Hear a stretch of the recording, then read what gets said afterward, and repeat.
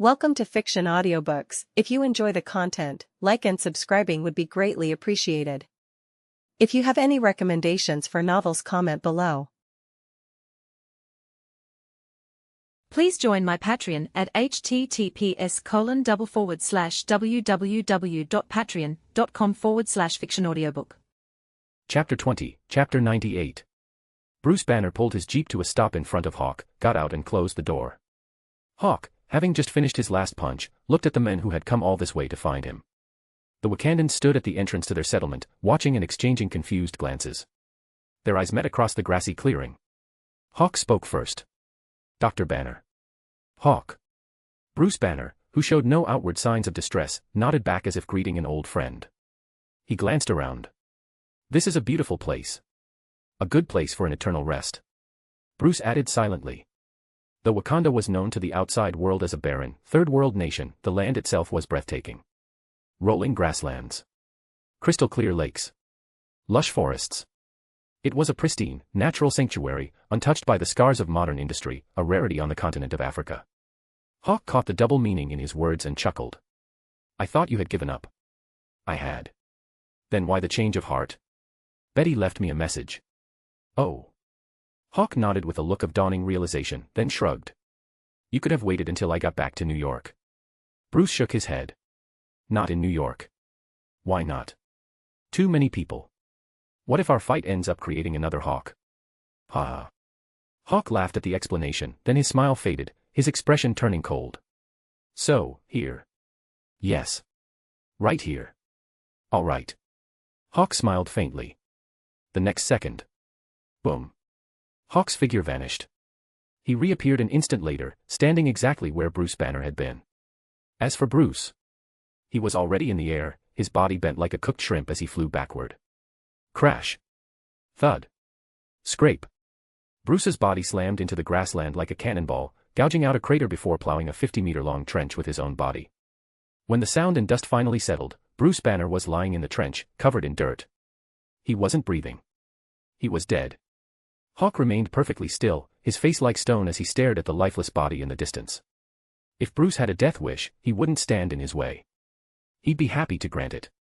But time ticked by. Bruce Banner's body lay in the trench, showing no signs of life, its warmth rapidly fading. But there was no sign of the Hulk. Hawk stared at the corpse. As it grew cold, there was still no sign of a resurrection.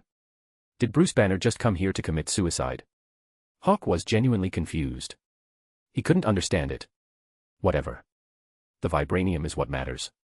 Hawk looked away from Bruce Banner's cooling corpse and turned back toward the Wakandan settlement. An alarm bell was now ringing, echoing over the village. One by one, Wakandans carrying what looked like wooden spears formed a defensive line, led by the elder he had met earlier. They stared warily at Hawk as he turned to face them. It's 7 o'clock. Vibranium. Hawk walked back to his jeep, pulled out his phone, and glanced at the time. He tossed the phone back into the jeep, then began to roll up the sleeves of his black shirt as he walked toward them. His voice was as calm as ever. He stopped 5 meters from the elder. He looked up, his sharp gaze passing over the warriors and their wooden spears, and landed on the old man. Hand it over. Never. The elder roared. He slammed the staff in his hand, the one that seemed to be a symbol of his status, onto the ground with a metallic clang. A strange light flowed over the staff. Before their very eyes, it transformed from a ceremonial scepter into a strange, metallic spear. Thump, thump, thump. As the elder's weapon transformed, the Wakandan warriors behind him began to beat their own wooden spears against the ground. One by one, their weapons transformed as well. In the blink of an eye, the primitive tribesmen had become a troop of warriors armed with advanced, alien-looking metal weapons. The elder slammed his spear on the ground again. Wakanda. Forever. The warriors roared in response. Raf. The roar of the 30 warriors was deafening. The sound of their metallic spears striking the ground was like an earthquake. The next second, the elder led the charge, his spear leveled at Hawk. The 30 warriors followed close behind. They charged like a stampede of wild boars. Hawk watched them charge and couldn't help but laugh. God was his witness. They had attacked first. But that's fine. If you hadn't attacked first, I might have had some moral qualms about this. But now. I'm just defending myself. As the elder closed the distance, Hawk let out a soft chuckle. His body tensed. Boom. Even as his afterimage remained in place, a Prandtl-Glauert singularity, a sonic boom erupted around it. Hawk had vanished. The next second, as the other Wakandans watched in horror, the elder was blown apart, his flesh and bone separating in an instant. The shockwave sent the other 30 warriors flying. They rained down from the sky like sacks of potatoes, hitting the ground with a series of heavy thuds. But they were back on their feet in an instant, their spears in hand, reforming their battle lines. One of them looked at the freshly made skeleton lying on the ground and roared in anguish. Lun. Lun is dead. You chose this, Hawk said, glancing at the skeleton with a faint smile. He looked back at the warriors. Last chance. Hand over the vibranium. Never. Wakanda forever. Aya. With another unified roar, the 30 warriors charged again, their vibranium spears leveled at Hawk in the most basic, artless assault imaginable. Hawk didn't say another word. He just watched them come. He shifted his weight, his right foot sliding back as he raised his right fist. The next second, he put his entire body into it and threw the punch. Lightning sonic fist. Whoosh. Whoosh. Whoosh. A storm of phantom fists erupted from his position.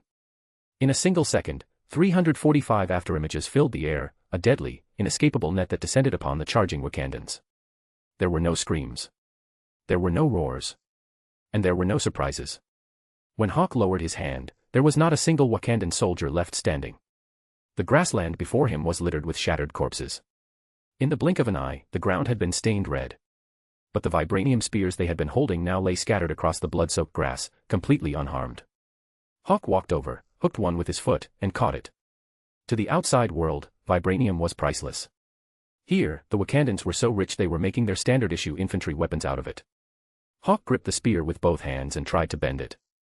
But, without burning his Cosmo, using only his raw, physical strength, the vibranium spear didn't even flex. So this is vibranium. Hawk tossed the spear aside. The moment he took a step, he vanished, another sonic boom echoing across the plains. Boom. The shockwave sent ripples through the pools of blood on the ground, causing a thin stream to trickle toward the crater where Bruce Banner's body lay motionless and cold. Hawk reappeared at the edge of the forest, the place the satellite maps showed as undeveloped wilderness, but which was, in reality, the true entrance to Wakanda. An army was already waiting for him. A phalanx of soldiers in blue uniforms, all armed with vibranium spears. In front of them, a line of 20 warriors sat mounted on what looked like massive rhinos, their armored hides glinting in the sun. The beasts, sensing the danger, stomped and snorted, their animal instincts screaming at them to flee. Hawk's gaze landed on the figure at the very front, a bald, black woman, also in a blue uniform, but with a series of golden rings around her neck. Her name was Okoye, the general of the Dora Milaje and a member of Wakanda's border tribe.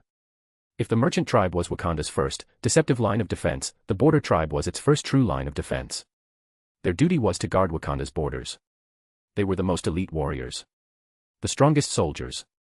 Okoye, also mounted on a massive rhino, raised her spear and pointed it at the men who had violated their sacred land.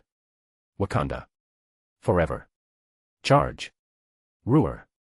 The thunderous stampede of over 20 massive rhino mounts began, and the very earth began to tremble beneath their charge. Death to the invader. Leading the charge, her neck adorned with a golden collar, was Okoye, her vibranium spear held high as she roared out the war cry. Wakanda forever. Behind her, the warriors of the border tribe, renowned as the strongest in all of Wakanda, echoed the cry. Clad in their traditional blue, they surged forward like a tidal wave, an avalanche of righteous fury aimed directly at Hawk. Hawk's face showed nothing but cold indifference as he watched the overwhelming might of the Wakandan army closing in on him, intent on complete annihilation. The next second, he moved. There were no complex techniques, no elaborate stances. He didn't even have his armor yet. Even if he wanted to use the Phoenix's winged ascent, he couldn't. But that was about to change. Hawk's move was the same as before. He took a single step back with his right foot, and the ground beneath it fractured and collapsed. A moment later, his right arm became a blur, a visual distortion caused by pure, unadulterated speed as it broke the sound barrier. To everyone else, it looked as if he had thrown only a single punch at the charging Wakandan army. The lightning sonic fist. Boom. As his fist shot forward, the very air in its path was compressed and torn apart. A visible, funnel-shaped vapor cone erupted from his knuckles, the crack of a sonic boom echoing across the plains. In that instant, a storm of phantom fists materialized, 1,000 punches delivered in a single heartbeat. Crack. Okoye and her rhino, at the very front of the charge, took the full force of the blast. Her face instantly caved in, and with a wet pop, her head exploded, turning her into a headless corpse in the blink of an eye. Her rhino met the same fate. A fist-sized hole was punched clean through its massive head. Through that hole, the fate of the soldiers behind it was made brutally clear. In a word, carnage. In a sentence, it was a scene of utter, indescribable horror. When the afterimages faded and the dust settled, Hawk lowered his fist and looked ahead. The result was the same as before. It didn't matter if it was the merchant tribe or the border tribe. Before his sonic fist, their fate was the same. As far as the eye could see, the ground was littered with shattered limbs. In a single instant, the gushing blood had begun to form a small stream, flowing downhill. If the lightning sonic fist is this devastating, what would the phoenix's wing descent be like? The effect would be apocalyptic. Hawk thought to himself, a thrill running through him. He had to admit, this was the first time he had fought with such complete abandon. It was the truth. Even at Quantico, he had been holding back. But this time, he was fighting with pure joy, without a single extraneous thought in his mind. There was only one thing. Just get it done. The next second, Hawk's gaze swept past the fallen defenders of Wakanda's first line of defense and settled on the shimmering golden dome that concealed the true city from the outside world. This was their final barrier. Beyond it lay the real Wakanda. Hawk moved. As his foot lifted, it narrowly missed the stream of blood that had just reached him. He vanished. The stream of blood, pulled by gravity, flowed faster and faster, until it merged with the blood of the merchant tribe. In the distance, the body of Bruce Banner, lying in the trench, was now completely surrounded by it. Suddenly, a wisp of pure, absolute darkness appeared in the blood. In the blink of an eye, the darkness had consumed the crimson pool, turning it a sickening black. And as the black blood soaked into Bruce Banner's skin, the heart within his chest, now turning as black as the blood itself, gave a single, monstrous beat. Thump. Boom. Hawk reappeared in front of the golden energy shield. Without hesitation, he threw a punch at the final obstacle standing between him and the vibranium. Thwack. A golden ripple spread out from the point of impact, but the shield held, quickly returning to its calm, steady state. Hawk raised an eyebrow. Lightning sonic fist. Duong, duong, duong. Ripple after ripple appeared on the golden shield, spreading out like waves before vanishing into stillness. A shield made of pure vibranium energy. Hawk drew in a sharp breath as he felt the full force of his attacks being absorbed and neutralized without a trace. They were rich. Unbelievably, obscenely rich. Using vibranium for their infantry weapons was one thing. But to use it to power a massive energy shield like this. They really have developed the use of vibranium to its absolute limit. Hawk paused, his eyes studying the shield, a calculating glint within them. Inside Wakanda, in the Royal Command Center. King T'Chaka, already clad in his Black Panther suit, stood watching the holographic projection of Hawk. Have you identified him? I have. The one who answered was his daughter, Shuri. A series of holographic projections flashed before her, displaying all of Hawk's known data. Classified SHIELD files from the Quantico incident appeared one after another, projected into the air. One punch shatters an armored car. One punch obliterates a tank. One punch levels a building. And he crushes Thaddeus Ross's skull with his boot. The information was detailed. And it was completely insane. He's only 18. How does he have this kind of power? And how does he know about us? His energy signature is unknown.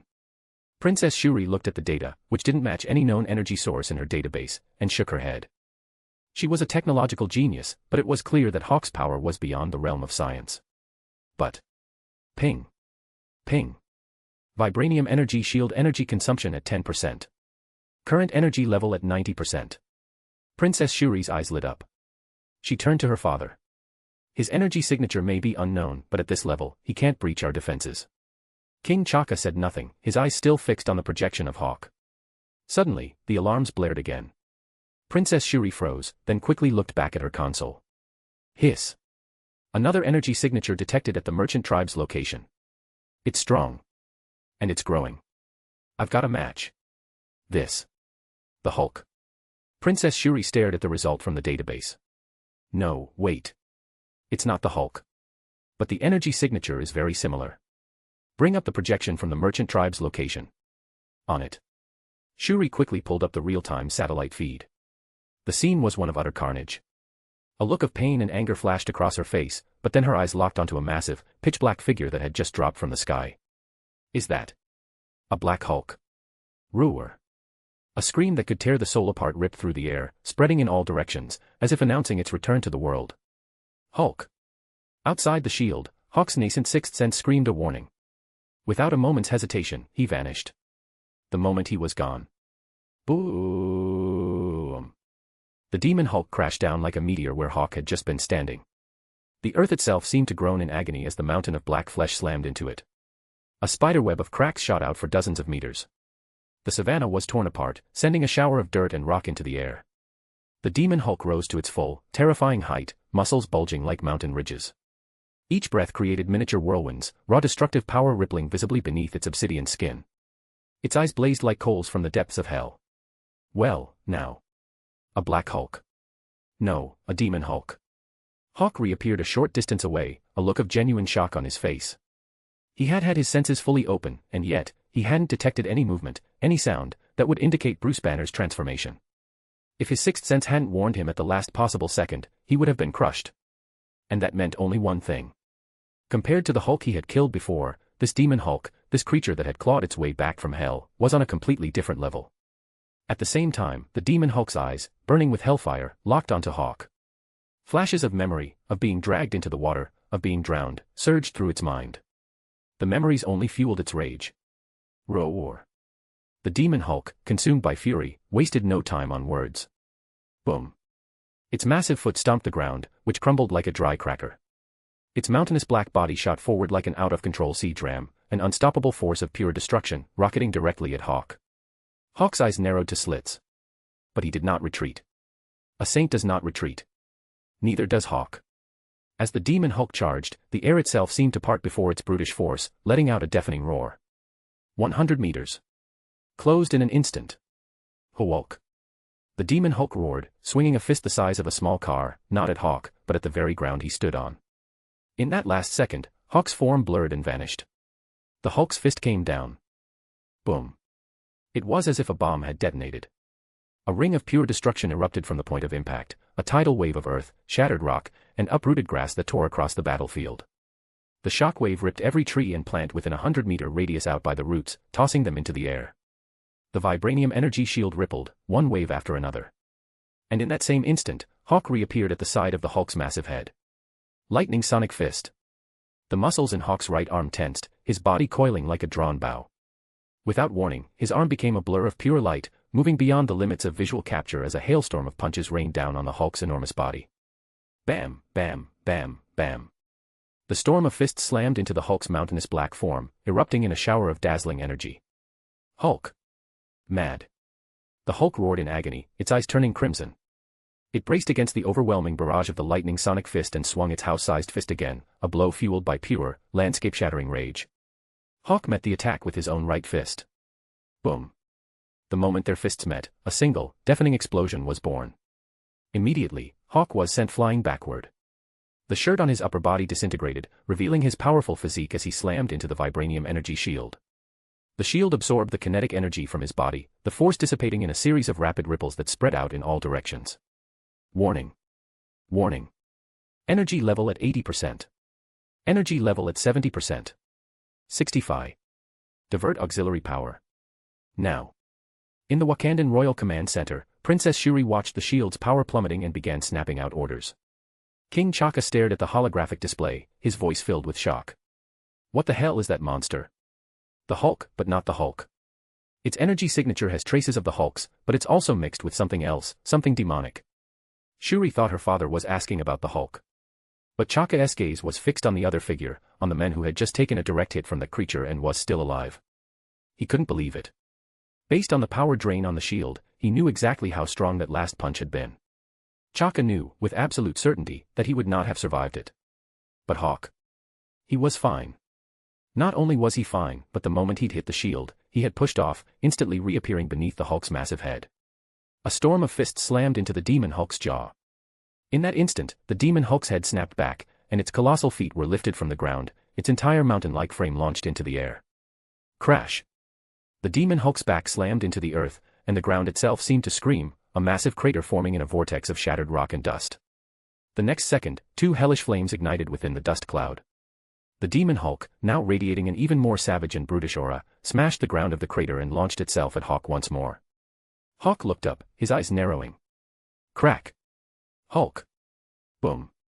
The angrier the demon Hulk got, the more ferocious it became. And the more ferocious it became, the harder Hawk fought. His cosmo burned with a furious intensity. Whoosh! Hawk appeared at the Demon Hulk's right side. As he drew back his fist, the universe within him exploded. Lightning sonic fist. Boom, boom, boom, boom. The barrage of fists hammered into the Demon Hulk's massive frame once again. Golden lightning ripped through its dark hide, carving deep, bloody gashes as it was launched backward through the air. Hawk got a brief respite. He hovered 5 meters above the ground, his breathing slightly heavy. Yes. Hovering. The path of the saint was the path of battle. A saint grows in battle, learns in battle, and ascends in battle. And in this battle, Hawk had learned.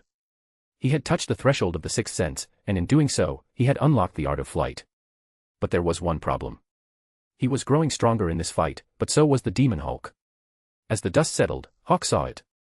The Demon Hulk knelt in a crater that looked like a meteor impact site. Its massive arms were planted against the ground for support, black skin covered in countless fist-sized golden burns, many of which had torn open into bleeding gashes. But a new, more powerful, more primal, and destructive energy was gathering within it. The next second, the Demon Hulk's body began to expand.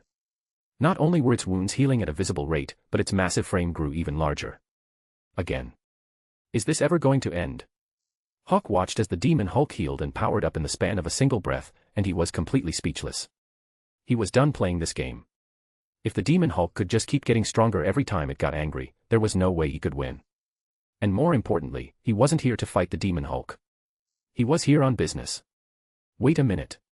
The vibranium energy shield. Hawk's mind raced. An idea struck him, and he glanced at the golden dome protecting the true Wakanda. At the same time, the newly empowered Demon Hulk let out a roar and charged, each footstep a miniature earthquake. Hawk snapped back to reality. He saw the mountain of black flesh charging toward him, and his eyes lit up with interest. He rocketed backward, a sonic boom exploding in his wake, and materialized directly in front of the golden energy barrier. In the Wakandan command center, King T'Chaka saw this and his heart skipped a beat. He had a very bad feeling. The next second, his feeling became a reality. Hawk didn't meet the Hulk's charge head-on. At the last possible moment, he vanished. The Demon Hulk's fist, carrying an unimaginable, furious power, slammed into the Wakandan energy shield. In that moment, the entire shield seemed to come alive. The alarms in the command center shrieked. Energy level at 60%. Shit. He's trying to use the Hulk to break our shield. Shuri was stunned for a second, then she understood. Just then, King T'Chaka spoke. Open a breach. Let them in. Yes, sir, what? Shuri was about to comply, then she processed the order. She turned and stared at her father in disbelief. King T'Chaka said, Wakanda cannot be exposed. If the energy shield is broken, we will be revealed to the world. Let them in. Shuri's mind raced. She turned back to her console and, as her hands flew across the holographic interface, she snapped out an order. Prepare to divert energy. Open Sector C8, C1. Energy diverted. Open. Asterisk asterisk VMMMM, asterisk asterisk. With the input of the command, a massive hole opened in the golden energy shield. Hawk, who had just tricked the Demon Hulk into hitting the shield again, spotted the opening. He was surprised for a split second, then realized this was Wakanda's only option. Without hesitation, he shot toward the gap. The Demon Hulk followed close behind. The moment they were both inside, the breach in the shield snapped shut. In that instant, their energy signatures vanished from every satellite in orbit. Wow. As he passed through the breach, Hawk looked at the scene before him, the cliffs, the waterfalls, and the futuristic city in the distance, and let out a gasp of genuine wonder. But he had no time to admire the view. The Demon Hulk was already on him. Hawk looked at the 1,000-foot drop before him, then at the waterfall crashing into the river below. His figure blurred, and he reappeared behind the Demon Hulk. The Demon Hulk skidded to a halt at the very edge of the cliff. Hey!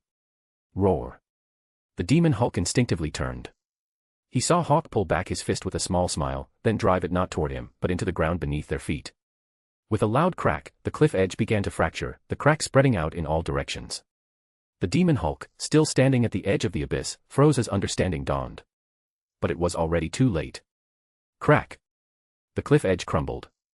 A massive slab of rock broke away from the cliff face, and the Hulk, its enormous frame thrown off balance, tumbled over the edge and plummeted toward the river thousands of feet below.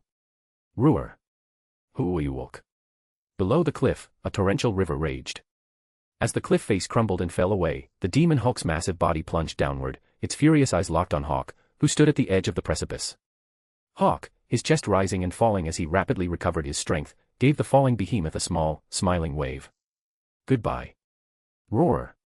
Splash. The enraged demon Hulk roared one last time before crashing into the river, the powerful current immediately swallowing him whole. Hawk felt the demon Hulk's presence being swept far away by the river. He looked away and let out a sigh of relief. The vibranium was the priority. Once he had his armor, there would be plenty of time to settle the score with the demon Hulk. The next second, he stood at the edge of the broken cliff and looked up, taking in the full, breathtaking view of the true Wakanda. A golden luminescence seemed to emanate from everywhere. It wasn't the light of technology, but the soft, deep glow of raw, exposed vibranium veins, pulsing with energy where they broke through the Earth's surface. They were like the planet's own vascular system, weaving through massive rock faces and deep canyons, a network of power that fed the mountains and rivers, the lush vegetation and the rolling hills. In the distance stood a city of impossible, futuristic architecture. And from a magnificent golden plaza in the center of that city, a squadron of equally high-tech fighter jets was rapidly ascending, heading straight for him. Hawk's gaze shifted from the approaching jets. He scanned the landscape and quickly located the massive, glowing mountain in the distance. With his senses fully open, he could see the entrance to the mine. Found it. Boom. A sonic boom ripped through the air as Hawk vanished from the cliff's edge. Holy shit. He's gone. The Wakandan pilots, who were rapidly closing in, cried out in shock. The next second, they saw it, a shadow, moving at incredible speed through the jungle below, heading for their Mount Bashenga, the source of all vibranium, known as the Great Mound. There he is. Shit, he's going for the Great Mound. We can't let him get there. Weapons free. Roger that. The 5 pilots banked their vibranium jets, diving low in pursuit of Hawk. They unleashed a volley of air-to-ground missiles. The missiles, glowing with a golden energy, screamed toward him. While running through the jungle, Hawk stopped dead in his tracks. He turned and threw a single punch. Boom, boom, boom, boom. A storm of phantom fists erupted, obliterating a path of 100-year-old trees as it slammed into the incoming missiles. The missiles detonated in a series of brilliant, blinding flashes that lit up the jungle canopy. With his work done, Hawk just smiled and continued on his way to the Great Mound. Holy shit. After him. Copy.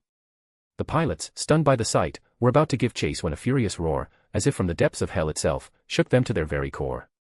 Hulk. Boom. The sky suddenly went dark. The demon Hulk, now the size of a small mountain, roared as it smashed the peak it had been standing on and leaped into the air. Before 2 of the pilots could even react, it had slammed into their jets, its massive hands crushing the vibranium hulls. The jets themselves might have been indestructible. But the cockpits weren't. With a sharp crack, the reinforced glass shattered, and the pilot's signals winked out. Suddenly, the demon Hulk hurled the 2 jets like stones. Shit. Evasive maneuvers. The other pilots scattered, narrowly avoiding the improvised projectiles. The demon Hulk landed, shattering the ground, then immediately leaped again, heading toward the city in the distance. The demon Hulk had only one thought. Destroy. Annihilate. Hawk, still racing through the jungle, felt the demon Hulk's presence heading in the opposite direction and smiled faintly. Perfect. You go play for a while. Once I get my vibranium and forge my armor, I'll come find you. Hawk thought to himself. But for Wakanda, the situation was dire. Damn it. Father, the one called Hawk is heading for Mount Bashenga, and the Black Hulk is heading for the River Tribe. In the Royal Command Center, Princess Shuri looked at the holographic display, at Hawk speeding toward the Great Mound, and at the demon Hulk rampaging toward their city, and she was completely overwhelmed. On one side, a powerful thief. On the other, a brute of unimaginable strength. What were they supposed to do? We can't let that Black Hulk near our city, King Chaka said, his voice grim. Mobilize the war dogs immediately. Go to full alert. We cannot allow him to destroy our city. As he spoke, he walked toward the fighter platform outside the command center. I will go to Mount Bashenga myself. Outside, the king's personal warship, a unique and devastatingly powerful vessel with stealth capabilities, decloaked and began its launch sequence. Chaka climbed inside. The jet took off vertically, then shot toward the Great Mound. At the same time, all of Wakanda went to full combat alert. The Dora Milaje, the all-female royal guard, swarmed from all directions, forming an impenetrable cordon around the command center. General Akeya, clad in her red, vibranium-inlaid armor, stood guard at the entrance, her face like a stoic sculpture. The royal guard, responsible for the security of the capital, was fully mobilized. Royal cruisers lifted into the sky. Vibranium tanks rolled out of their depots, their treads thundering across the roads. Vibranium jets soared through the air, their wings unleashing a barrage of missiles. Boom. An air-to-ground missile slammed into the demon Hulk's skin and exploded. The demon Hulk swatted another missile out of the air and roared in fury at a jet that was banking away. Bang. Bang. Bang. The vibranium tanks that had just arrived opened fire, their cannons recoiling as dozens of shells slammed into the demon Hulk's body. The demon Hulk staggered backward and fell into the raging river once more. The next second, the memory of being drowned in Culver Lake surged through the Hulk's mind. The memory only fueled its rage. It leaped from the water, back onto the shore, and brought its house-sized fists down on the vibranium tanks below. Hawk, nearing the edge of the jungle, didn't hesitate any longer. He took a deep breath and launched himself into the air, soaring toward the sky. From above, he could see the demon Hulk locked in an all-out battle with the Wakandan army. He only glanced at it for a second, then turned away. A sonic boom echoed behind him as his foot touched down on the platform of Mount Bashenga. Just as he was about to walk toward the mine entrance, Hawk suddenly spun around. He pulled back his right fist, and the air itself seemed to crackle as he threw a punch. An invisible figure, the Black Panther, who had been about to ambush him from behind, was sent flying, his stealth technology flickering and failing. Chaka, now visible in his Black Panther suit, landed and immediately fired an energy blast from his vibranium spear. Hawk just smirked. He swayed to the side, dodging the blast, and appeared before Chaka in an instant. No more words. Let the fists do the talking. One punch. Boom. Clang. Hawk's powerful and heavy blow slammed into Chaka's vibranium spear, which he had raised to block at the last possible second. The sheer force of the impact drove Chaka to one knee. Then, Hawk's right leg whipped out, another impossibly powerful blow that sent Chaka flying off the platform. Hawk didn't pursue. The mission came first. The vibranium. He turned and, in the blink of an eye, was inside the mine. Just as he had at Quantico, to prevent any interruptions, he stood just inside the entrance and unleashed a flurry of punches. With a deafening roar, the entrance to the mine began to collapse, and in a matter of seconds, it was completely sealed by tons of rock. Hawk then turned and descended into the darkness. The deeper he went, the brighter the golden glow became. Until, finally, he reached the bottom. And there it was. The motherlode. The great vibranium mound. Hawk stared at the pure, glowing veins of vibranium embedded in the rock walls, and a look of pure joy spread across his face. Lightning sonic fist. Boom boom boom boom.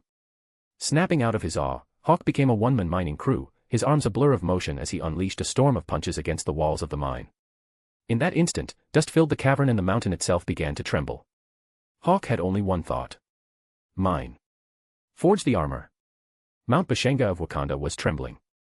Every inch of the ground, every particle of dust, vibrated with the power emanating from deep within the mine. In the depths of the cavern, a ceaseless stream of vibranium was being absorbed into Hawk's cosmo. Within his inner universe, the Phoenix constellation spread its wings and let out a long and clear cry. The moment the vibranium entered the star chart, it was instantly melted into liquid by the fiery bird's intense heat. Stardust sand. Gamanium. The other two materials needed for the Saint armor flowed into the molten vibranium. Just then, Hawk sensed something and opened his eyes. And there, floating in the air before him, was a single, magnificent feather. It seemed to have torn through reality itself, a thing of pure, blazing fire. This is the Phoenix Heart Feather. The moment his hand touched the feather, he understood. This was a gift from the Phoenix constellation. As everyone knows, unlike some mythologies where mortals can ascend to godhood through training, Western traditions hold that if you're not born divine, you never will be. This is because the gods hold dominion over their concepts. Their authority. And this Phoenix Heart Feather was a piece of that authority. The true authority over immortality and rebirth. Before, the powers of immortality and rebirth had been granted to him by the constellation. Now, by accepting this heart feather, that authority would be his own. To put it simply, the Phoenix constellation was going all in. It was betting everything on him, wagering its entire existence on the belief that he would make it the brightest constellation in the universe. Bar none. Of course, the Phoenix going all in had another meaning. It wanted to merge with his cosmo. Hawk agreed without a second thought. He'd been wrestling with this exact dilemma. After all, a jack of all trades is a master of none. Specialization was clearly the better approach. While he'd initially been thrilled at the idea of awakening every constellation, he'd quickly started questioning whether he should focus on one or spread himself thin. The conclusion had been obvious. Specialize. But he still wanted the abilities of the other constellations. He'd been trying to find a third option, some way to get the best of both. And now, before he could even figure out a solution, the Phoenix had made the choice for him. In that case, there was nothing left to debate. Hawk had made his decision. The next instant, the Phoenix heart feather dove into his cosmo, and the most brilliant, blazing flame he'd ever witnessed erupted. Hawk pushed his Cosmo to its absolute limit. Burn, my Cosmo. Boom, boom, boom, boom. The constellations of the Phoenix and Draco detonated, shattering into light. It felt as if the apocalypse had come to his personal universe. Hawk's face went pale. With his Cosmo, his very existence was elevated far beyond that of a normal human. But without it, he was just a man. To allow his Cosmo to collapse back into chaos was no different from self-mutilation. In this moment, anyone could kill him. But it was worth it. Hawk watched as his shattered universe, now a swirling chaos, began to merge with the flames of the Phoenix heart feather. He steeled himself and began the next step. While Hawk was deep in the mine, meditating and waiting for his armor to be born. Outside, all hell had broken loose. Chaka was snapped back to consciousness by his daughter Shuri's panicked voice crackling through his earpiece. Hawk's kick had sent him flying off the mountainside, and he tumbled into the darkness below. Shuri, he groaned, his voice weak. Father. There was a pause, and then Shuri's voice was filled with relief. Thank Bast, Father, you're awake. You have to get back here, now. The Black Hulk, he's destroying everything. What? Chaka flinched, wiping the blood from his mouth and nose as he pushed himself to his feet. In less than 3 seconds, he had leaped back up to the mining platform. He stared at the collapsed entrance to the mine. Where is Hawk? He's still inside. Father, the city. We can't stop the Black Hulk. Damn it. Chaka cursed under his breath, then looked up and leaped.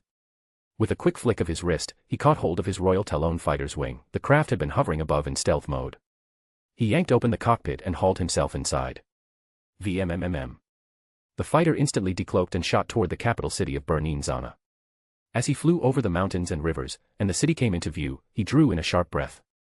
As far as the eye could see, the district where the river tribe lived was now a smoldering ruin. In its place was a massive crater. Dismembered bodies were everywhere. It was a scene from the apocalypse. And in the center of the ruins, the black-skinned demon Hulk, its eyes burning with hellfire, stood on a pile of rubble and let out a deafening roar that shook all of Wakanda. Hulk! It seemed to be looking for something. In the Royal Command Center, Chaka put his jet on auto-hover and leaped back inside. He looked at the projection showing the survivors of the river tribe fleeing toward the capital. Casualties. Catastrophic. The river tribe's warriors have been almost completely wiped out. They stood no chance against the Black Hulk. The drivers of the vibranium tanks are still alive. The Hulk can't break through the armor. But our weapons can't hurt him, either. Princess Shuri rapidly reported the situation. He seems to be looking for something. King Chaka rubbed his temples. He looked at the projection, at the demon Hulk, which had stopped its rampage now that the tanks and jets had ceased their attack, and was just standing in the ruins, roaring. Suddenly, a thought struck him. Hawk. It's looking for Hawk. Order the jets to lure it back to Mount Bashenga. The moment he realized, King Chaka gave the order. The vibranium jets immediately changed course. They swooped down, fired a single missile at the demon Hulk, and then banked hard, flying toward the Great Mound. Bam. The missile exploded against the Hulk's skin, not even scratching it, but it was enough to enrage him. Boom.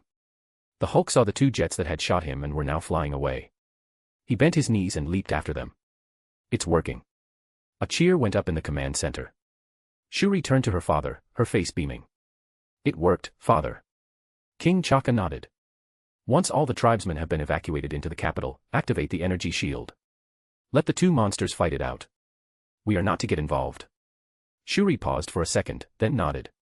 Yes, father. With the order given, Chaka let out a sigh of relief. Then, he remembered something else. Has your brother returned yet? He's on his way. Good.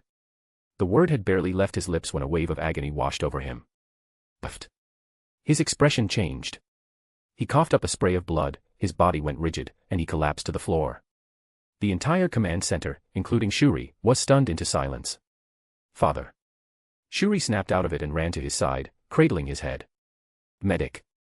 Leaning in his daughter's arms, Chaka's face was pale. I can see the ancestral plane. A new small universe is born. Hawk's face was ashen, his eyes slightly dazed, but his spirit soared as he gazed at the new universe unfolding before him. To be precise, it could no longer be called a small universe. It was the Phoenix universe. His Cosmo had completely merged with the Phoenix heart feather.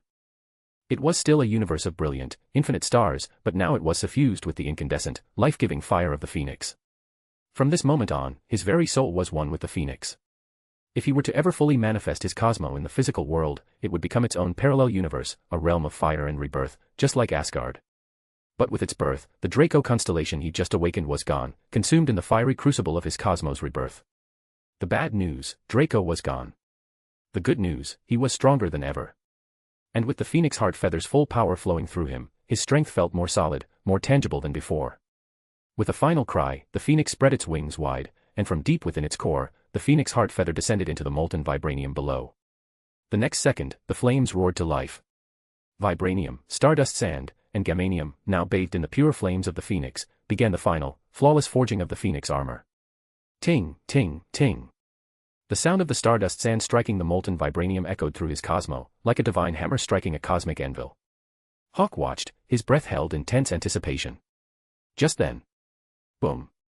A colossal hand burst through the solid rock wall of the mountain and appeared right in front of him. Boom. Thud. Crash. Hawk, who had been completely absorbed in watching the birth of his phoenix armor, was caught off guard as the demon Hulk's hand burst through the mountainside, seized him, and hurled him outside. Thrown clear of the mountain, Hawk's body screamed through the air, the friction igniting him in a flash of fire. He slammed into the grassland, but his momentum didn't stop. He bounced once, hard, and continued to fly backward. Until... bam. The vibranium shield protecting Wakanda flashed. Hawk, thrown from the inside, smashed against it, and for a moment, the world seemed to warp around him. He was thrown clean through, crashing hard onto the savanna outside. The sound, like a meteorite impact, sent nearby herds of cattle and sheep into a panicked stampede.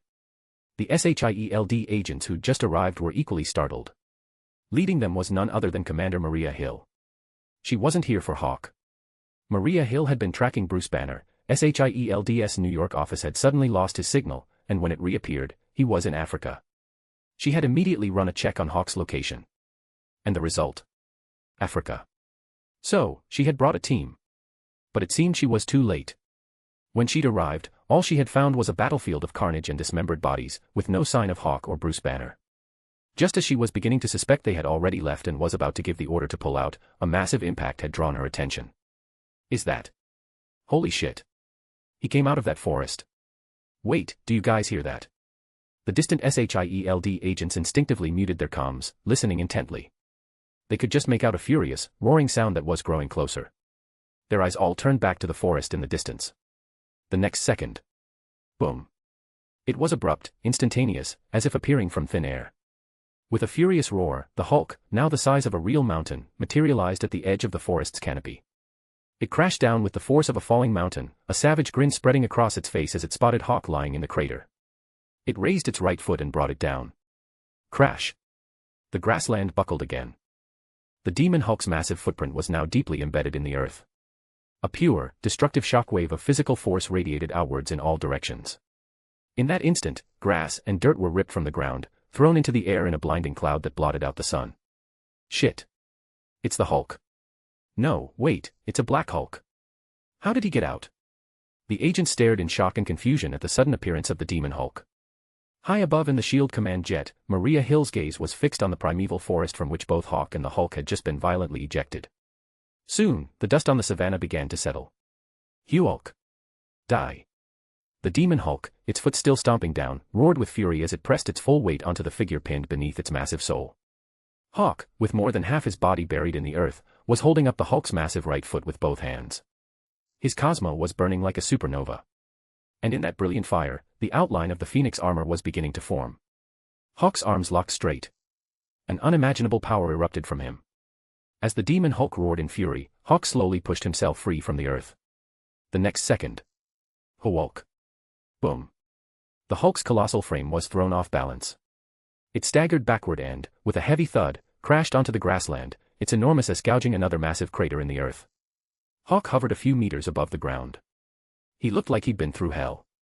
The only thing left of his clothes was a pair of tattered casual pants, torn so badly his black boxers were visible. Wounds covered every inch of his body. Under the harsh African sun, the blood that seeped from his wounds shimmered with the light of golden stars. But with every breath Hawk took, with the burning of his cosmo, the wounds all over his body began to heal and disappear at a visible rate. In a matter of seconds, though the shredded pants still made him look like a wreck, there was no longer any sign that he had been injured at all. At the same time, The demon Hulk, which had been knocked on its ass, slapped the side of its house-sized head and pushed itself back to its feet. Its eyes, burning with hellfire, locked onto Hawk, who was now hovering at eye level. It snorted, clouds of hot air blasting from its nostrils. Their eyes met. The moment Hawk looked into the demon Hulk's blazing eyes, he felt a strange sensation. It was as if someone was watching him through the demon Hulk's eyes. No. It's not a sensation. Hawk's expression hardened. For a split second, he had seen him, a man with a goatee, smirking at him from within the flames. The next second, the demon Hulk's body seemed to freeze.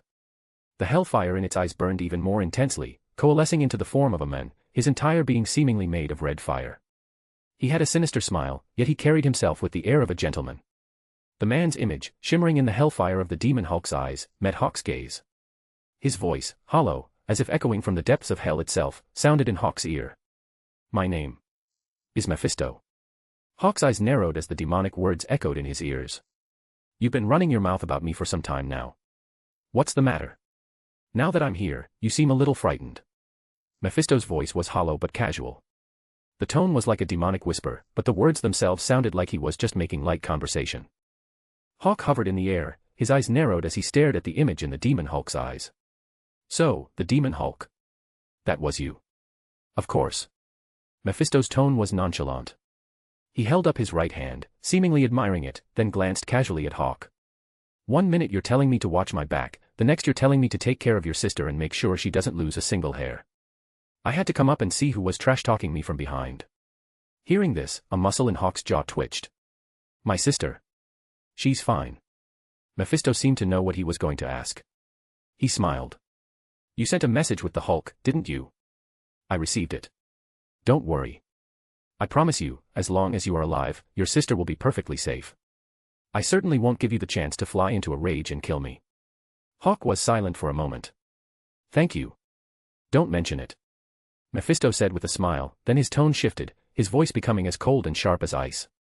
I thought you were supposed to be powerful. It seems you can't even handle a toy I casually threw up here. If this is the extent of your strength, I'm quite curious, what gives you the audacity to threaten me? He was never supposed to be able to come to Earth. But some fool had traded a life for a life. And since he was planning on checking out this Hawk who was always running his mouth, he figured he'd just modify the Hulk that Hawk had killed and toss him back up. And the result? This is it. The demon Hulk might look impressive, but to a god, he was just a bit more durable than the average mortal. The Sorcerer Supreme could knock the Hulk's soul out of his body with a single slap. What did they think he, the Lord of Hell, the god of his own dimension, could do? A dimensional god is still a god. After his cold pronouncement, Mephisto seemed to sense something and chuckled. I have to go. You'd better stay alive. If you die and come to my hell, hee. As he spoke, his image dissipated with the swirling hellfire. At the same time, as Mephisto departed, the demon Hulk began to move again. It stood for a moment, shaking its head as if in a daze. Then, its eyes locked back onto Hawk, and with a furious roar, it charged. When it was still 10 meters away, it swung its massive arms together, as if swatting a fly. Hulk. Slash. Whoosh, whoosh, whoosh. The air compressed between the demon Hulk's clapping hands shot forward like a blade, tearing up the grassland as it rushed toward Hawk. Hawk's figure flickered, leaving behind a trail of afterimages as he reappeared behind the demon Hulk. The demon Hulk's right hand balled into a fist. The instant Hawk appeared behind it, it spun and threw a punch. Hawk met it with his own right fist. Bam. The earth trembled. A white vapor cone materialized at the point of impact, and the violent shockwave tore up the surrounding grassland once more. Along with the flying grass and soil, Hawk was sent flying as well, letting out a sharp grunt. Fuck. The demon Hulk got stronger again. Thrown backward, Hawk saw the black shadow of the monster descending upon him. He flickered in midair, righting himself and putting distance between them, his face a mask as he stared at the demon Hulk. Just then, within his burning cosmo, a single ray of golden light was born from the phoenix fire. And then, more golden light bloomed. The phoenix armor, at long last, had been forged. Within the cosmo. As the phoenix fire receded, it was replaced by a golden light so brilliant it illuminated the entire inner universe. And as the stars of his cosmo turned, a golden suit of armor, shaped like a phoenix, was born. It was brilliant, dazzling. Like a gold cloth, the kind only a gold saint was worthy to wear. But it wasn't a gold cloth. The golden sheen was merely a result of its materials. As everyone knows, there is no orichalcum in the Marvel Universe. Hawk had used vibranium as a substitute, and the natural color of vibranium was a brilliant, pure gold. So naturally, the phoenix armor he had forged was as golden as a legendary gold cloth. But it was still a bronze cloth. It just looked golden. In short, it was just for show. On the savannah outside Wakanda, the demon Hulk, its frame as massive as a mountain, stood on the grassland and looked up at Hawk hovering in the sky. A sneer of disdain and contempt twisted its savage features. At the same time, the game begins. I don't accept forfeits. Defeat my toy, and I will ensure your sister is safe. Or be killed by my toy, and come be a guest in my hell. Mephisto's words echoed in Hawk's ear from the depths of hell, even though the demon had already vanished. I'll be in hell soon enough, Mephisto. And I look forward to meeting you there. Hawk answered, his face an emotionless mask. He pulled his consciousness from his Cosmo and hovered in the air, his eyes, now swirling with the light of cosmic stars, fixed on the demon Hulk below. The next second, his Cosmo transcended the ethereal. It projected itself into the real Phoenix constellation, using it as a conduit before reprojecting into reality as a phantom image behind Hawk himself. Burn, my Cosmo. Boom. Crimson gold flames erupted from every pore of Hawk's body without warning.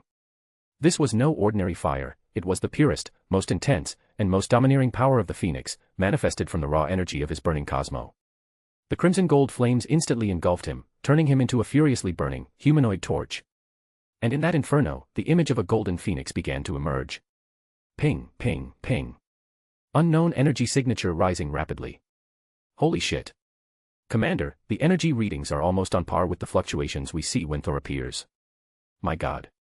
High above, in the SHIELD command jet, the agent stared at the screen, at the image of Hawk engulfed in the spectral form of a golden phoenix, and cried out in shock as the energy readings went off the charts. Maria Hill raised a hand, silencing them.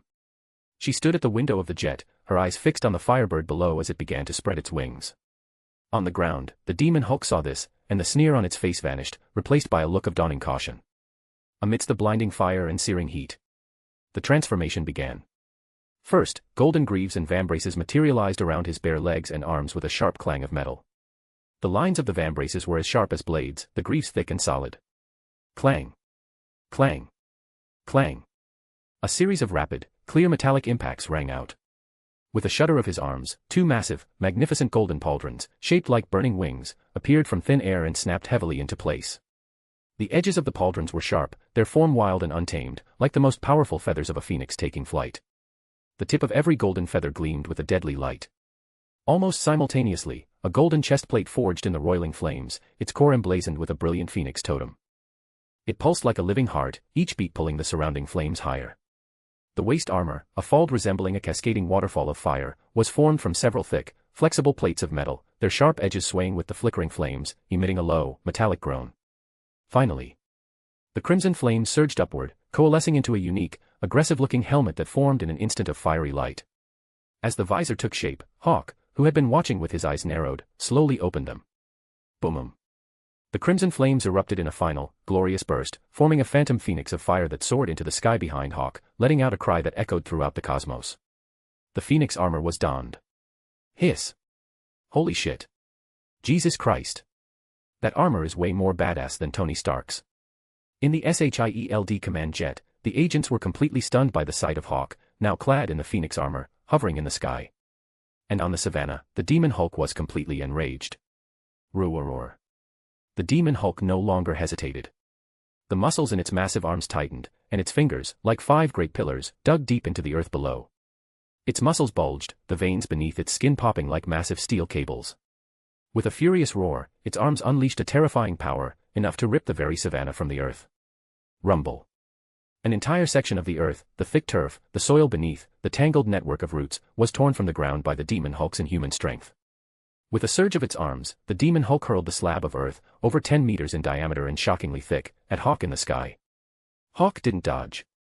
As the massive projectile came crashing toward him like a meteor, the phoenix fire around him roared to life. As the phoenix fire surged, the massive slab of earth began to incinerate in midair, melting away at a visible rate.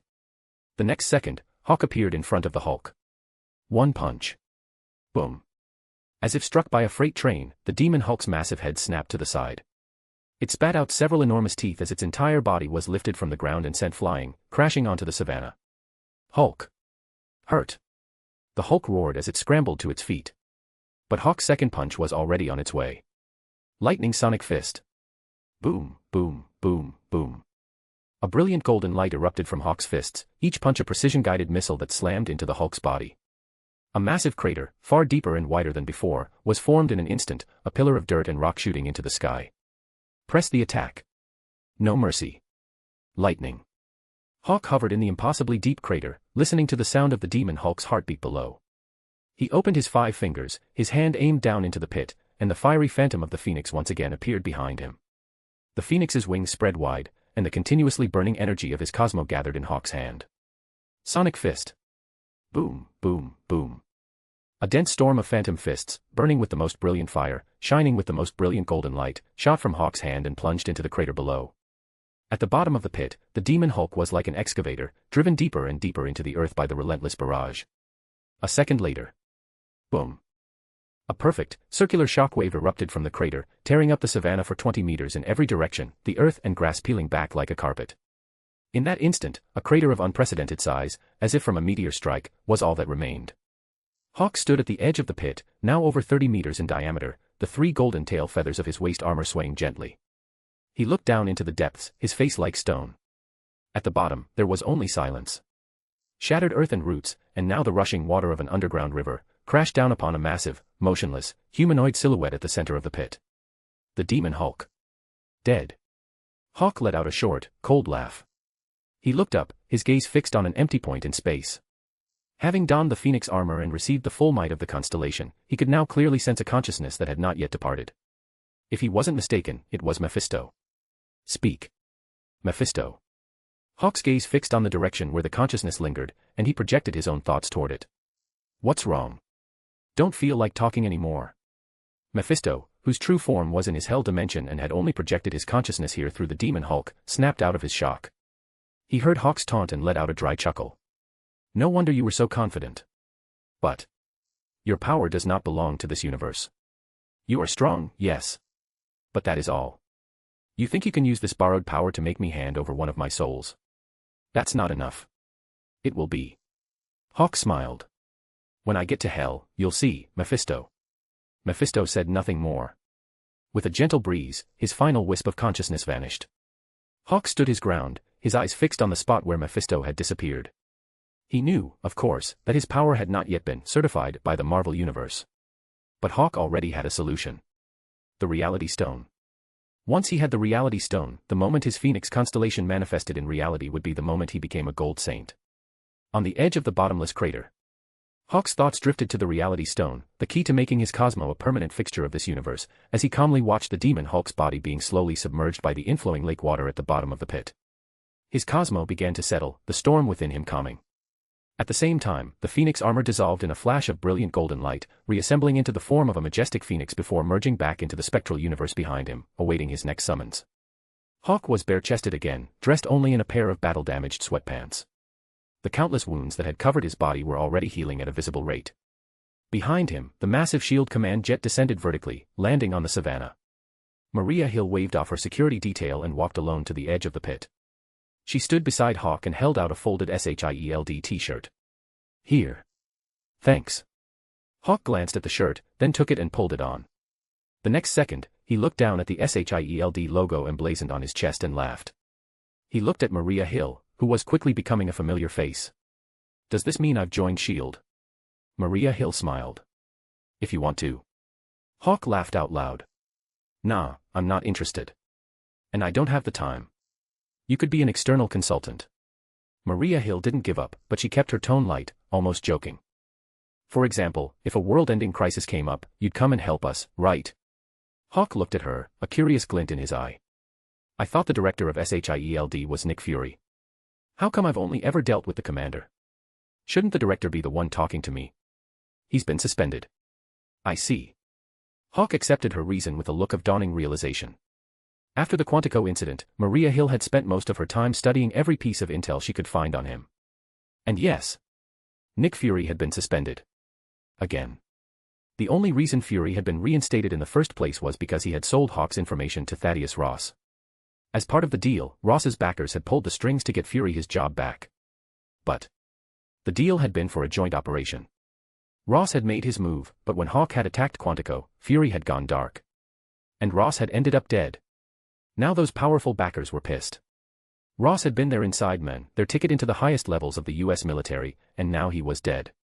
So, they had pulled their strings, and Fury was suspended once more. Of course, the official reason for his suspension was that Maria Hill had reported him to the Security Council for leaking SHIELD intelligence. After Quantico, she'd quietly gathered evidence proving that Fury had fed Ross intel on Hawk's whereabouts. Then she'd taken it straight to the council, cutting Alexander Pierce out of the loop entirely. First, insubordination. Now, leaking intelligence. The council was furious. Once again, it had been Alexander Pierce who had fought to save him, getting the punishment reduced to a simple suspension. Fury really owed Pierce one. Maria Hill thought, a frown creasing her brow as she thought of Pierce's staunch defense of Fury. She couldn't understand why Pierce was so determined to protect him.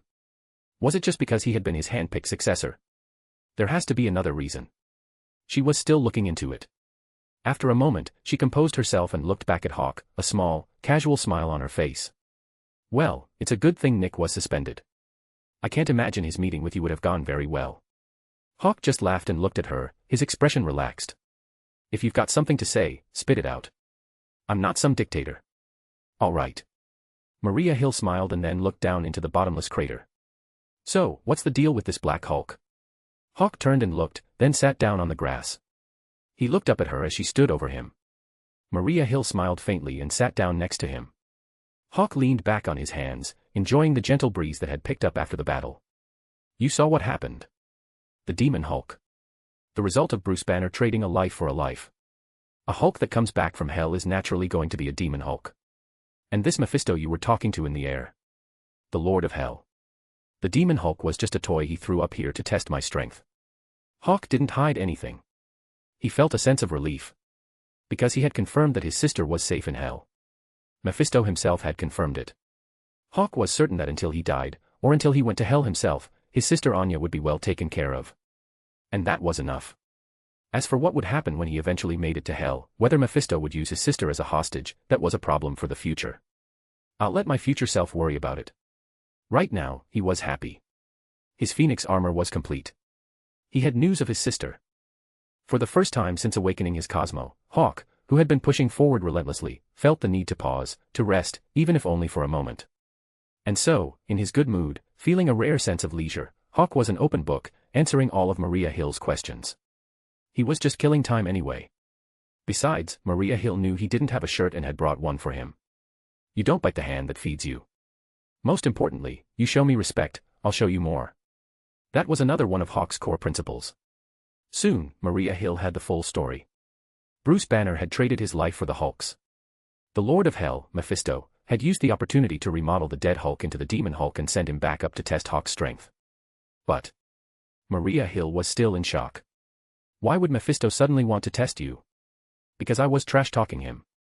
Hawk smiled faintly, and meeting Maria Hill's astonished gaze, he added, more than once. I've told him repeatedly to take good care of my sister. If she so much as loses a single hair in hell, when I get there, I'm going to rip his head off and use it as a urinal.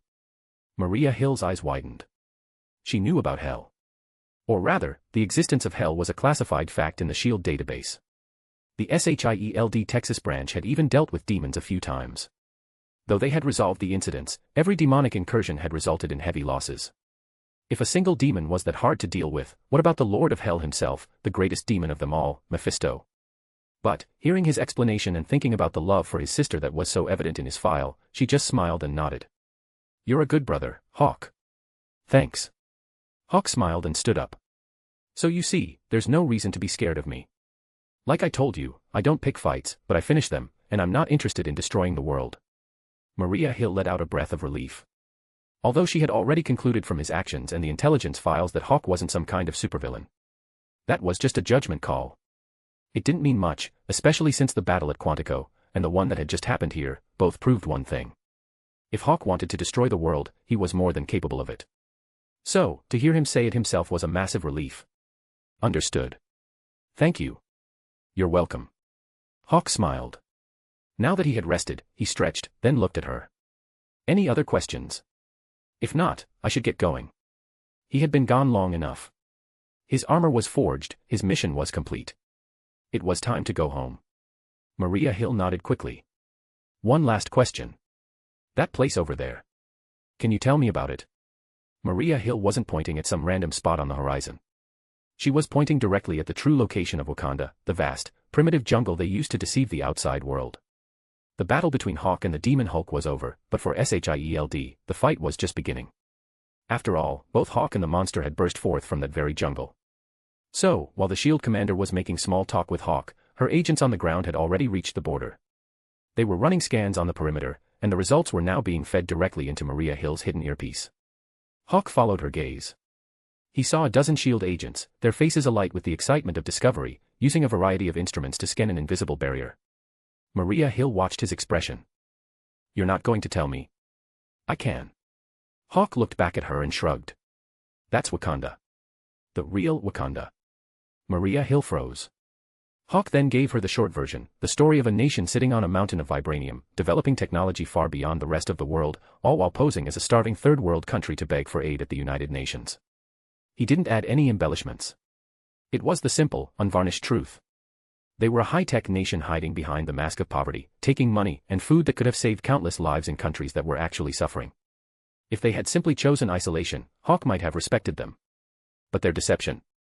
He had nothing but contempt for it. A lie is a lie, no matter how advanced the technology you use to hide it. As Maria Hill listened, her expression shifted from professional curiosity to utter shock, a shock even greater than when she had heard Hawk threaten to use Mephisto's head as a urinal. Mephisto was a distant, almost mythical threat. Wakanda was right here. A member of the UN, Hawk saw the look on her face and, thinking of Anna and the favor she had done him, smiled faintly. You don't believe me? Honestly. It's a little hard to swallow. Maria Hill replied, her professionalism returning. Hawk just smiled and said nothing, his gaze turning back to the shimmering, invisible energy shield that protected the hidden kingdom. Wakanda. The Royal Palace Command Center. After a frantic effort by the royal physicians, King T'Chaka had regained consciousness. But for how long? He was old, too old to bear the mantle of the Black Panther. The blow he had taken from Hawk on Mount Bashanga had been devastating. A normal man would have been torn in half. The injuries he had sustained were severe.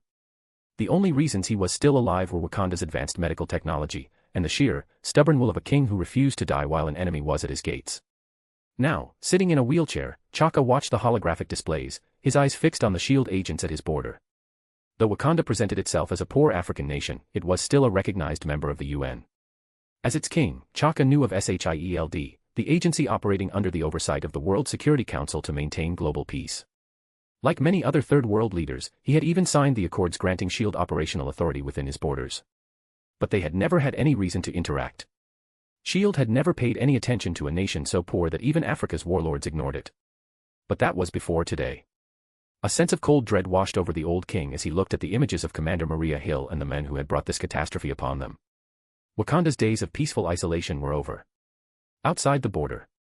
Maria Hill took the data slate an agent handed her. She glanced at the readings, then looked up as another agent fired a low-powered energy blast at the barrier. A massive, golden dome shimmered into existence for a moment, and her eyes went wide. She was starting to believe him. She turned back to Hawk. How do we get in? Hawk raised an eyebrow. We. No. I'm not going in. But if you want to, I can help you tear down that wall. His mission in Wakanda was complete. As for the rest of the vibranium, whoever wanted it could have it. His attitude toward it was the same as his attitude toward money. Power was the only thing that mattered. Money, vibranium, they were just tools. As long as he had his strength, he could get more tools whenever he needed them. Maria Hill considered his offer, then nodded, her expression serious. I'd be grateful for your help, Hawk.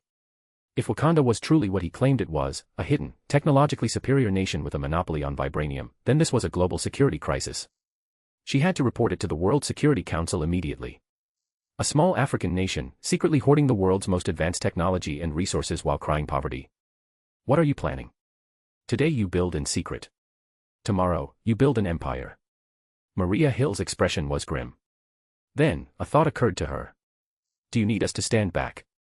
So you can put on that shiny golden armor. Hawk was taken aback for a second, then he laughed. Did you like it? I did. Maria Hill's tone was dead serious. It's far more impressive than Tony Stark's. A smile touched Hawk's lips. Thanks. With that, the spectral image of the phoenix appeared behind him. With a piercing cry, the golden pieces of the phoenix armor materialized, assembling around him in a flash of fire and light. Maria Hill's eyes widened with a look of undisguised awe. Beautiful. Clad in the armor, Hawk radiated an aura of deadly beauty. Hawk smiled. You should probably have your people take a few steps back. Right. Maria Hill snapped out of it and ordered her agents to withdraw. In the Wakandan command center, Princess Shuri turned to her father. Father. Divert all power to the shield. He just fought that monster. He can't have enough energy left to break through. Yes. Shuri nodded and gave the order, reinforcing the vibranium shield that had protected their peaceful and isolated way of life for centuries. Outside, Hawk stood alone. His cosmo began to burn, and tendrils of crimson energy, visible to the naked eye, coiled around him. As his power reached its peak, the very air around him seemed to ignite. Phoenix's winged ascent. His roar was like the cry of a phoenix being reborn from the ashes, shattering the silence of the savannah. In that instant, a fiery phoenix materialized behind him. As he threw a single, devastating punch, the phoenix surged forward, its wings of flame beating against the air, and slammed into the vibranium shield, the shield that was supposed to absorb all kinetic energy. Boom. Time seemed to freeze. Then, a sound like the world tearing in two ripped through the air. The golden dome, the shield that protected all of Wakanda, flickered into full view for the first time, its surface rippling with golden energy. Vibranium could absorb an incredible amount of energy. But it had a limit. Just as Thanos had been able to shatter Captain America's shield, so too could this barrier be broken. Beep. Beep. Beep. Shield integrity at 40%. 20%. 5%. Damn it, the backup generators can't keep up. Boom. Crack. With a final, deafening crack, the dome that had hidden the true Wakanda from the world for centuries shattered completely. In that moment, the real Wakanda, a nation of unimaginable wealth and power, a city of futuristic spires and flying vehicles, was finally exposed to the world. Chapter 21, Chapter 107. History would remember this day. The moment Hawk's Phoenix's winged ascent shattered Wakanda's vibranium energy shield, Wakanda's dream of getting rich in secret while begging for relief aid from the United Nations was shattered along with it. But none of that was Hawk's problem anymore. Just as he'd told Maria Hill, he was there to help. And now that he had, it was time to go home. He had been away long enough. It was 9 o'clock at night by the time Hawk returned to New York City. He walked out of JFK International Airport and straight to the long-term parking garage. His black Audi A8 was right where he had left it. After paying the exorbitant parking fee, Hawk started the car and pulled out of the airport. As he drove, a thought occurred to him. The last time he'd left New York, on his way to Quantico, he'd been met with an unexpected robbery. This time, on his way to Africa, his flights had been grounded by a series of sudden rebellions. Was it a rule now? Every time he left New York, something had to go sideways. Hawk mused on the strange pattern. Just then, his phone rang. It was Anna. He glanced at the number and answered. Good evening, Anna. It's almost morning here. What time is it on your end? 5 a.m. Hearing the time, Hawk smiled. You've made it to Wakanda, then. Anna's laugh came through the line. Hawk, you should have told us. We're supposed to be friends. Hawk laughed out loud. The reveal was my gift to you, Anna. Don't you think this is better? Saves your people the trouble of fabricating a source for their intel. It was the truth. He'd been thinking of Anna when he decided to tell Maria Hill the truth about Wakanda. Anna paused, processing his explanation. A gift, for me? Of course. Hawk's tone was warm but firm. You've helped me a lot. And as I've said, I'm always generous with my friends. I don't care what side you're on. You're my friend. And because of you, I told Maria Hill the truth. So, you go tell your superiors that this was my doing, and that they should give you a promotion and a raise. Anna's laugh returned, brighter this time. All right, Hawk. I'll be sure to tell my boss. That's the spirit. I only took a small amount of vibranium for myself. There's plenty more where that came from. How much you can get is up to you. But you're the experts in that field. Thank you for the gift, Hawk. I love it. Glad to hear it. Hawk's tone shifted, becoming all business. By the way, I need you to keep an eye on Jane Foster for me. Let me know the second she goes to London. He couldn't remember the exact date the Reality Stone, the Ether, had appeared on Earth. The movie had never specified a year, month, or day. But Hawk remembered one thing very clearly, the Ether had shown up around the time Jane Foster went to London. And so, Sticking close to Jane Foster was the key to finding the reality stone. There was no doubt about it. Anna agreed without hesitation. After another thank you and a joke about the bonus she was going to demand, she hung up. Hawk ended the call and focused on the road, a slow, satisfied smile spreading across his face as he drove toward his home in the East Village. He had just thrown the world's superpowers a much juicier, more profitable target than himself. His reasons were threefold. First, it truly was a gift for Anna and, by extension, Hydra. Second, he despised the hypocrisy of Wakanda, a nation playing the victim while sitting on a mountain of wealth, taking aid that could have saved lives elsewhere. If they didn't want to act like decent human beings, then they didn't deserve to be treated as such. And third, and most importantly, it was a strategic misdirection. With the entire world now focused on Wakanda, he would be free to move without scrutiny. Before this, his battle with the Demon Hulk would have put him under a global microscope. But now, the choice was simple. Monitoring Hawk was a high-risk, low-reward venture. Piss him off, and you might get another Quantico. But monitoring Wakanda, the potential profits were astronomical. The sheer volume of vibranium, the advanced technology, any nation that could get its hands on even a fraction of it would leapfrog its rivals. That included the parasites growing within them, Hydra. Staking a claim in Wakanda was in everyone's best interest. And Wakanda's opinion on the matter? Irrelevant. The moment they had chosen to lie, to deceive the world and take what wasn't theirs, they had forfeited their right to an opinion. Their actions were an order of magnitude more egregious than anything someone like Gaddafi had ever done. The world's superpowers didn't even need a pretext for war this time. Wakanda had handed it to them on a silver platter. Their Panther God couldn't save them now. Only the World Security Council would decide their fate. But none of that had anything to do with Hawk anymore. An hour later, Hawk pulled into the garage of his house. It was 10 o'clock at night. He walked inside, immediately stripped off the SHIELD t-shirt, and headed straight for the shower. The cold water was a welcome shock, washing away the grime and fatigue of the long journey. Within his cosmo, every corner of his inner universe now pulsed with the essence of the Phoenix. At its very center, the Phoenix armor rested, slowly growing stronger as it bathed in that power. Because the true Phoenix had decided to go all in on him, Hawk's cosmo was now at the absolute peak of a bronze saint's. But it still wasn't enough to get to hell. First, he needed the reality stone. With its power to reshape reality, he could elevate his cosmo to the level of a gold saint. Only then would he be ready. But that was a problem for another day. The reality stone hadn't appeared yet. All he could do now was wait. After his shower, Hawk walked out of the bathroom and saw his phone, which he'd left on the bed, ringing. He walked over, looked at the caller ID, and answered with a smile. "Hey, Gwen. You're back in New York?" "Yeah. Then I'm coming back tomorrow." "Tomorrow?" "Wait." Hawk pulled back the covers and lay down, propping himself up on his elbow. "I thought you were there for 2 months." "It's only been 2 weeks." Her study program at Berkeley was supposed to last the entire break. On the other end of the line, Gwen's voice was bright. "It was for 2 months, but I never said I had to stay for the whole 2 months. MJ was asking when I was coming back a few days ago. And you forgot, we're graduating this semester. We need to get the yearbook and the alumni directory ready, so I'm going back to school to help out. The yearbook, a photo album with an individual picture of every graduate and a class photo. And the alumni directory, a magical little book containing the contact information of every successful person who had ever graduated from Midtown Tech, the school's parting gift to its students." Hawk remembered that Gwen was the student aide for their grade and smiled. "All right, then. What time tomorrow?" "I'll pick you up from the airport. You can come around 10:30. Hawk agreed. After they talked for a while longer, they finally hung up. Hawk looked at the phone, then tossed it aside, turned off the light, and closed his eyes. The next day, Hawk drove to JFK International Airport once again. At 10:30 in the morning, Gwen, pulling her suitcase, emerged from the arrivals gate. She headed toward the parking garage, her eyes scanning the crowd, searching for Hawk, a hint of worry and nervousness in her expression. Just then, she felt a light tap on her hand. She looked to her side and saw him, standing right next to her, as if he had appeared from thin air. Hawk smiled faintly. "Welcome home." "Yeah." Gwen looked at him, her lips pressed together in a tight line. The worry that had been clouding her features vanished, replaced by a radiant, relieved smile.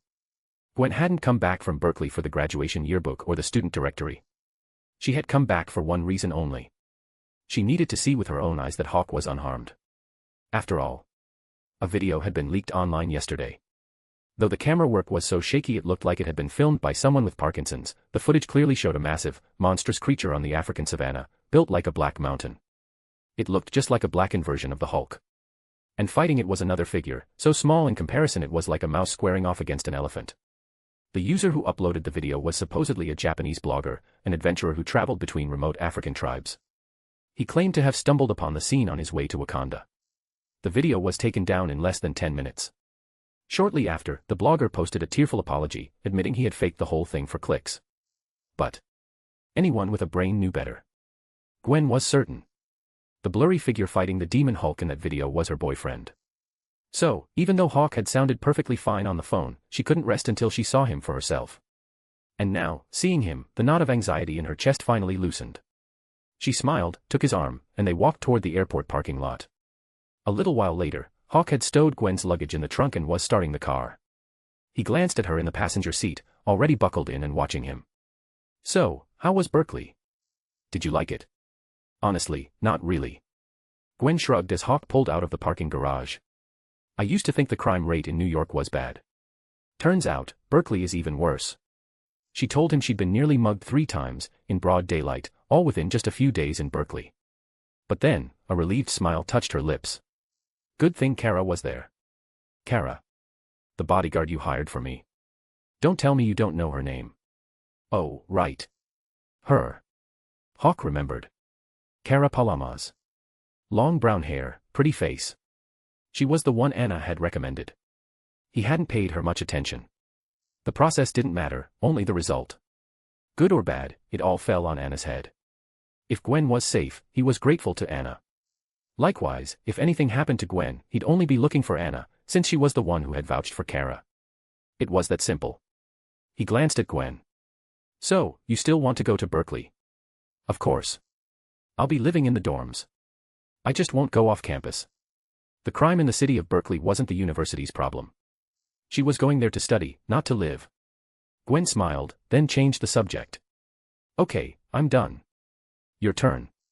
How was Africa? Hawk's own lips curved into a smile. Perfect. Though this trip had been plagued with even more complications than his first one to Quantico, delaying him by half a month. Good things come to those who wait. His gains this time had been immense. He had reforged his Cosmo into the Phoenix Cosmo, a power system more in line with the Marvel Universe. He had also forged his Phoenix armor. And she was safe. As long as he was alive, until the day he went to hell to bring her back, she would be fine. Hawk glanced at Gwen and added with genuine satisfaction, couldn't have been better. So what was the deal with that Black Hulk? Gwen's question was immediate, perfectly timed. That was the dem. Hawk caught himself, a flicker of surprise in his eyes as he looked at her. His brow arched. You saw something. You guess. Gwen turned in her seat to face him, a gentle, knowing smile on her face. But she didn't make him guess. She told him about the video, the one the Japanese blogger had posted and then been forced to retract. Hawk listened, and it all made sense. Especially the part about the blogger. It was a well-known fact, even in the Marvel Universe, Japanese tourists are everywhere. You can find one in every corner of the globe. Hawk thought to himself, then met Gwen's curious gaze and shrugged. All right. It was just like you saw in the video. So it really was the Hulk. But I thought you killed him. Gwen's brow furrowed as she remembered the battle at Culver Lake, just before last Christmas. Did Bruce Banner really find a way to bring him back? Not exactly. Hawk paused, then shook his head. It would be more accurate to say the one who brought him back wasn't Bruce Banner, but Mephisto. Bruce had wanted to trade his life for the Hulk's. But that deal would have been meaningless if Mephisto hadn't agreed to it. After all, a soul that enters hell belongs to Mephisto. Gwen's eyes widened at the name. Mephisto. Is that the same Lord of Hell you were talking about in front of Anya's grave? Hawk nodded. The one and only. He then explained the whole story, how Mephisto had taken the dead Hulk, given him a demonic upgrade, and sent him back to Earth to test his strength. Gwen listened, her expression a mixture of shock and awe. So you knew Bruce was coming for you. That's why you went to Africa. Because it's so remote, no one would see you fight. Hawk shook his head. No. I was looking for vibranium. Vibran. As the realization dawned, Gwen was once again left speechless. Hawk just laughed. Wakanda. I was in Wakanda. That's where the vibranium is. Gwen said nothing. She just pulled out her phone and with a few quick taps, brought up the public information on the nation of Wakanda. Wakanda, a small, underdeveloped nation with a fragile, resource-poor economy, ruled by a tribal coalition. UN approves new round of food aid to Wakanda to avert famine. UN calls for calm as Wakandan tribal conflicts escalate, warns of refugee crisis. Wakandan King Chaka addresses UN, pleads for increased economic aid. Gwen scrolled through the articles, then looked up at Hawk with complete bewilderment and skepticism written all over her face. This place. You're sure this is where the vibranium is? Hawk just smiled and, just as he had with Maria Hill, he revealed the truth about Wakanda, a secret, high-tech nation, sitting on a mountain of vibranium, all while playing the part of a starving third-world country to milk the international community for aid. Gwen was still scrolling through her phone. You said Wakanda was exposed yesterday. I don't see any news about it. It's not going to be that fast. By now, they had arrived at Gwen's apartment building. Hawk parked the car, got her luggage from the trunk, and they walked inside. It only happened yesterday. The World Security Council are probably still in meetings, figuring out how to carve it up. But one thing's for sure. What? Oil has a funny way of attracting the US military. What do you think a mountain of vibranium will attract? Gwen didn't answer. She didn't have to. The answer was obvious. Oil brings soldiers. Vibranium brings the whole damn world. 10 days later, a headline dominated the international news. United Nations, citing escalating tribal conflicts and the deaths of hundreds of civilians, the UN Security Council has unanimously voted to deploy a joint peacekeeping force to Wakanda to restore peace and stability. The uninformed masses, seeing the news, could only shake their heads with admiration. The 5 most powerful nations in the world, all coming together to help one small, struggling country. Wakanda must be the luckiest nation on earth. Their ancestral graves must be smoking with good fortune. And they were. Smoke was rising from Mount Bashenga, Wakanda's sacred mountain that contained vast vibranium reserves. A SHIELD scientist stared at the readings on his tablet, his face flushed with an almost manic excitement. Commander. What have you got? The reserves are astronomical. Excellent. The commander of the Joint Peacekeeping Force let out a booming, unrestrained laugh, then immediately relayed the initial estimates of the vibranium reserves back to his superiors. Maria Hill was there as well. She stood on the summit of Mount Bashenga, her gaze fixed on the futuristic, breathtaking capital city of Wakanda in the distance. And outside that capital, the roar of armored vehicles. The rumble of tanks. A squadron of fighter jets, formed by the joint forces of the 5 great powers, screamed in from the distance. A few air-to-ground missiles detonated in the sky above the Wakandan capital. With the explosions, a golden dome of energy materialized over the city. Logically, even with its existence revealed to the world, Wakanda should have been able to stand its ground. With an arsenal of vibranium tanks and jets, they should have been more than a match for any peacekeeping force the 5 great powers could muster. But not this time. The Demon Hulk had torn through their country, and the full might of the Wakandan army had been powerless to stop it. They had suffered catastrophic losses, and the entire River Tribes district had been reduced to a smoldering ruin. Most importantly, King Chaka had collapsed again. Wakanda was a nation without a leader, forced to adhere to their king's last command, retreat to the capital and activate the city's vibranium energy shield. As everyone knows, the larger the area, the greater the energy consumption. The smaller the area, the more concentrated the power. Chaka had been confident that while Hawk might have been able to shatter the shield protecting their entire nation, he would never be able to break the one defending their capital. Inside the Royal Command Center of Wakanda, the atmosphere was thick with tension. It's been 10 days. What's the plan? Has the king awakened yet? I say we fight them. Drive the thieves from our land. Fight them with what? That is the combined might of the 5 great powers out there. This is our land. The chieftains of Wakanda's various tribes were gathered, their voices rising in a cacophony of dissent as they stared at the holographic projection of the UN peacekeeping force massed outside their capital. Just then, King Chaka appeared, pushed in a wheelchair by a sharp-looking man. The arguments ceased instantly. All eyes turned to their king. My king. Shuri. Chaka, his hair now completely gray, his face a mask of weary defeat, looked to his daughter, who was standing quietly by his side. Contact shield, invite them in. The moment he had seen Hawk shatter their energy shield with a single punch, the shock had overwhelmed him, and he had collapsed. He had seen this coming, the inevitable consequence of their exposure. If it had been possible, he would have chosen to reveal Wakanda to the world himself. After all, choosing to reveal yourself and being forcibly exposed are 2 very different scenarios, with 2 very different sets of consequences. But there's no medicine for regret. Wakanda's technology might be centuries ahead of the rest of the world, but they were now facing the collective will of the planet's 5 superpowers. If they refused to cooperate, the 5 great powers might not be able to get in, but they would make damn sure that no one in Wakanda ever got out. Their isolation had left them vulnerable. They had no strategic reserves, not even enough food to last a prolonged siege. If the standoff continued, it wouldn't be long before they destroyed themselves from within. And so, there was only one path left for them.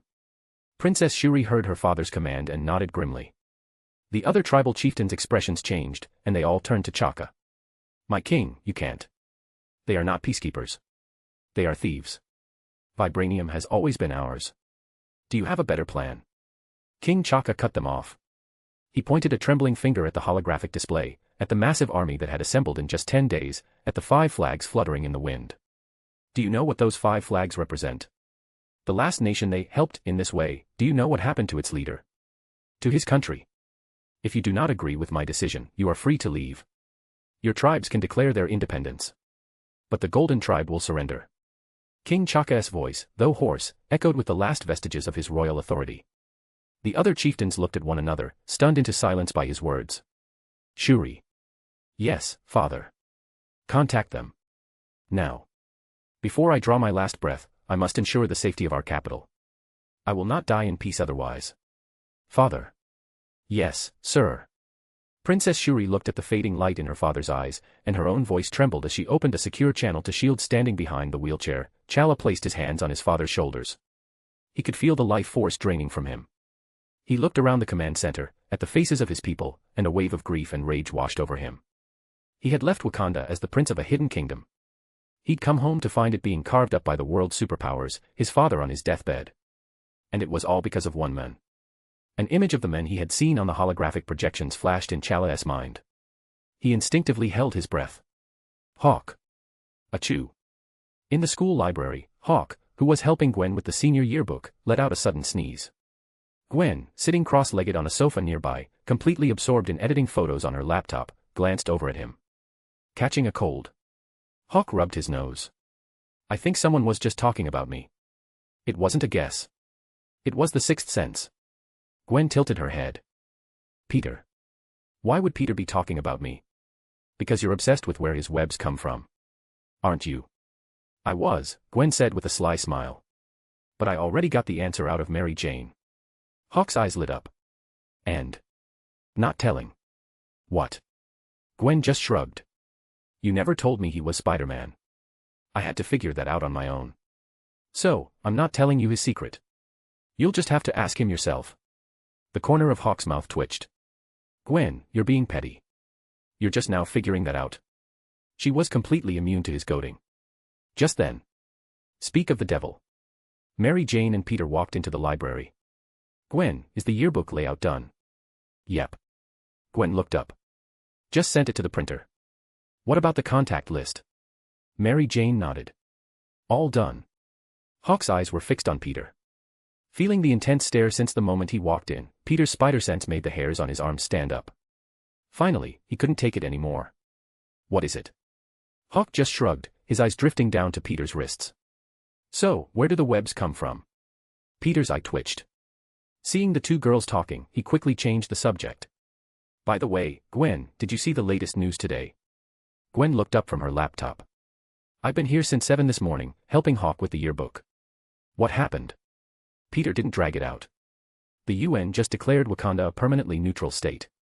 And to ensure peace and stability in the region, the 5 great powers have unanimously agreed to send in a joint peacekeeping force. Gwen blinked. Mary Jane, who was now leaning on Peter's shoulder, chimed in. Didn't they already send troops to some African country like a month and a half ago? This is different. Africa's been a mess for years. The 5 great powers have never done a joint operation like this before.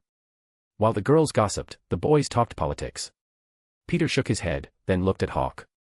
Right, Hawk. Hawk shrugged.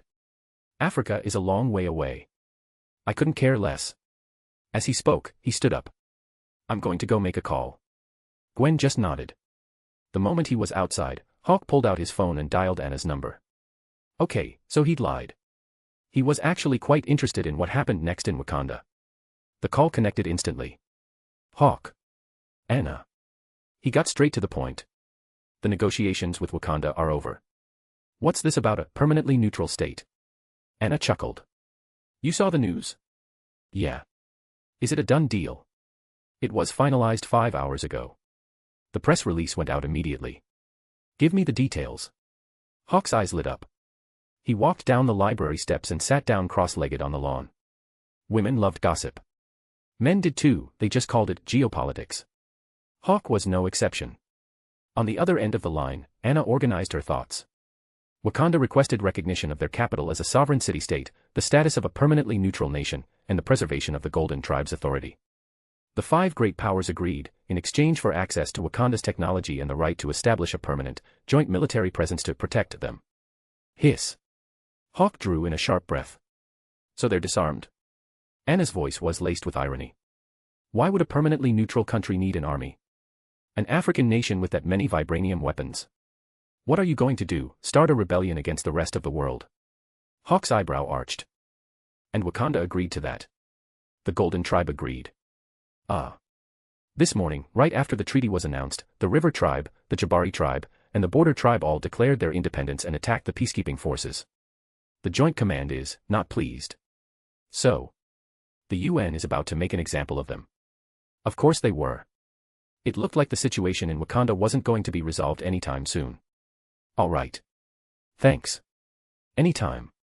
Just as Hawk was about to hang up, Anna spoke again. Oh, and Hawk. Congratulations. He paused, the phone still at his ear. For what? Happy graduation. The next day. June 12, 2013. A Wednesday. And the day of Midtown School of Science and Technology's graduation ceremony for the senior class. The school's lawn, bordering the East River, was already bustling with proud parents. With the ceremony yet to begin, they were all busy pulling their children aside for one last round of keepsake photos. Hawk and Gwen were no exception. Dressed in their caps and gowns, they were being expertly orchestrated by Helen Stacy, striking one pose after another, much to her delight.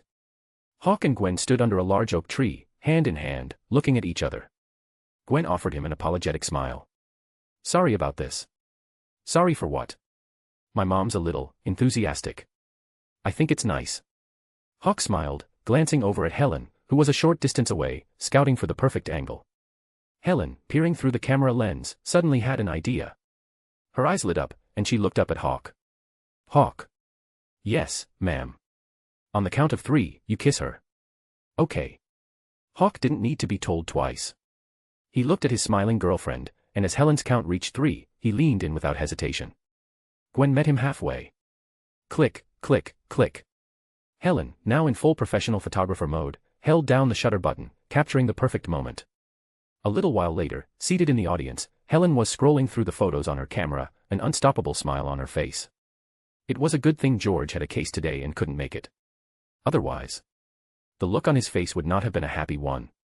Sitting in the front row, Gwen glanced back at her mother, who was still admiring her handiwork. The corner of her mouth twitched.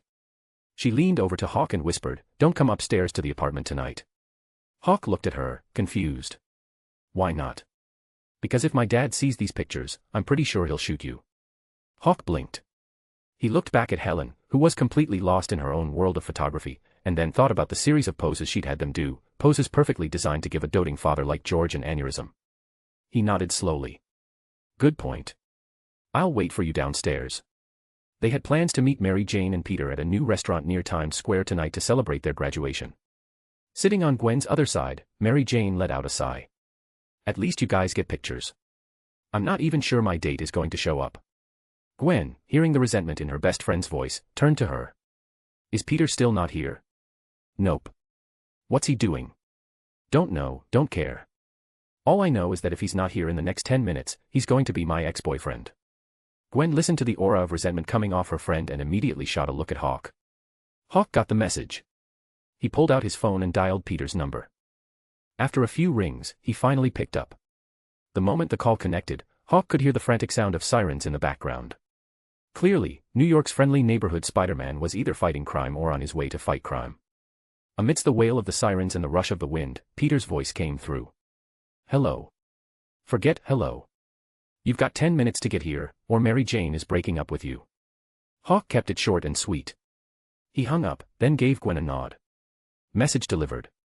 9 minutes later, as Hawk was watching Gwen, this year's valedictorian, deliver a brilliant and moving speech, he saw a flash of movement out of the corner of his eye. Peter, still in his cap and gown, was stealthily making his way from the portable toilets near the stage. He slid into the seat next to Mary Jane, fending off her furious, whispered attacks as he tried to explain. Mary Jane, true to her word, hadn't broken up with him yet. But she was making sure he felt the full force of her wrath. Hawk, meanwhile, sat in his seat, his eyes meeting those of his girlfriend on stage, who was radiating a confident smile as she spoke. That evening, Gwen emerged from her apartment building and saw the black Audi A8 parked across the street. She smiled, crossed the road, and slid into the passenger seat. As Hawk pulled away from the curb and headed for Times Square, he glanced at her. So, how bad was George's face? I wouldn't say bad. Gwen looked at Hawk with a serious expression, then her smile bloomed. I'd say very bad. He even asked when you were coming up. Good thing you didn't. Hawk looked at Gwen's bright smile but didn't smile back. His voice was somber.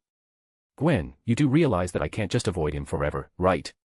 I can't spend the rest of our lives meeting you on the street.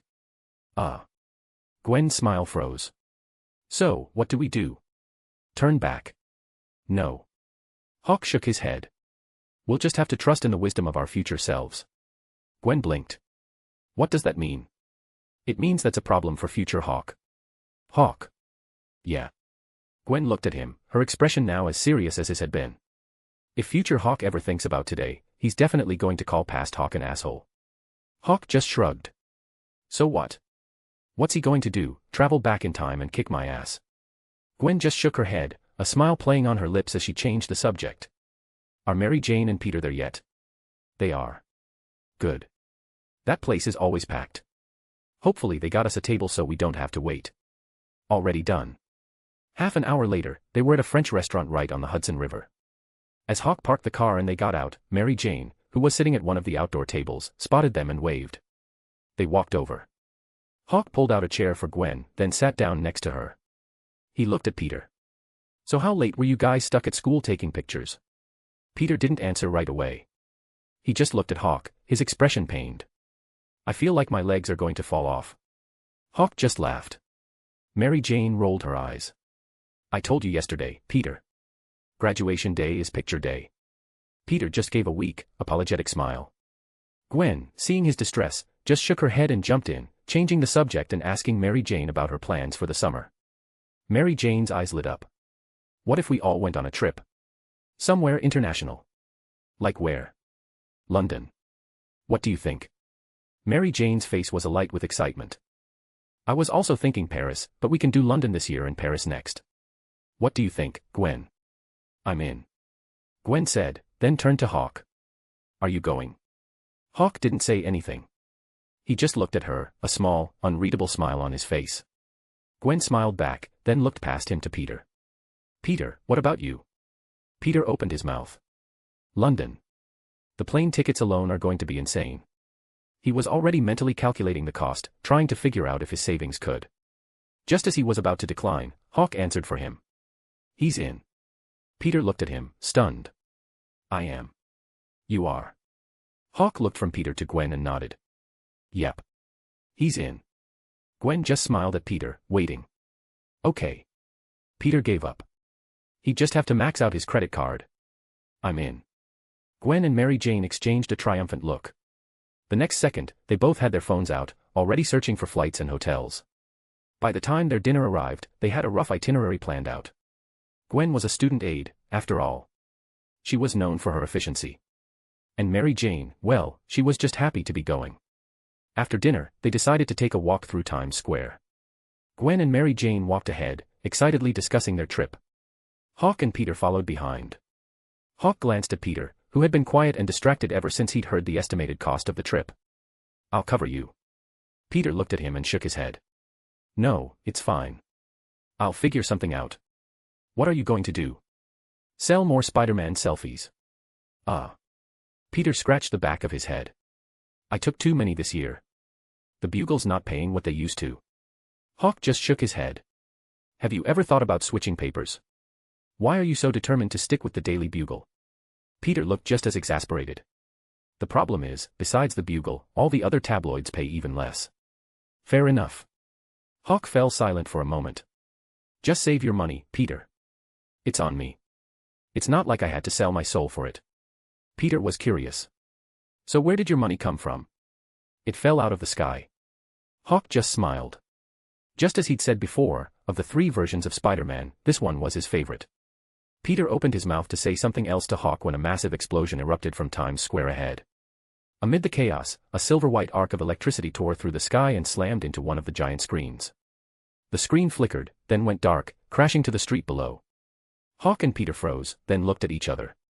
In the next instant, they were gone. Hawk in the lead. Peter right behind him. With a gasp from Gwen and a cry from Mary Jane, the 2 women felt their vision blur as a wave of weightlessness washed over them.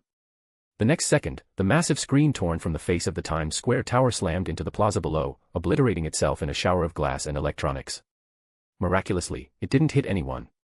But the flying shrapnel from the screen still managed to injure several people in the crowd. Holy shit. Mary Jane stumbled as she landed, catching herself just before she fell. She stared at the panicked crowd fleeing the square, then at the smoking crater where the screen had impacted. Wait, where's Peter? Hawk, who had already moved Gwen to a safe alcove, pointed.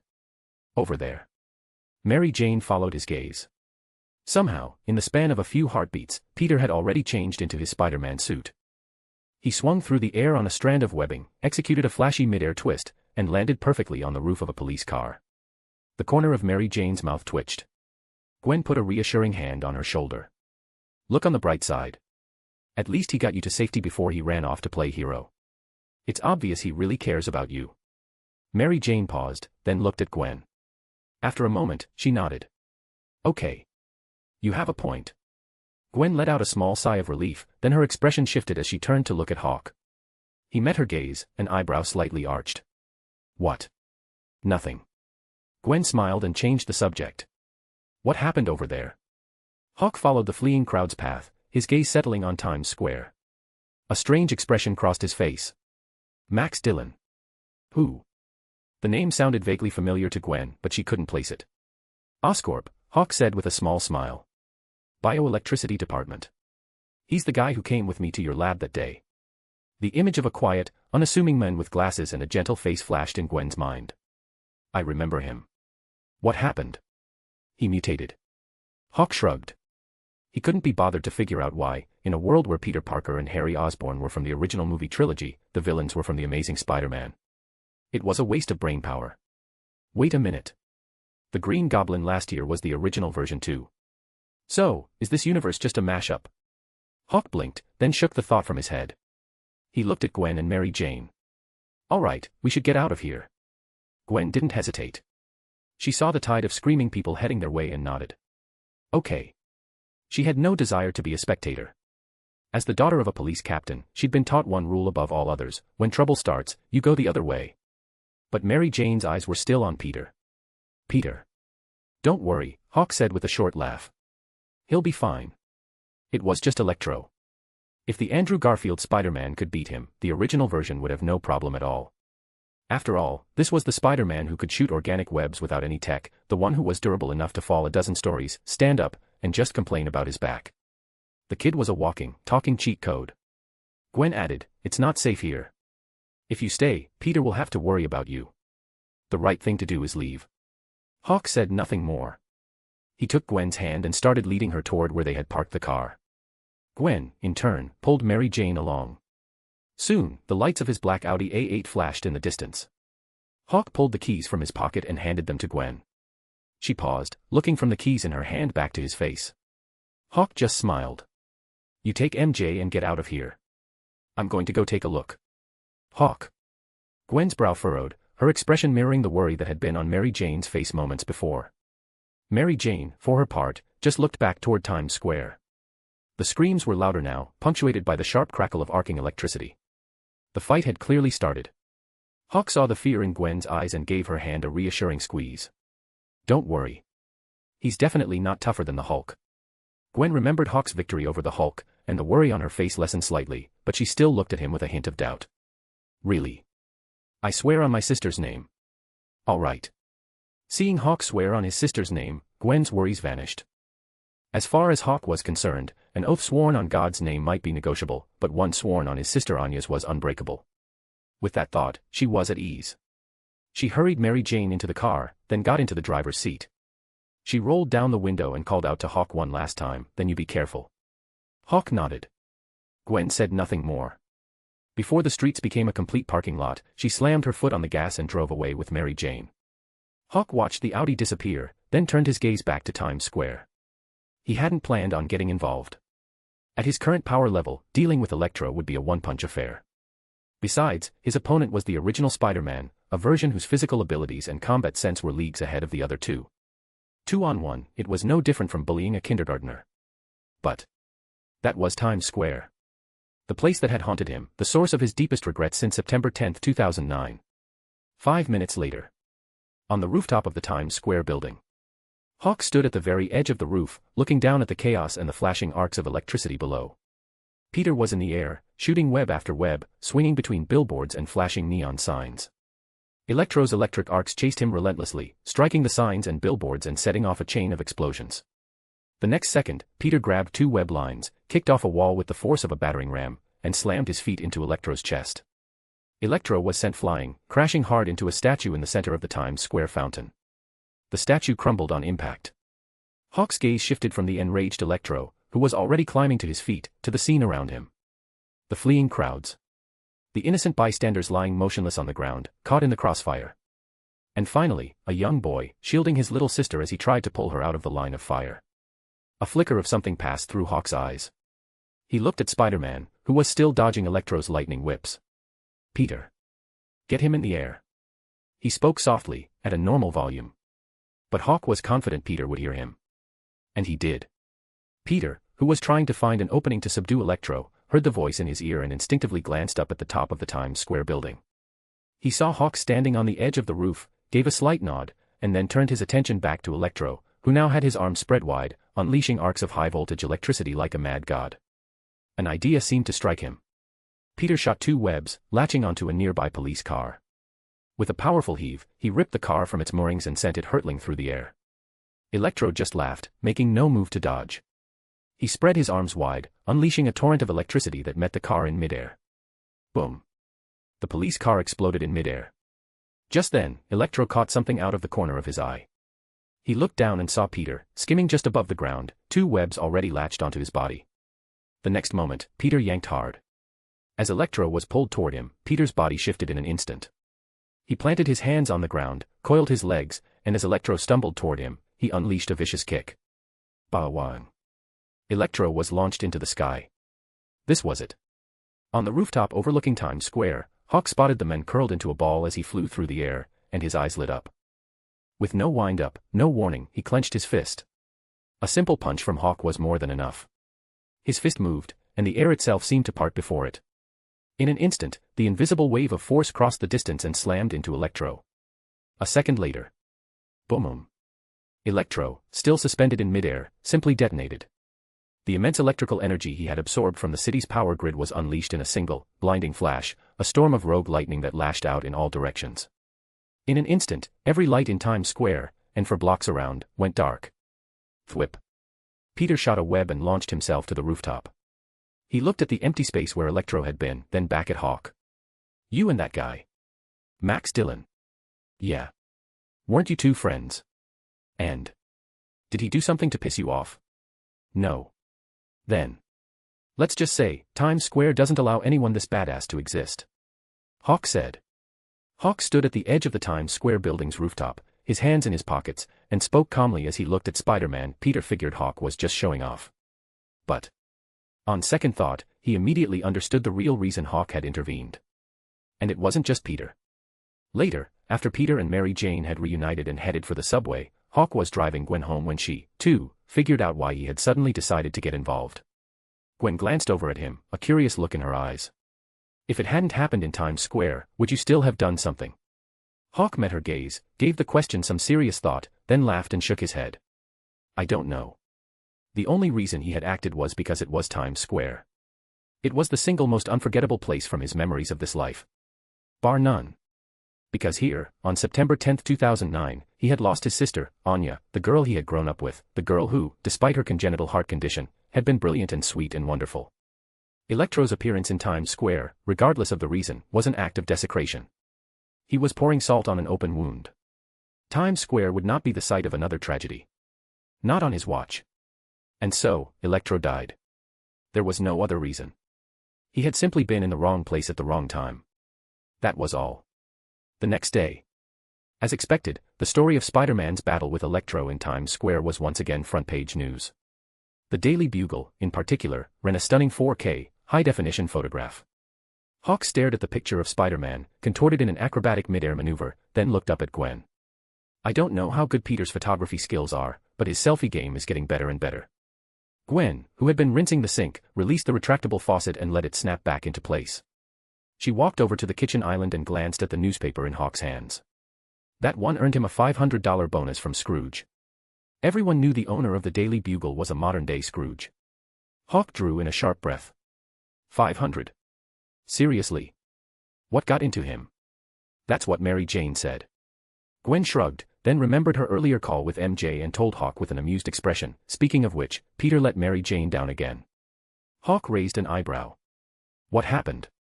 Peter said that with Spider-Man back in the headlines, he needed to get out there and take more pictures. Said he wanted to, and I quote, squeeze a few more bucks out of Scrooge. After a moment's thought, Hawk laughed and put the paper down. His Uncle Ben is gone. It's just him and his Aunt May now, and the property taxes on that house are no joke. He's probably just trying to help her out. Besides, Peter's not like me. Hearing this, Gwen leaned her hands on the island and smiled at Hawk. How is he different? He's a genuinely good person. Hawk drained the hot chocolate Gwen had brought from home and looked at her. Anyone else with Peter's abilities would have been financially independent by now. Gwen blinked, watching him. So that's why you offered to pay for his trip to London? Hawk just shrugged, a small smile playing on his lips. I'm financially independent now. Hawk. Yeah. You're very kind. Gwen's gaze was direct, unwavering. Hawk met her eyes. The next second, Gwen smiled, clapped her hands together. All right, Mr. Kindness, finish cleaning up breakfast and get out to the backyard. We've got a lot to do today. She had grown up in an apartment, but she'd always had a dream. That after she got married, her home would have a backyard, filled with flowers she had planted and cared for herself. And now. It seemed her dream had come true a little early. A little while later, Hawk slid open the glass door and stepped onto the back porch. He looked over at Gwen, who was already holding a small trowel. I don't think I can help you with that. Gwen turned. What's wrong? Hawk shrugged. Harry just called. He invited me to his estate, asked if I had time. Harry. Gwen was surprised, her expression curious. He has free time now. Ever since Norman Osborn had died, Harry had been completely swamped with Oscorp business, so busy he'd even missed prom a few days ago. He hadn't even had time to attend graduation yesterday. Are you and Harry that close? We're all right. Well, then you should go.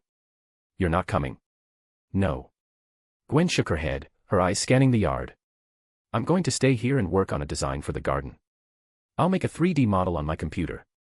You're going to love it. If you're the one doing it, I'll love it no matter what.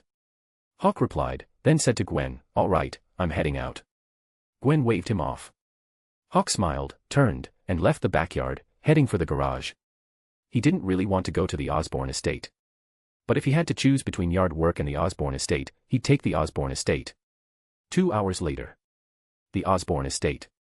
Just as Hawk drove up to the main gate, he saw a familiar face standing just inside. Peter. Hawk.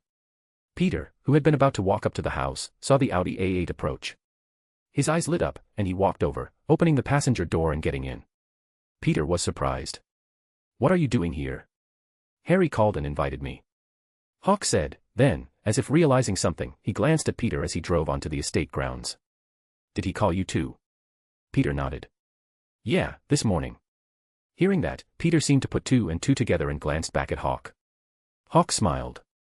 As the main house of the Osborn estate came into view, he already had a good idea of what was going on. Sure enough, after a brief, awkward greeting, Harry led them into a private study and played a video file from the Oscorp archives, a video about the original spider serum. But he was still confused. Hawk watched the video, already knowing what Harry was going to say next. But he didn't understand why Harry had invited him. Harry needed Spider-Man, Peter was all he needed for that. It was a well-known secret in the media world that the Daily Bugle's Peter Parker had an exclusive deal for photos of Spider-Man. He obviously had a way to contact him. But him? What did he have to do with it? Harry handed him a photograph. Hawk took it. Peter leaned in to look. It was a picture of the two of them, standing on the edge of the rooftop in Times Square, just before the fight with Electro. Hawk raised an eyebrow and looked at Harry. You're having me followed? No. Harry sat down on a nearby sofa and shook his head. I hired a private investigator to follow Spider-Man. I was trying to find out who he really is. Hawk nodded and handed the photo to Peter. Peter stared at it, then looked at Harry. Harry, why are you looking for Spider-Man? Harry didn't hesitate. The Osborns have a genetic disease.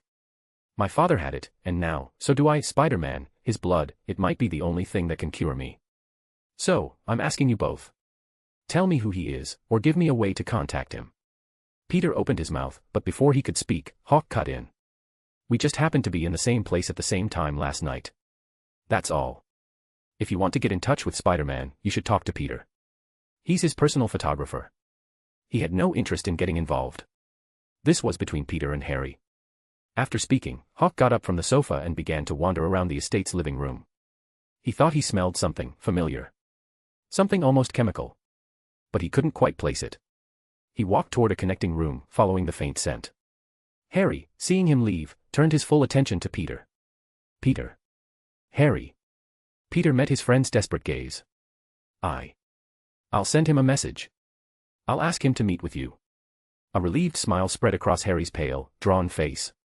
Thank you. Don't mention it. Peter smiled back, but his own smile was strained. Half an hour later. As Hawk drove Peter away from the Osborn mansion, Peter finally broke the silence. He wants Spider-Man's blood. Hawk glanced at him. So? Peter's brow furrowed.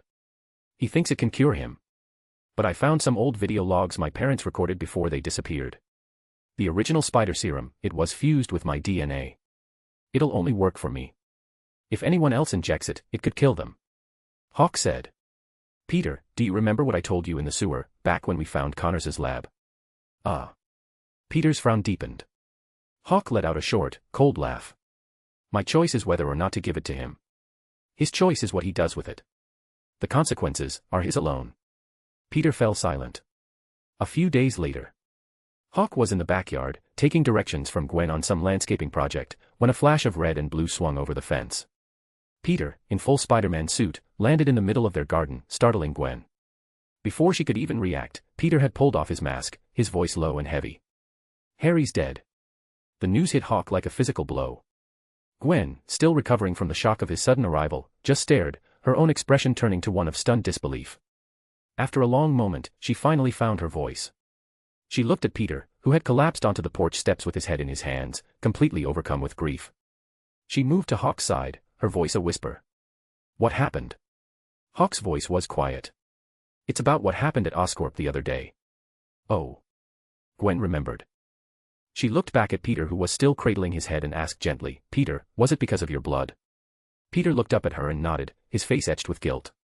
Another deviation from the original story. In that version, Peter had refused to give Harry his blood, which had led to Harry becoming the Green Goblin, and eventually, to his tragic death at Peter's own hands. But this time, Peter had given it to him. And the result was the same. Harry was still dead. Hawk's brow furrowed. He looked at Peter, a note of genuine confusion in his voice. That doesn't make sense. Didn't you warn him?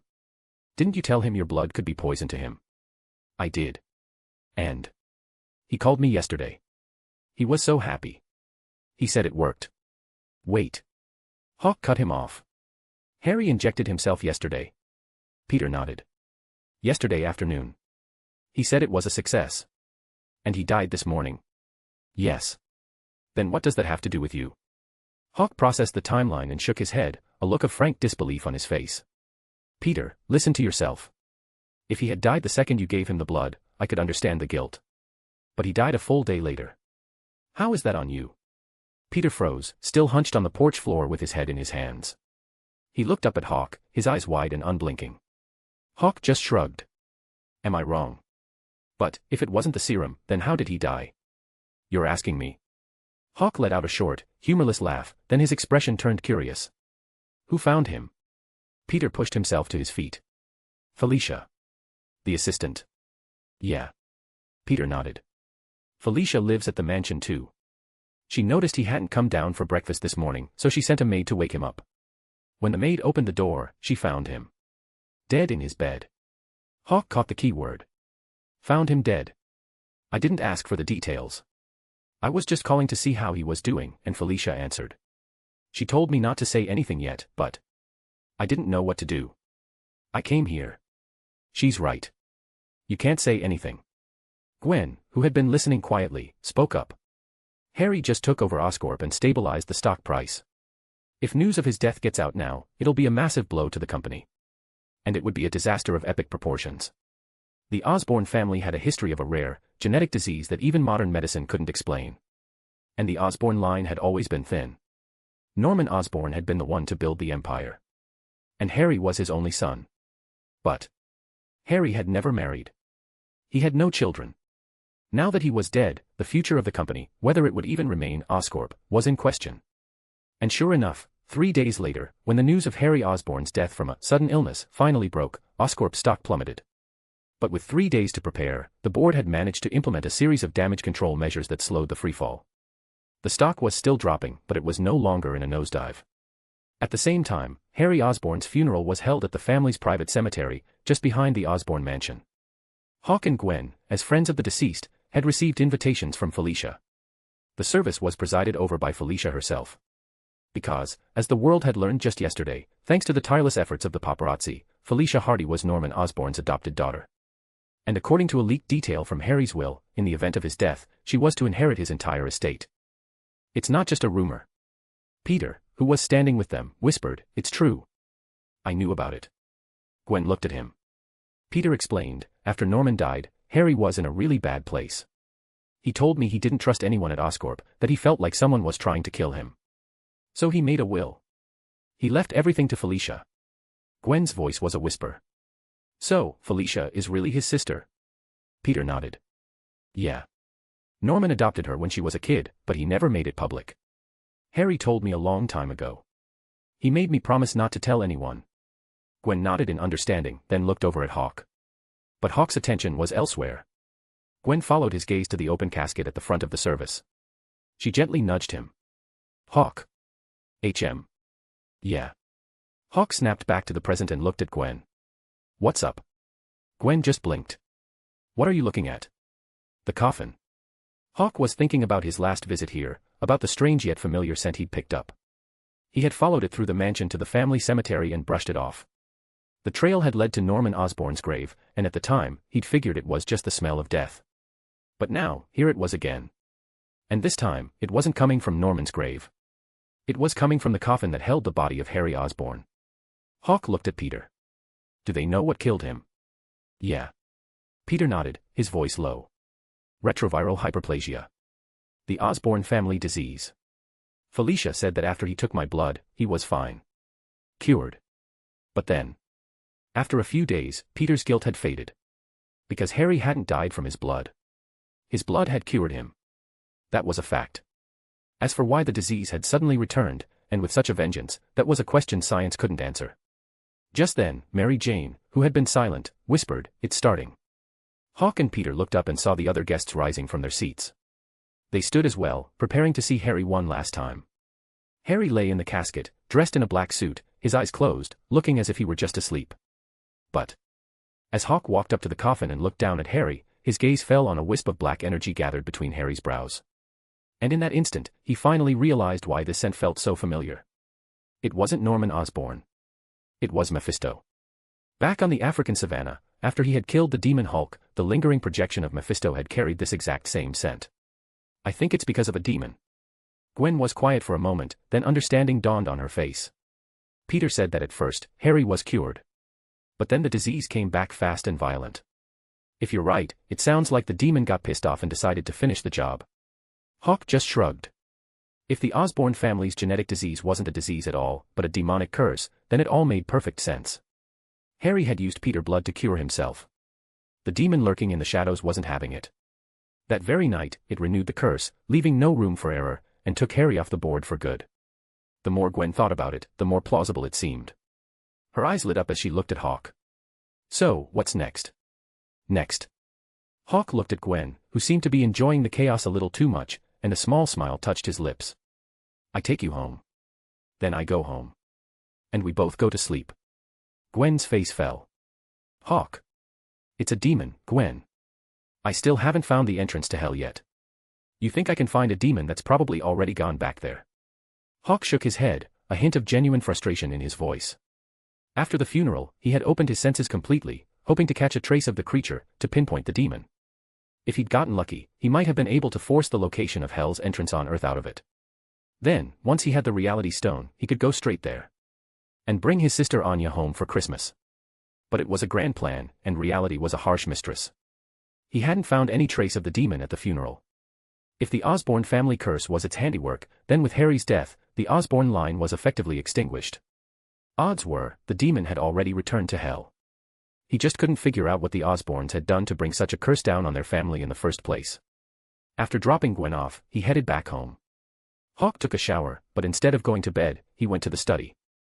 He sat down at the computer the previous owner had left behind and, with the Osborn curse still on his mind, began to search. The history of the Osborn family's rise to power was well documented. Norman Osborn had sold his family's herring cannery, converted the factory to produce munitions, and gotten rich off the profits of war. But Norman had already been afflicted with the family's genetic disease by then. So, it had to have started earlier. But online, there was almost nothing about the Osborn family before Norman. After a fruitless search, Hawk stroked his chin, then pulled out his phone, scrolled to the third contact in his list, Peters, and dialed. The call connected almost instantly. Hello. The Osborns aren't originally from New York, are they? No, they're, Thwip, don't move. Hawk heard the commotion on the other end and glanced at the time in the corner of his screen. It's 11 o'clock. You're still out. Peter's voice came back, a little breathless. I was on my way home, but I got a weird feeling. Figured I'd take a little detour. Hawk grunted in acknowledgement, then got back to the point. Where did the Osborns move here from? London. Peter shot another web, pinning a late-night mugger to a wall as he talked. The Osborns are from London. Why do you think Harry went to boarding school there? London. Not Texas. I thought that was Demon Central. Hawk thought to himself. Do you know when their genetic disease first showed up? Genetic. Why are you asking about this? Couldn't sleep. Right. Peter, who couldn't really argue with that logic, thought for a moment. I don't know exactly when it started. Harry never really talked about it. But I do remember him saying that the symptoms started appearing after his family moved from Massachusetts to New York. Wait, Massachusetts. I thought you said they were from London. Hawk's brow furrowed. The Osborns came over on the Mayflower. The first settlers all landed in Massachusetts. Peter explained, then thought for a moment. I remember Harry said where they settled, right, Salem. Yeah, that's it. I remember because I looked it up afterward. The Osborns moved to New York City after the Salem witch trials. The Salem witch trials? Hawk's brow furrowed. He suddenly had a feeling he had just found the reason why the Osborns were cursed by a demon. But he needed to be sure. He ended the call and immediately started searching for information on the Salem witch trials. The Mayflower had landed in Massachusetts in 1620. The Salem witch trials had taken place in 1692. The trials had been a national sensation. At least 19 accused witches had been executed, and countless others had been imprisoned or had died in custody. As one of the most infamous events in American history, the Salem witch trials were a far more popular topic online than the Osborn family history. Every year, amateur historians and conspiracy theorists posted new findings, new theories. It didn't take long. On a forum dedicated to the trials, Hawk found a scanned image of a yellowed, historical document. And on it, a familiar name. On April 22, 1692, Magistrates Hathorne and Osborn did preside over the examination of 12 accused witches. In the end, Osborn did absolve one of the accused, but did condemn the others to be punished by fire. In plain English, they had bound 11 women to stakes and burned them alive. Hawk knew he had his proof. Suddenly. Holy sh. What the hell? Hawk, get down here. Under the Manhattan Bridge. Beep, beep, beep. Hawk snapped back to reality, his eyes drawn to the phone, which had just cut out. He raised an eyebrow, then stood, and in the blink of an eye, he was gone from the study. Under the Manhattan Bridge. Peter, in his Spider-Man suit, was suspended in midair, his limbs spread-eagled, held in place by an invisible force. His phone lay on the ground nearby. He strained against his bonds, the muscles in his arms bulging, but it was no use. The suit began to tear at the seams, but he couldn't break free. He stared, wide-eyed, at the impossible scene before him. A woman, wreathed in an aura of ethereal blue fire, stood on the ground below. Her right hand was outstretched toward him, and as she slowly rotated it, he spun in the air. She spoke in a low, haunting whisper. "Those who help the Osborns must die. Is that so?" Hawk's voice immediately followed. The witch's glowing blue eyes snapped toward the sound. She whipped her hand in his direction. Boom. The blue fire exploded against Hawk's clenched fist. Hawk stepped out of the dissipating flames. Peter was released. He shot a web, swung to the ground, and landed at Hawk's side. "Hawk, what the hell is this thing?" "A Salem witch." Hawk's gaze was fixed on the fiery figure before them. "We didn't know the Osborns were cursed by you. You don't have to come after us." Peter was completely lost.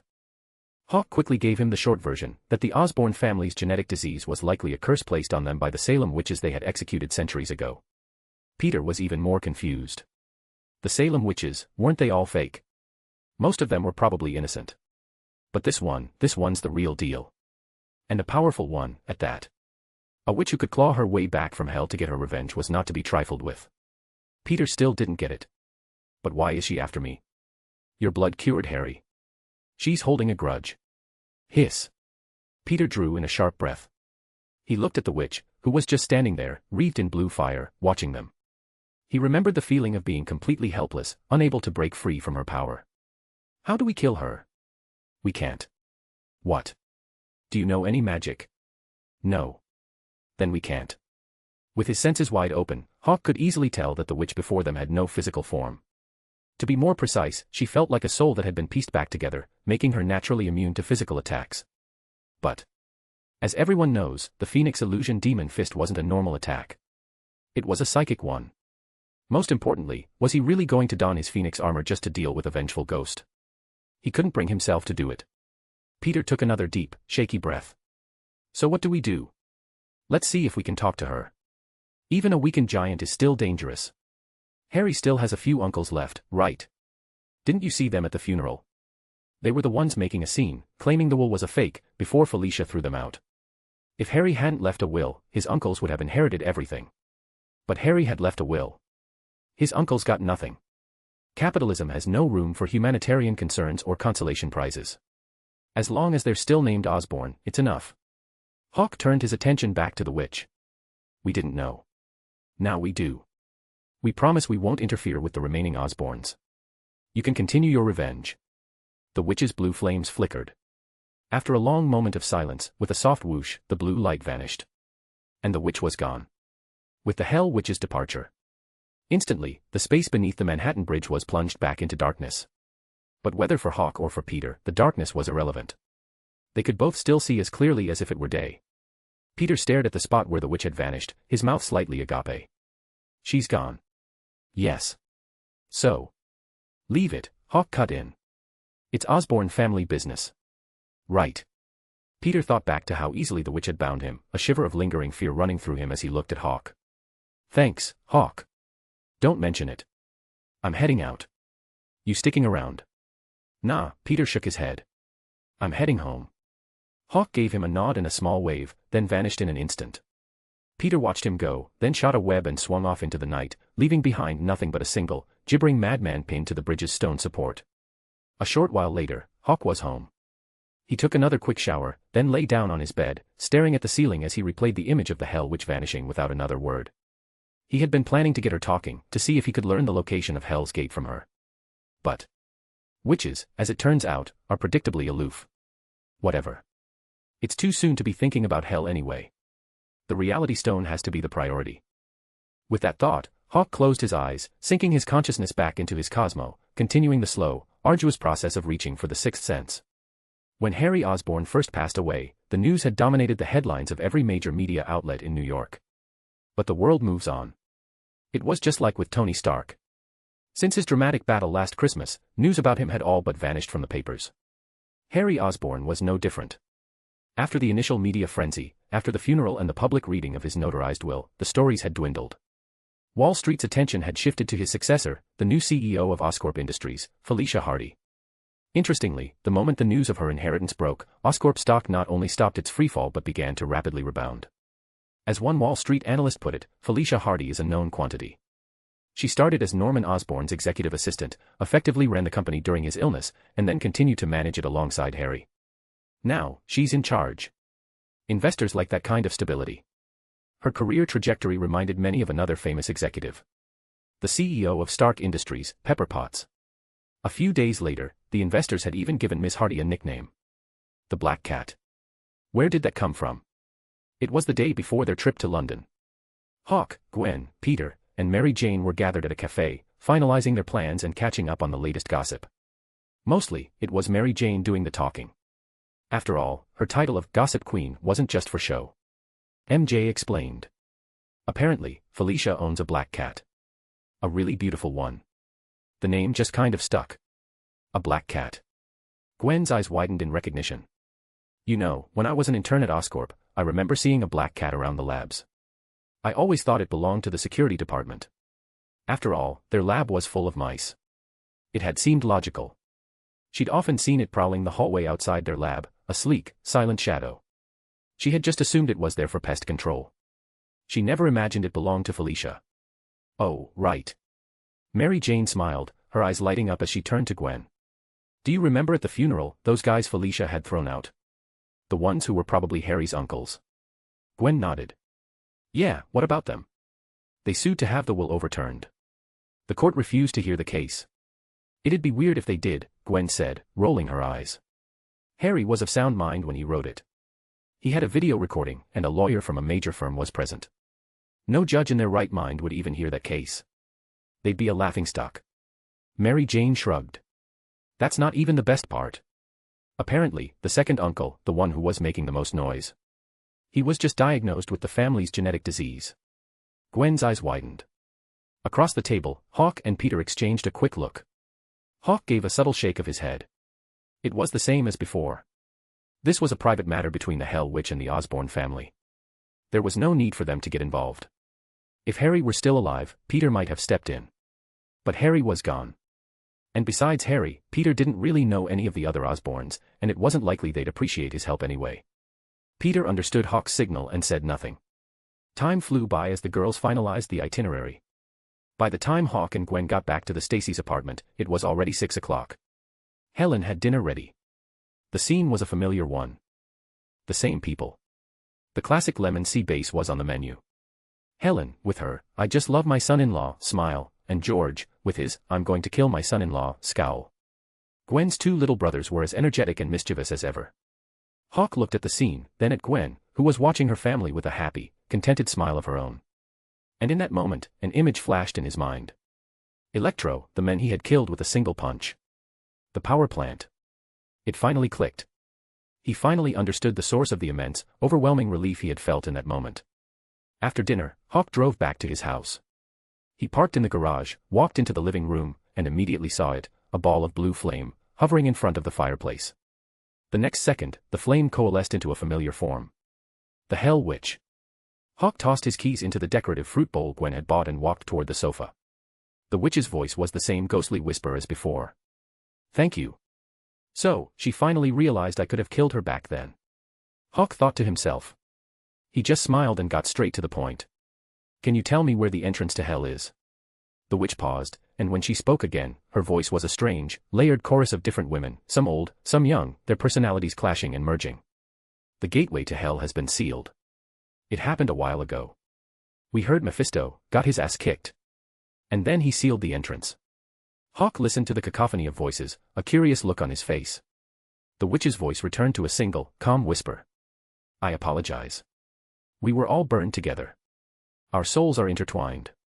We cannot forgive, so we seek vengeance. Understood. Hawk nodded. An eye for an eye. Your revenge has nothing to do with me. I won't interfere. The Hell Witch thanked him again. Hawk steered the conversation back to the main topic. You said the gateway to hell is closed. Well, I'll be damned. So Mephisto is all talk. The Hell Witch explained, apparently, Mephisto came to Earth a while ago, but he was discovered by the guardian of the Camartage, who beat him senseless. After he went back, Mephisto sealed the gate. Camartage. Guardian. The Ancient One. Hawk drew in a sharp breath. The Ancient One didn't kill him, did she? The witch shook her head. Mephisto is the sovereign of hell. As long as hell exists, he cannot truly die. Hawk let out a breath of relief. Can you tell when the gateway will reopen? Yes. Then do me a favor. Let me know when it does. I have business in hell. I will. Thank you. You are welcome. The witch held his gaze for a long, silent moment, then dissolved back into a ball of blue flame and disappeared into the fireplace. With a soft poof, the flame vanished, and the living room was plunged into darkness. Hawk turned and started up the stairs to his bedroom. Wait. He suddenly stopped, blinking. Mephisto got beaten up by the Ancient One. That doesn't seem right. Mephisto is a god. As powerful as the Ancient One is, she's not a god. Oh, right. The Ancient One has the Time Stone. Hawk let out a short, surprised laugh and shook his head. Whatever. Right now, the Reality Stone is what matters most. Chapter 22, Chapter 116. The next morning, Hawk felt the world shift around him. He pulled his consciousness back from his cosmo, slowly opened his eyes, and saw Gwen, her head resting on his chest. Morning. Morning. Seeing that he was awake, Gwen leaned down and kissed his forehead, then climbed off him. Come on, get up. I brought you breakfast. Hawk nodded. Today was the day their two couples were heading to London. Everyone was excited. Their flight wasn't until noon, but by a unanimous vote, mostly from Gwen and Mary Jane, they had decided to head to the airport early, just in case they hit traffic. Hawk and Peter, of course, had no say in the matter. After a quick shower, Hawk got dressed and went downstairs. The first thing he saw was the breakfast Gwen had laid out on the kitchen table. Gwen was standing in front of the fireplace in the living room, looking at it with a curious expression.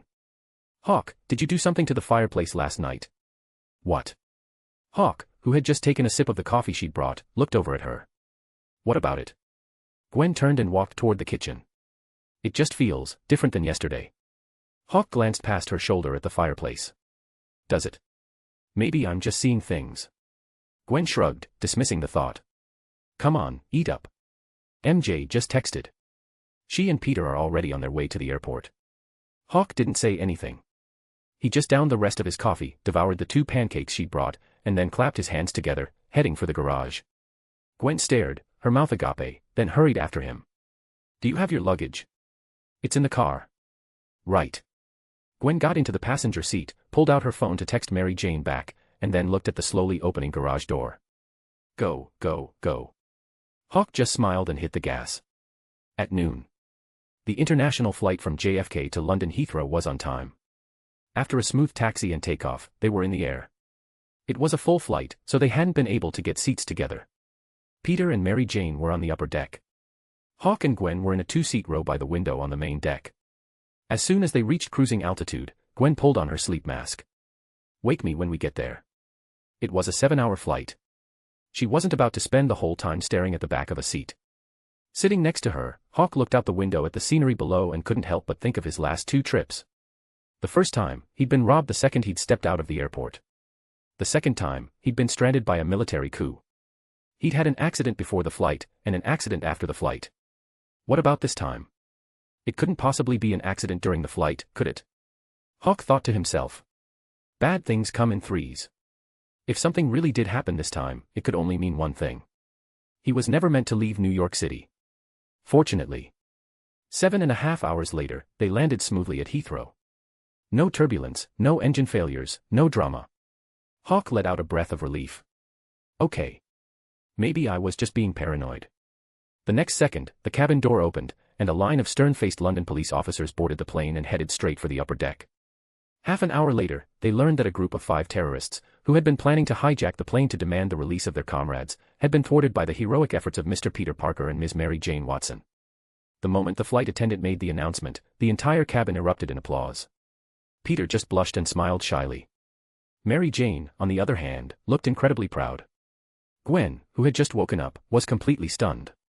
Hawk was silent. Okay. It was official. He was never leaving New York City again. No, wait. Maybe he could. He just had to bring Peter with him. As long as he didn't have to be the one to deal with the inevitable disaster, it didn't count, right? It was a flimsy excuse, but it was the best he could do.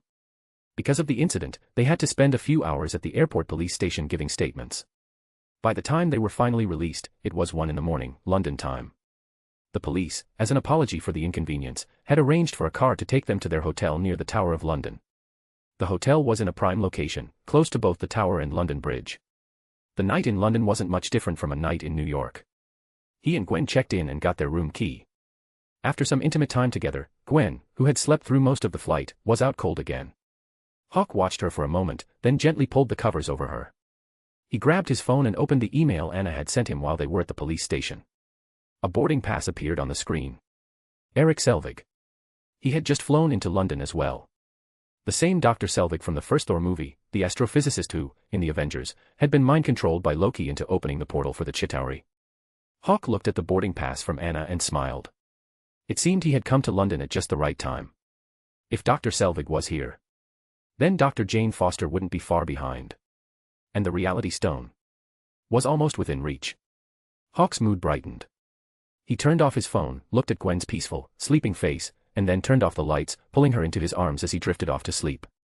The next morning at the hotel's breakfast buffet, a glowing Mary Jane was breathlessly recounting the story of the 5 hijackers to an equally bright-eyed Gwen, waving her hands around dramatically as she talked.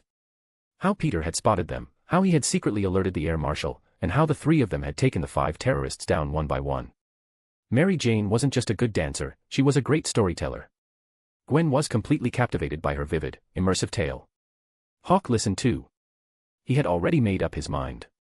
He was never leaving New York again unless it was absolutely necessary. And if he did, he was bringing Peter with him as a disaster shield. After breakfast, their London tour officially began. For 5 straight days, they toured the city. The London Eye and Big Ben, Buckingham Palace and Westminster Abbey. Gwen and Mary Jane were having the time of their lives. Hawk, the Marvel Universe's only saint, and Peter, its only Spider-Man, both had superhuman stamina. But even Peter was starting to feel worn down after a few days of non-stop tourist activities. Hawk was holding up fine. So after some not-so-subtle hints from the guys, Gwen and Mary Jane finally called today a rest day. They were at the Oxo Tower restaurant, a chic spot on the south bank of the Thames, with a stunning view of St. Paul's Cathedral. The 4 of them were sitting at a window table, eating and talking. Gwen and Mary Jane were taking pictures of the cathedral with their phones, capturing the beautiful moment. Hawk and Peter were talking quietly. But when a woman who looked remarkably like Natalie Portman walked in, Hawk's attention was immediately drawn to her. Jane Foster. The earthly girlfriend of Thor, son of Odin, Prince of Asgard. Finally. Hawk's eyes lit up. Gwen, who had been talking to Mary Jane, seemed to sense something. She glanced in the direction Hawk was looking and saw Jane Foster, who was now sitting down across from a man. Hawk instinctively looked at Gwen. She looked back at him. Gwen just smiled faintly, then turned back to her conversation with Mary Jane. A little while later, Jane's friend and assistant, Darcy Lewis, bustled in, said a few words, and then left. Soon after, Jane, who was clearly on a date and trying to move on from Thor, apologized to the men she was with and stood up to leave as well. Hawk looked at Gwen. But before he could even speak, Gwen said, "Go." "Ah. Should we wait for you?" "Probably not." "Okay." Gwen smiled. "Then we'll wait for you at the hotel." Hawk opened his mouth, then closed it. He changed his mind. A slow smile spread across his face. "Come with me." Gwen's eyebrow arched. Hawk stood and held out his hand to her. A brilliant smile spread across Gwen's face, and she placed her hand in his. Across the table, Mary Jane was speechless. She watched them stand up to leave, completely bewildered. After leaving the restaurant, Hawk and Gwen hailed a cab. He got in, tapped the driver on the shoulder, and pointed to the red sedan that was just pulling away from the curb. He then pulled 2 50-pound notes from his pocket and held them out. "Follow that car." "You got it." The driver's eyes lit up at the sight of the 2 crisp bills. He pocketed the cash, shifted into gear, and hit the gas in one smooth motion. The taxi shot forward, falling in line behind the red sedan carrying Jane Foster. In the back seat, Gwen nudged Hawk's shoulder. When he looked at her, she whispered, "What are we doing?" "That's the key to hell," Hawk said with a small, knowing smile. It was just as he'd always said. If he wanted to get to hell, if he wanted to get his sister's soul back from Mephisto, he couldn't just ask nicely. He had to fight for it. And at his current power level, going to hell to fight Mephisto was suicide. After all, even Mephisto had figured it out. His Cosmo wasn't native to this universe, it had to be channeled through the Phoenix constellation before reaching Earth. At best, he could only tap into 70 or 80% of his real power. It was enough for the small fry. But against a being like Mephisto, it was nothing. In that sense, Hawk wasn't wrong when he called the Reality Stone the key to hell. Only the Reality Stone could make his Cosmo a permanent part of this universe's fabric. Only then would he have the power to face Mephisto as an equal. Because the moment his Cosmo became real, he'd reach the level of a gold saint. And a gold saint versus Mephisto. Now that's a fight. Half an hour later, the red sedan pulled into a container yard and stopped. The taxi driver pulled over as well. Hawk and Gwen got out. Gwen immediately pointed to a shipping container that was standing on its end, with another one balanced precariously on top of it. Hawk, look. I see it.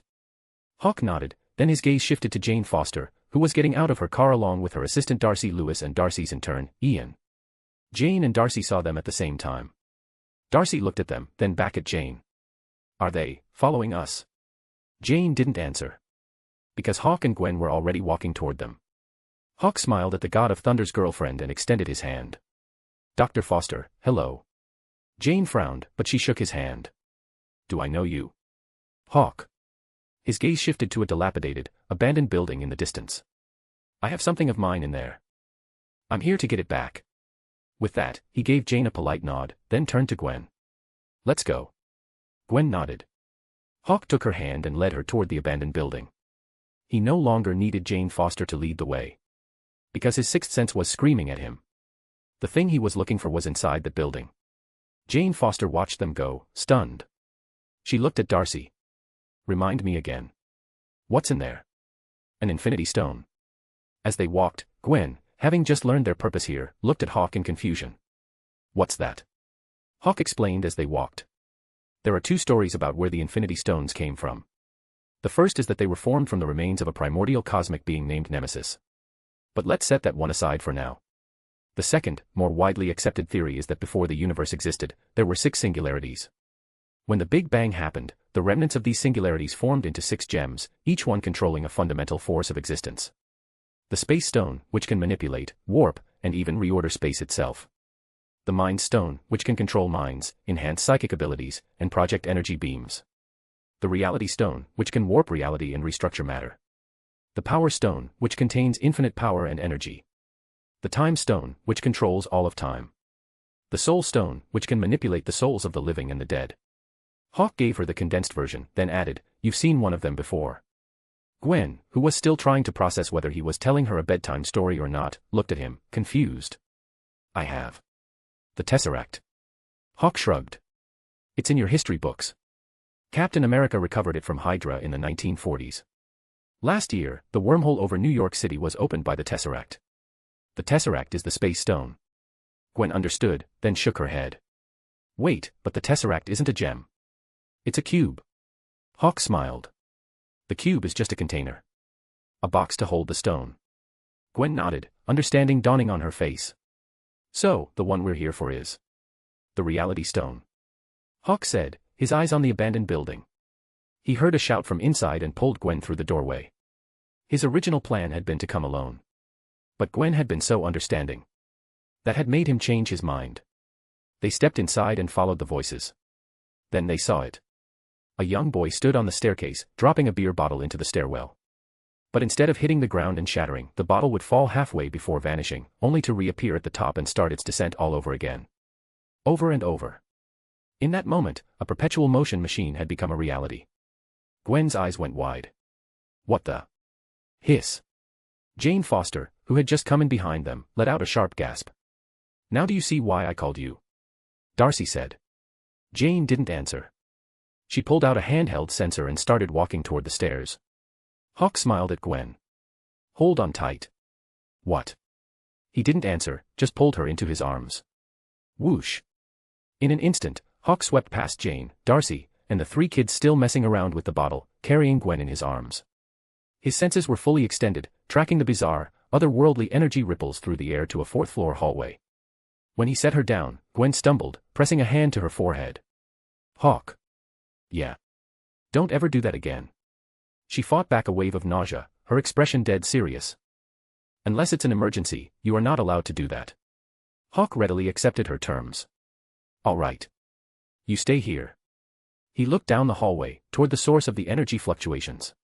He decided it was better if she didn't come any further. The Infinity Stones were infinitely powerful, but they also had infinitely powerful side effects. They weren't something a normal person should get close to. But just as he was about to go on alone, his sixth sense flared. He looked back and saw Jane Foster, who had just come up the stairs. Hawk spoke first. "You're going in, Dr. Foster." Jane looked at the readings on her device, then at Hawk's face. Are you going to try and stop me? Hawk just smiled, then stepped aside and made a sweeping, after you gesture. His sixth sense had just triggered a memory. In the original story, it wasn't really that Jane Foster had discovered the reality stone had found her. The stone was right there. He had only one chance at this. To be safe, he decided to let Jane take the lead. Jane, however, hesitated. As the old saying goes, beware of Greeks bearing gifts. An act of unsolicited kindness is almost always a trap. Hawk saw her hesitation and chuckled. He leaned in and whispered in Gwen's ear, if I suddenly disappear, don't worry. I'll be back in about 6 hours. Gwen's eyes widened. Hawk gave her a quick kiss, then glanced at Jane and started walking down the hallway. Jane, seeing the kiss, thought of her own absentee god-boyfriend, and a flash of envy crossed her face. She gritted her teeth and followed him. Gwen watched them go, a worried expression on her face. As Hawk walked down the abandoned hallway, he could feel the strange energy fluctuations around him intensifying. But then, suddenly, they began to recede. Then, as Jane walked past him, as if to prove she wasn't afraid, the energy surged into a raging, chaotic storm. The space around them began to twist and warp. The next second, a singularity appeared, and reality collapsed in an instant. Jane and Hawk, who had grabbed her shoulder at the last possible moment, vanished. Gwen stared, her eyes wide, Hawk's last words echoing in her ears. Don't worry. I'll be back soon. A dead silent realm of absolute darkness. Suddenly, a crimson dimension tore through the void, a space that seemed to writhe with a life of its own, pulsing like a river of blood. Jane Foster, who had been yanked inside without warning, was just as abruptly thrown forward, stumbling blindly into the unknown. Right in front of her was a bottomless cliff. Terror flared in Jane's eyes. The next second, a hand clamped down on her shoulder, stopping her cold just as her foot stepped out over the edge. Careful. Jane spun around, her eyes wide with fear as she saw Hawk. She instinctively scrambled backward. And then, with a terrified shriek, her right foot found only empty air. Hawk shot his hand out again, grabbing her arm and hauling her back from the abyss a second time. Hawk was speechless. Again, be careful. I've saved you twice. I'm not doing it a third time. Once is an accident, twice is a coincidence, but 3 times is a choice. If Jane Foster tried for a hat trick, he was letting her fall. He couldn't save someone who was determined to die. With that, Hawk turned away from her, his attention focused on their new surroundings. He followed a narrow stone path to a large, open platform. The platform seemed to exist in a state of zero gravity. Countless massive, shattered black monoliths floated in the void, hanging upside down in every direction. But the thing that truly captured Hawk's attention was in the distance, the shattered remains of a colossal, inverted Gothic cathedral. The ruin itself wasn't the focus. It was the black, geometric device suspended at the cathedral's base, radiating an aura of profound, ancient malice. Within the device, a viscous, blood-like liquid swirled and pulsed. The reality stone. Also known as the ether. Of the 6 infinity stones, 5 were solid gems. Only the reality stone existed in this strange, fluid state. But that didn't matter. What mattered was that the reality stone was the ether, and the ether was the reality stone. That was enough. Hawk's eyes locked onto the prize and started walking toward it. Crackle. Arcs of raw energy began to writhe across the surface of the strange device. A thick, writhing tendril of lightning shot out, aimed directly at Hawk. He raised an eyebrow, and his figure blurred, vanishing from the spot. Boom. The lightning bolt tore through the afterimage he'd left behind and slammed into a massive stone monolith, which instantly disintegrated into fine dust. Not a single pebble remained. The device was now alive with a storm of silver serpents, arcs of electricity dancing wildly across its surface. In an instant, the entire sealed dimension was illuminated by the strobing, silver light. The storm of energy gathered itself into a torrential downpour and unleashed hell, blanketing the area where Hawk stood. Boom. Boom. Boom. What the hell is going on? Hawk weaved through the air, dodging the bolts of energy that his instincts screamed would do serious damage. This didn't happen to Jane Foster in the movie. His mind raced. He thought for a moment, then, after dodging another volley, he retreated to his original position near Jane. As he moved back, the storm of lightning subsided, the arcs of energy receding back into the geometric device. Knew it. It was just as he'd thought. It wasn't that Jane Foster had found the ether. It was that the ether had found her. The reason was simple. The ether needed Jane to escape its prison. And why only Jane? Because she was Thor's girlfriend. She carried the scent of Asgard, the scent of Odin's bloodline. Long ago, when Thor's grandfather, Bor, was the Allfather of Asgard, the ether had been in the hands of the Dark Elves. Bor had defeated them and taken the ether, intending to destroy it. But if an infinity stone could be destroyed, it wouldn't be called an infinity stone. So Bor had settled for the next best thing. He had built this device to seal it away for eternity. And since the device was built by Thor's grandfather, its targeting system was selective. Jane Foster was the girlfriend of Bor's grandson. From a certain point of view, if Thor had his way, she would one day be the queen of Asgard. So, the device recognized her as an ally. As for everyone else, kill them. Right now, there was no way for him to get near the device. This thing was built by the Allfather of Asgard in his prime. Hawk needed the ether, Bor had sealed it. The difference in their power levels was laughable. Hawk stared at the now calm device, his mind racing. Just then, Jane's voice cut through the silence. Who are you? Where are we?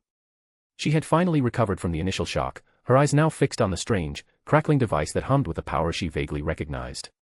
She looked at Hawk. She had been terrified at first, but now, she was calm.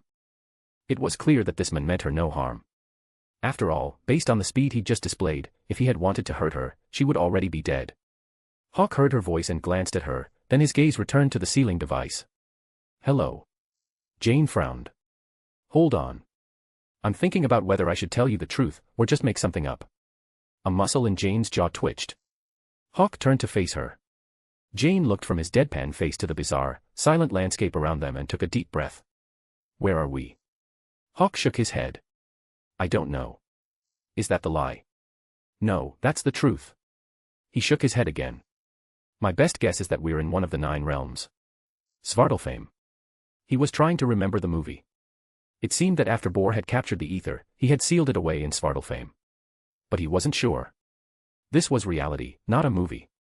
Svartalfheim was the home of the Dark Elves. Logically, it made no sense to imprison the very thing you had just taken from them on their own planet. That didn't make any sense. Jane's eyes widened. The Dark Elves. Hawk turned to her, a slow smile spreading across his face. I almost forgot. Thor gave you the beginner's course on the 9 realms when he was on Earth. At the mention of Thor's name, Jane's expression became animated. You know Thor? Nope. Jane's face froze. She closed her eyes, took a deep, steadying breath, and fought back the urge to scream a string of curses at him. This place was too strange. And while she didn't think this man was a threat, what if he was? Hawk just chuckled. That's also the truth. I know of Thor. But I've never met him. Jane composed herself and opened her eyes. She said nothing, her gaze following his to the geometric device, which still hummed with the familiar energy of Thor's lightning. She saw the swirling, malevolent liquid inside it, the thing that looked like living, viscous blood. She looked back at Hawk. You want the thing inside that device, don't you? Again, she wasn't an idiot. You don't get a PhD in astrophysics by being slow on the uptake. Hawk didn't look at her. His eyes were fixed on the ether. He nodded. I do. But with Bor's seal on it, I can't get to it. Bor. Thor's grandfather. Jane drew in a sharp breath. Her eyes darted back to the device. You're saying Thor's grandfather built that thing? No wonder the lightning felt so familiar. Hawk said nothing. Jane frowned again. So, you want this thing, and I don't. Can you please send me back now? I can't. Why not? Because I followed you to get in here. Hawk laughed and finally looked at her. You didn't think I was the one who brought you here, did you? Jane's brow furrowed. Then. Look, Hawk pointed at the sealed ether. That thing dragged you in. It wants you to help it escape. And I want to get my hands on it. So, the truth is, I'm only here because of you. Me. Jane pointed at herself. Why? Because you're Thor's girlfriend. Hawk shrugged. You're the only one who can get close to that thing without being vaporized. Because his grandfather built it. Jane thought back to the storm of lightning that had just been unleashed on Hawk. A corner of her mouth twitched. Are you serious? Don't believe me. Go on. Try it yourself. Fine, I will. Jane said the words. But she didn't move. She was rooted to the spot, as if her feet had been glued to the floor. Hawk saw this and couldn't help but laugh. Scared? No. Jane shook her head. She looked from the sealed ether back to Hawk. You said this was sealed away by Thor's grandfather, Bor. I did. And he sealed it away because it was dangerous, right? Yes. Then there's no way I'm going near it. Jane threw her hands up, her expression resolute. You want me to help you unleash something that dangerous? Not a chance. Hawk just raised an eyebrow. Jane's expression was firm, the look she was giving him no different from the way one would look at a villain, as if she were prepared to die for her principles. If she didn't know the truth, it would be one thing. But now that she knew this was some kind of superweapon that even the Allfather of Asgard had feared, she wasn't about to let it out. Jane paused, her gaze still locked with his. But thank you for being honest with me. You could have lied, but you didn't. Don't mention it. Hawk smiled faintly and said nothing more, his attention returning to the ether. A man has to have a code. He could have lied. He could have manipulated her into doing exactly what he wanted. But deception, like killing, is a line you only cross once. After that, there's no going back. If he started using underhanded tactics now, he'd eventually become an underhanded person. As they both fell silent, the chamber was once again plunged into a dead stillness. Jane looked at Hawk, who was standing as still as a statue. She opened her mouth to say something, then thought better of it and closed it again. After a few more moments of silence, she couldn't stand it anymore. Look. That thing brought you in here. If we don't let it out, we're not getting back. Hawk, who had been waiting for her to break down, cut her off. That's our only option, for now. For now. Jane caught the key word. Yep. Hawk nodded. If you don't want to do that, we can wait. We can wait until I'm strong enough to just brute force my way through Allfather Bor's seal and take it myself. Then we can leave. The seal was powerful, no doubt. But Bor was long dead. And this seal had been here for millennia. The divine lightning that powered it had weakened over time. Honestly, Hawk could probably break through it now if he went all out, phoenix armor and all. But he would be injured. Badly. He hadn't even mastered the sixth sense yet. His Cosmo was barely at the level of a rookie Silver Saint. And even if he did manage to get the ether, it would be useless. The Infinity Stones were powerful, but they came with a price. The Reality Stone, in particular, was a parasite. It fed on the life force of its wielder. If you were weak, it would drain you dry in an instant. If he was seriously injured when he took it, the ether would consume him before he could even begin to use it to manifest his Cosmo in reality. But if he could fully awaken his sixth sense, it would be a different story. He was confident that, with the power of the sixth sense, he could break the seal without a scratch. And how long would that take? Jane frowned. 10 months. Hawk said it casually. He had no idea how long it would take to master the sixth sense. It was a matter of inspiration. Just like when he had fought the Demon Hulk. A flash of inspiration in the heat of battle had allowed him to crack open a corner of the door to the sixth sense and learn to fly. How long? Jane looked like she was about to snap. 10 months. Maybe longer. Who knows? Hawk glanced at her wide, disbelieving eyes and smiled. Are you in a hurry? Jane was speechless. Aren't you? Nope. Hawk shook his head, his gaze returning to the sealed ether. This is what I came for. I'm not leaving without it. Jane fell silent. After a long moment, she looked at the ether, took a deep breath, and then, slowly, took a single step forward. Hawk, who had been watching her out of the corner of his eye, smiled to himself. This was the other reason he hadn't lied. He didn't need to. There was only one way out. So, instead of manipulating her, he had just told her the truth and let her make the choice herself. As long as he wasn't in a hurry, the pressure was all on her. And now, she had cracked. After all, he could afford to wait 10 months. She couldn't. Jane slowly walked over to Hawk's side, stopping just at the edge of the seal's effective range. She looked at him again. Are you sure this thing won't attack me? Hawk's voice was calm. I haven't lied to you yet. This is just my theory. A flash of anger crossed her face. Hawk immediately added, but you can try. If it does attack you, I promise I can get you out. Jane's jaw tightened. She took another deep breath, then, without looking at him, she faced the seal, squared her shoulders, and took a single, deliberate step forward. The next second, nothing happened. Jane blinked, then a look of relief washed over her. She took 2 more steps. Still nothing. The seal was completely inert. Even though he had expected it, Hawk couldn't help but feel a flicker of surprise. Jane, realizing the seal wouldn't harm her, quickly walked right up to it. The moment she got close, the ether inside began to stir. She watched as the swirling, red energy began to slam against the inside of its prison, and took a step back, startled. She didn't dare get any closer. She turned to Hawk. How dangerous is this thing? Depends on who's using it. His voice was even. What do you mean? It used to belong to the Dark Elves. They tried to use it to plunge all 9 realms into eternal darkness. That's why All-Father Bor defeated them and sealed it away. And you? Jane's brow furrowed. If you get it, what are you going to use it for? Hawk met her gaze and smiled, his voice still perfectly calm. To save my sister. Your sister? Jane had imagined a dozen different, terrible scenarios. But this was not one of them. The guarded, suspicious look on her face softened into one of confusion. What happened to your sister? She died in an accident on September 10, 2009. She died. Yes. Then. She's in hell, waiting for me to bring her home. Hell. Jane thought back to what Thor had told her. You mean Mephisto? Hawk smiled and nodded. Yes. Mephisto's hell. Okay. Jane looked from the swirling, malevolent ether back to Hawk.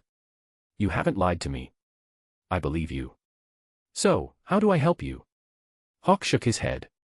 My original plan was to just follow you in here and then take it.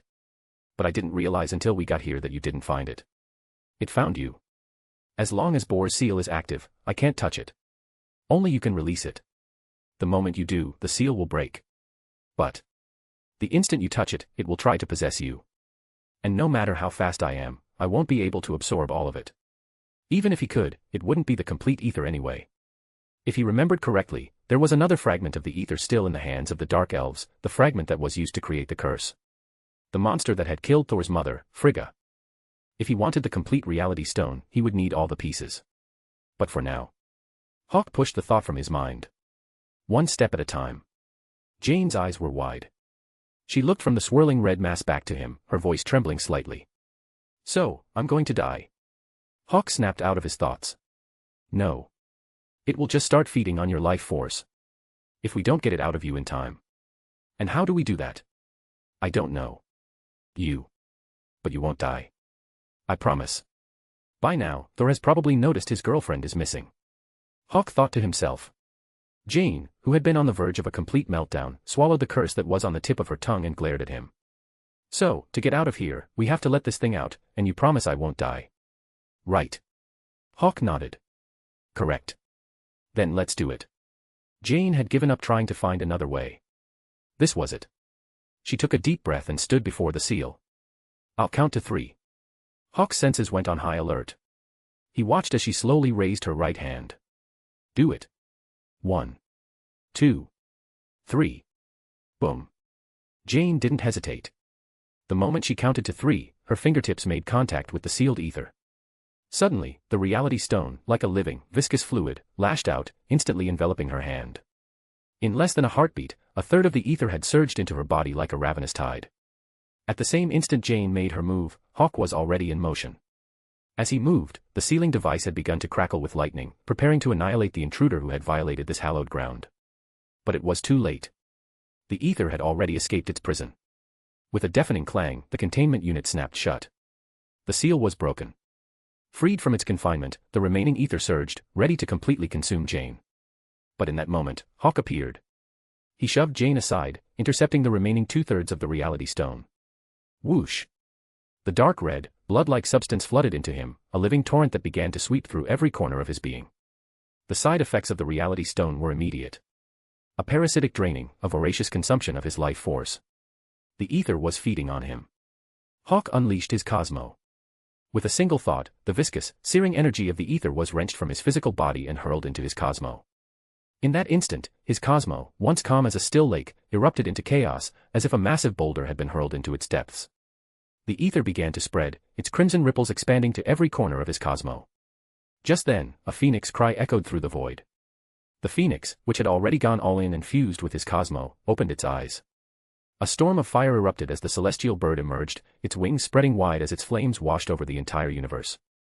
The phoenix slammed into the liquid form of the reality stone. Scree! As the two forces collided, a new flame was born, a fusion of the phoenix's brilliant crimson gold and the ether's crimson essence. Boom! The moment the scarlet flame appeared, Hawk's Cosmo was torn apart and reborn in a second Big Bang. His universe twisted. It detonated. And then it expanded. The scarlet fire spread with impossible speed. In the blink of an eye, a new Cosmo was born from the ashes of the old. A universe vaster, expanding exponentially beyond its former limits. And as Hawk's consciousness was lost in this new trinity, a universe forged from himself, the Phoenix and the Ether, a corresponding event took place in the physical universe. In the heart of the Phoenix constellation, 5.8 billion light-years from Earth, a tiny, almost invisible singularity, burning with a scarlet flame, blinked into existence. It pulsed, on the verge of detonation. If it were to explode, a new parallel universe would be born, with the Phoenix constellation at its heart. At the same time, in a small country on Earth, a newborn baby girl's eyes flickered open, and for a fraction of a second, a spark of scarlet fire burned within them. An unknown amount of time passed. Lost in a cosmo that now rivaled that of a veteran silver saint, Hawk heard a voice, a faint, anxious call pulling him from the depths. Is that Gwen? His consciousness snapped back to reality. The next second, he opened his eyes. He saw her, kneeling beside him, her face etched with worry, tears welling in her eyes. She stared at him in disbelief. He had been gone for over 4 hours, and when he had reappeared, he had been a withered husk, his eyes sunken, his skin stretched tight over his bones like a skeleton. Hawk, seeing the state of his own emaciated hand, understood. With a single thought, his new Phoenix cosmo blazed to life. In an instant, as Gwen watched in stunned silence, his withered frame began to fill out, his life force returning with the speed of an inflating balloon, restoring him to his former self. The good news, he had the reality stone. Or part of it. But it was enough. With its power, the ethereal potential of his abilities had become a solid, tangible reality. He could now unleash 100% of his power. The bad news, he only had a piece of the stone. To truly elevate his cosmo, to make it a physical reality, he would need the complete Infinity Stone. As these thoughts raced through his mind, Hawk stood up, pulling Gwen to her feet and wrapping her in a comforting embrace. He held her for a moment, then glanced around. Where's Jane Foster? He was back, so she should be too. Gwen, still clinging to him, looked up. Dr. Foster. She appeared a little while before you did. She just went outside. Hawk heard the roll of thunder from outside. He took Gwen's hand and led her toward the exit. How long was I gone? 4 hours. That's not so bad. I told you it could be up to 6. I came back early. Why are you crying? Have you seen what you looked like when you came back? I thought a vampire had drained you dry. Sorry. I was wrong. Hawk apologized immediately, cutting off the rant that was clearly about to begin. Outside, it was now pouring rain. Just as they were about to step out of the building, Hawk's sixth sense flared. He saw a burst of ether energy erupt from Jane in the distance, and he immediately pulled Gwen into his arms. Boom. The ether's self-defense mechanism unleashed a wave of energy, sending the 3 London police officers who had been trying to arrest Jane flying. Thor, seeing this, ran to Jane, swept her into his arms, and looked up. The next second, a brilliant 7-colored pillar of pure energy slammed down from the sky, enveloping them. An intricate Asgardian rune was burned into the ground, and as the light of the rainbow bridge faded, Thor and Jane were gone. Hawk stared at the scorch mark on the pavement and fell silent. A moment later, he just shook his head and laughed. Fine. The Dark Elves will be here by tomorrow at the latest anyway. Let's see how this plays out. Hawk thought to himself, then looked at the downpour. With a flicker of thought, the energy of his cosmo flowed, and he led Gwen out into the storm. Gwen braced herself, expecting to be soaked to the bone. But she looked at the pouring rain surrounding them, then at the perfectly dry bubble of air they were walking through, and froze. The next second, she thought of the reality stone. Her eyes lit up. Hawk, did you? I got a piece of it. He didn't hide it from her. It was only a fraction of the stone's true power, not enough to turn his cosmo into a true golden phoenix. But it was enough to alter the reality of the weather in a 1-foot radius around him. A little personal sunshine. Hawk looked away from the Bifrost mark on the ground. Let's go back. Thor and Jane were in Asgard. There was no way for him to get the rest of the reality stone now. Hawk and Gwen's departure went unnoticed by Jane's assistant or the London police officers who were just picking themselves up off the ground. He had used his newfound power to simply edit their presence out of the immediate reality. They walked out of the police cordon, hailed a cab, and headed back to their hotel. The moment Mary Jane got Gwen's text, she was on their door. So, are we still on for tomorrow's plan? Gwen thought for a moment. Probably. I'll check with Hawk when he gets back. By the way, have you guys eaten? Mary Jane shrugged. Didn't I call you an hour ago? You said to go ahead without you. Gwen remembered. She had still been waiting for Hawk to come back then. She smiled and apologized. Mary Jane, having gotten what she needed, left and headed back to her own room. Gwen closed the door and walked toward the elevator. On the rooftop of the hotel. For the first time in a long time, Hawk wasn't training. Instead, he sat cross-legged on the cool concrete, his posture mirroring that of a meditating Buddha. He no longer needed to throw punches. His most pressing concern now was transcending the limits of his own existence. The reason Gwen had found him looking like he'd been drained by a vampire was a direct result of those limits. As everyone knows, the reality stone is a fickle power. It warps reality, reshapes the world, but it comes at a cost. If you have the energy to pay, it takes it. If you don't, it takes your life. When his Cosmo was active, he had more than enough energy. His very being was on par with the most powerful superhumans in the Marvel Universe. But without his Cosmo, he was just a man. And for a single, terrifying instant, as the reality stone began to reshape his inner universe, his Cosmo had vanished. The stone, however, had continued its work, and in that moment, it had nearly siphoned away his entire life force. He was lucky. It was only a fragment of the stone, and he hadn't tried to fully manifest his Cosmo in the physical world. If he had, he would have been dead before he even knew what was happening. So, his priority was clear. He had to ascend. Fortunately, the Saint system was a complete package. The Cosmo was the foundation of a Saint's power, the core from which all their strength was drawn. But it was the development of the senses beyond the first five that determined the true level of a Saint's existence, the true power of their Cosmo. The sixth sense. It was the latent potential that elevated a Saint beyond the five senses. Only a Saint who had mastered the sixth sense was worthy of the title of Silver Saint. Hawk had first touched it during his battle with the demon Hulk on the African savanna. The fact that Malekith had taken a direct hit from an enraged Thor, armed with Mjolnir, and had only lost half his face, that proved he was tough. And this time, he would be empowered by the same reality stone fragment that Hawk now possessed. Hawk looked up at the star-filled sky, a sense of calm settling over him. For some reason, he felt no fear. Only a quiet, thrilling anticipation. Hawk thought of the coming battle, of his new Silver Phoenix Cosmo, and his hands, resting at his sides, clenched into fists. One thing was certain. Tomorrow would be a hell of a fight. Just then, the door to the rooftop opened. Hawk turned and saw Gwen. A smile spread across his face as he stood up. Gwen didn't beat around the bush. When's the next fight?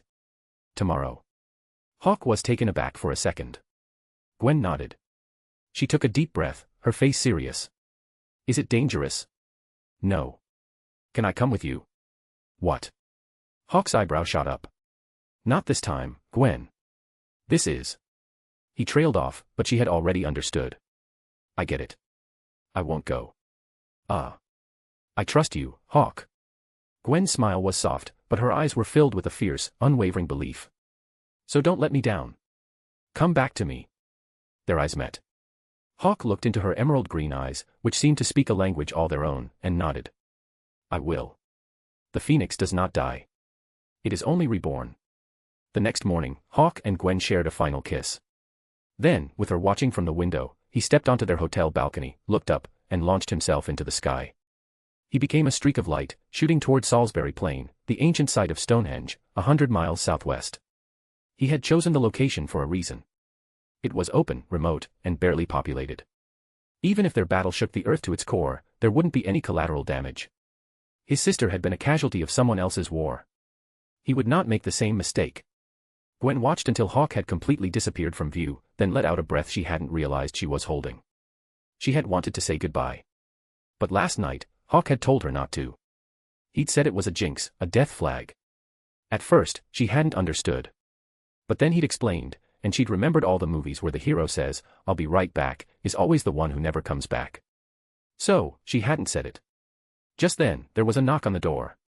Gwen took a deep breath, pasted a smile on her face, and opened it. Mary Jane stood in the hallway, practically vibrating with excitement, ready to start their day. Behind her, Peter's eyes darted past her, into the room. He seemed to sense that Hawk was gone, and a look of surprise crossed his face. Gwen turned to Mary Jane. Hey. Hawk's not feeling well. He said he's just going to rest today. We can just go, the three of us. Mary Jane's face fell. He's not coming. No. But. You know, I'm actually feeling pretty tired myself, Peter said, raising his hand. I think I'll just stay here at the hotel too. Mary Jane looked from him to Gwen, then a slow, knowing smile spread across her face. Okay, then. The boys can stay here. We'll have a girls' day out. Gwen shot a quick, grateful look at Peter, who gave a small, almost imperceptible nod in return. She then turned back to Mary Jane, her own smile bright and genuine. Yeah. A girls' day. No boyfriends allowed. Stonehenge. Also known as the Salisbury Plain Stone Circle. It is one of Europe's most famous prehistoric cultural sites. Every year, no, to be more precise, almost every day, tourists flocked here to witness its majesty. In other words, it was just a bunch of broken rocks, their authenticity questionable at best. Hawk glanced at the scattered stones, some standing, some fallen, and immediately lost interest. Perhaps because it was still early, or perhaps because some idiot had gone streaking through the stones the day before, Stonehenge was closed to the public today. But that didn't include Hawk. He stood silently before one of the monoliths. He could feel it, an inexplicable energy pulsing from the stones, the same kind of vibration he'd felt in that abandoned warehouse yesterday. It was as if the entire monument had been activated. The convergence of the 9 realms. It was a celestial spectacle, a marvel that occurred only once every few thousand years. Today, as the world tree trembled, the 9 realms connected by its branches would briefly overlap, like a planetary alignment. Technically, Earth should no longer be considered one of the 9 realms after having fallen from the world tree. But while the branch may have broken, the roots remained. And because of that connection, the spectacle of the convergence would play out here, on Earth. That's exactly why Malekith planned to use the ether to drag the 9 realms into eternal darkness today. On any other day, whatever reality he created would be temporary, just a fleeting illusion. The moment his power couldn't sustain the ether's energy drain, or the second someone took the stone from him, the 9 realms would snap back to normal. After all, the reality altered by the reality stone alone was not permanent. Otherwise, Thanos wouldn't have bothered collecting all the Infinity Stones, he could have just used the reality stone to rewrite reality from the start. First, the reality stone cannot directly override, cancel, or surpass the core abilities of the other Infinity Stones. If Thanos were to use only the reality stone, he wouldn't be able to rewrite the entire universe with a single thought. He would have to wait for the ether's crimson, liquid-like substance to physically spread and envelop the cosmos. A process that would, conservatively, take a few 100 billion years. The universe is a big place. But that wasn't the most critical limitation. The reality created by the reality stone alone is temporary, it cannot be made permanent. That was why Thanos needed the other stones. Only with the other stones could he tap into the Power Stone's infinite energy to fuel the Mind Stone, use the Mind Stone to amplify his will, and then finally wield the Reality Stone to permanently reshape the universe at every level, space, time, and soul. Malekith knew this. It was why he had chosen today. During this once-in-a-millennium event, the boundaries between the 9 realms would blur and overlap, creating massive, interdimensional energy conduits and spacetime anomalies. This would provide the ether with an unprecedented source of power, an amplifier for its influence. With it, Malekith's dark reality would become permanent. Coincidentally, Hawk had the same idea. The moment his Cosmo manifested in reality, the moment its parallel universe was born from the true Phoenix constellation, it would unleash an unprecedented burst of energy, an explosion that would make his Cosmo a permanent, physical reality. Just then, he caught a flicker of movement out of the corner of his eye. He glanced toward a stone pillar to his left. Hawk smiled. Do you carry that suit with you everywhere? Nope. I wear it underneath. When I need it, I just rip off my jacket and pull on the mask. Peter, who had been crouched on the pillar like a gargoyle, shook his head and gave a completely serious explanation for his quick costume changes. Hawk listened to his explanation and nodded. Where are Gwen and Mary Jane? They went out shopping. And you? I decided to take a break too. Besides, MJ dragged Gwen off for a girls' day out. Right. Hawk chuckled. Peter shot a web, swinging gracefully down to land next to Hawk. He looked toward the center of the stone circle, where the energy was most concentrated. Need any help? Hawk smiled. You know what I'm here for. Nope. Peter shook his head and shrugged.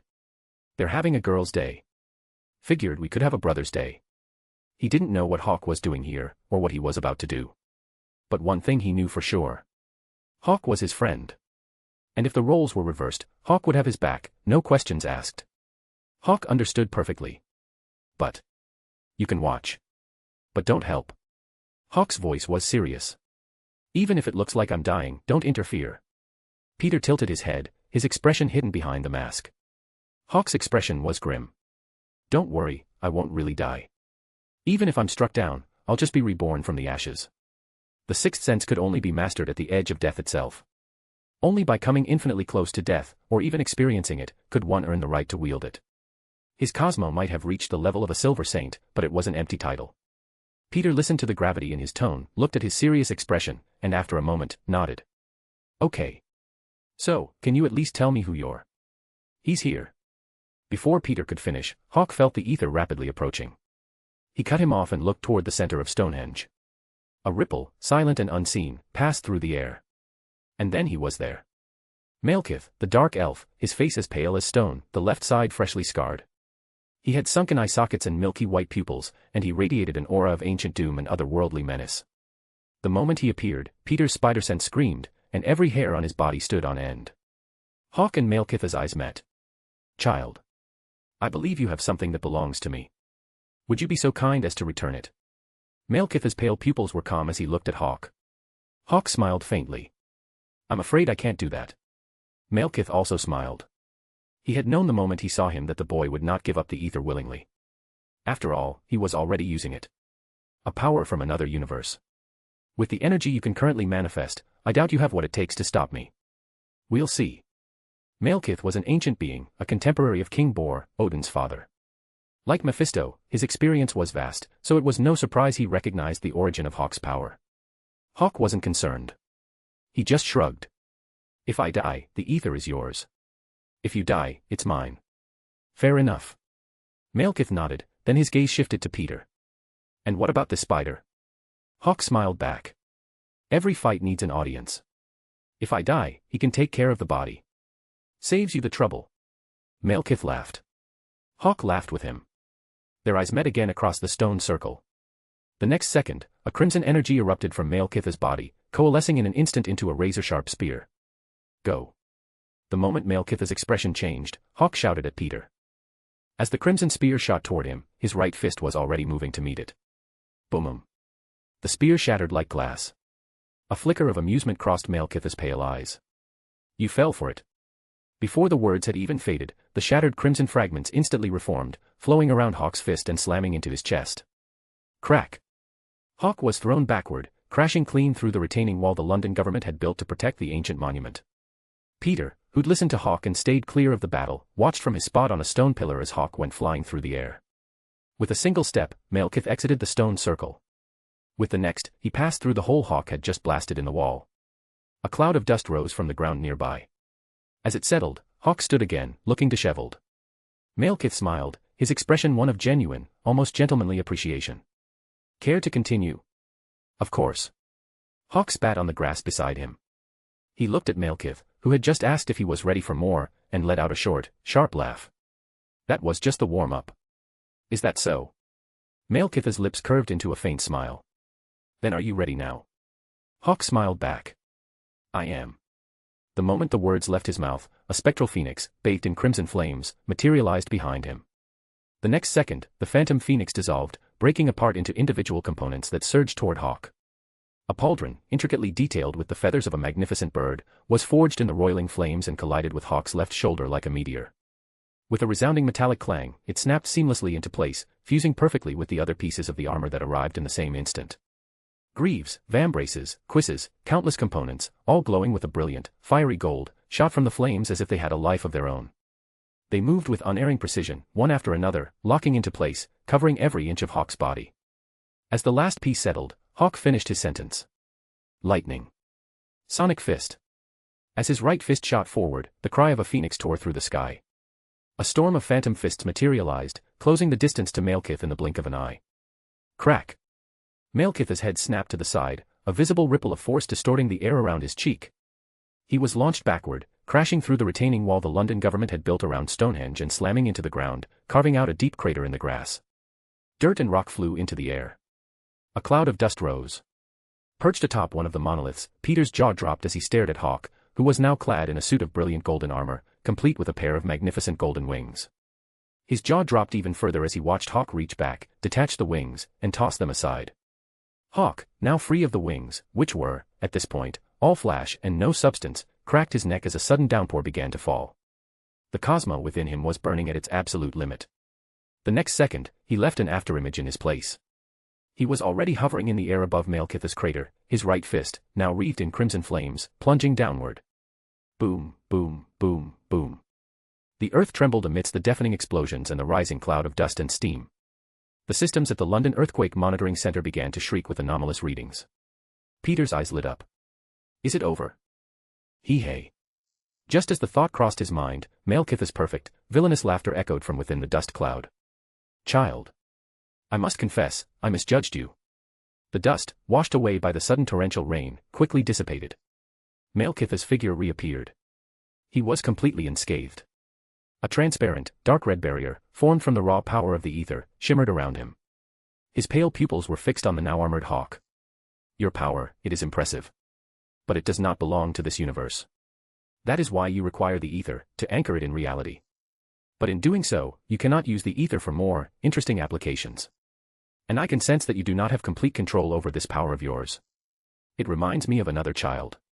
Thor. Thor, god of thunder. No. Thor, god of hammers. So.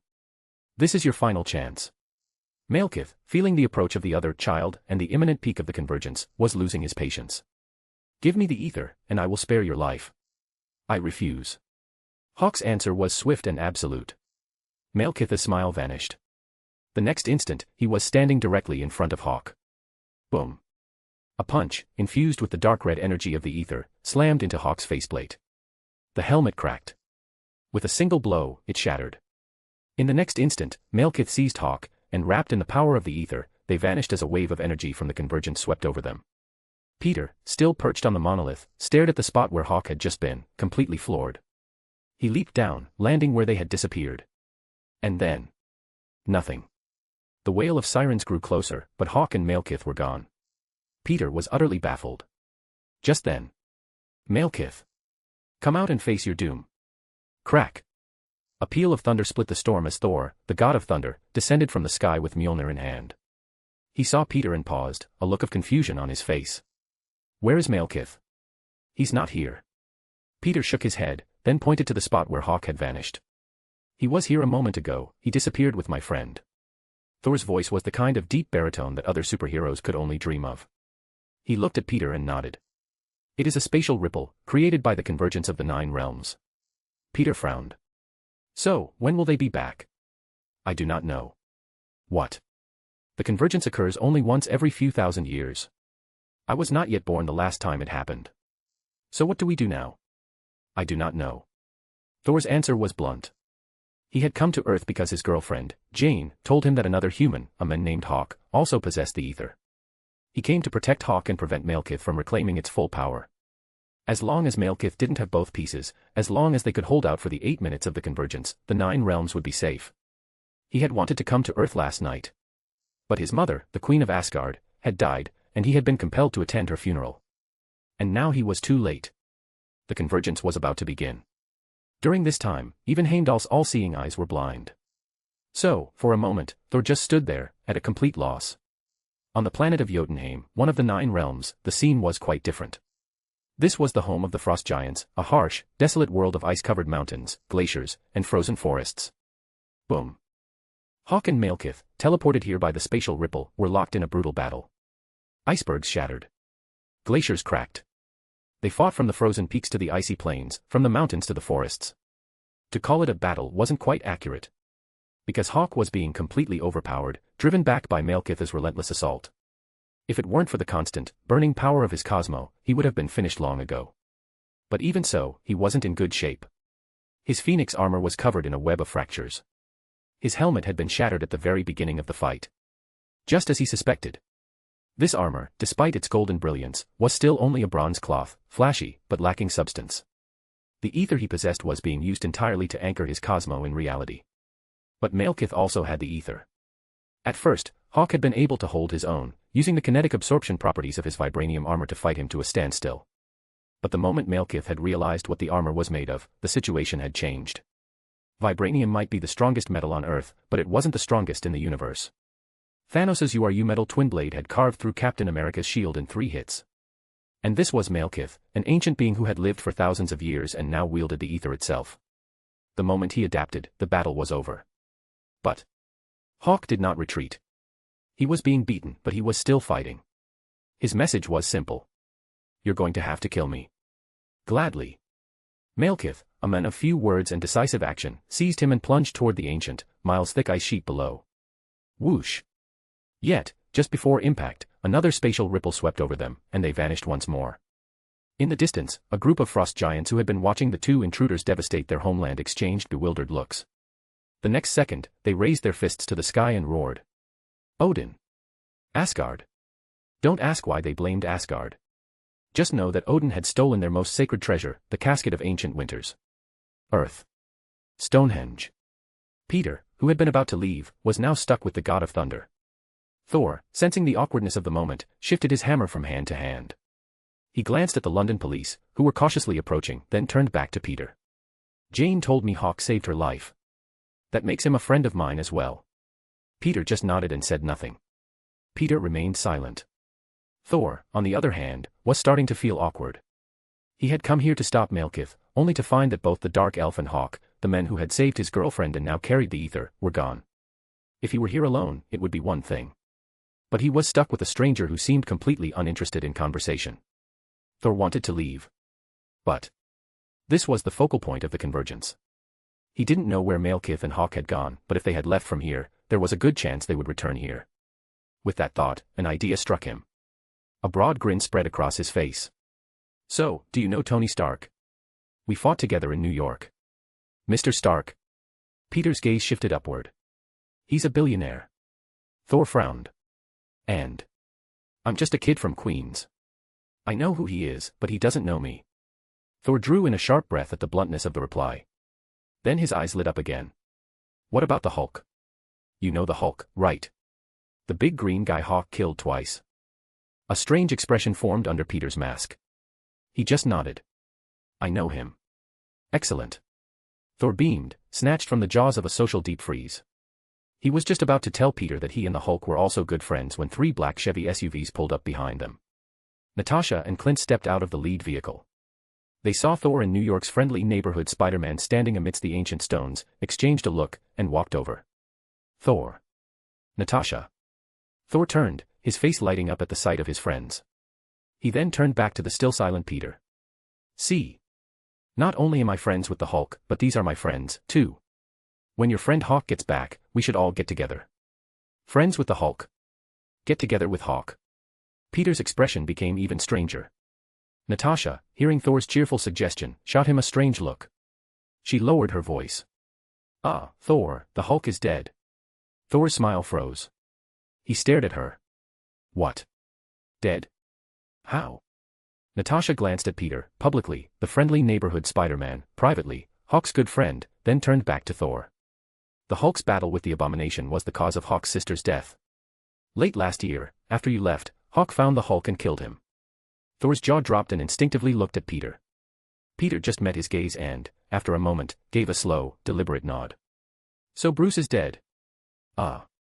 Clint stepped in to bring him up to speed. Not at first. Betty Ross tried to get revenge for her father by kidnapping Hawk's girlfriend. That plan went south, and Hawk killed her, too. Then Bruce Banner went after Hawk for revenge, and he died. Clint paused, then, seeing the utterly lost look on Thor's face, added, so, yeah. The Hulk and Bruce are both dead. He and Natasha had just gotten back from Africa, so they knew all about Hawk's battle with the demon Hulk on the savannah. They'd been in London for a debrief when SHIELD had notified them of Thor's appearance at Stonehenge. Thor listened to Clint's debriefing, his mind reeling. He had only been gone for a year. But it felt like a lifetime. The Hulk is dead. Just like that. He shook his head, trying to process it all. He looked at Natasha. So, who is this Hawk? What is he, the bastard son of some god? He had fought alongside the Hulk. He knew his power. No mortal on Earth could have defeated him. It had to be a demigod. After all, his father had told him stories of the old days, when the gods of the cosmos would often visit Earth for a beautiful encounter with mortal women. He had done the same thing, hadn't he? Natasha opened her mouth, about to explain that Hawk was, as far as they knew, just a man, when a violent, chaotic wave of energy erupted from the center of Stonehenge. The next second, with a deafening roar, Hawk materialized in a flash of fire and magma from Muspelheim. He shot out of the portal like a meteor, slammed into the ground, and carved a kilometer-long trench of fire into the pristine grass. At the end of the trench, he lay in a smoking heap, his saint armor cracked, shattered, and glowing with embers. As for Malekith, he had appeared with him, and he hadn't fared much better. The right side of his face was now as hideously scarred as the left. But compared to Hawk, he was still standing. Child. Give me the ether. The last vestiges of Malekith's gentlemanly facade were gone, burned away in the fires of Muspelheim. The energy of the convergence was reaching its peak. If he didn't use the ether to plunge the 9 realms into darkness now, he would have to wait another 1,000 years. Hawk struggled to his feet, blood streaming from a gash on his forehead. He looked at the scarred, hate-filled face of the dark elf. His answer was the same as before. You'll have to kill me first. Fine. I will accommodate you. Malekith's ruined face twisted into a sneer. He raised his right hand, and the ether pulsed within it like a dark, beating heart. Nearby, Thor snapped out of his shock. Malekith. He gripped Mjolnir and with a roar, he leaped into the air, bringing the hammer down in a devastating arc, aiming to perform an impromptu craniotomy on the dark elf. But just as he was about to strike, Hawk threw a punch. Not at Malekith, but at Thor. Boom. Malekith froze. Peter froze. Natasha and Clint froze. And Thor, who had been sent tumbling to the ground, the afterimages of a dozen fists still shimmering on his armor, stared at Hawk in disbelief. What are you doing? Hawk's face twisted into cold rage. He locked eyes with Malekith, his voice dropping to a dangerous whisper. He's mine. You want a shot? Get in line. He had fought this long. He wasn't about to let someone else steal his kill. With that, he shot a final dismissive glance at Thor, then stomped his foot, shattering the ground, and charged at Malekith once more. Let's finish this. Hey, you rushed to your own death. Malekith sneered, his eyes blazing with a cold, murderous light. He met Hawk's charge with a fist wreathed in the dark, swirling energy of the ether. The instant their fists collided, Malekith rewrote the very laws of physics, turning the air around Hawk as dense as diamond. In that instant of slowed time, Malekith's ether-infused fist slammed into the chestplate of Hawk's saint armor. Crack! A sharp and clear sound, like shattering glass, echoed across the battlefield. Tui. Hawk's face went flush, and he coughed up a spray of blood. Boom. He was thrown backward, the upper half of his saint armor disintegrating, its golden fragments falling to the ground like dead fireflies. Malekith had used the ether to change his armor's property from indestructible to brittle as glass. A true gold cloth would have been immune. Forged in the heart of a sun, its golden sheen embodied the very light of a star. Even if Malekith had drained himself completely, he still could not have affected it. But Hawk's armor? It might have looked golden, but its essence was still bronze. And so, it shattered. Hawk landed on his feet, his body a canvas of raw, bleeding wounds. The pain was immense, a chorus of agony screaming through his mind. Thump. Thump. He could feel his own heart slowing, each beat a struggle. It reminded him of the bottom of Culver Lake, of the moment the Hulk had nearly beaten him into his first rebirth. But that had been a near miss. This was the real thing. Deep within his cosmo, the spectral image of the phoenix appeared, its wings spread wide, wreathed in a silent, eternal flame. The rebirth sequence had been initiated. But where's the enlightenment that's supposed to come on the edge of life and death? I'm about to die. Where is the sixth sense? He felt no fear of death. Perhaps because he knew, deep down, that this wasn't truly the end. With his last ounce of strength, he looked up at Malekith, his vision blurred by blood, and sighed. Peter, watching from a distance, felt his heart skip a beat. The next second, as Malekith and the others watched, Hawk's eyes closed. And then, in the space between one heartbeat and the next, something changed. Chapter 23, Chapter 125. Scree. The cry of a phoenix rang out, clear and resonant. The moment Hawk's eyes closed, a being of pure light and fire, a magnificent, incandescent phoenix, materialized behind him. The next second, the great phantom erupted in a blaze of glorious fire, the flames pouring into Hawk's now still form. Boom. The brilliant fire formed a pair of burning wings at his sides. The phantom phoenix, like a gentle mother, folded its wings and slowly enveloped Hawk in a protective embrace, as if careful not to disturb his slumber. Malekith's face had stayed stone-cold even after being horribly disfigured, but now his expression cracked completely, twisted into shocked disbelief.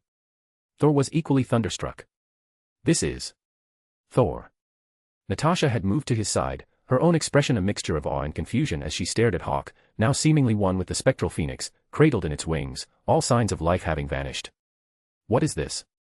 Thor's mind raced, connecting the impossible dots. Nirvana. Nirvana. He's not a demigod.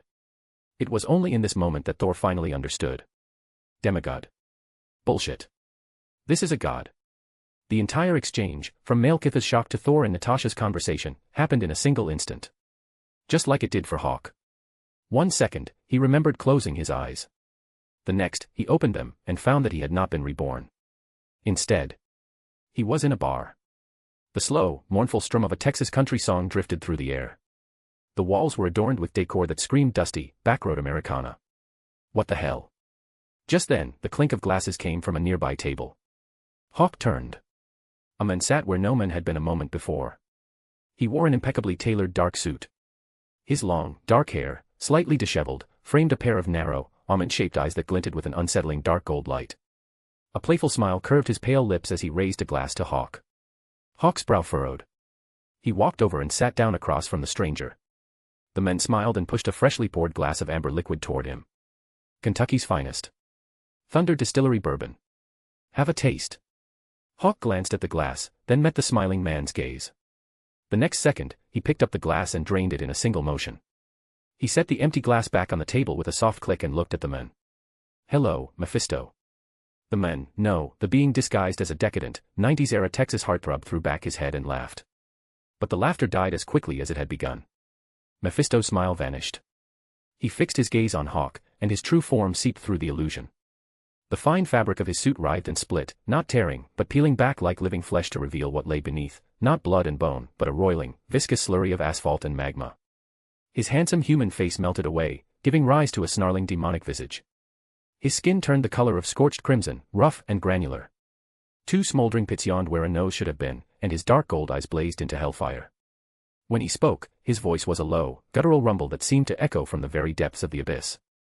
Welcome to hell. The Lord of the Hell Dimension, Mephisto, had made his entrance. Hawk's expression remained unchanged. He simply watched.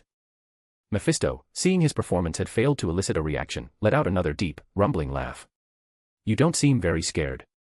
You do realize you haven't been reborn, right? You're in hell. Hawk ignored him.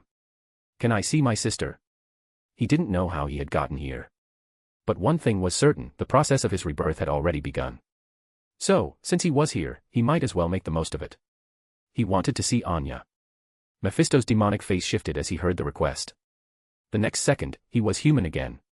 He laughed, and with a flick of his wrist, the bottle of bourbon floated from the bar into his hand. He refilled their glasses and slid one back to Hawk. Hawk picked up his glass, clinked it against Mephisto's, and drank. I want to see my sister. I'm sorry. Mephisto's refusal was immediate.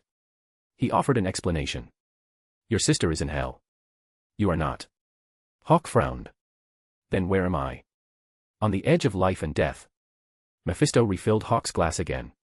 You know, now I understand why you were so bold as to threaten me. That talk of turning my head into was it a wine jug? Hawk raised an eyebrow, lifting his own glass to meet Mephisto's. The original quote wasn't wine jug. Mephisto downed his drink and turned the empty glass over on the table. Hawk let out a short, humorless laugh and downed his drink. Yet he had not given up. He could feel his time here slipping away, the pull of the living world growing stronger. You're the Lord of Hell. My sister is in your realm. You have the power to bring her back to life, don't you? Of course. Then. No. What? Hawk frowned again. Aren't you worried I'll actually hunt you down in hell? Mephisto just laughed. He leaned back against the sofa, crossing his legs casually. I'll give you this, you might actually have what it takes to kick down my doors someday. But that is in the future, isn't it? Not today. Hawk didn't argue. It was the truth. He met the demon's gaze and gave his answer. Bring my sister back, and I'll grant you any 3 favors. You can refuse, that's fine. But when I'm strong enough to march into hell, Mephisto, I'll remember this conversation. And if my sister's been treated well, I might let you live. He didn't have the strength now, so he could negotiate. But when he did have the strength, what was there to negotiate? Mephisto refused. I'm sorry. All right. Hawk's face showed no trace of disappointment. He simply nodded. If you won't do this the easy way, then we'll do it the hard way. Just then, Mephisto chuckled. I have no reason to make an enemy of a future god. After all, I hope to one day gain dominion over the souls of your subjects. The authority over death is not singular. Where there is death, there is life. Mephisto's power was not just over the end, but the beginning.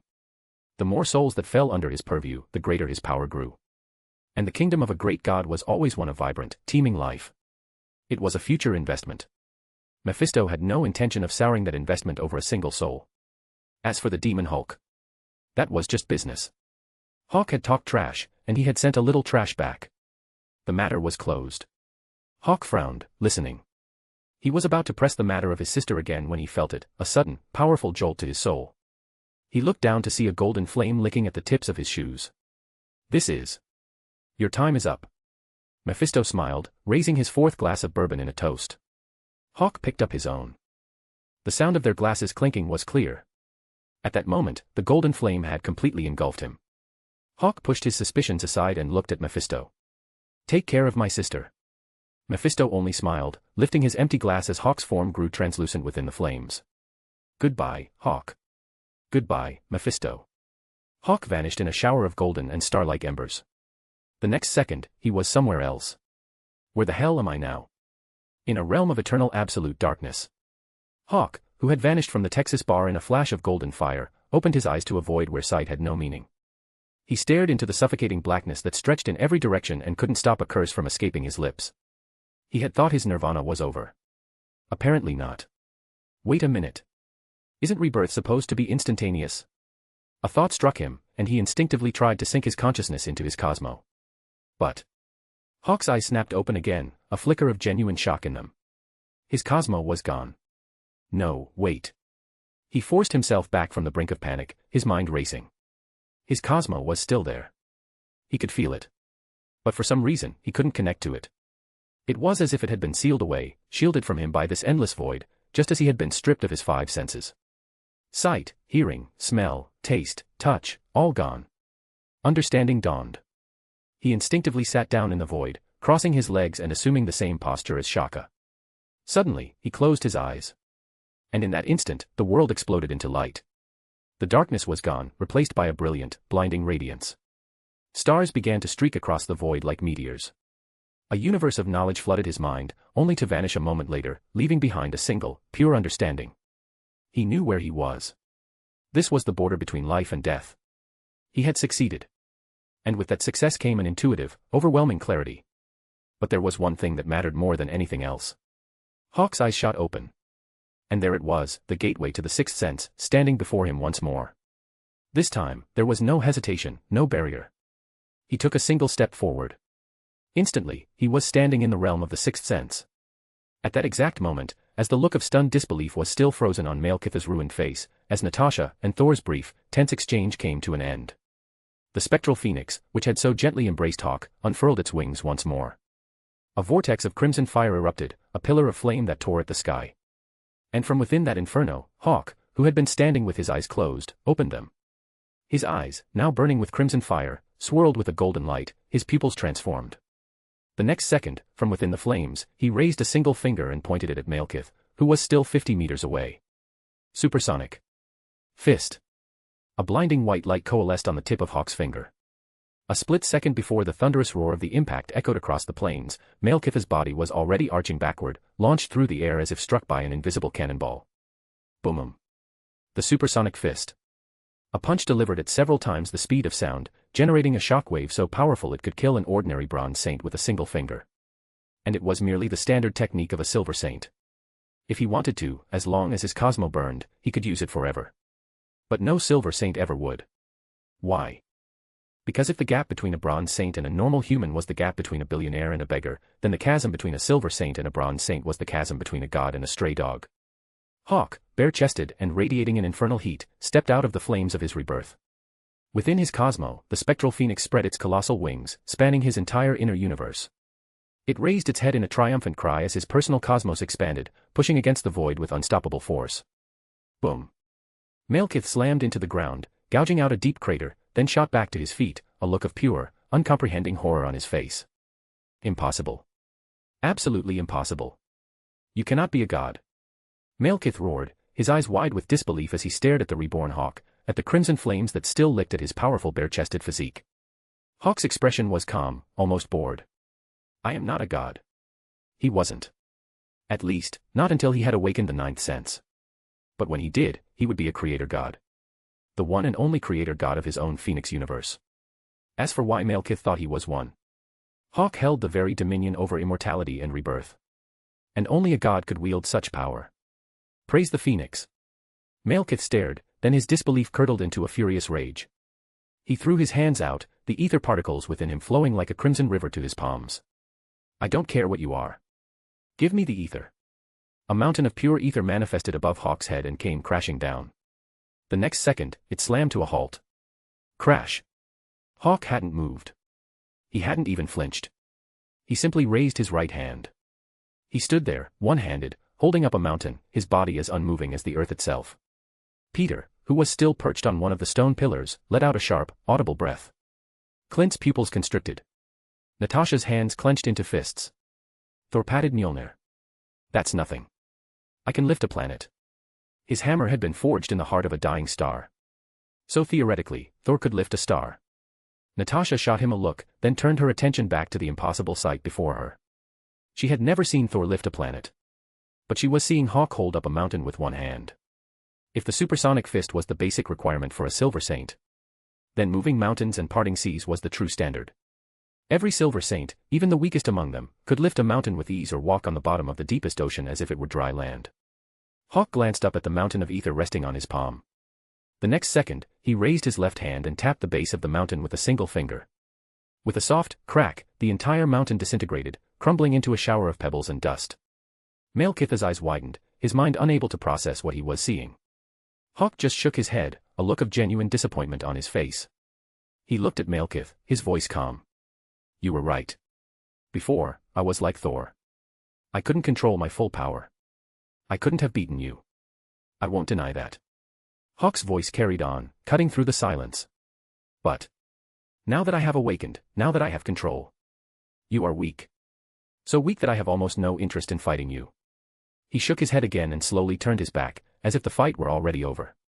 Malekith's ruined face twisted with fury, mottled and red. You bastard. Are you calling me weak? He shot forward in a blur, appearing behind Hawk in an instant. A dagger of pure ether formed in his hand. Holy shit, Hawk, look out. Look out. Peter and Natasha cried out at the same time. Instantly, Hawk spun around. Slap.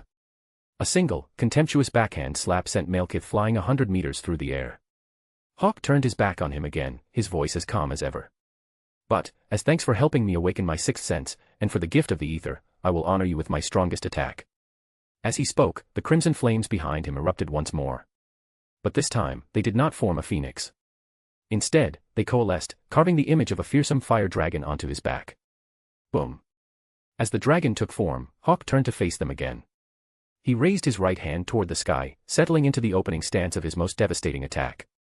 The spectral fire dragon on his back released a roar, its body coiling and uncoiling with terrifying, barely restrained power. As the dragon moved, the air around Hawk began to crackle and burn. A moment later, Hawk looked up at the sky. Rise to the sky. Roar. A deafening roar split the sky above Stonehenge, echoing across the entire Salisbury Plain. A dragon, massive, magnificent, bathed in crimson fire, burst from Hawk's broad back and shot into the sky. Boom. The thick storm clouds overhead responded instantly. The moment the fire dragon pierced through them, they ignited, transforming into a burning tapestry of scarlet and gold. Blood-red storm clouds. Within Hawk's cosmo, the phoenix heart pulsed with power. Countless fragments of celestial energy rapidly coalesced, flowing together at the phoenix's command, reconstructing the Draco constellation, a constellation Hawk had once wielded, but had surrendered when the phoenix went all in, betting everything on him. He could no longer claim Draco's core powers. It wasn't a matter of want, it was a matter of choice. Theoretically, as the only saint in this universe, he could have claimed every constellation's core. But a man only has one cosmo. And he had already made his choice. The Phoenix. The Phoenix had chosen him first. Even before he had awakened the ninth sense, before he'd even mastered the sixth, it had given him its core powers. Immortality and rebirth.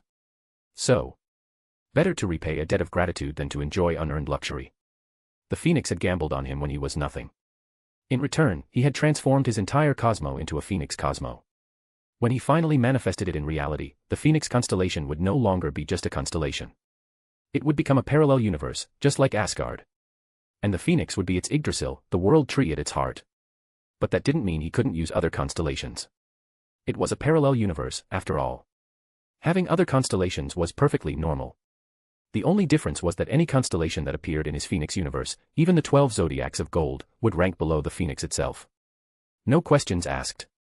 The Phoenix had bet everything on him first. So, naturally, it was the boss. In short, while Hawk could no longer earn the recognition of other constellations' cores, he could still channel their techniques through the Phoenix's power. Just as he was doing now. The dragon silhouette of Draco should have been emerald green. But Hawk was channeling it through the phoenix's crimson flames. And so, it was born of crimson flame. VMMMMMM. The ground around him trembled. Small stones and pebbles began to float upward, defying gravity.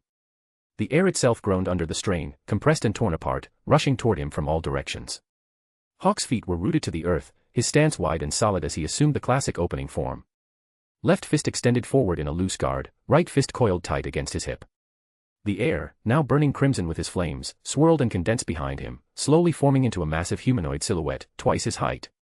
Rosen. Hawk's voice was low. The right fist at his hip was like a bowstring drawn to its absolute limit. His Cosmo burned with terrifying intensity, and raw energy from his Cosmo flooded into that coiled fist, every ounce of power concentrated into a single, devastating point. In the blood-red storm above, the Crimson Dragon's massive head emerged, as if waiting for a command.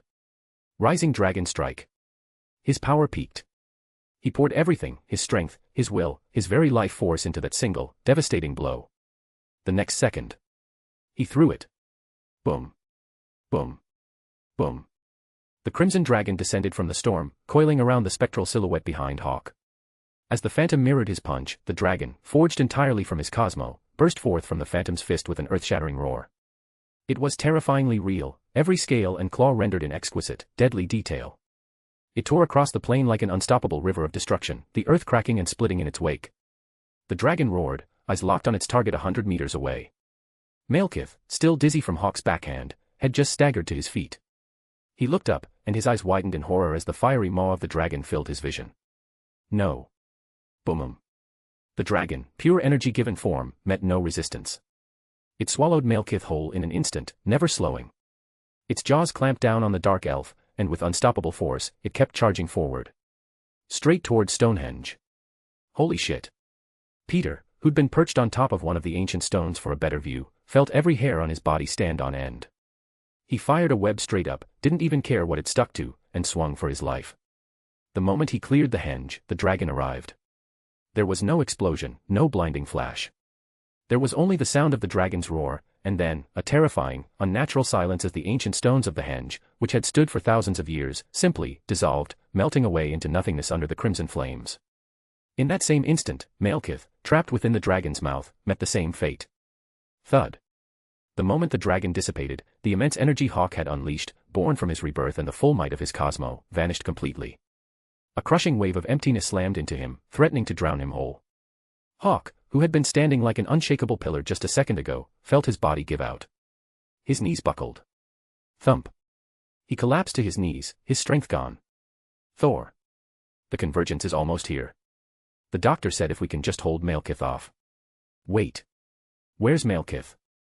Jane Foster, who had just arrived by car and was running toward her boyfriend, Thor, shouting that they only needed to stall the dark elf for 8 minutes, suddenly froze. She stared at the massive trench carved into the ground, then looked around for Malekith. He was gone. The next second, her gaze landed on Hawk.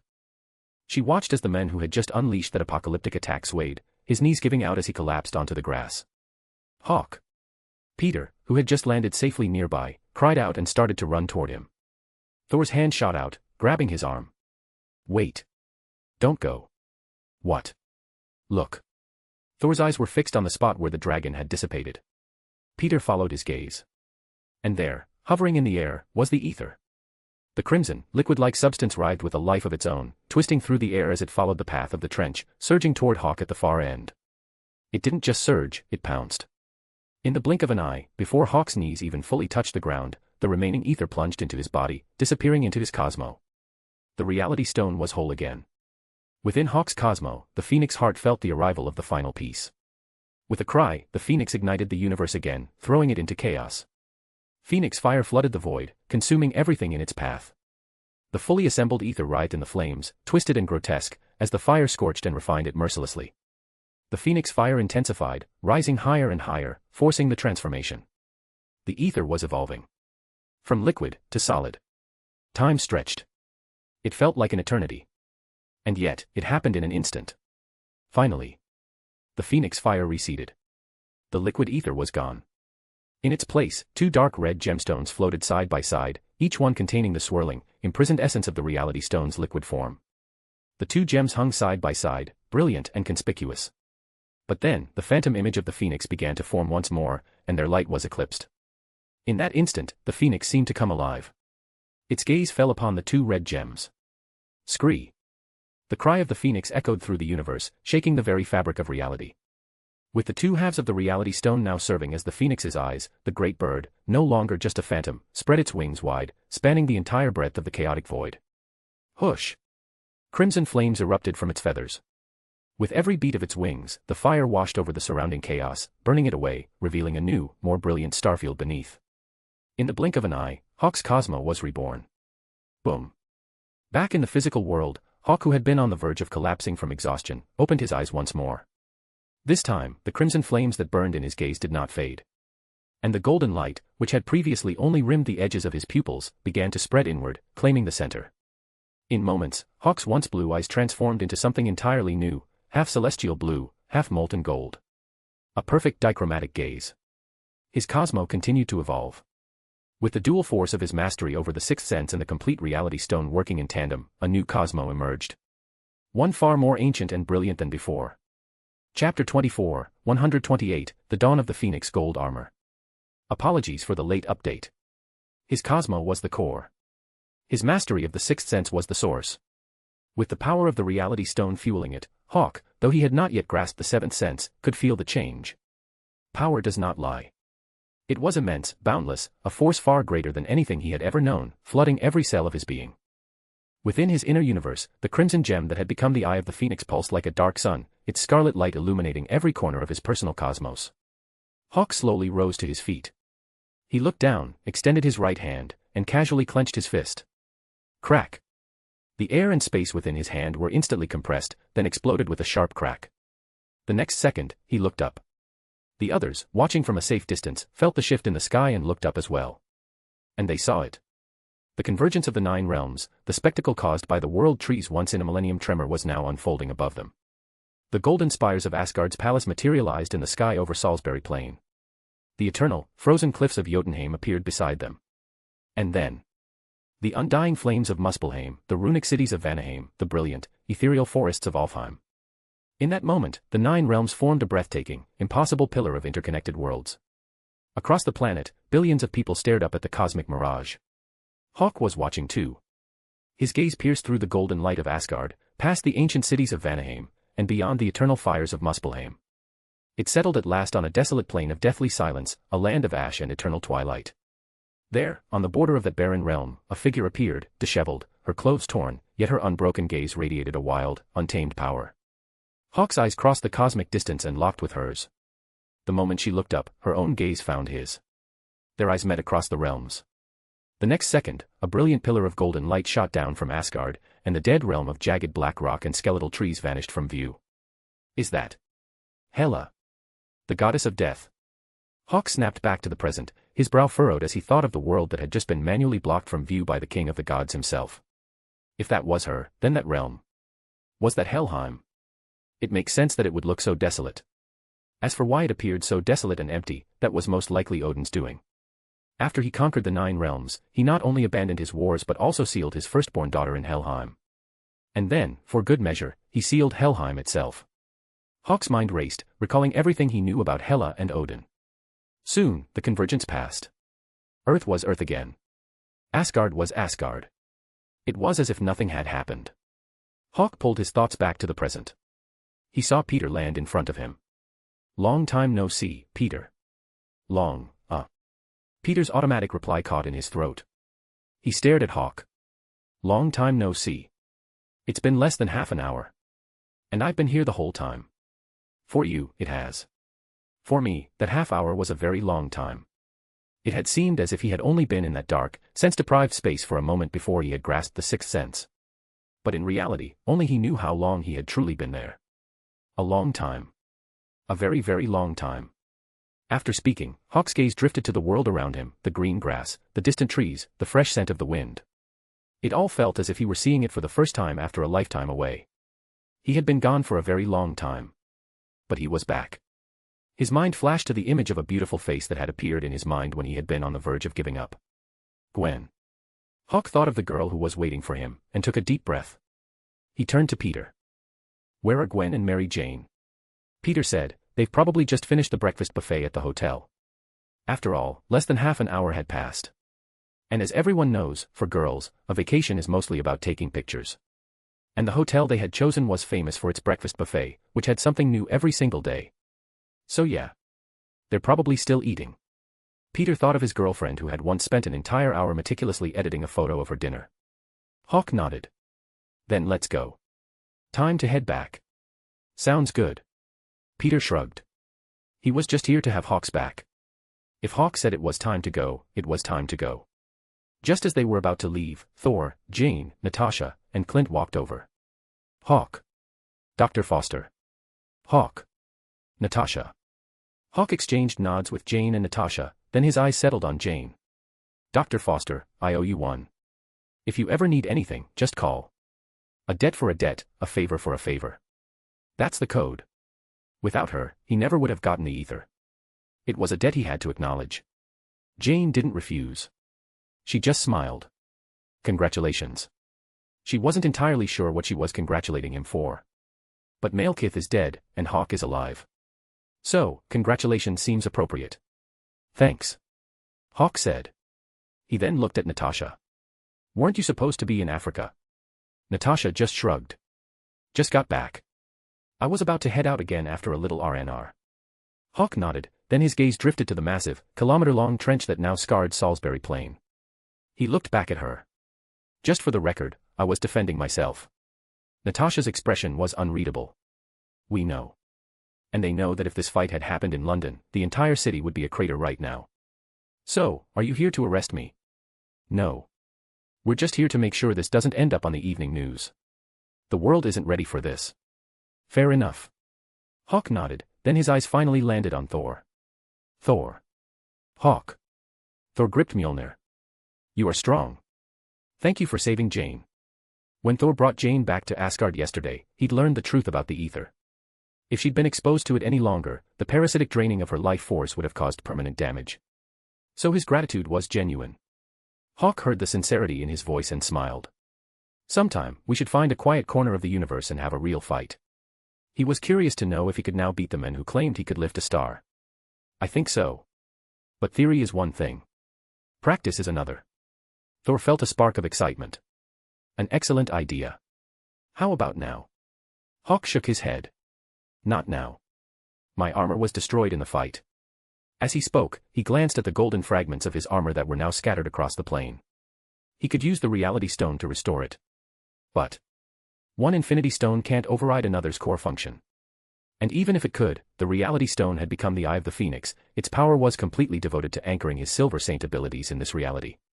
In other words, until his Cosmo broke through to the seventh sense and became a true, physical parallel phoenix universe, he couldn't use the reality stone for anything else. He had already used it for its greatest possible purpose. Hawk tore his gaze from the wreckage. He had no intention of salvaging the pieces. His old Cosmo was gone, shattered and reborn. The armor that came from it was obsolete now. And most importantly, Hawk looked back at Thor, a small smile on his face as he gave the most important reason why he couldn't fight now. My girlfriend is waiting for me. I'm on vacation with her. If I'm gone for too long, she'll worry. Thor blinked. The next instant, a sharp, piercing gaze locked onto him. He instinctively turned. Sure enough. It was Jane. If you're interested, you can read advanced chapters. Chapter 25, 129, The Soul Stone of Vormir, bonus. Hawk and Peter returned to the hotel one after the other. Just as Peter had predicted, they had barely reached the entrance when Mary Jane and Gwen emerged, laughing and talking. The next second, Mary Jane's jaw dropped. She glanced back at the hotel, then at her boyfriend, who was now standing next to Hawk. I thought you guys were staying in today. Peter didn't say a word. He just looked at Hawk. His expression said it all. See. We just got back from saving the world, and they're only now getting around to breakfast. Well, technically, Hawk did most of the actual world saving. But he had been there. And Hawk had told him not to interfere. So, by rounding up, Peter felt he deserved at least partial credit. Hawk paid Peter no mind. His eyes were locked on Gwen. Ignoring Mary Jane completely, he strode forward, took Gwen's hand, and pulled her back into the hotel. By the time Mary Jane had processed what was happening, Hawk had already swept Gwen into his arms and disappeared up the staircase. He seemed to be in a hurry. Mary Jane just stared, then looked back at Peter. Where did you two just go? Peter opened his mouth, then closed it. He was trying to figure out how to answer that question. An hour later, the bedroom which Gwen had tidied up just after they'd woken up, was once again a complete mess. The room looked as though it had just weathered a hurricane. On the wide bed, Hawk held her close, his grip both possessive and tender as if he wanted to pull her into himself completely. Gwen, face flushed and body languid, had lost all desire to talk. The moment her head rested against his chest, exhaustion from their intense reunion caught up with her, and she drifted into a deep peaceful sleep. As for Hawk, he was perfectly fine. He was a silver saint, the physical stamina that came with that rank was on an entirely different level. For a warrior who'd mastered the sixth sense, even without activating his Cosmo, his raw physical power was terrifying. Put simply, a silver saint could tear apart a nuclear reactor with his bare hands, no armor, no Cosmo required. That's the kind of absurd durability mastering the sixth sense provided. Radiation, disease, viruses, poisons, even curses barely fazed him anymore. The faint aura of power naturally radiating from his body was enough to repel virtually any threat, even without conscious effort. And his speed. If a bronze saint could move at the speed of sound, a silver saint could hit 2 to 5 times that, and that was just the baseline. At their peak, silver saints could approach light speed. Hawk held Gwen as she slept, his mind sinking into his new, revitalized Cosmo. With the Eye of the Phoenix now housing the Reality Stone, his inner universe felt truly alive. Every beat of the Phoenix heart sent ripples through his Cosmo, shifting light and shadow like a living thing. Countless new stars, forged in the heat of recent battles, now glittered across the vast expanse of his inner universe. So many of them. Yet scattered across the infinite canvas of his Cosmo, they seemed sparse, almost insignificant. It couldn't be helped. Even though he'd awakened the sixth sense in that life-or-death moment, one truth remained: he was a fast-tracked silver saint. The legendary 5 bronze saints had fought for years and still never surpassed bronze rank. How long had he been training? He gazed at the vast, empty expanses within his newly awakened sixth sense silver phoenix Cosmo and recalled the words his power had left him. The path of the Cosmo is the path of battle, the path of holy war. Grow in battle, and in battle, you will ascend. So he needed to fight. He needed to keep fighting. Only through combat would he forge the new stars necessary to fill this universe. Hawk thought back to the battles he had fought, to the new stars that had been born from each one, and a dangerous glint appeared in his eyes. The next second, a strange thought occurred to him. Honestly, with the Reality Stone's power letting him fully tap into his Silver Saint strength, it wouldn't be an exaggeration to say he was unmatched on Earth. And that was a fact. Otherwise, he never would have challenged Thor to a fight. Wait a minute. Thor. A fight. Realization dawned on his face. The irony wasn't lost on him. The moment he declared himself invincible, a new challenger had literally dropped from the sky. Sure, their brief encounter hadn't been hostile, but that didn't mean they couldn't fight. An idea started forming. Maybe he should bump up that sparring match with the God of Thunder on his schedule. It didn't need to be a fight to the death, his Cosmo just craved combat. A friendly spar should do the trick. Hawk was genuinely considering it now. But not now. He had to spend time with his girlfriend. A soft smile touched his lips. He pushed aside thoughts of his Cosmo and fighting Thor, focusing instead on the girl sleeping peacefully in his arms. He didn't know how long he watched her. Eventually, her eyelashes fluttered. Her emerald eyes, the ones that always seemed to say so much without words, slowly opened. Hawk smiled. Good morning. Morning. Gwen blinked, then her eyes went wide as she realized where she was. With a gasp, she scrambled out of his arms, twisted, and grabbed her phone from the nightstand. The time was displayed in bright, unforgiving numbers, 12:30 p.m. I slept that long. Why didn't you wake me up? She gasped, then turned back to him. I couldn't bear to. Hawk just shrugged. Okay. Gwen put her phone down and sat cross-legged on the bed. So, is it over? Hawk nodded. It's over. Perfect ending. The Reality Stone was his. From this moment forward, until the day he could fully actualize his Cosmo, nothing would stand in his way. And if something did, it would be his own limitations holding him back. Like the seventh sense. And a new armor. Hawk looked into her bright, curious eyes and added, absolutely perfect. That's great. A brilliant, genuine smile spread across Gwen's face. She was truly happy for him. She rolled over and draped herself across his lap. Tell me everything. Hawk shrugged and launched into his story. He told her about the Reality Stone and how it had amplified his power. He explained who Malekith was, a dark elf who'd been defeated by Bor, Odin's father, and had planned to use the convergence of the 9 realms to drown the universe in eternal darkness. And naturally, he told her about their fight. He glossed over getting his ass kicked initially, focusing instead on how, while Stonehenge was gone, he'd at least given London a new landmark. He described the final, devastating strike he'd delivered, one that had carved a massive dragon-shaped chasm into the Salisbury Plain. Gwen listened, captivated. The next second, she scrambled off his lap and sat up. Let's go. Where? To see it. We can't. What? Hawk just smiled. SHIELD has already cordoned off the area. The agent in charge is someone you know. Natasha Romanoff. The battle was over, but someone had to deal with the aftermath. And besides, when he and Peter had left, the rest of the Dark Elves, sensing their leader's death, had teleported to the battlefield. But Hawk hadn't stuck around. He had already taken down the boss. He wasn't about to stick around and grind the minions. He'd just been through a hell of a fight. So he had left the cleanup to Thor and had gotten himself and Peter out of there. They were in London on vacation, after all, not to fight a war. Gwen blinked as a memory from Culver Lake flashed through her mind. She looked at him. Natasha. She's a good person. Hawk met her gaze and nodded in agreement. She is. Judge a person by their deeds, not their thoughts. Natasha's final selfless act on Vormir, sacrificing herself to save the universe, was all the proof he needed. A shame, really. The world would remember Tony Stark's sacrifice, but Natasha's, and all the others, would barely make it into the history books. Wait a minute. The Soul Stone. Could he go to Vormir and get the Soul Stone? If he had it, couldn't he bring his sister back? The thought hit him like lightning. The next second, he dismissed the idea completely. The price of the Soul Stone was too damn high. If you're interested, you can read advanced chapters. #bonus chapter every 300 horsepower. Chapter 26, 130, The Ascended Hawk and the Grounded Thor. As one of the 6 Infinity Stones, the Soul Stone's power was immense. Its primary function was the manipulation of life and death, but it also excelled at sensing, stealing, and imprisoning souls. Its core ability was to grant access to the soul world. But the method of obtaining it was uniquely, brutally cruel. Especially for someone like Hawk. To claim the Soul Stone, one had to sacrifice the soul of the person they loved most. Only then would the stone reveal itself. I'll stick to the grind. Keep leveling up, awaken the 8th sense, and when the time is right, I'll walk into hell and take my sister's soul back from Mephisto myself. Hawk thought, decisively erasing the idea of seeking the Soul Stone from his mind.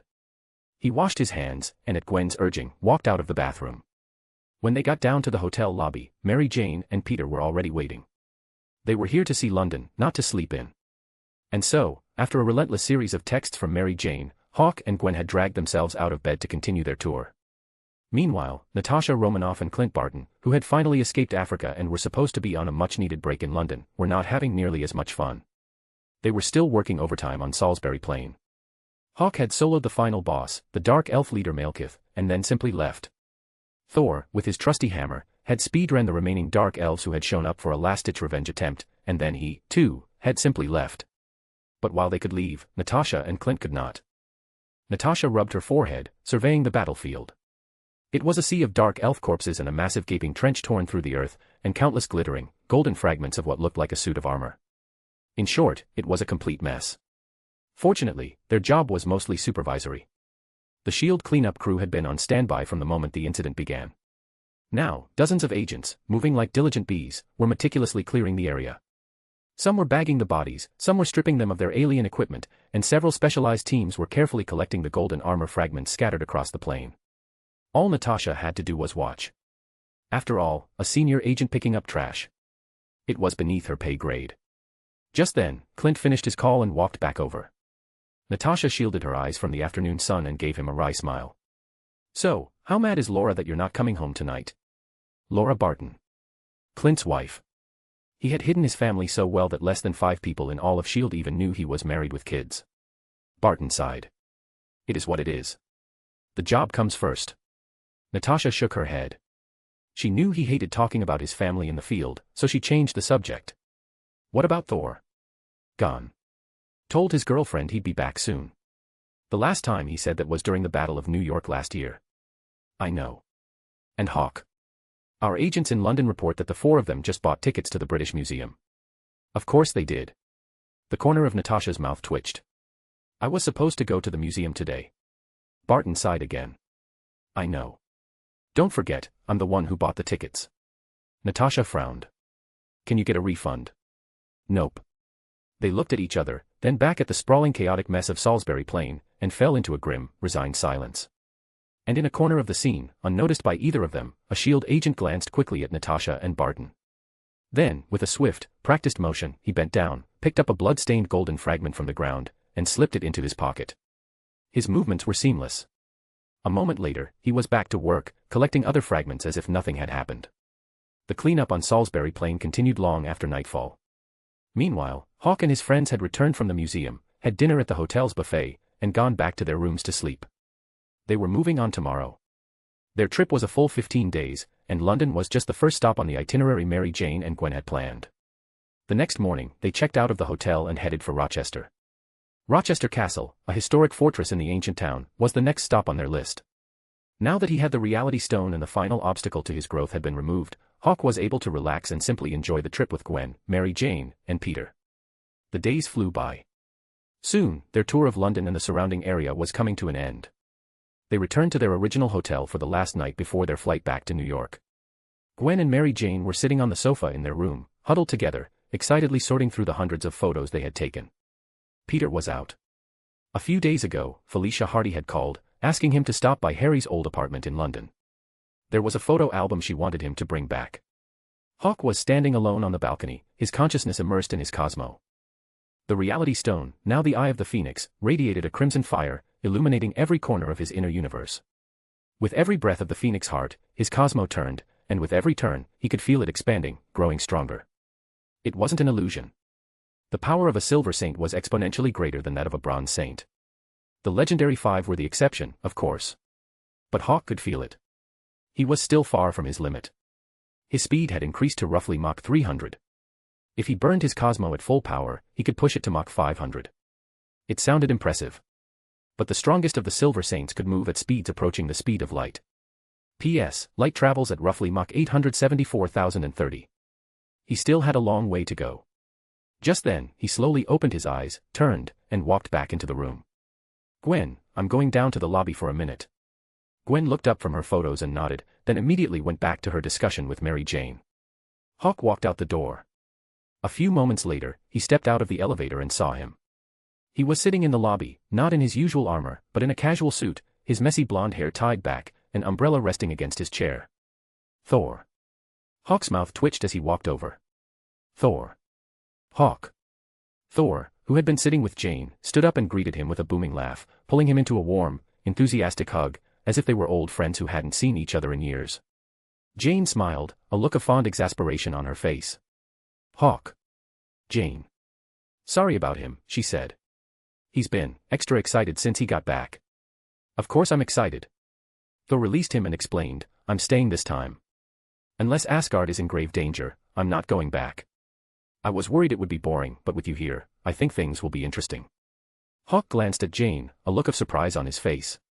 Jane nodded. Hawk feigned understanding and smiled back. "Congratulations." "Thank you." Jane said. "Thor got here yesterday. He found out from S.H.I.E.L.D. that you were still in London and insisted we come and find you."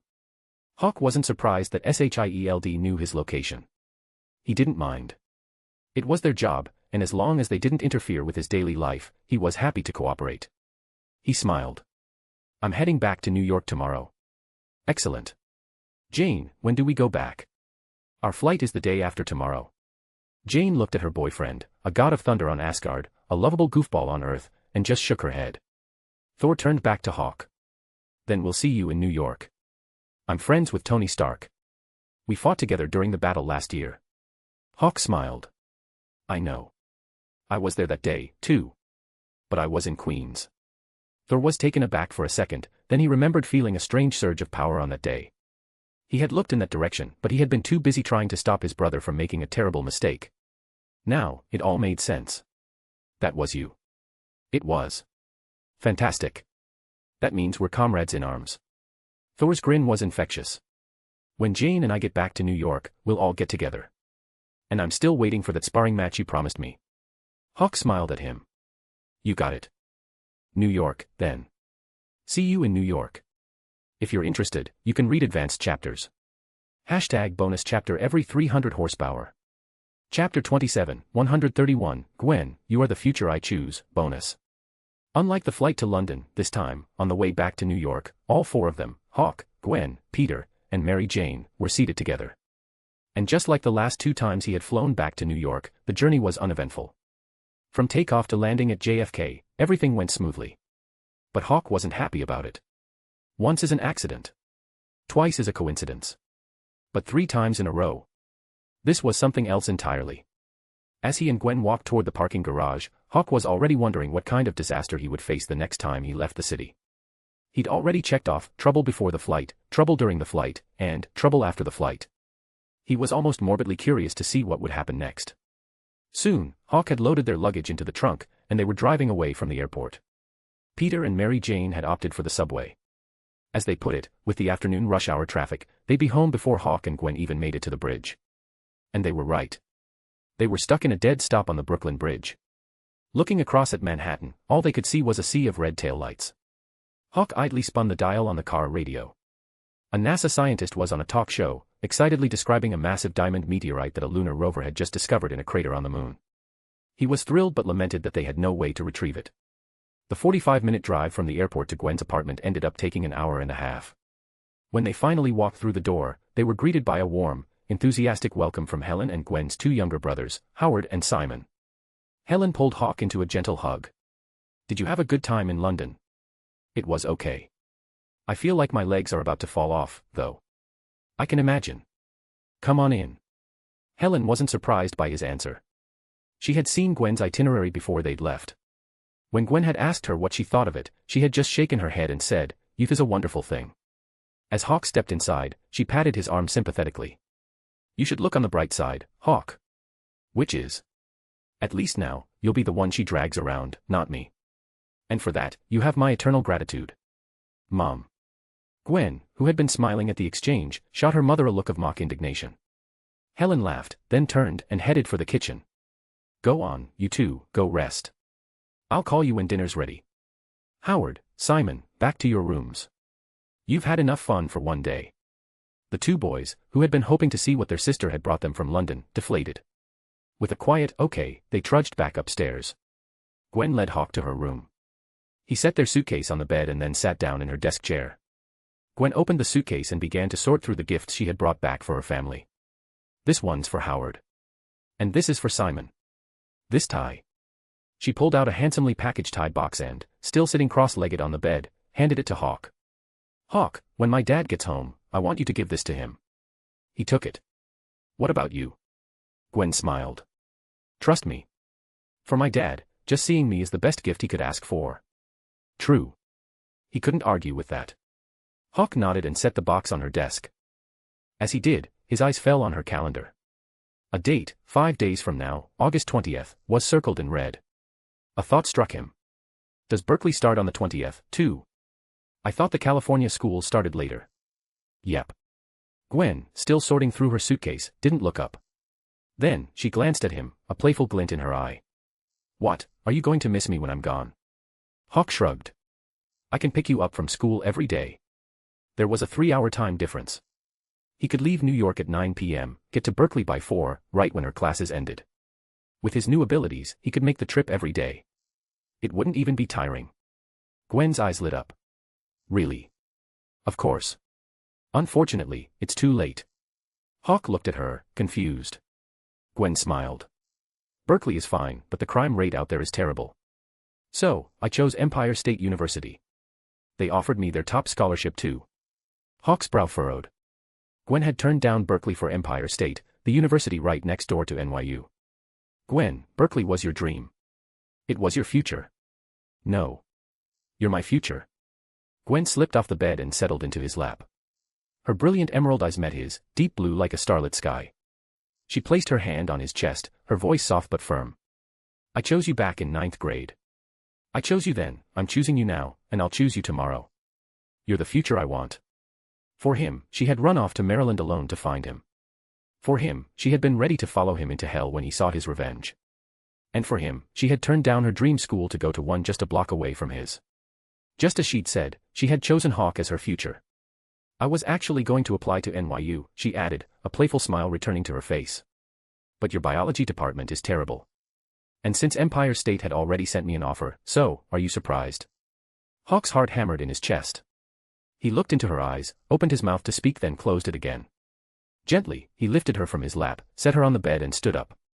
Gwen, startled by the sudden movement, was about to remind him that her father would be home any minute. But Hawk looked at her and said, "Wait here."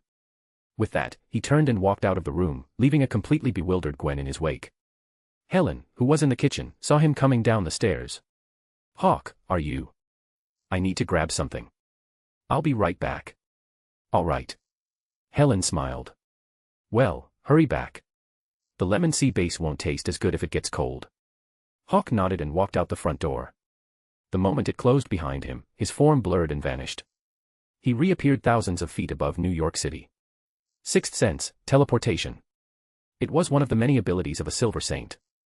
The power to instantly travel to any desired location. A powerful Gold Saint could even teleport across light years.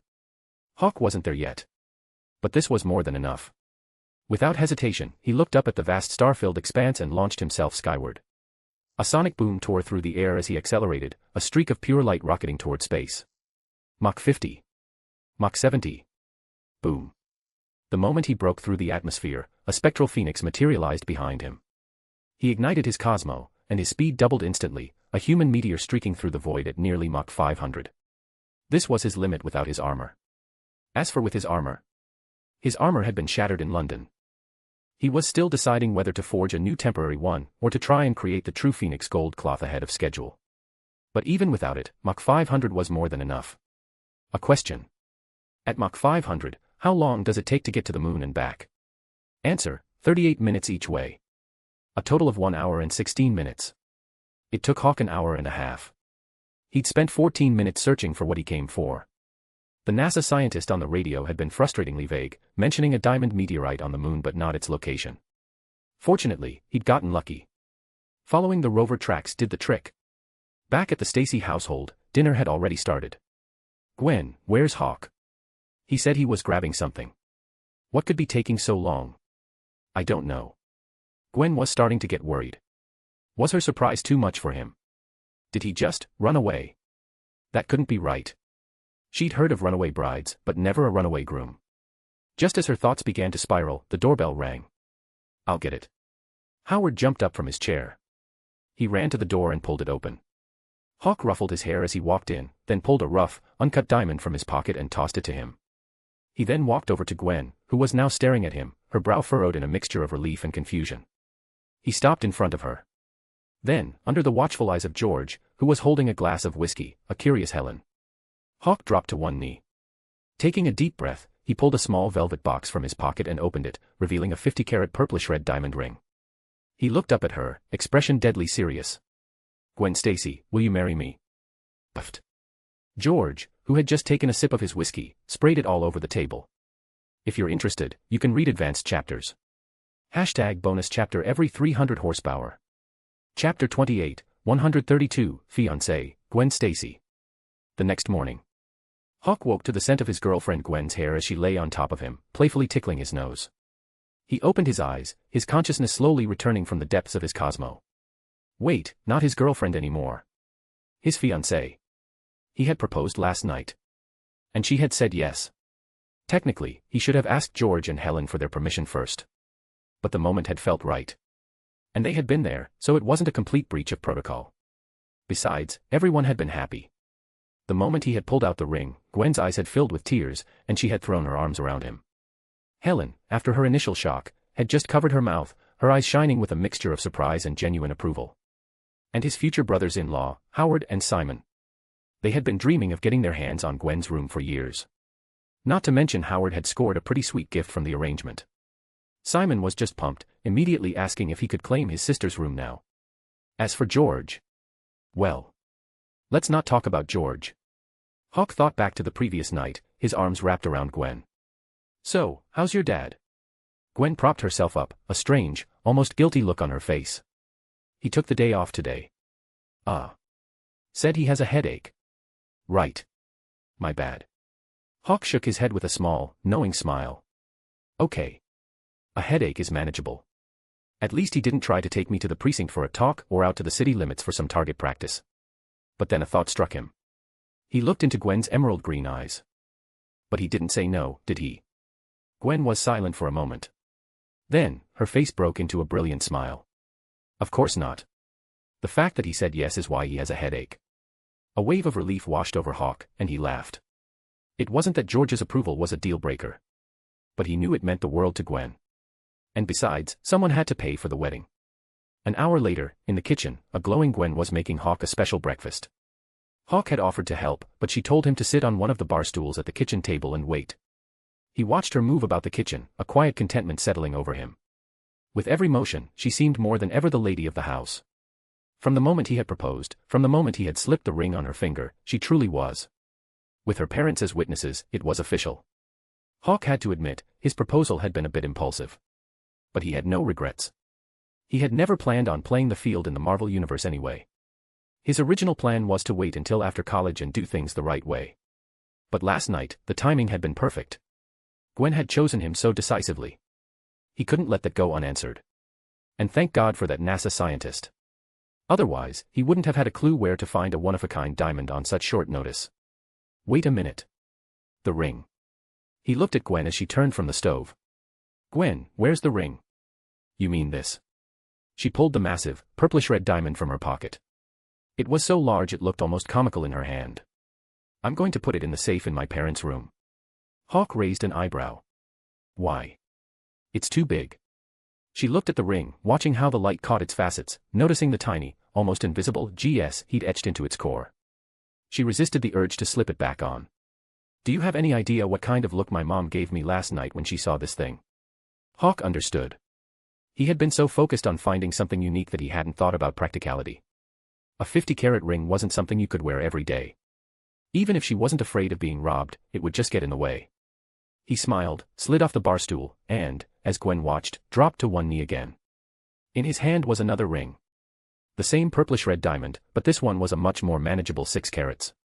Gwen's eyes went wide. She covered her mouth with her hands. Hawk just smiled up at her. Gwen Stacy, once again, will you marry M? Yes. Yes, of course, I will. Before he could even finish, she was holding out her hand, joy lighting up her face. He smiled, slid the ring onto her finger, and stood. The moment he was on his feet, she threw herself into his arms, her lips finding his. 3 minutes later, they pulled apart. He looked down at her hand, at the new ring sparkling on her finger. So, you're not going to lock this one in a safe? Gwen looked him straight in the eye, her expression dead serious. No one is ever taking this ring off my finger. With that, she ran for the stairs. She was going to put the 50-carat ring in the safe and then immediately send a picture of the new one to her mom. Hawk watched his fiancée leave, a fond smile on his face.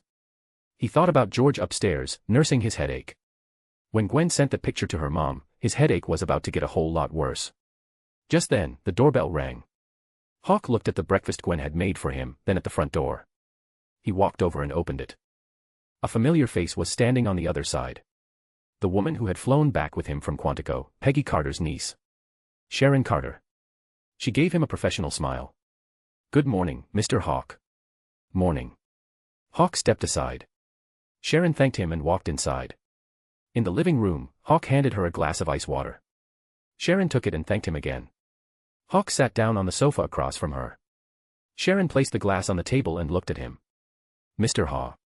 Just Hawk, he said. He'd gotten a good impression on her during the flight back from Quantico. She was straightforward, no nonsense. Sharon nodded. Hawk.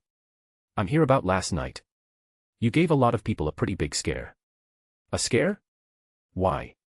Did they do something to feel guilty about? Worried I might come after them. He considered himself a reasonable person. And he had never liked hiding in the shadows or pretending to be weak. Except for that first time at Quantico. But he'd been in his infancy then, still figuring things out. Since then, everything he'd done had been completely transparent. Most people only respect strength, not virtue. The more of it he showed, the less likely they were to mess with him. The still rebuilding Quantico base and the grass now growing on Thaddeus Ross's grave were good examples of that. But still, he understood why she was here. He smiled. Don't worry. As long as no one bothers me, I'm happy to be a law-abiding citizen. I just took a quick trip to the moon last night. Sharon's brow furrowed. The moon. That's right. May I ask why? She saw the look on his face and quickly added, "Of course, if it's inconvenient, I can just make something up for the report." She was supposed to be on vacation. But the list of SHIELD agents who had ever had direct contact with Hawk was ridiculously short. Maria Hill was still in Africa, dealing with the Wakanda situation. Natasha and Clint had flown out a few days ago to join her, part of a task force assigned to hunt down the rogue Wakandan tribesmen who were harassing the UN's new vibranium regulation teams. Which meant that the only agent who had any real connection to Hawk was Sharon. So, here she was. It's no secret. Hawk listened to her careful words and smiled. Just as he was about to explain, he heard footsteps on the stairs. Gwen was coming down. Hawk stood up, as did Sharon, and made the introductions. "Gwen, this is Sharon. Sharon Carter. She's a SHIELD agent. Sharon, this is Gwen Stacy. My fiancée. If you're interested, you can read advanced chapters. #bonus chapter every 300 horsepower. Chapter 29, 133, A Few Loose Ends, bonus. Hello." The smile on Gwen's face was so bright it could have lit up the entire city. She held out her left hand to Sharon. There was no need to ask why it was her left hand. The 6-carat, purplish-red diamond engagement ring on her left ring finger was doing all the talking. Every girl who's just gotten engaged wants to show it off to the world. Gwen was no exception. Of course, if a woman gets engaged and doesn't post a single thing about it on social media, doesn't tell a single soul, there's usually only one reason why. She doesn't love you. The moment Gwen extended her hand, Sharon's eyes were drawn to the ring. Her mind raced, and in an instant, she understood why Hawk had gone to the moon. NASA's database was SHIELD's database after all. As her mind put the pieces together, she shook Gwen's hand and offered a warm smile. "Congratulations." "Thank you." Gwen beamed with joy. Then, she seemed to register Sharon's last name. Carter, that name. The name itself wasn't particularly famous. But in the history books of World War II, it was legendary. The name was forever linked with Captain America, a name that held singular importance in his story. It was the last name of the woman he had loved. Sharon didn't deny it. "That's right. Peggy Carter was my great-aunt." She said it with a quiet pride. Gwen understood. "So, you're here today too?" "Just to ask Hawk a few questions." "Okay. Well, I'll let you two talk. I'm going to go out to the backyard." Gwen smiled, then gave Hawk a quick kiss and headed for the back door, leaving them to their business. She was going to redo her garden. Before, she had been his girlfriend, helping him with the landscaping. Now, she was his fiancée. As she showed her mother the ring in the master bedroom, she glanced out the window at the garden she had once been so proud of, and suddenly, it no longer seemed good enough. It was time for an upgrade. Hawk watched her go, then turned back to Sharon, who had retaken her seat on the sofa. "I assume you don't need an explanation anymore." Sharon nodded, then gave a wry smile. "But Hawk, you really scared a lot of people last night. The only reason this wasn't blowing up into a massive scandal was because the world's attention was currently glued to Wakanda. And ironically, it was Hawk who'd helped expose Wakanda's lies in the first place. Most importantly, Maria Hill, now acting director of SHIELD, had personally vouched for him in front of the Security Council. Alexander Pierce had backed her up. Hawk didn't respond to threats. But Maria Hill had chosen a different path. She had approached him with respect, as an equal. And in return, he had helped her break through Wakanda's impenetrable defenses. The UN's top scientists had confirmed it. Without his help, it would have taken them 10 years and a full-scale nuclear assault to get through that shield. So, for now, the world powers were on friendly terms with Hawk. They had even accepted Maria Hill's recommendation to leave him be. That was why, since his return from Africa, no one had bothered him. But his little joyride last night had still sent a shockwave through the global intelligence community. And that was why Sharon, who was supposed to be on vacation, was here now. She already knew the reason, of course. The diamond meteorite NASA had discovered on the moon. There was no doubt that was what he had gone for. She could already picture the looks on the faces of the Security Council when she filed her report. It was going to be priceless. Hawk said. "I have no interest in changing the world, Sharon. As long as they don't come looking for trouble, I won't go looking for it either." It was the truth. He could traverse the stars now if he wanted to. The only reason he was still on Earth was because it was home. His sister was here. His fiancée was here. Sharon nodded. "I'll pass that along." "Thanks. Well, I should get going." Sharon stood up and glanced at her watch with a wry smile. "I have to go to the airport to pick up Thor and his girlfriend." Once again, with all of S.H.I.E.L.D.'s top agents deployed to Africa, she was the only one available. The connection was flimsy at best. She was Peggy Carter's niece. Peggy had been in love with Captain America, and Captain America had fought alongside Thor, but orders were orders, and she had to roll with it. As Hawk walked her to the door, a thought occurred to him. He let out a short laugh. "You're going to be busy." Sharon looked at him, confused. Hawk didn't mind giving Shield a little heads up. It would save them all a lot of trouble in the long run. He told her about his sparring arrangement with Thor, and about how the God of Thunder was now a permanent resident of Earth. He told her they would probably be taking regular trips out into the cosmos to train. The expression on Sharon's face was priceless. "Okay," she finally said, her voice a little strained. I'll include that in my report." Hawk smiled. Gwen, who'd just come back inside, spotted them at the door and walked Sharon the rest of the way out. A few moments later, having fully embraced her role as lady of the house, she closed the door and returned to the living room with a playful, conspiratorial gleam in her eye. "So, did you give Howard a rough diamond?" "Yeah. He was showing it off this morning. My mom took it. Said she'd keep it for him until he gets married." Gwen's expression was serious, but her eyes were dancing with amusement. Hawk met her gaze and laughed. It was true. Mothers were the same everywhere. He didn't offer Helen one, of course. Not that he couldn't, he'd brought back the entire meteorite after all. But it wouldn't be appropriate. A future son-in-law giving his future mother-in-law a diamond. That just wouldn't look right. Diamonds symbolized love and commitment. Helen's diamonds needed to come from George. Speaking of which. "How's your dad's headache?" "My mom said it's worse." Poor George. And then there was Peter. Gwen hadn't just shared the engagement news with her mother. Her best friend Mary Jane had been next on the list.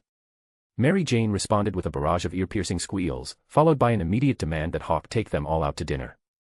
He had agreed. And then, when she had seen the 6-carat ring on Gwen's finger, her envy had been palpable. She had spent the rest of the dinner shooting pointed, meaningful looks at Peter. Peter had spent the entire meal on high alert, his spider sense tingling with every glance.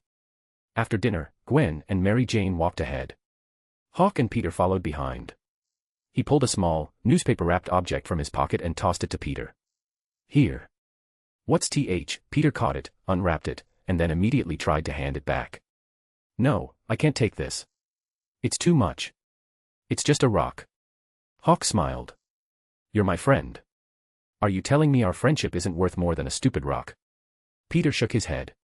"Of course not." "Then take it." Hawk's tone left no room for argument. He threw an arm around Peter's shoulders and started walking. "Besides, you shouldn't worry about what it's worth. You should worry about what it's gonna cost to get it cut. It was a rough diamond. Not a finished one. If you're interested, you can read advanced chapters. #bonus chapter every 300 horsepower. Chapter 30, 134, The Hell Which Returns. Time flows like a river. In the blink of an eye, the fall semester at NYU and Empire State had come and gone. In another blink, winter break had arrived. Wow. It's snowing. On the first morning of the break, Gwen slipped out of bed, threw on a robe, and went to open the curtains. Her eyes lit up at the sight of fresh snow blanketing their backyard, soft flakes still drifting down. She whirled around with pure delight written all over her face. Hawk, look. Since they were engaged, it was only natural that they were now living together. Helen had been fine with it, her only condition being a series of not-so-subtle hints about being careful. She'd just finished raising Howard and Simon, and she wasn't quite ready for grandchildren just yet. In a word, no babies before the wedding. It was a condition they had both readily agreed to. So, since the start of the semester, Gwen had been spending most of her time at the house on East Village, only occasionally going home to her parents for a night on the weekends. This was her home now. Gwen climbed back onto the bed, her excitement bubbling over. It's snowing, Hawk. I see it. Come on, get up. Let's go build a snowman. She tugged at his arm, trying to pull him out of bed. I was just talking to Mrs. Smith from next door yesterday about how we should decorate for Christmas. I can't believe it's already snowing. Hawk let out a weary laugh. Gwen, do you have any idea what time I got home last night? She paused. Oh, right. You and Thor had another sparring match. When did you get back? About a minute before you woke up, he said, his voice deadpan. I just got back from Mars. So, can I please get some sleep? Yes. Mars. This was their 10th sparring session. Ever since September, they had been meeting up almost once a week. At first, they had fought in Earth's upper atmosphere. But after a few rounds, SHIELD had put their foot down. It wasn't Hawk. It was Thor. He was still the god of thunder, and the stray arcs of lightning from his hammer were wreaking havoc on their satellites. Once was an accident. But at a rate of one satellite per week, the 5 world powers were getting nervous. So Sharon Carter had paid them a visit. First, she'd gone to Hawk, who politely pointed out that it wasn't his fault, but that he was open to finding a new venue. Then she'd gone to Thor. Thor had been furious, declaring that the mortals were insulting a god. Then Sharon had shown him the bill for the damages. Thor had immediately agreed to find a new venue. Their 4th match had been on the moon. But then Thor, in his infinite wisdom, had summoned a lightning bolt that fried both the American and European lunar rovers. So, when a tight-lipped Sharon Carter had shown up on their doorstep again, they had preemptively agreed to go somewhere even farther away. It was Jane who had suggested Mars. And it had been perfect, far enough away to keep the world powers satisfied, yet vast and empty enough to serve as an arena where they could go all out. With each battle, Hawk felt his cosmo grow stronger, new stars igniting within his inner universe. At this rate, he was drawing ever closer to the peak of Silver Saint. Thor was equally content. Though he had settled on Earth for love, deep down he remained a warrior through and through. A good, no-holds-barred fight once a week was exactly what he craved. He was improving as well, his control over his power growing more precise, more refined.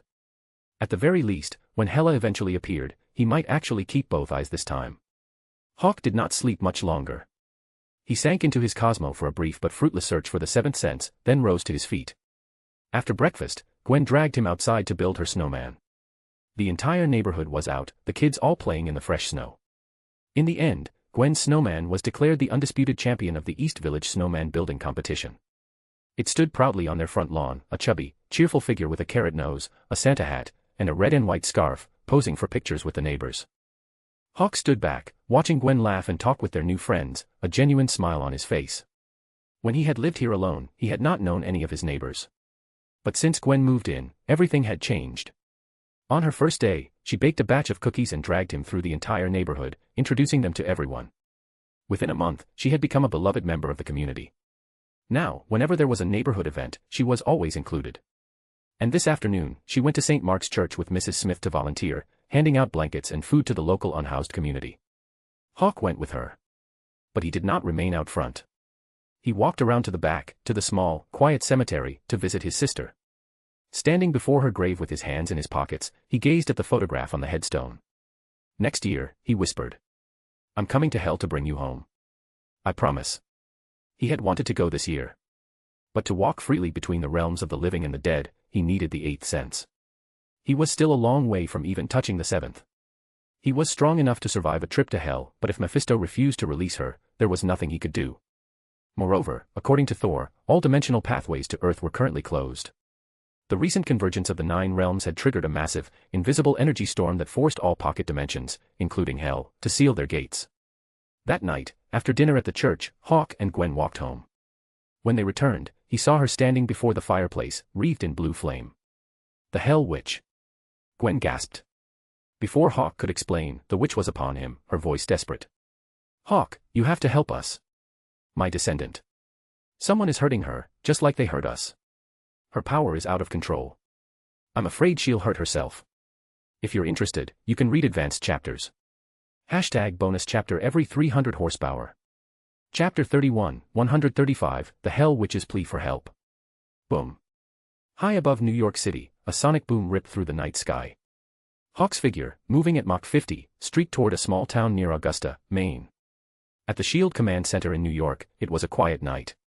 The agents on duty, with nothing major happening, were chatting idly. Suddenly, a red alert box flashed across the main screen. The base's early warning system blared to life at the exact moment Hawk had gone supersonic. Beep. Beep.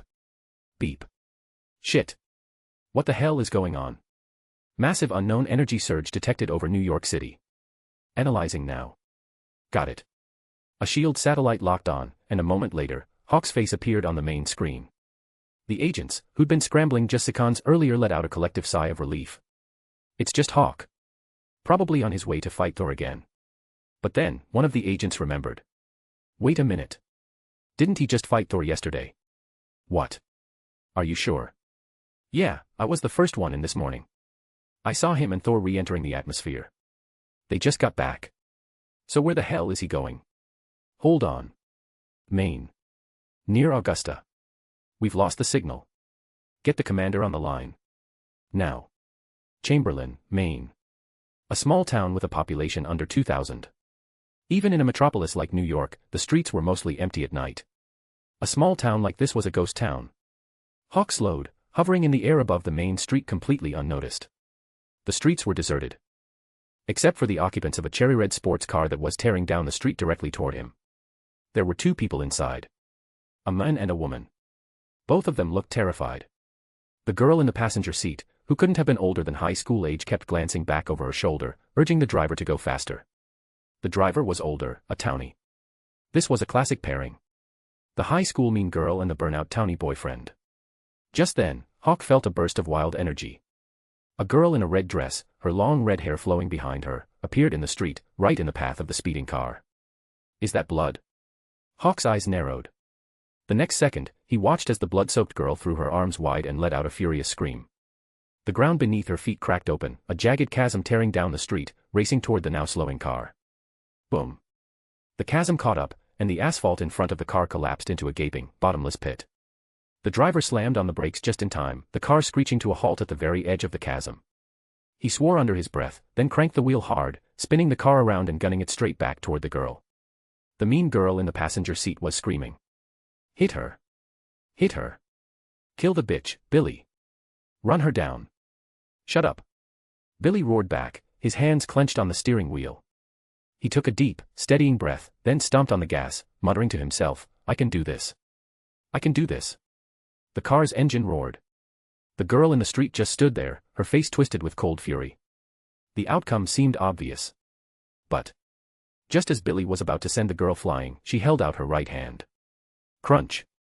The car screeched to a dead stop, its front end crumpling as if it had struck a solid, invisible wall. Billy's head slammed against the steering wheel, knocking him unconscious as blood streamed from a gash on his forehead. The mean girl, whose name was Chris, was thrown against the dashboard, dazed and disoriented. Just then, the furious girl in the street raised her arms again. The red sports car slowly began to levitate off the ground. Inside, Chris, who had just come to her senses, saw the gas station just a few feet away. She looked back at the girl in the street, at the cold, terrifying smile on her face, and her eyes went wide with horror. Just as Chris was about to scream, the girl's power forced the unconscious Billy's foot down on the accelerator, and then the invisible barrier in front of them vanished. The car shot forward and slammed into a gas pump. The next second, Chris, having just unbuckled her seatbelt, was hurled forward. Her head smashed through the windshield, and her body was caught, impaled on the jagged glass, hanging half in and half out of the car, a grotesque humanhood ornament. The girl in the street walked slowly toward the wreck. She looked at Chris, now gurgling as blood streamed from her throat, and a wave of satisfaction washed over her. Just then, a voice spoke from beside her. Feeling better? The girl, Carrie, spun around, her hand lashing out. Telekinetic power shot toward Hawk. He felt the force of the blast wash over him. The white t-shirt he was wearing billowed and snapped in the invisible wind. But he didn't move.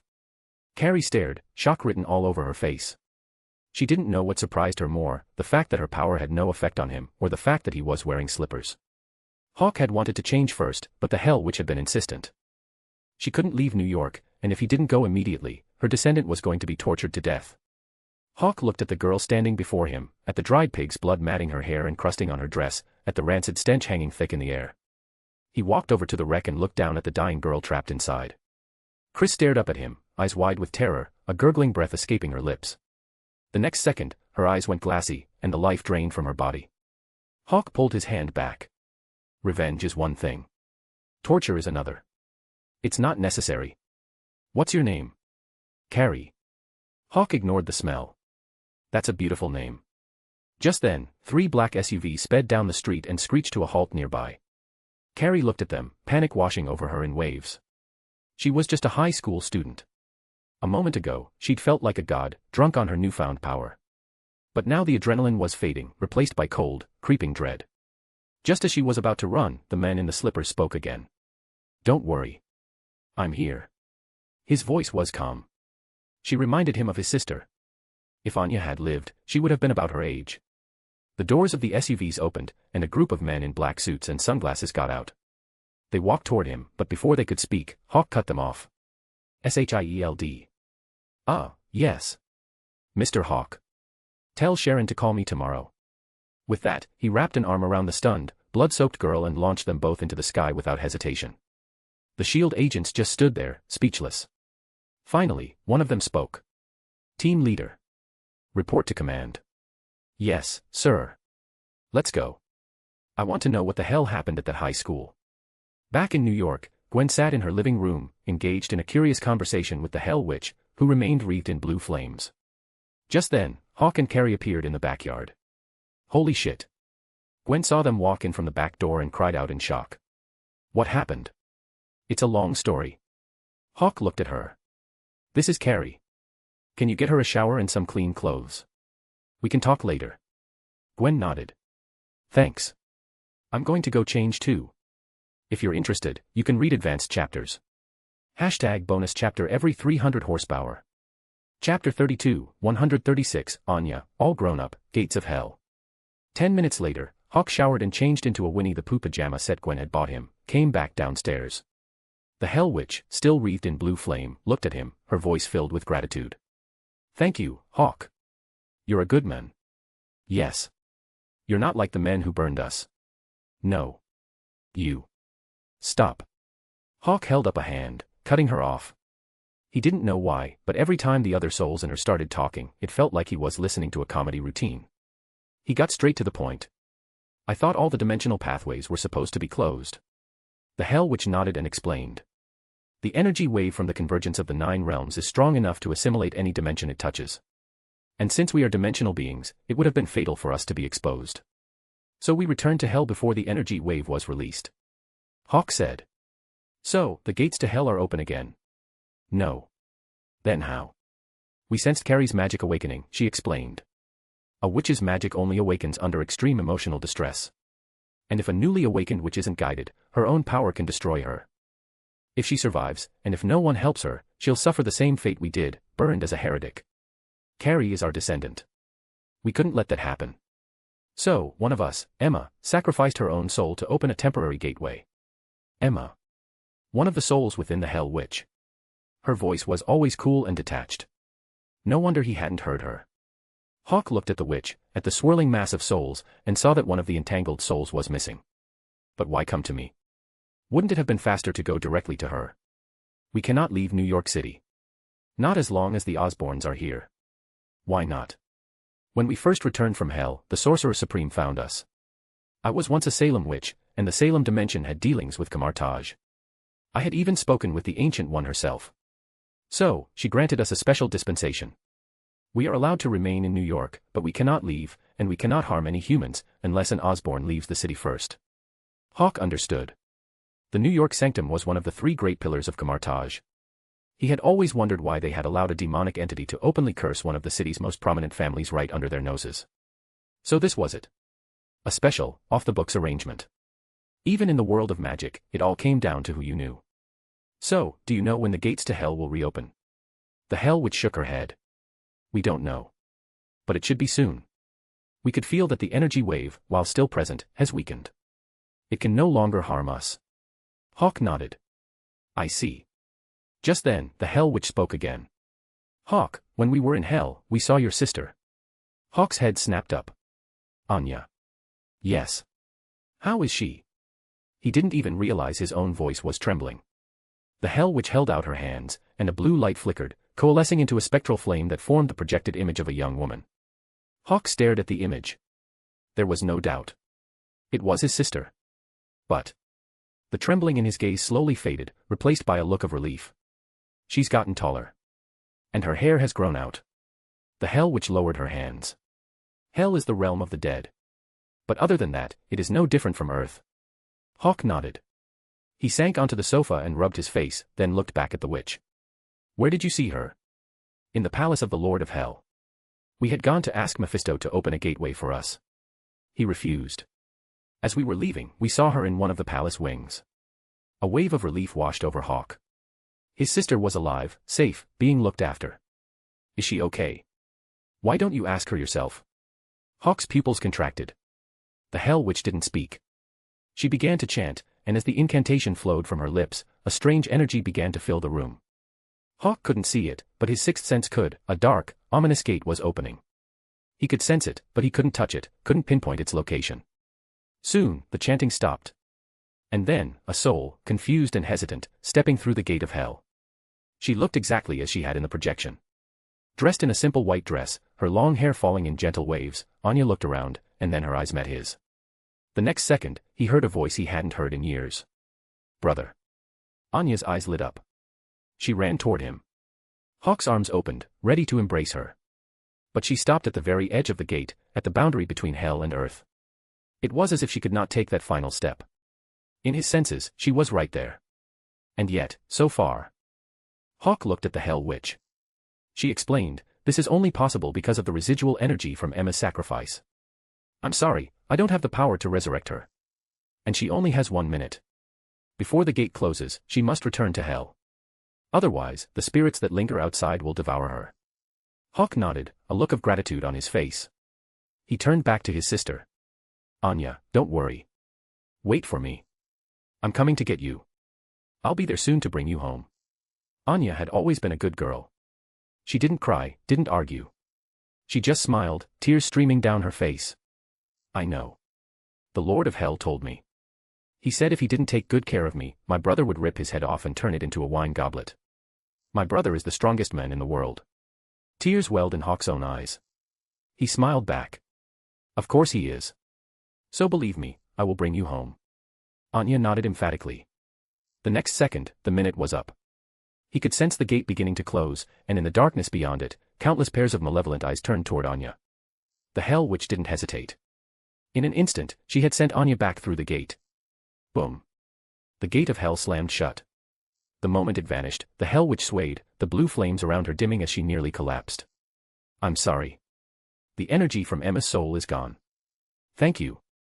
Hawk closed his eyes, took a deep steadying breath, and then looked at her. "I owe you one." Just then, Carrie, freshly showered and dressed in a pair of Gwen's spare pajamas, came downstairs. Hawk looked at her, then back at the Hell Witch. "So, what's the plan for her?" The Hell Witch began. "We were hoping." Hawk said. "Say no more. I'll take care of her." It wasn't a refusal, it was an acceptance. After what the Hell Witch had just done for him, he would do more than just take care of Carrie.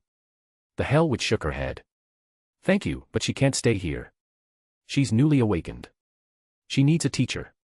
If you could, we were hoping you could find a witch for her. We are bound to the Hell dimension now. We no longer know any others." Hawk was taken aback for a second, then nodded. "Of course. I'll find someone. Any requirements?" "Just someone who can teach her the basics. Once her powers are stable, the knowledge of the Salem dimension will awaken within her naturally." "Understood. I'll take care of it. Thank you. If you're interested, you can read 40 advanced chapters. #bonus chapter every 300 horsepower. Chapter 33, 137, Gates of Hell, The Two Great Witches of Marvel, Cap's seal of approval. The next day. Agent Sharon Carter parked her car, got out, and stared at Hawk's front door. She let out a soft sigh, walked up, and knocked. Just yesterday, her bags had been packed. She'd been sitting at the airport, waiting for her flight, ready to get the hell out of town for Christmas. She had zero interest in spending the holidays watching Hawk and Gwen play house. So, she'd bought a ticket to Texas to catch the hottest show on the circuit, a stunt performance by some daredevil motorcycle rider named Johnny Blaze. The tickets had been a nightmare to get. But then, the commander had called. As she waited for the door to open, Sharon felt a pang of regret. If she could turn back time, she never would have agreed to fly back to New York with Hawk from Quantico. Just as the thought crossed her mind, the door opened. Sharon instantly composed herself, smiling at Gwen as she greeted her. "Morning, Gwen." "Sharon." Gwen's eyes lit up when she saw Sharon. She stepped forward, giving her a quick hug before saying apologetically, "Sorry to drag you into this again, but something came up yesterday." She warmly invited Sharon inside, then lowered her voice and gave her the short version of what had happened to Carrie the night before. The bullying.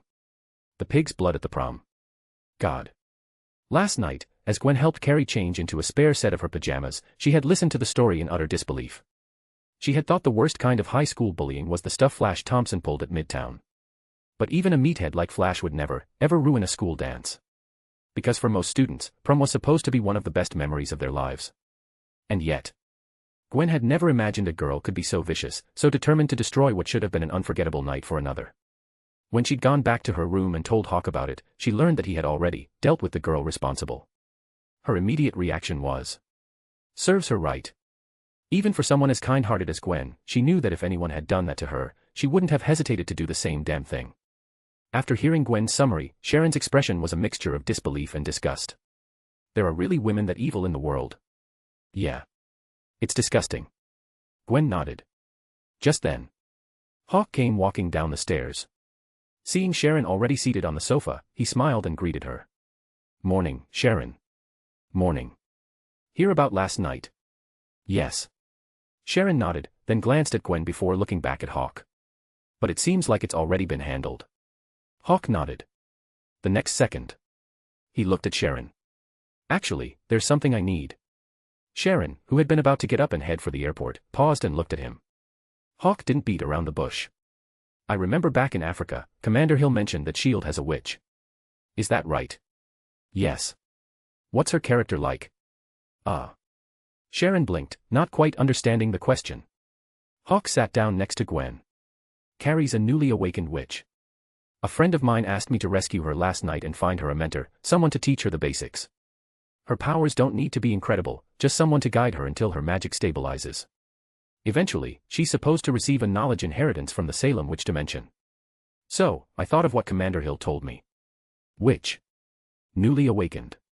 With a built-in magical inheritance. Entrusted to them. Sharon quickly processed the keywords in Hawk's explanation.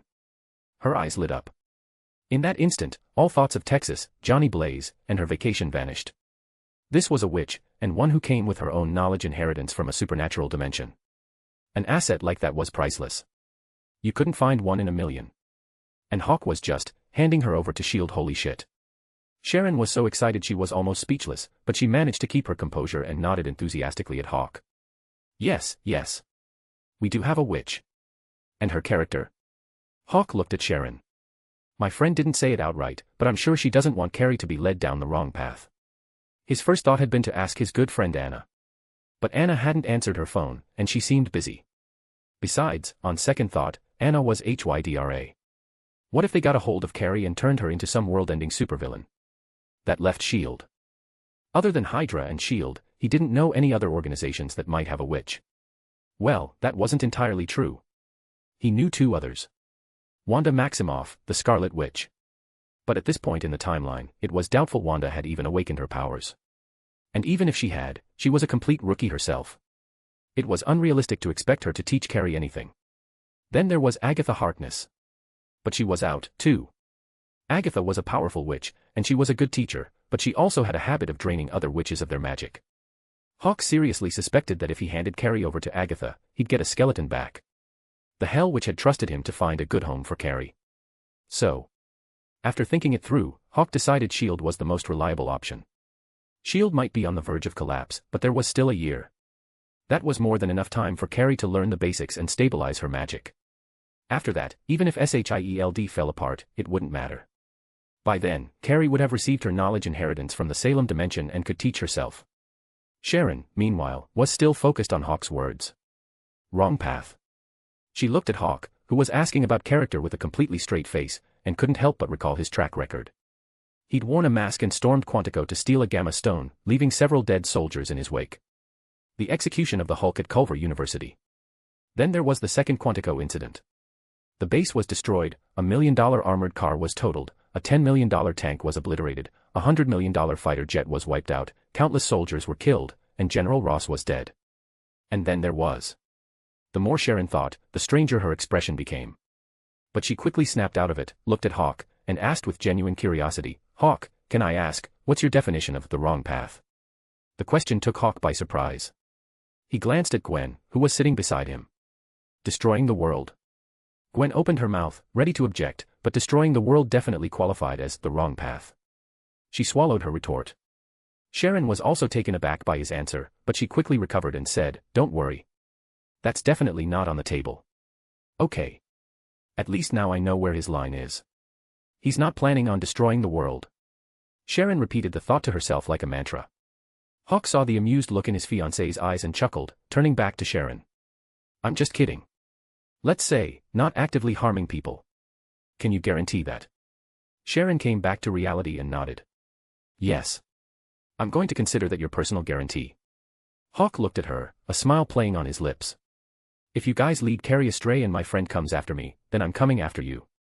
Again. The Hell Witch had entrusted Carrie to him. He had to be responsible for her. Sharon nodded again without hesitation. I can. The witch we work with was a member of Captain Rogers' Howling Commandos.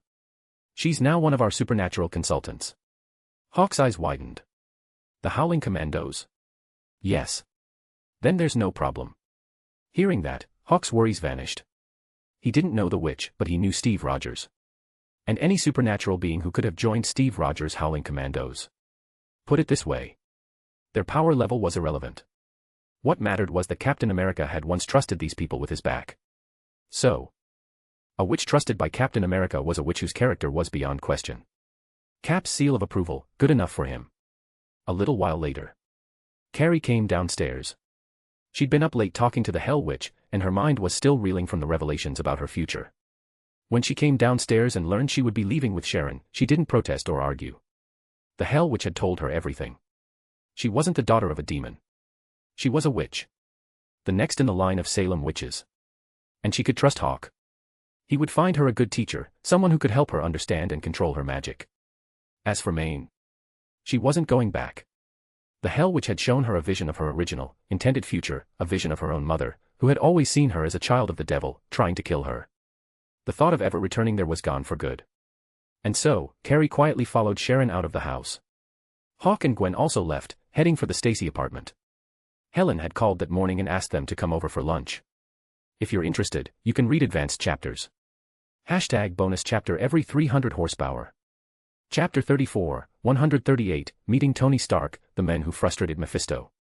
The Christmas of 2013 was different. In past years, Hawk spent the holiday at the cemetery with his sister. But this year, Hawk had a new family member. Gwen. His fiancée. At their home, the plump snowman on the lawn had yet to melt, standing its ground with stoic determination. A glowing reindeer stood guard nearby. The string lights along the porch were already twinkling, and two Nutcracker soldiers in bright, festive uniforms stood at attention on either side of the front door, looking surprisingly cute. Gwen had decorated everything herself over the past few days. And if the outside was festive, the inside was a complete holiday transformation. A small, decorative Christmas tree sat in the entryway. In the living room, near the fireplace, stood a much larger tree they had just hauled back from Jersey City the day before. Its branches were already laden with a kaleidoscope of ornaments. There were clay angels and beaded garlands Gwen had made by hand. Little angels, nutcrackers, snowflakes, and stars nestled among the branches. Most importantly, dozens of miniature framed photos of Hawk and Gwen were scattered throughout the tree. Tucked in the most prominent spot was a photoshopped picture Gwen had made, combining a photo of Hawk and his sister, with one of herself to create a portrait of the three of them, a family. At the very top, the shining star of Bethlehem stood sentinel.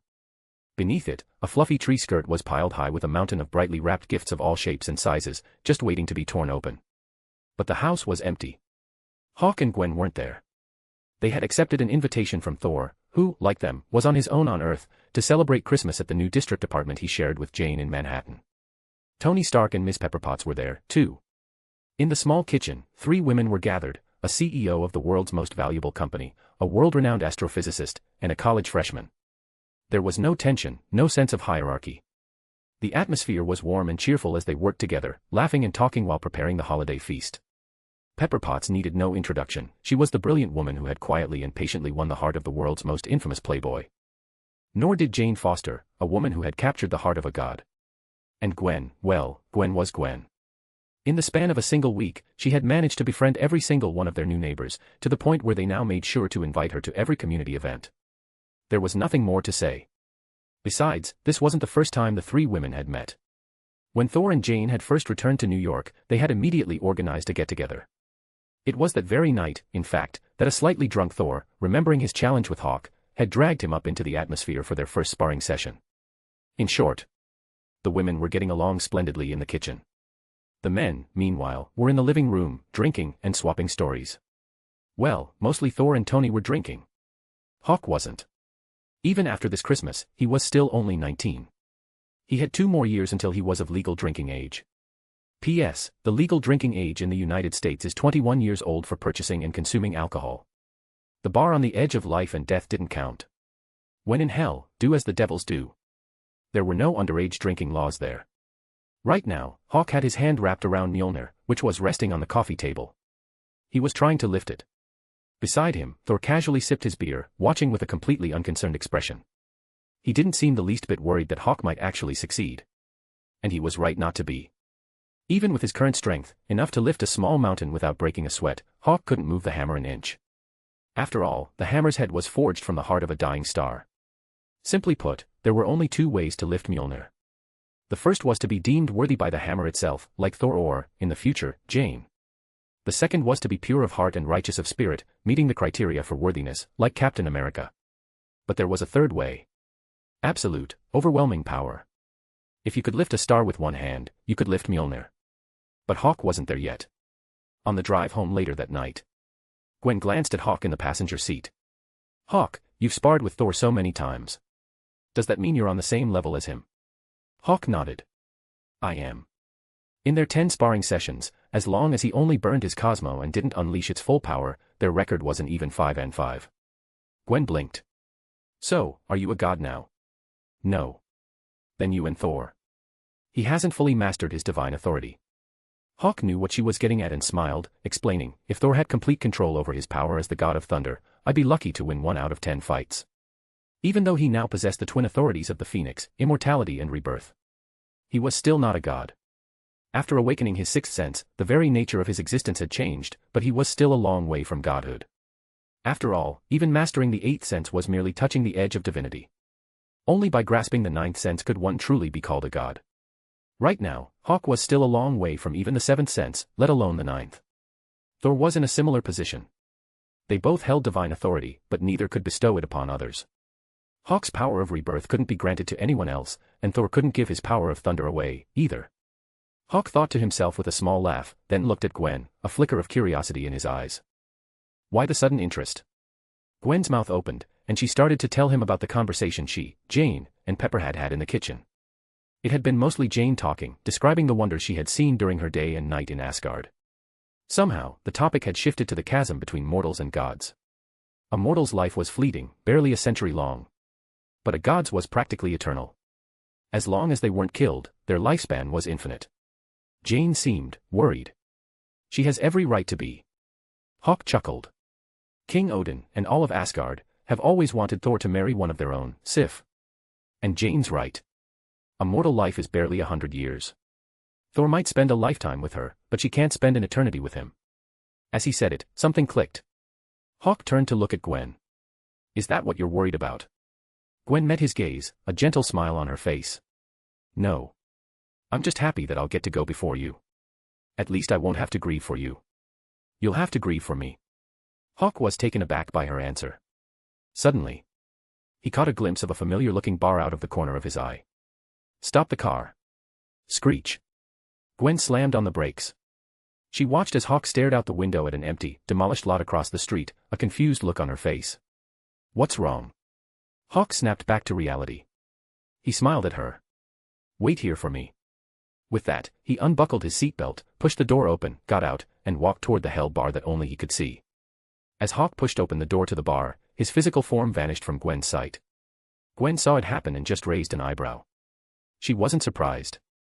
As she'd said before, her threshold for surprise had been raised to an impossibly high level. As he expected, this place was a projection from Mephisto. The moment he stepped inside, Hawk felt the familiar sensation of being on the edge of life and death. He saw Mephisto, already sitting at a table, raising a glass to him with a smile. Merry Christmas, Hawk. Merry Christmas. Hawk sat down, picked up the glass waiting for him, and clinked it against Mephisto's. He then asked, a curious glint in his eye, aren't you afraid the Sorcerer Supreme will come and beat you up again for projecting your bar into the same city as Camartage? Mephisto scoffed. What can she do, besides trap me in a time loop with the time stone? I just got tired of dealing with her. Hawk thought of Dormammu, the future victim of the time stone. So Mephisto was another one. Hawk pushed the thought aside and got straight to the point. Are you here because you've changed your mind? Can you resurrect my sister? Mephisto didn't answer right away. He refilled Hawk's glass, set the bottle aside, and then raised his own. Hawk, I always thought you were a smart man. Oh. Hawk raised an eyebrow, lifting his own glass to meet Mephisto's. What do you mean?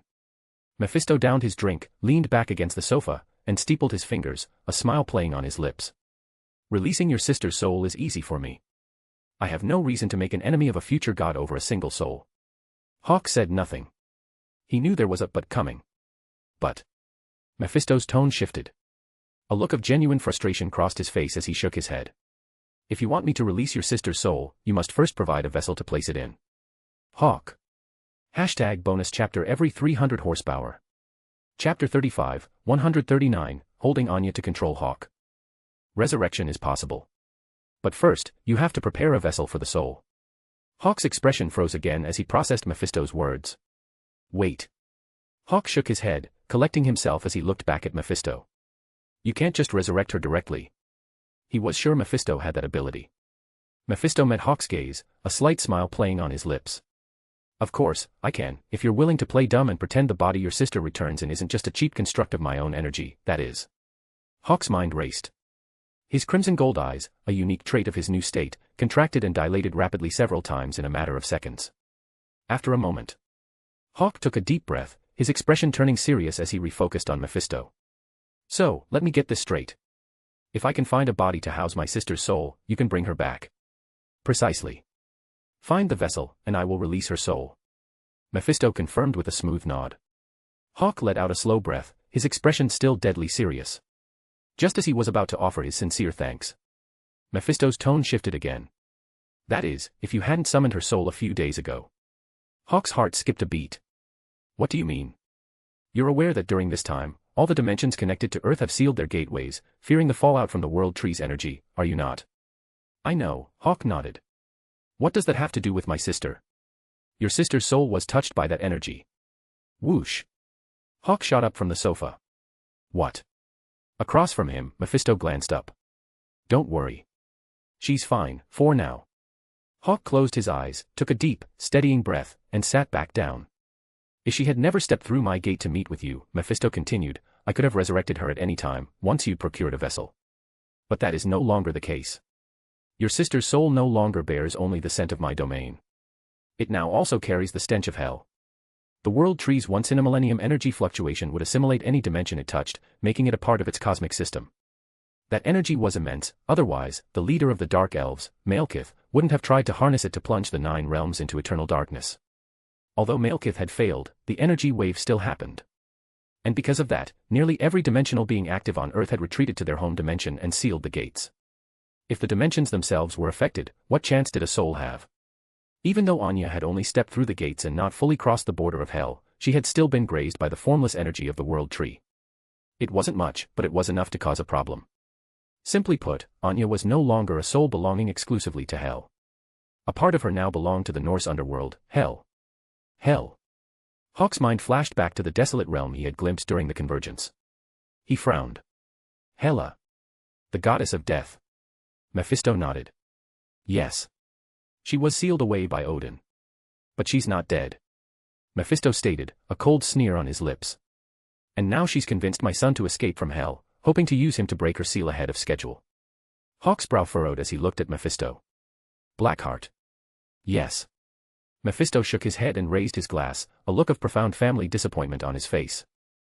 If my foolish son finds the 4 elemental demons and uses the final echoes of the World Tree's energy to forge a new hell, then Hela will be able to briefly break free, and your sister's soul will become hers. Hawk's jaw tightened. That can't be allowed to happen. She is the goddess of death, Mephisto reminded him. Not all gods were created equal. Hela was a true goddess, one who held dominion over the souls of all non-warriors who died in her corner of the universe. You want me to help you stop Blackheart's plan to create a new hell? I do. Mephisto nodded, looking at Hawk. Hawk's mind spun as he looked at Mephisto. If I stop Blackheart, you can resurrect my sister once I find a body for her soul.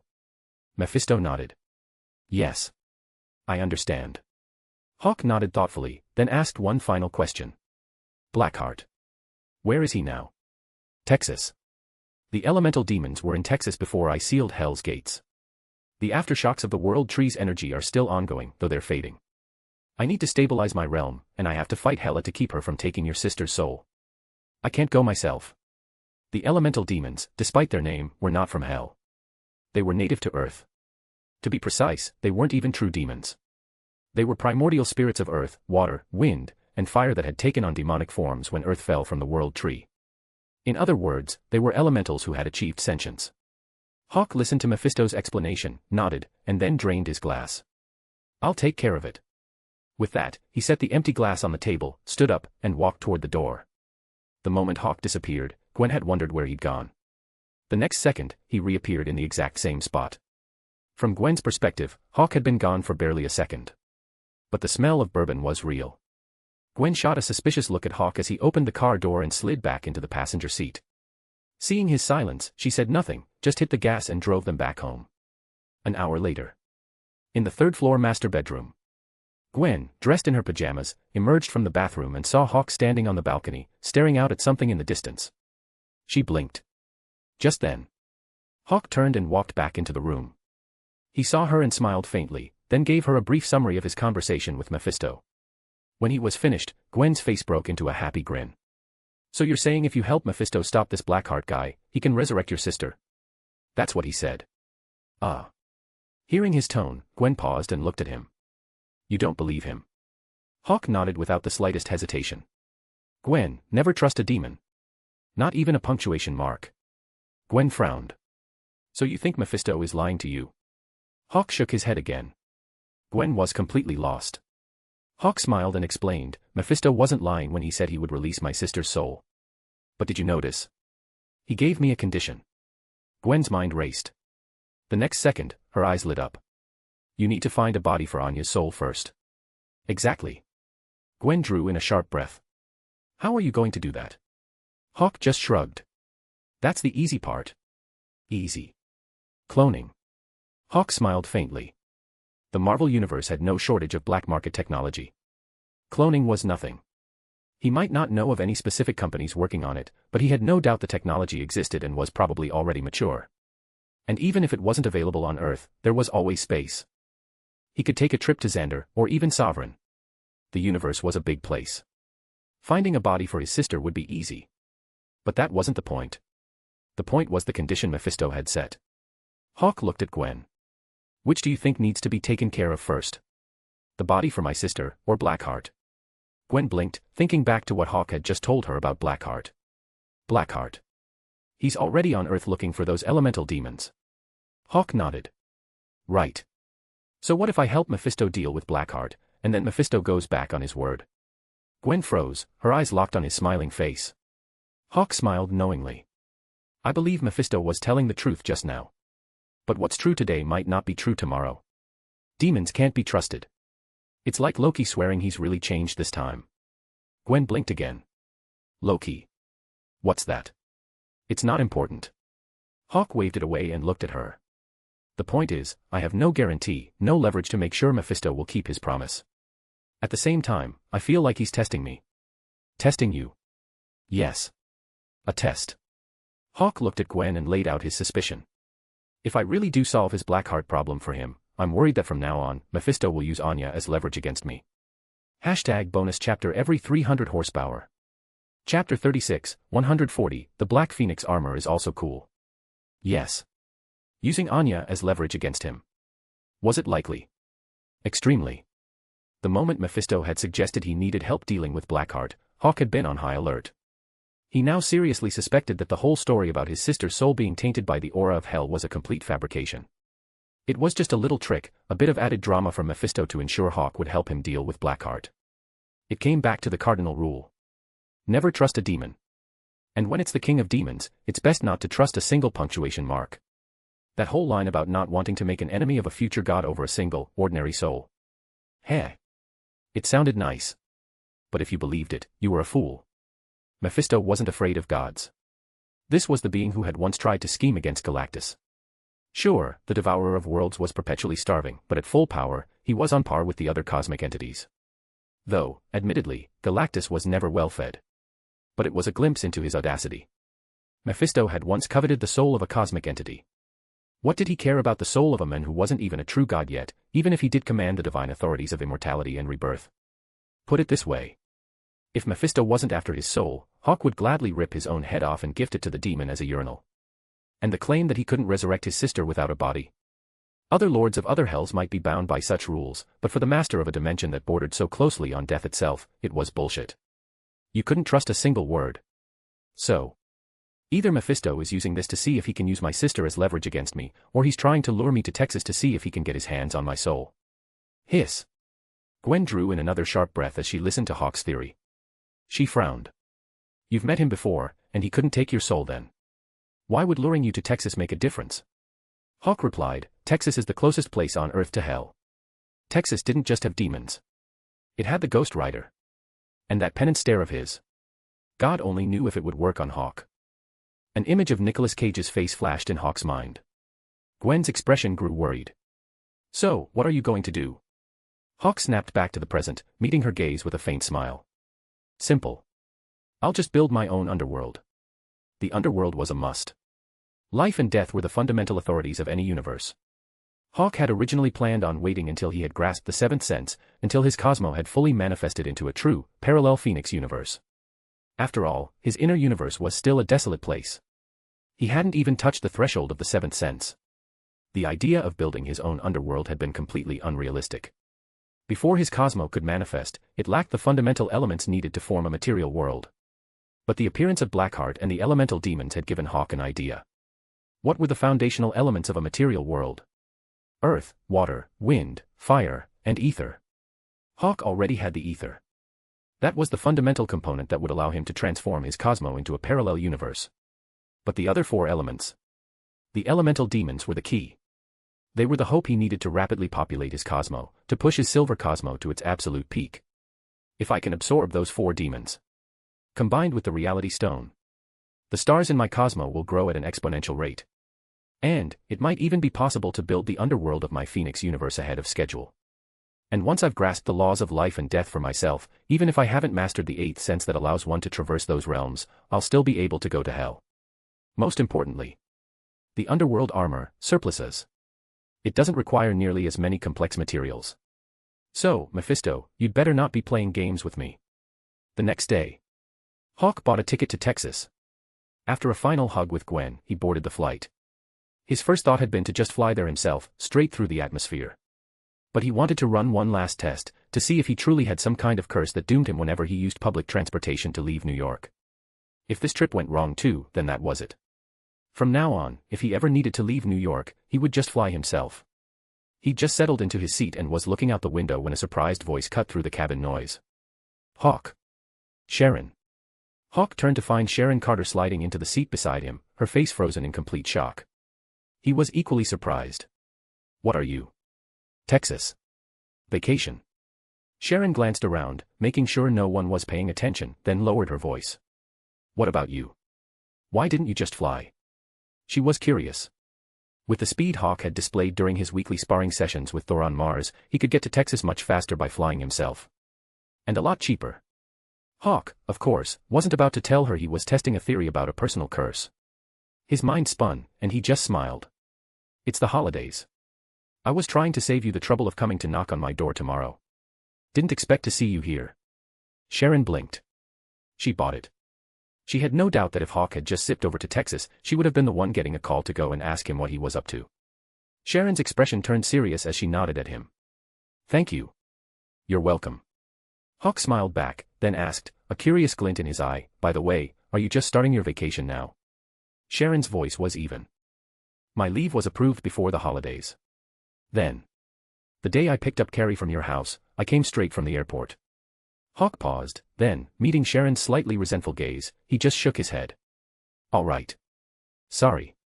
Hearing his apology, the last of Sharon's lingering resentment vanished. After all, even though she hadn't been able to start her vacation right away, it had been worth it. It didn't matter if Hawk had entrusted Carrie to them or not. The fact was, she had been the one to bring back a witch. She had been rewarded by the Bureau for it. A level up in clearance, and an extra 10 days of paid leave. All things considered. She had definitely come out on top. Sharon smiled faintly and began to give him an update on Carrie's progress. The short version was. Carrie was doing great. The SHIELD witch consultant had been thrilled to learn she was a Salem witch and had happily taken her on as an apprentice. By the way, I saw Carrie a few days ago. She said that once she finishes her first phase of training, she wants me to bring her to thank you and Gwen. Oh. Yeah. I was going to ask you the next time I saw you. Of course. Hawk was genuinely happy to hear the news. The Hell Witch had entrusted Carrie to him. He might not be able to offer a lifetime warranty, but he had to at least guarantee her well-being for the first year. Soon, the plane took off without a hitch. It ascended into the clouds with a smooth, professional grace and began its steady journey towards Texas. After takeoff, Hawk kept his senses fully open. It wasn't until the plane had finally crossed into Texas airspace that he let out a sigh of relief. Good. Looks like even if something does happen, it won't be on the flight. It'll probably be after we land. Hawk thought to himself as he continued to chat with Sharon. Suddenly, he heard her mention something about a motorcycle stunt show and his interest was piqued. What stunt show? This one. Sharon pulled a promotional pamphlet for Johnny Blaze's motorcycle stunt show from her bag and handed it to him, launching into her pitch. It's the hottest show in Texas right now. Johnny Blaze. His stunts are incredible. I came all the way to Texas just to see him. Hawk took the pamphlet. The first thing he saw was the unforgettable face of Nicolas Cage. Yep. That's the Ghost Rider. Hawk thought, handing the pamphlet back to Sharon. Is that so? If I have time, I'll check it out. Sharon took the pamphlet back, then her eyes lit up. By the way, Hawk, what are you in Texas for? Hawk smiled faintly. Just as he was about to answer, the plane, which had already begun its descent, suddenly lurched. In an instant, the cabin was filled with cries of alarm. Hawk's good mood instantly vanished. He opened his 5 senses completely, and in the blink of an eye, his awareness swept over every corner of the plane, searching for the source of the danger. Sharon had tensed up as well, but as the plane stabilized, she saw Hawk's serious expression and assumed he wasn't used to flying. Relax, Hawk. It's just turbulence. Happens all the time. Hawk heard her words, thought of the strange energy fluctuation his senses had just detected outside the plane, and looked at her, a corner of his mouth turning up. You sure about that? #bonus chapter every 300 horsepower.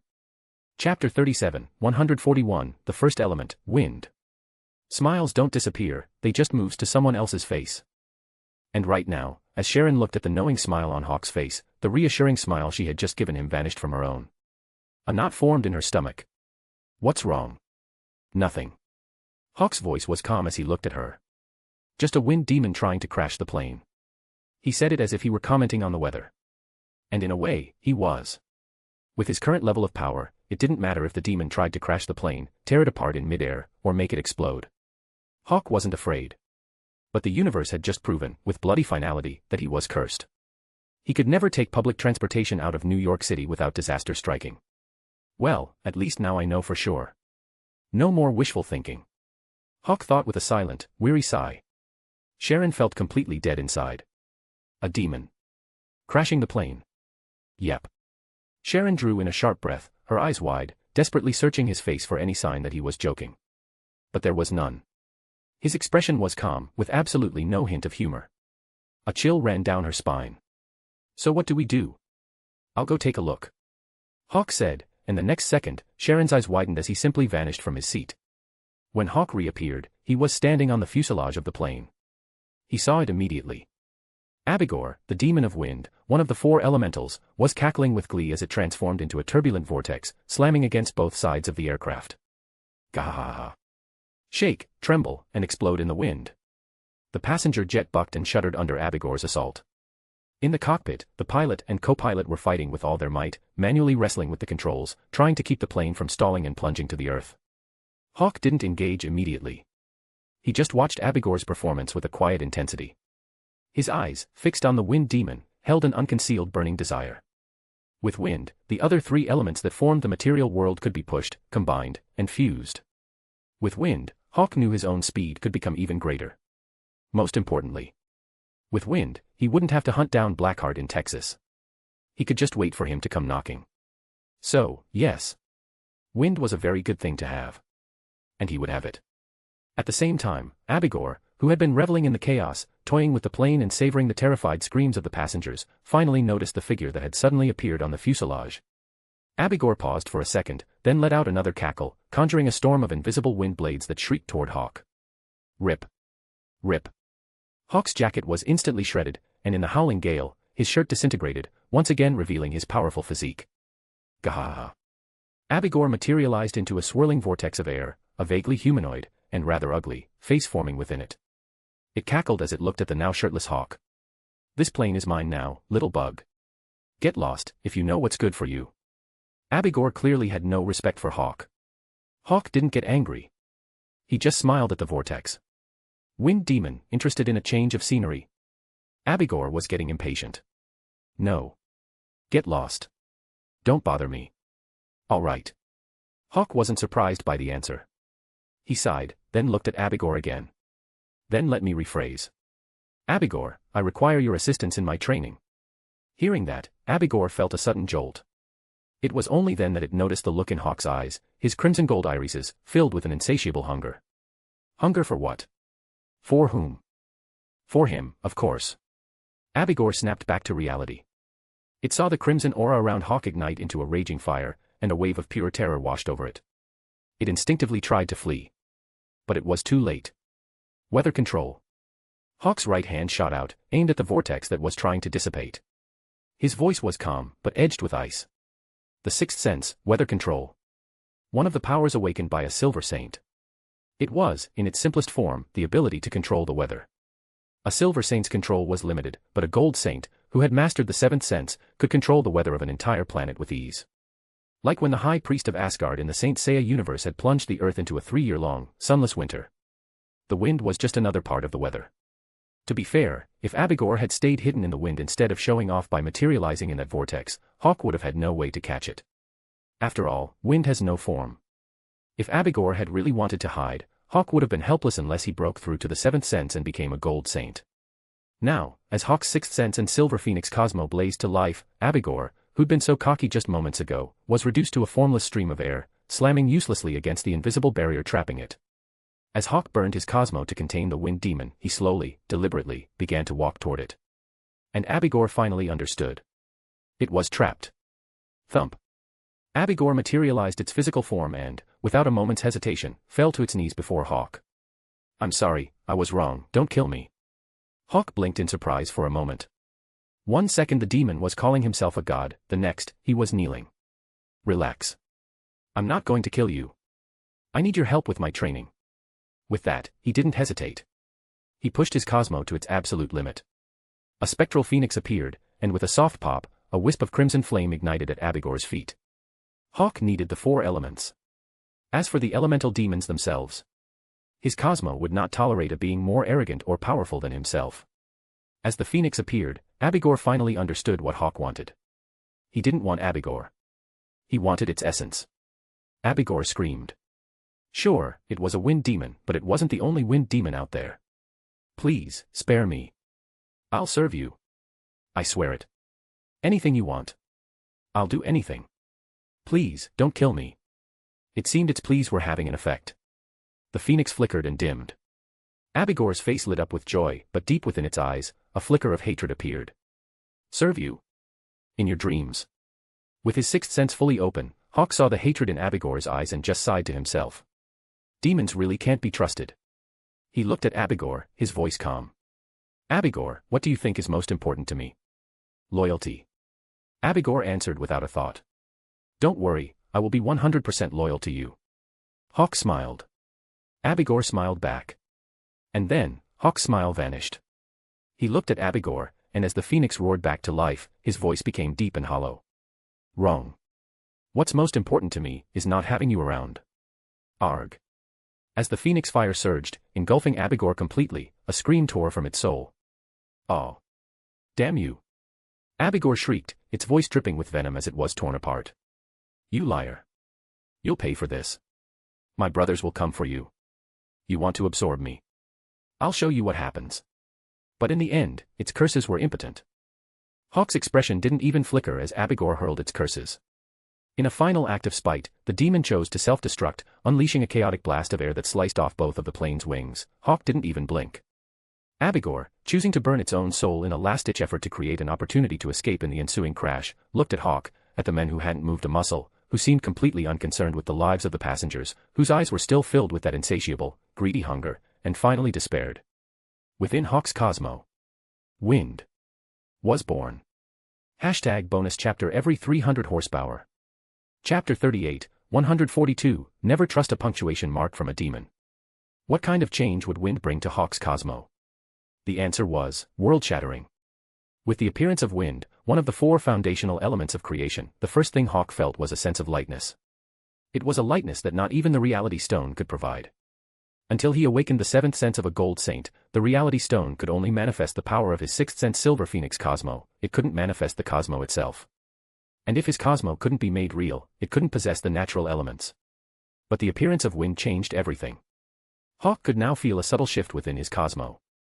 The stars, which had once been like perfect, identical copies, began to change under the influence of the wind. Even the meteorites he had drawn into his Cosmo began to slowly drift together, as if the wind were trying to forge them into a single, cohesive whole. But it wasn't enough. A complete material world didn't just need wind, it needed the other three foundational elements: earth, fire, and water. Hawk savored the feeling of lightness as he observed the formless changes within his Cosmo. Just then, he heard Sharon's voice, calling out from the cabin below. Hawk's eyes snapped open. The plane, its wings torn off by the wind demon's last desperate act, was now just a massive metal tube hurtling toward the ground at terrifying speed. Inside the cabin, passengers strapped into their seats screamed in absolute terror. With a single thought, Hawk vanished, reappearing in an instant directly in the path of the falling aircraft. In the cockpit, the pilot and co-pilot were fighting a losing battle, their efforts to save the plane completely useless. And then they saw him, a figure, floating in midair, looking at them with a calm expression. They were stunned. Hawk watched the wingless plane hurtle toward him like a cannonball and raised his right hand. The sixth sense, psychokinesis. It was another one of the superpowers a silver saint gained upon awakening their sixth sense, the ability to control matter and energy with their mind. A normal silver saint could easily control a large passenger jet. And that was just a silver saint. A gold saint, who had awakened the seventh sense, could use their mind to tear through spacetime, teleporting objects or people across vast distances. So, Hawk might not have been able to physically stop the plane like Superman, he didn't have the kind of overpowered biological force field, but controlling it with his mind was easy. As Hawk raised his hand, his psychokinesis instantly enveloped the aircraft. The plane, which had been plummeting like a cannonball, suddenly slowed, its downward plunge gradually leveling out. Sharon, looking out the window, saw Hawk floating outside the plane and let out a breath she hadn't realized she was holding. 10 minutes later. 68 kilometers east of Fort Stockton, Texas, in the middle of nowhere, a wingless passenger jet, looking like an oversized metal tube, made a belly landing in the desert. It slammed into the ground with a massive thump and skidded to a halt. For 5 long seconds, the cabin was completely silent. Then, a wave of applause and cheers erupted. The survivors, still in shock, hugged the strangers next to them, shouting and celebrating their survival. The flight attendants joined in for a moment, but quickly snapped back to their training. They opened the emergency exits, and with a loud pop, the inflatable slides deployed. They began to usher the passengers out. Soon, one by one, the passengers evacuated the plane. But before they could even marvel at the miracle of the landing, a fleet of black Chevy SUVs screeched to a halt nearby. A team of men in black suits got out, flashed their badges, and began to confiscate their phones and any other recording devices. Sharon made her way to the cockpit. She deleted the pilot's recordings, took the black box, and offered the 2 stunned men a professional smile. "Congratulations, gentlemen. Your incredible skill and professionalism saved this aircraft." The 2 pilots exchanged a look. The captain looked at Sharon and asked, his voice cautious, was that Thor? The god?" Sharon looked at the 2 pilots, who were desperate for an answer, and smiled faintly. "He's the Phoenix, not Thor. As for the rest, I'm sorry, I can't say any more. You'll have to sign a non-disclosure agreement." The Phoenix. That was S.H.I.E.L.D.'s internal codename for Hawk. Commander Maria Hill had given it to him after he'd left Africa. The Phoenix was a symbol of eternity and rebirth, a representation of the endless cycle of life and immortality. It was often called the undying bird. Calling Hawk the Phoenix was simple, direct, and self-explanatory. After speaking with the pilots, Sharon turned and left the cockpit. Soon, she was back on the ground. She handed the cockpit voice recorder to a SHIELD agent from the Texas branch and then followed another agent to one of the black Chevy SUVs, where Hawk was already waiting. Hawk looked at Sharon as she opened the door and got in, a curious glint in his eye. The Phoenix. Seriously? Who came up with that? Commander Hill. Sharon sold out her boss without a second thought. It wasn't like Hill had said the codename was a secret from Hawk himself, so it wasn't a breach of protocol. Hawk thought of Maria Hill, of the moment on the African savannah when she had seen the core of his Phoenix, and after a moment, he nodded. "You don't like it? It's all right." Hawk shrugged. Sharon glanced out the window at the wingless plane and the crowd of survivors, then looked at Hawk. "By the way, thank you for what you did." Hawk smiled faintly. "No big deal." Normally, he didn't like to get involved in worldly affairs. But this time, he had a feeling the plane had gone down entirely because of him. No, it was definitely because of him. So he had saved it. And at the same time, he had made a solemn vow, the next time he left New York City, he was never, ever taking public transport again. Hawk, what was that? The wind demon. Hawk looked at Sharon. It wasn't a demon from hell. It was an elemental of wind that had gained consciousness. It's dead now. Sharon nodded thoughtfully, then remembered the question she had been about to ask before the plane had started to fall out of the sky. By the way, Hawk, where are you headed in Texas? I can arrange a car for you. I had a place to go. Not anymore. Hawk looked at Sharon, thinking of the pamphlet she had shown him. By the way, where is that motorcycle stunt show you were talking about? In Fort Stockton. Then that's where I'm going. Hawk's eyebrows shot up. Now that he had the wind element, the tables had turned. Hunting down Blackheart? No need. He could just wait for Blackheart to come to him.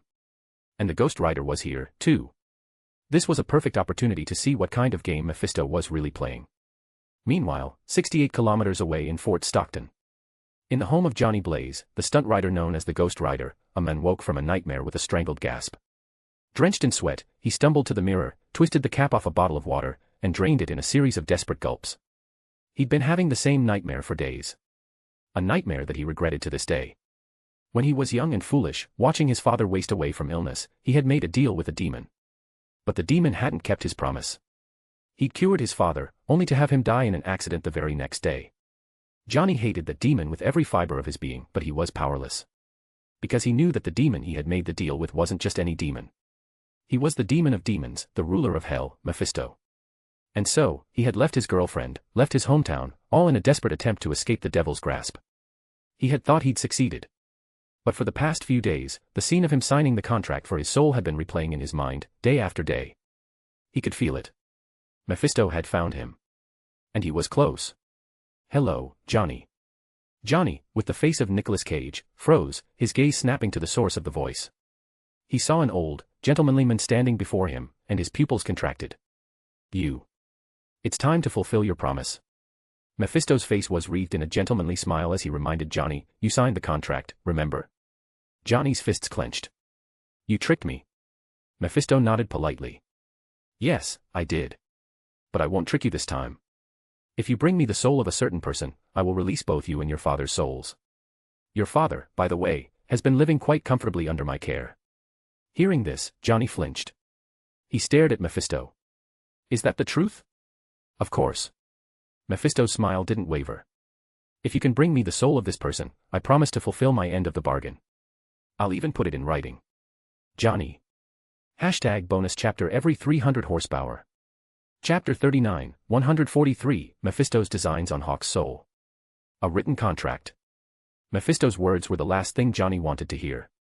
The moment he said them. Johnny, who'd been thrilled at the prospect of bringing his father back, felt like someone had dumped ice water over his head. His mind shot back to the last time Mephisto had made him an offer, the twisted wording, the sneaky loopholes that had trapped him completely. Instantly, the desperate hope that had clouded his judgment vanished. He stared at Mephisto. You're trying to trick me again. No. Mephisto shook his head, his gentlemanly smile never wavering as he looked at Johnny. This time, I give you my word. I will not deceive you. And in that moment, he meant it. As for the future? Well, the Mephisto of the future breaking a promise had nothing to do with the Mephisto making one right now. It was the same kind of promise he'd made to Hawk, that he would release Hawk's sister's soul as soon as a new body was found. It was all just a ploy to lure Hawk to this demonic patch of land in Texas. The part about his wayward son, Blackheart, escaping hell to find the four elementals and build a new hell with his command of death. That was true. And his desire for Hawk to help him stop Blackheart. Also true. But his desire to claim Hawk's soul for himself was just as real. No one could refuse the soul of a god, especially a god who wasn't quite a god yet. In a word, his place could be usurped. Being the dimension lord of a death dimension wasn't so bad, but Mephisto felt that becoming a true god would open up so many more opportunities for him. Besides, the divine power over life and death was unlike any other. Even if Mephisto managed to drag every living soul in the universe into his hell dimension, he could never become a true god. Because the mantle of life and death already had an owner. And that owner was a cosmic entity. Death. One of the 5 primordial beings of the universe. Death was the abstract embodiment of the concept of death, its very personification. She was the master of souls, the source, creator, and controller of every soul in the multiverse. In short, as long as death existed, Mephisto would forever be a mere dimension lord, never a true god. But, that time Hawk had achieved his rebirth, when he had touched the border between life and death, Mephisto had seen an opportunity. An idea had begun to form. If he could obtain Hawk's soul, he could extract the divine powers of immortality and rebirth. With those, he could finally become a true god. So, from the moment he first met Hawk on that metaphysical plane, he had been laying his trap. For example, the drinks he had offered Hawk. There was nothing special about the wine itself. It was perfectly safe. In fact, drinking it would even strengthen one's soul. That was because the wine was made from souls. And because of that, until Hawk fully processed it, his own soul would not be purely his own. It would be tainted. From there, Mephisto's plan was simple: find an opportunity to reap Hawk's soul. If Hawk's soul fell into hell for even a single second, Mephisto would have the means to keep it there forever. And now, an opportunity had presented itself. His son, Blackheart, had escaped hell through the same momentary opening the hell which had used to summon Anya's spirit. At first, Mephisto had been furious. But then he had realized this was his chance. So, he appeared once more and successfully tricked Hawk into coming to Texas, ostensibly to capture his rebellious son, but in reality, to give him the chance to steal his soul. And the key to that plan was standing right in front of him, Johnny Blaze, bound to him by a soul contract. Of course, Johnny, as a mere mortal, could never reap the soul of a god. But the spirit of vengeance he had bonded Johnny to certainly could. Years ago, during his own battle with the spirit of vengeance, Mephisto himself had nearly had his soul torn out by the penance stare. As for Hawk, a little fledgling god whose divine power was already suppressed by the tainted wine, all it would take was one look from the penance stare. Reaping his soul would be over in an instant. But all of this depended on one thing. Johnny had to cooperate. If Johnny resisted, the entire plan could backfire spectacularly. But that was no problem. If Mephisto could fool Johnny once, he could certainly fool him a second time. And just as he'd predicted. Hearing Mephisto's earnest, heartfelt guarantee, the hope in Johnny's heart, which had just been extinguished, began to beat wildly again. He swallowed hard, his eyes fixed on Mephisto. For real. I swear it. Mephisto smiled and held out his right hand. A scroll of parchment materialized and flew toward Johnny. I swear on my name as the Lord of Hell, this contract contains no hidden clauses, no fine print you cannot see. Read it for yourself. Johnny took the parchment. He took a deep breath, the painful memory of the first time he was deceived fresh in his mind, and began to read the contract, word by agonizing word. It was exactly as Mephisto had said. The contract stated that if he could bring Mephisto the specified soul, his father's soul would be released. There were no tricks in the wording, no microscopic text hidden between the lines. Johnny took another deep breath and looked up. This specific soul, who is it? Hawk. Mephisto smiled, using hellfire to project an image of Hawk. Bring his soul to hell, and your father's soul will be released. He said released, not resurrected. Johnny's father's soul was currently locked in a soul cage in hell. Releasing him from that cage was still a release. Just like he had promised Hawk. The only difference was one was house arrest, the other was solitary confinement. So. He, Mephisto, had not lied. Johnny stared at the image of Hawk. Who is this Hawk, and why do you want his soul? Mephisto seemed to know what he was thinking. He is a very bad man. I can assure you of that. To prove his point, Mephisto opened his hand again. An image appeared in the hellfire, showing Hawk's rampage at the Quantico facility, leaving the entire base in ruins. Then another, showing Hawk in Wakanda. The souls of countless slain Wakandans seemed to rise from the flames, crying out to Johnny, accusing Hawk of his crimes. Johnny watched the projections. One of his questions was answered, but seeing Hawk's explosive power made him suck in a sharp breath. I can bring you his soul. But, look at him. Do you really think I'm strong enough to even get close to him? You are. Mephisto's gentlemanly smile didn't change, but the hellfire on his palm suddenly shifted, turning from orange to a spectral blue. With the hellfire I have given you, you will have the power. This was another reason he'd lured Hawk to Texas. Texas was the closest point on Earth to his dimension of hell. Only here could the spirit of vengeance unleash its full power. And at the same time, the ambient energy of his dimension could suppress any non-hellish powers in the area. It was just a matter of degree. But that didn't matter. With one power rising and the other falling, Mephisto could already see it, the moment he would finally become a true god. Achoo. Just as the SHIELD Chevrolet SUV he was riding in with Sharon entered the town of Fort Stockton, population 9,000, Hawk felt a familiar yet alien energy wash over him, and he couldn't help but sneeze. Sharon, sitting beside him, offered a blessing. God bless you. Thanks. Hawk replied automatically. He then opened all 6 of his senses and immediately noticed something strange. Back in New York, he could effortlessly blanket the entire city in his consciousness. But here, in this tiny Texas town of less than 9,000 people, covering an area of barely 5 square miles, his senses were struggling to expand.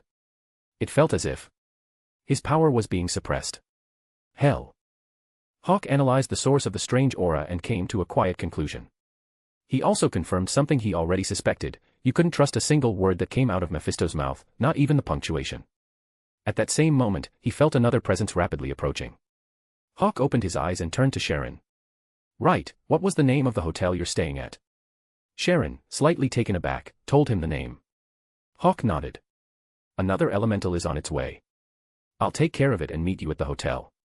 Don't follow me. You'll get killed." With that, he vanished from the car. The SHIELD agent driving reflexively jerked the wheel but, thanks to his training, quickly regained control of the SUV. Sharon just sighed after a brief moment of shock. Let's just go back to the hotel. For some reason, she had a feeling that her plans to see Johnny Blaze's motorcycle stunt show tomorrow night were probably not going to happen. And a vacation. Some vacation this was. Time to get back to the hotel and file a report with the director. When Hawk reappeared, he was already outside the town. He shot into the air, becoming an invisible blur as he streaked toward the desert badlands. His sister had died in the crossfire of a battle between 2 monsters in the middle of a city. Whenever a fight was about to happen, he instinctively moved it away from populated areas. Soon, Hawk landed in a desolate valley in the middle of the desert. At the same time, the presence that had been chasing him finally revealed itself. But it didn't come from the sky. It came from the ground. Rumble, rumble, rumble. The ground shook, and the sand began to rise, and in the blink of an eye, coalescing into the form of a man made of earth. The Earth Elemental. The demon known as Gressel. #bonus chapter every 300 horsepower. Chapter 40, 144, 3 of the 4 elements. Abigo. Wait. You're not Abigor. Gressel had followed the scent of the wind demon. Blackheart had found him, inviting him and the other 3 elemental demons to join him in a grand undertaking, to create a new hell, a dimension belonging to the 5 of them, to build it from the ground up and achieve unprecedented glory. Blackheart had painted a dazzling picture of their future. Gressel had agreed and offered to help find the other 3. With all 4 of them, plus Blackheart's command over the laws of death, they had everything they needed to create their own hell. Blackheart had even taken care of their initial supply of souls. Years ago, Mephisto had left behind the contract of San Venganza on Earth, a contract bound with the souls of 1,000 corrupt men. If they could find that contract, their new hell could use it as a foothold to enter the Great War for the souls of Earth. Just as Mephisto had once battled Yahweh for dominion over the souls of mankind. But they had a real shot at this. And so, Gressel had immediately set out to find the others, and following the unique connection between the 4 foundational elements, Gressel had caught Abigor's scent and followed it here. At first, he had been confused as to why Abigor seemed to be avoiding him, but as he watched the scent trail lead him further and further into the desolate wilderness, he had let it go. Gressel, having just burst from the earth, was about to speak when he saw the figure before him, a man who carried Abigor's scent, but was clearly not Abigor. He froze. Instantly, Gressel's guard was up. Hawk just smiled. Are you looking for Abigor? I was just with him. He's helping me with something. If you'd like, you can help me too. Gressel's earthy brow furrowed. Helping you? With what? With my training. Hawk's smile vanished. He spoke the words, then, without another moment of hesitation, threw a right hook at Gressel. Boom. The moment Hawk's fist shot out, Gressel was sent reeling. His chest caved in, exposing a glowing earthen core, and he was thrown backward through the air. Only then, as he was flying backward, did he hear the words Hawk had spoken as he threw the punch. Supersonic fist. Boom. Gressel slammed into the ground and, with a furious roar, threw his hands out toward Hawk. Rumble. The ground began to shake. Rocky spires erupted from the earth, one after another, like a subterranean dragon of stone, and in the blink of an eye, the spikes were right under Hawk. Poof. What? Gressel stared, not at the expected impalement, but at the afterimage that had just been torn apart. He was stunned. The next second, a voice came from behind him. Hey. Over here.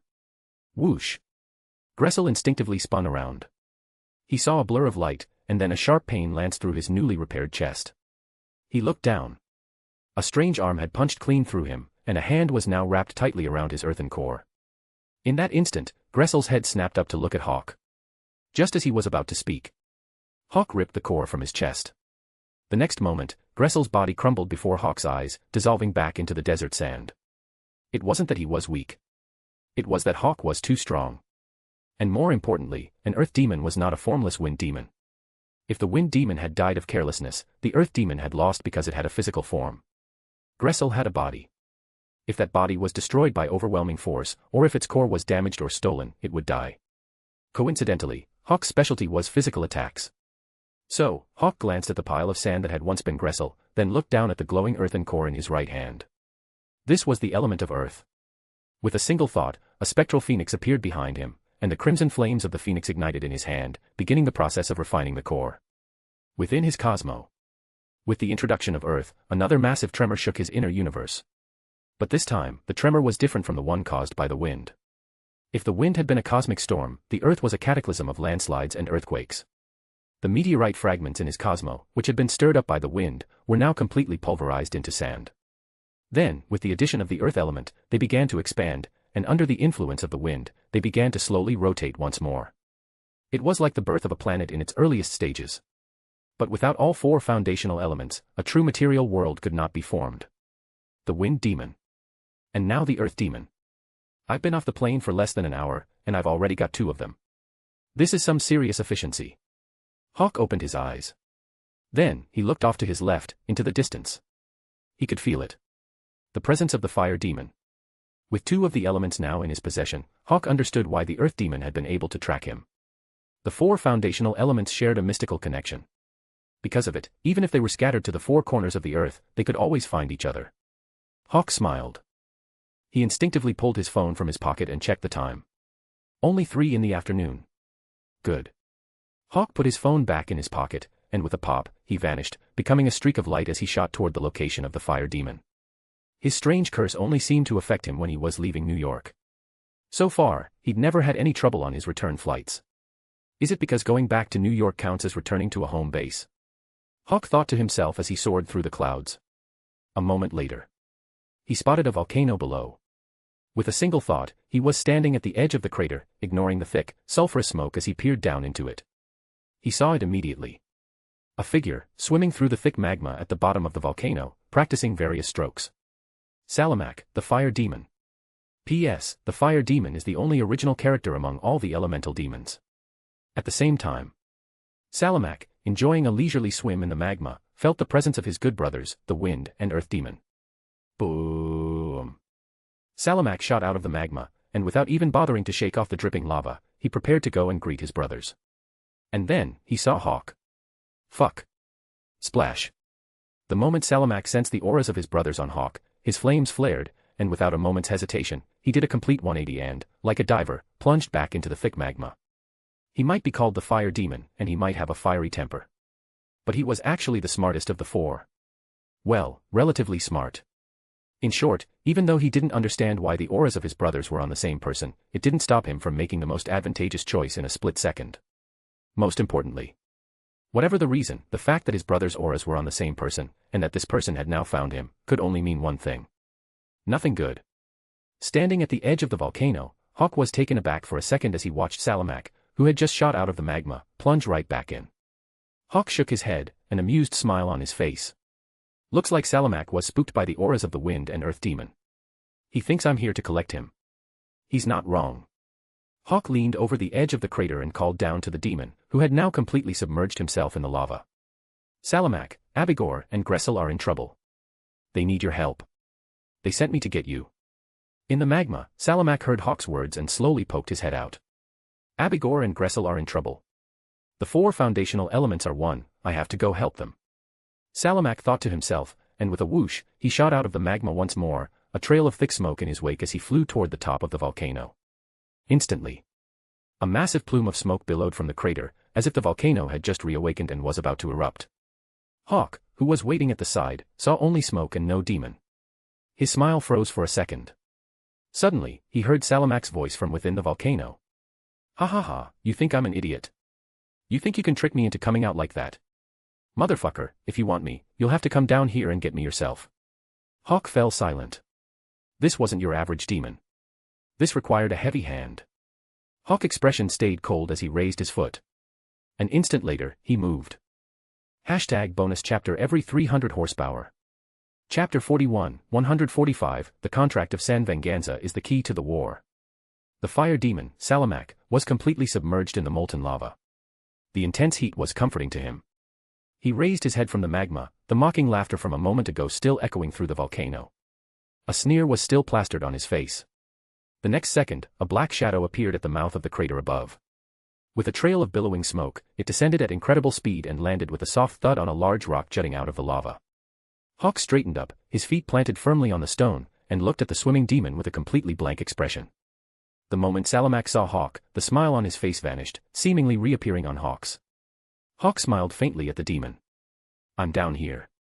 Now what? Gulp. Salamak instinctively swallowed a mouthful of lava. The next second, 2 pillars of fire erupted from the magma.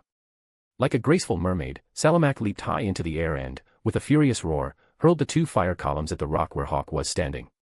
Boom. The boulder Hawk had been standing on instantly melted under the twin assault, dissolving back into the magma below. Salamak's eyes went wide. Hawk was still there, hovering in the air. He realized something was very, very wrong. Salamak sank back into the lava, gathering his energy as he stared up at the levitating figure. Who are you? Hawk. The wind and earth demons, what did you do to them? Nothing. I just asked them to help me with something. The same way you're about to help me with something. Salamak's burning heart skipped a beat at Hawk's casual reply. He had already suspected as much. But he couldn't help but cling to one last shred of hope as he asked his final question. Help you, with what? Help me train. Fuck. At those words, Salamak felt his very essence recoil in terror. A wave of absolute cold shot up from the soles of his feet to the crown of his head. Realizing that Hawk had already stolen the essences of his brothers and was now here for his, Salamak roared. The volcano erupted as he launched a barrage of fireballs from the magma, all of them streaking toward Hawk. Hawk's expression remained unchanged as his body flickered in and out of existence, effortlessly dodging the assault. When the last of the fireballs had dissipated, Hawk reappeared in the exact same spot, looking down at the fire demon, who was half submerged in the lava. Too slow. The title, Creation Elemental, certainly sounded impressive. But their actual power was mediocre at best, about on par with a common demon. If it were the Hell Witch here instead, she could probably take any one of them down, as long as they didn't team up against her. And Hawk was on a completely different level. So, Hawk looked at Salamak and said, with complete sincerity, make this easy on yourself, and I'll make it quick for you. I promise it will be a peaceful death. Hearing this, Salamak's teeth began to grind. You think you've already won? Don't you? Hawk shot back without a moment's thought. He then looked at him with a serious expression. Where did you get the impression that I couldn't? Tell me. I'm curious. Salamak was utterly enraged. Whoosh. He shot up from the lava and unleashed the full force of the energy he had been gathering. You want my essence? Fine. Take it. Let's see if you can handle it.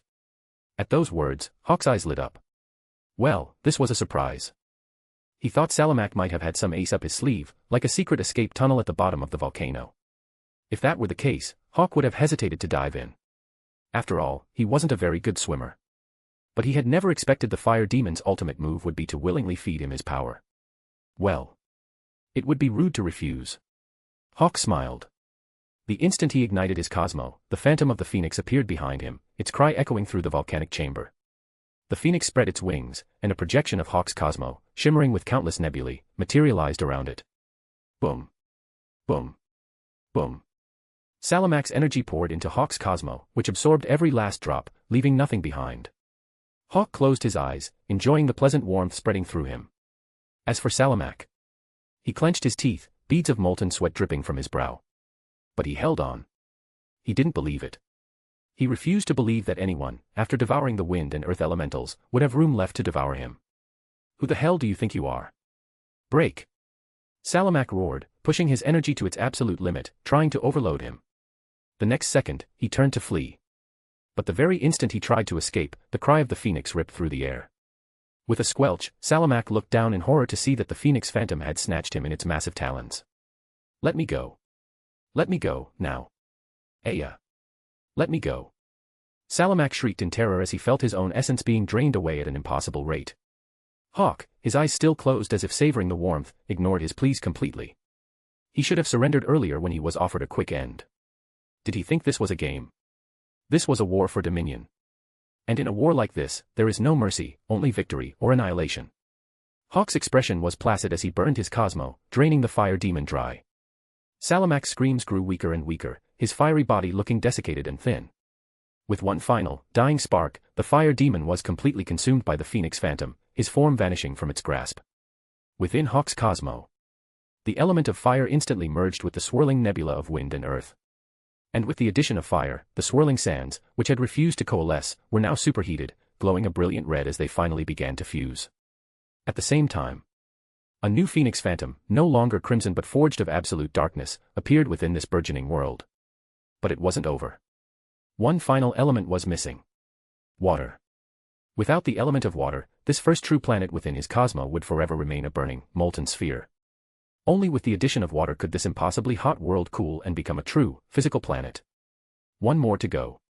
As Hawk flew out of the volcano and landed softly on the ground below, he didn't immediately set out to find the water demon. He closed his eyes. Just now, after his Cosmo had fully absorbed the earth element, the Phoenix Heart had transferred a portion of Gressel's memories to him. And those memories were of Blackheart's meeting with the Earth Demon, of his invitation to the four elementals to join him in his grand ambition, to create a new hell dimension of their own. These memories confirmed something for Hawk. Well, I'll be damned. He had originally assumed that Mephisto's story was at best a half-truth. He never thought Blackheart wasn't some eternal crown prince tired of waiting. He had seen an opportunity to break away, start his own empire with the elementals, and challenge his father for the throne in a classic palace coup. As for the story that Blackheart had been manipulated by Hela of Hell, complete and utter bullshit. Considering that Hela only came out of hiding after Odin actually died, it meant even a dying Odin's seal still held her. So how could Hela have possibly found a way to influence Blackheart during some convergence of the 9 realms? Most importantly, he had been there during the convergence. He had seen it with his own eyes. Under Odin's power, Hel hadn't even managed to make a ripple before Odin had elegantly concealed it once more. That meant Odin's seal on Hela was rock solid. And so, Hawk had suspected all along that Mephisto was lying, that he was just trying to lure him to Texas. But he had only suspected a half-lie. He never imagined that the old devil hadn't told him a single truthful word. Truly the king of demons. He could tell 1,000 lies, and not one of them would be the truth. No, wait. There was one truth. Blackheart really was trying to build his own kingdom. Hawk recalled Gressel's memory of Blackheart laying out his business plan. Blackheart had the power over life and death. The 4 elementals could create a world. And they had the contract of San Venganza. With those 3 things, they would have the power to launch a coup against Mephisto for control of Earth's souls, just as Mephisto had once waged war against heaven.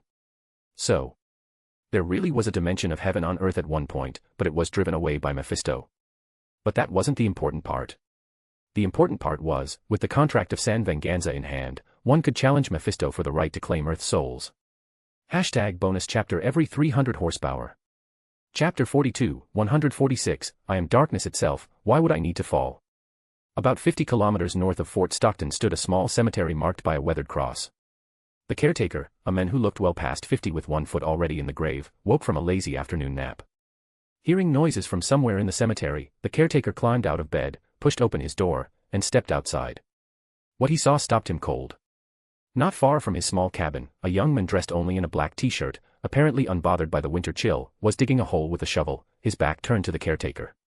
The caretaker let out a short laugh. This here's a free cemetery, son. No need to be sneaky about your digging. Hawk paused mid-dig. Still holding the shovel, he turned to face the old man walking toward him and offered a faint smile. I wasn't sneaking.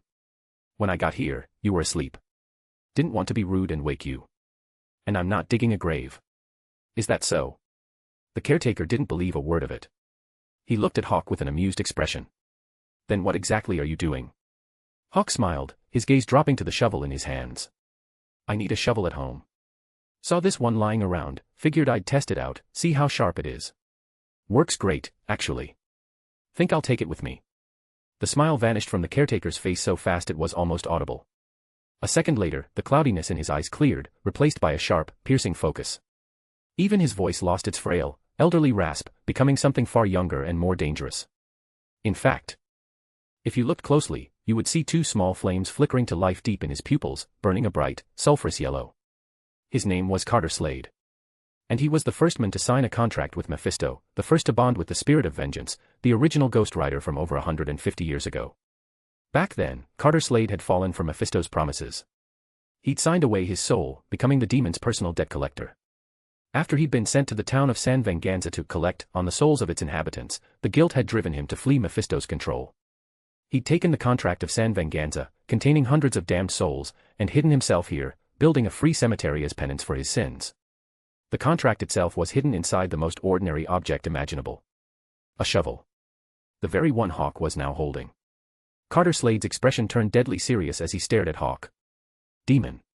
No. Hawk smiled and shook his head.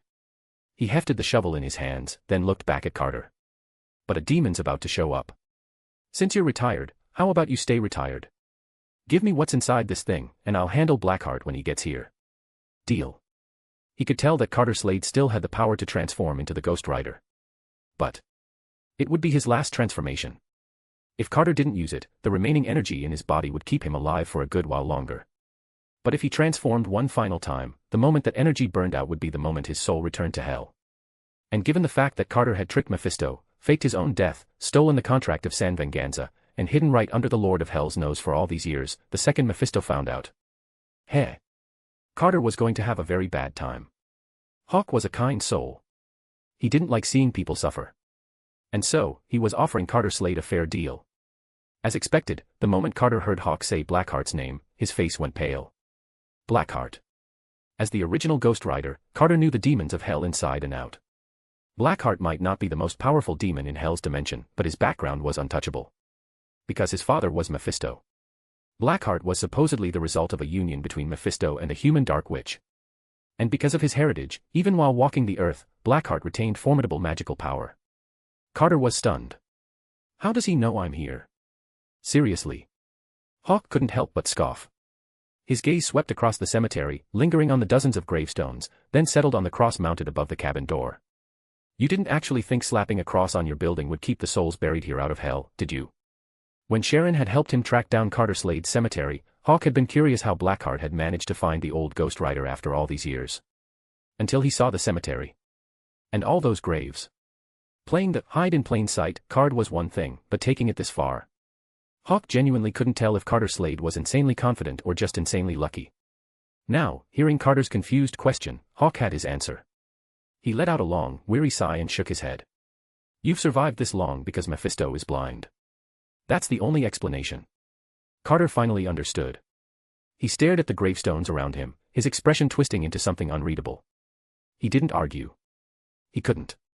Because it was the truth. Now that Hawk had pointed it out, Carter realized it himself, the only reason he was still alive was because Mephisto had somehow missed the obvious. Carter looked at Hawk. Can I ask why you want the contract of San Venganza? Hawk shrugged. Haven't decided yet. But if it's a trade, there's got to be payment. Fair's fair, right? Carter nodded. Right. So, we have a deal. I handle Blackheart when he gets here, and the contract's mine. Carter thought it over, glanced at Hawk one more time, then nodded. Deal. Not that he had much choice. The contract of San Venganza was already in Hawk's hands. And Carter only had one transformation left. If he used it, his soul would go straight to hell the moment it ended. And just thinking about what Mephisto would do to him when he showed up. Carter suppressed a shudder. Most importantly, he'd already confirmed that Hawk wasn't a demon. That was enough. Seeing Carter's agreement, Hawk's face broke into a wide grin. Then he glanced toward the horizon, where the sun was sinking low, and felt two powerful presences rapidly closing in. All right. Time for you to go inside and close the door. Carter didn't hesitate. He turned, walked into his cabin, and slammed the door shut behind him. In one smooth motion. Thud. Hawk watched the door rattle on its hinges, a small cloud of dust shaking loose from the frame. He chuckled softly. A second later, the wooden handle of the shovel cracked. Splinters flew. And there, in Hawk's hand, was an ancient scroll of parchment. The contract of San Venganza. Sealed within it were the souls of over 1,000 damned, men who had once made deals with Mephisto, only to have the first Ghost Rider sent to collect. And these weren't just any souls. The contract of San Venganza contained the corrupted souls of fallen saints, men who had once been devout people, their hearts turned toward heaven, only to be twisted and seduced by Mephisto into darkness. As everyone knows, the redeemed are weak, but the fallen are strong. These people, once devoted to the light, had become something far more dangerous after their fall. They were no longer saints. They were corrupted saints. A single one of their twisted souls carried the power of 100, maybe even 1,000, normal human souls. And there were over 1,000 of them sealed in this contract. No wonder Blackheart had been so confident. With the contract of San Venganza in his possession, he could create a brand new hell dimension and challenge Mephisto for control of Earth's souls. As Hawk held the scroll, he could feel it, the presence of over 1,000 malevolent souls, screaming and howling inside their prison. They reached out to him, their voices slithering through the seal, whispering in his mind. Come. Join us. Fall into the darkness with us. Taste the sweetness of it. Let it consume you. Come with us. The voices were everywhere, a chorus of seduction and madness, each one trying to drag Hawk down with them, into the abyss, into corruption, into darkness itself. But fall into darkness. Ha! Does darkness require a fall? I can be the light. But I can also be the darkness. And so, why would he need to fall? A mocking smile spread across Hawk's lips as the tempting whispers of the 1,000 souls filled his mind. And then, all at once, the contract of San Venganza went silent. The souls inside felt it, a darkness far deeper, far more absolute than anything they could ever hope to reach. #bonus chapter every 300 horsepower. Chapter 43, 147, Phoenix Illusion Demon Fist. The graveyard north of Fort Stockton. Hawk stood motionless, his senses locked on the approaching presences, the water demon, and the thick, sulphurous stench of hell that clung to its companion. Whoosh! Whoosh! Two figures materialized at the cemetery gates, a man in a tailored suit, his expression dark and brooding, and beside him, a disheveled figure whose long hair dripped water as if he'd just crawled out of a storm. Blackheart. And Wallow, the water demon. Their eyes met. Blackheart's pupils contracted the instant his gaze landed on Hawk. He could feel it, the raw, overwhelming power radiating from this stranger. Who the fuck are you? His voice barely left his mouth. Wallow didn't hesitate. The water demon's instinct screamed danger.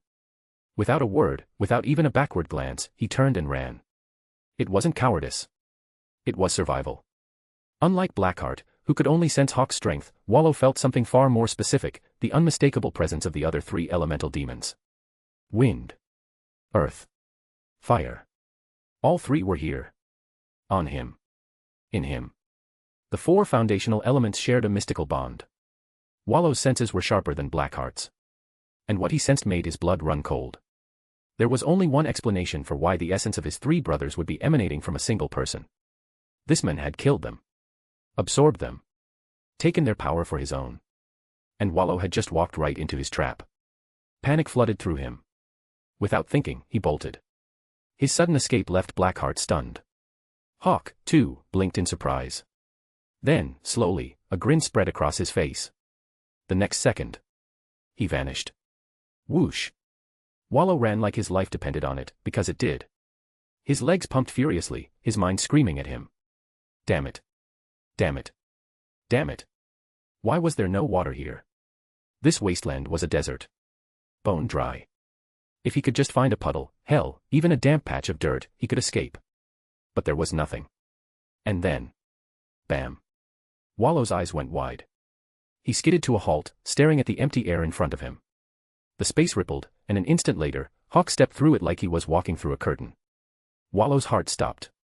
He tried to brake, but momentum carried him forward. Thud. Hawk's right hand shot out. His fingers closed around Wallow's skull like a vice. The water demon's body jerked to a stop, caught mid-stride. Wallow's eyes rolled up, meeting Hawk's gaze.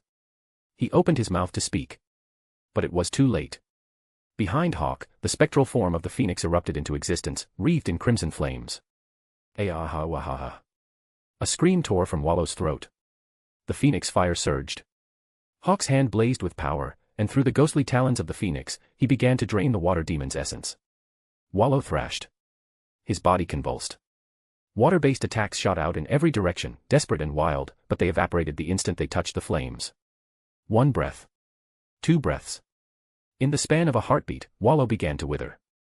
His form shrank, his presence dimming as the water element was torn from his very being and drawn into Hawk's cosmo. Splat. With a sound like a bursting water balloon, Wallow exploded. His body dissolved into a foul-smelling puddle that splashed across the dry earth. And in that instant, within Hawk's inner universe, everything changed. The 4 foundational elements, wind, earth, fire, and water, were now complete. Rumble. The addition of water triggered a cataclysm. The red-hot core at the center of his cosmo, which had been burning like a miniature sun, suddenly cooled. In the blink of an eye, it solidified into the molten heart of a world. Around it, the countless fragments of shattered meteorites continued their endless rotation, drawn together by the four elements. They began to coalesce, to merge, to form the foundation of something greater. A world. But it would take time. Creating a world wasn't something that could be done in an instant. Dimensions could be born overnight, but true worlds required patience. Like Blackheart and the elemental demons had planned, they wanted a new dimension. Hawk wanted a new world. The difference was simple. They had the four elements. But they lacked the core, ether. Without ether, the most they could create was a pocket dimension, not a true material world. But Hawk had it. He had ether. He had the four elements. And now, even though his cosmo was still barren and raw, given enough time, it would flourish. Of course. Time could be cheated. Cheating was a slippery slope. You do it once, you'll do it 1,000 times. Hawk had already used the reality stone to manifest his Silver Saint power ahead of schedule. What was one more shortcut? The time stone. If he could borrow it from the Sorcerer Supreme and accelerate the flow of time within his cosmo, the process could be sped up exponentially. Whether or not the Ancient One would lend it to him was another question. But it was worth a shot. After all, he was only using it on his own inner universe, not on the real world. The risk should be minimal. Hawk let his consciousness linger for a moment longer, watching the slow formation of his newborn world. Then he opened his eyes. 4 elements acquired. Now he just needed one more thing. The laws of life and death. And for that, he needed Blackheart. Hawk didn't possess the authority over life and death. At least, not until his cosmo fully manifested into a parallel universe. Until then, he couldn't claim that power. But he didn't have it. Blackheart did. So, he'd just take it. He'd already absorbed 4 demons. What was one more? Most importantly, Mephisto had asked him to deal with his rebellious son. This was just him fulfilling his end of the bargain. Hawk's crimson gold eyes locked onto Blackheart. A cold smile curled at the corner of his lips. Blackheart, right. Who the hell are you? Blackheart demanded, his voice tight with barely restrained fury. He'd just watched Hawk obliterate Wallow in seconds. The fear he felt was real, but he refused to show it. Hawk didn't answer right away. When he did, his voice was calm. A friend of your old man. Mephisto. Blackheart's face twisted. What a rebellious son. Calling his father by his first name. Hawk raised an eyebrow, his tone casual. Your old man came to New York yesterday. Told me if I stopped his wayward son from building a new hell, he'd give me back my sister's soul. Blackheart froze for a second. Then, he threw his head back and laughed. He's lying. He's playing you for a fool. Is he? You don't understand him. I do. Any soul that enters hell is his. He'll never let one go. Blackheart's voice was laced with venom as he tried to sow doubt. He took a breath, then his tone shifted, becoming almost conspiratorial. But I'm different. Give me the 4 elements.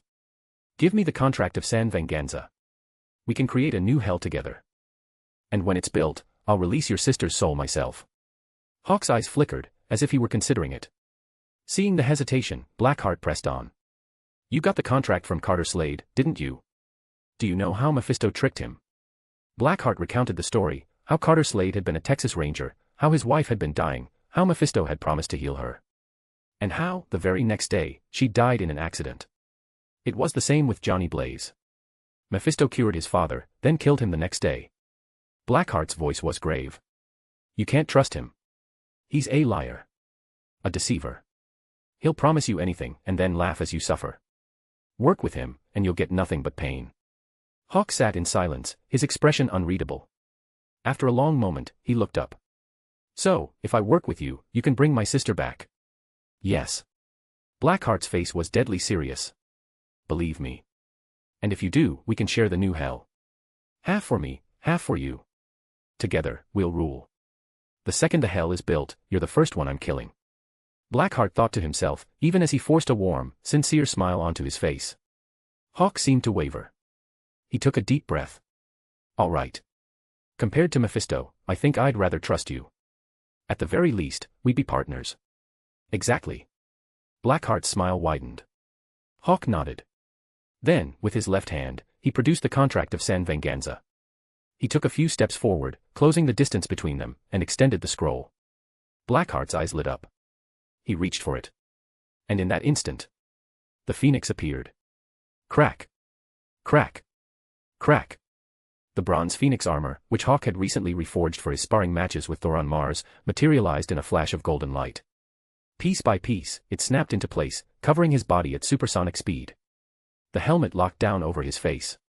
And Hawk's right hand, now clad in the armored gauntlet, shot forward. His fingers pressed against Blackheart's forehead. Phoenix. Illusion Demon Fist. Hashtag bonus chapter every 300 horsepower. Chapter 44, 148, Christmas Break. Blackheart's pupils dilated in slow motion, his hand still reaching for the contract. Time seemed to freeze. The finger pressing toward his forehead moved with a glacial slowness that made his heart seize, yet it struck with the speed of lightning. Boom. Space itself warped. An ominous purple-black flame erupted at Hawk's fingertip, fire without heat, flames born from pure resentment and terror given form. The flickering shadows traced the outline of a phoenix's wing, silent yet radiating a suffocating pressure that promised annihilation. The next second, Hawk's finger touched Blackheart's forehead. Crash. Blackheart's body went rigid, every muscle locking up like a plank of wood. His pupils constricted violently, lost focus, then dilated completely. Phoenix Illusion Demon Fist. The Phoenix Constellation's signature technique. It wasn't a physical attack, it was a psychic assault. The user's cosmos surged directly into the target's mind, forcibly dragging forth their deepest, most primal fears and trapping them in a nightmare of their own making. Those struck by this technique had two choices: drown in their terror, or shatter the illusion through sheer will and emerge stronger than before. Blackheart was clearly not the latter. Hawk watched as the demon's body locked up, a cold smile tugging at his lips. The bronze phoenix armor that had just materialized around him dissolved, reforming into the shape of a phoenix before vanishing back into his cosmo. This armor was a backup, forged from the first batch of vibranium, meteorites, and gamanium he'd collected. Backup, because it was functionally obsolete. It looked like a gold cloth, all brilliant and golden, but that was just the natural color of vibranium. Underneath the shine, it was still just a bronze-tier saint armor. To put it bluntly, if he went all out and burned his cosmo at full power, the armor would crack. And he had no interest in making a silver cloth. He'd already decided his next step. A true gold phoenix cloth. Better yet, a phoenix surplus. The underworld armor. In the Saint Seiya universe, the gold cloths weren't the only high-tier armors. The underworld saints, servants of Hades, wore surpluses that rivaled the gold cloths in power. And compared to the complex material requirements of a gold cloth, forging a surplus required only one thing: underworld gemstones. That was why, when Gwen had asked him how he planned to deal with Mephisto, he'd answered so confidently, simple. I'll just build my own underworld. A gold cloth, even if he could forge one now, would be useless. He wasn't strong enough to wear it yet. But a phoenix surplus? That was doable. He had the ether. He had the 4 foundational elements. And now, he had the laws of life and death. Right here. Right in front of him.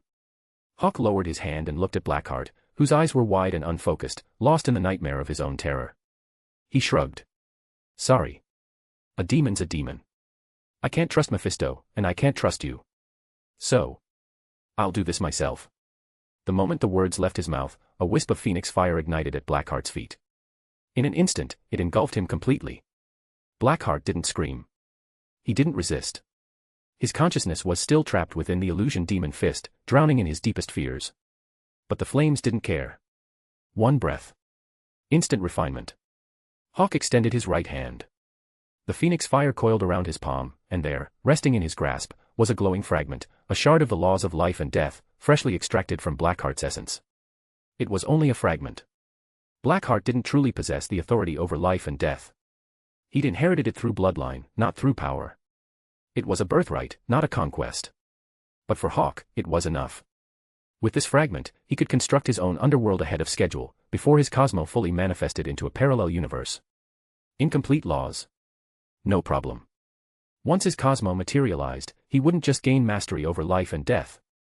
He'd claim every divine authority that existed within his universe. Just like Odin, the Allfather of the World Tree. Odin wasn't just the god of war.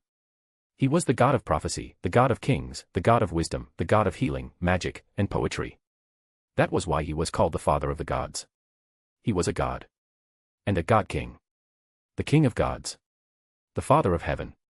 When Hawk's cosmo manifested, he'd be the same. Actually, he'd be stronger. Because the world tree wasn't created by Odin. But the universe Hawk would create. That would be his and his alone. All power would flow from him. All authority would rest in his hands. Was there anything wrong with that logic? Nope. Of course, that was all in the future.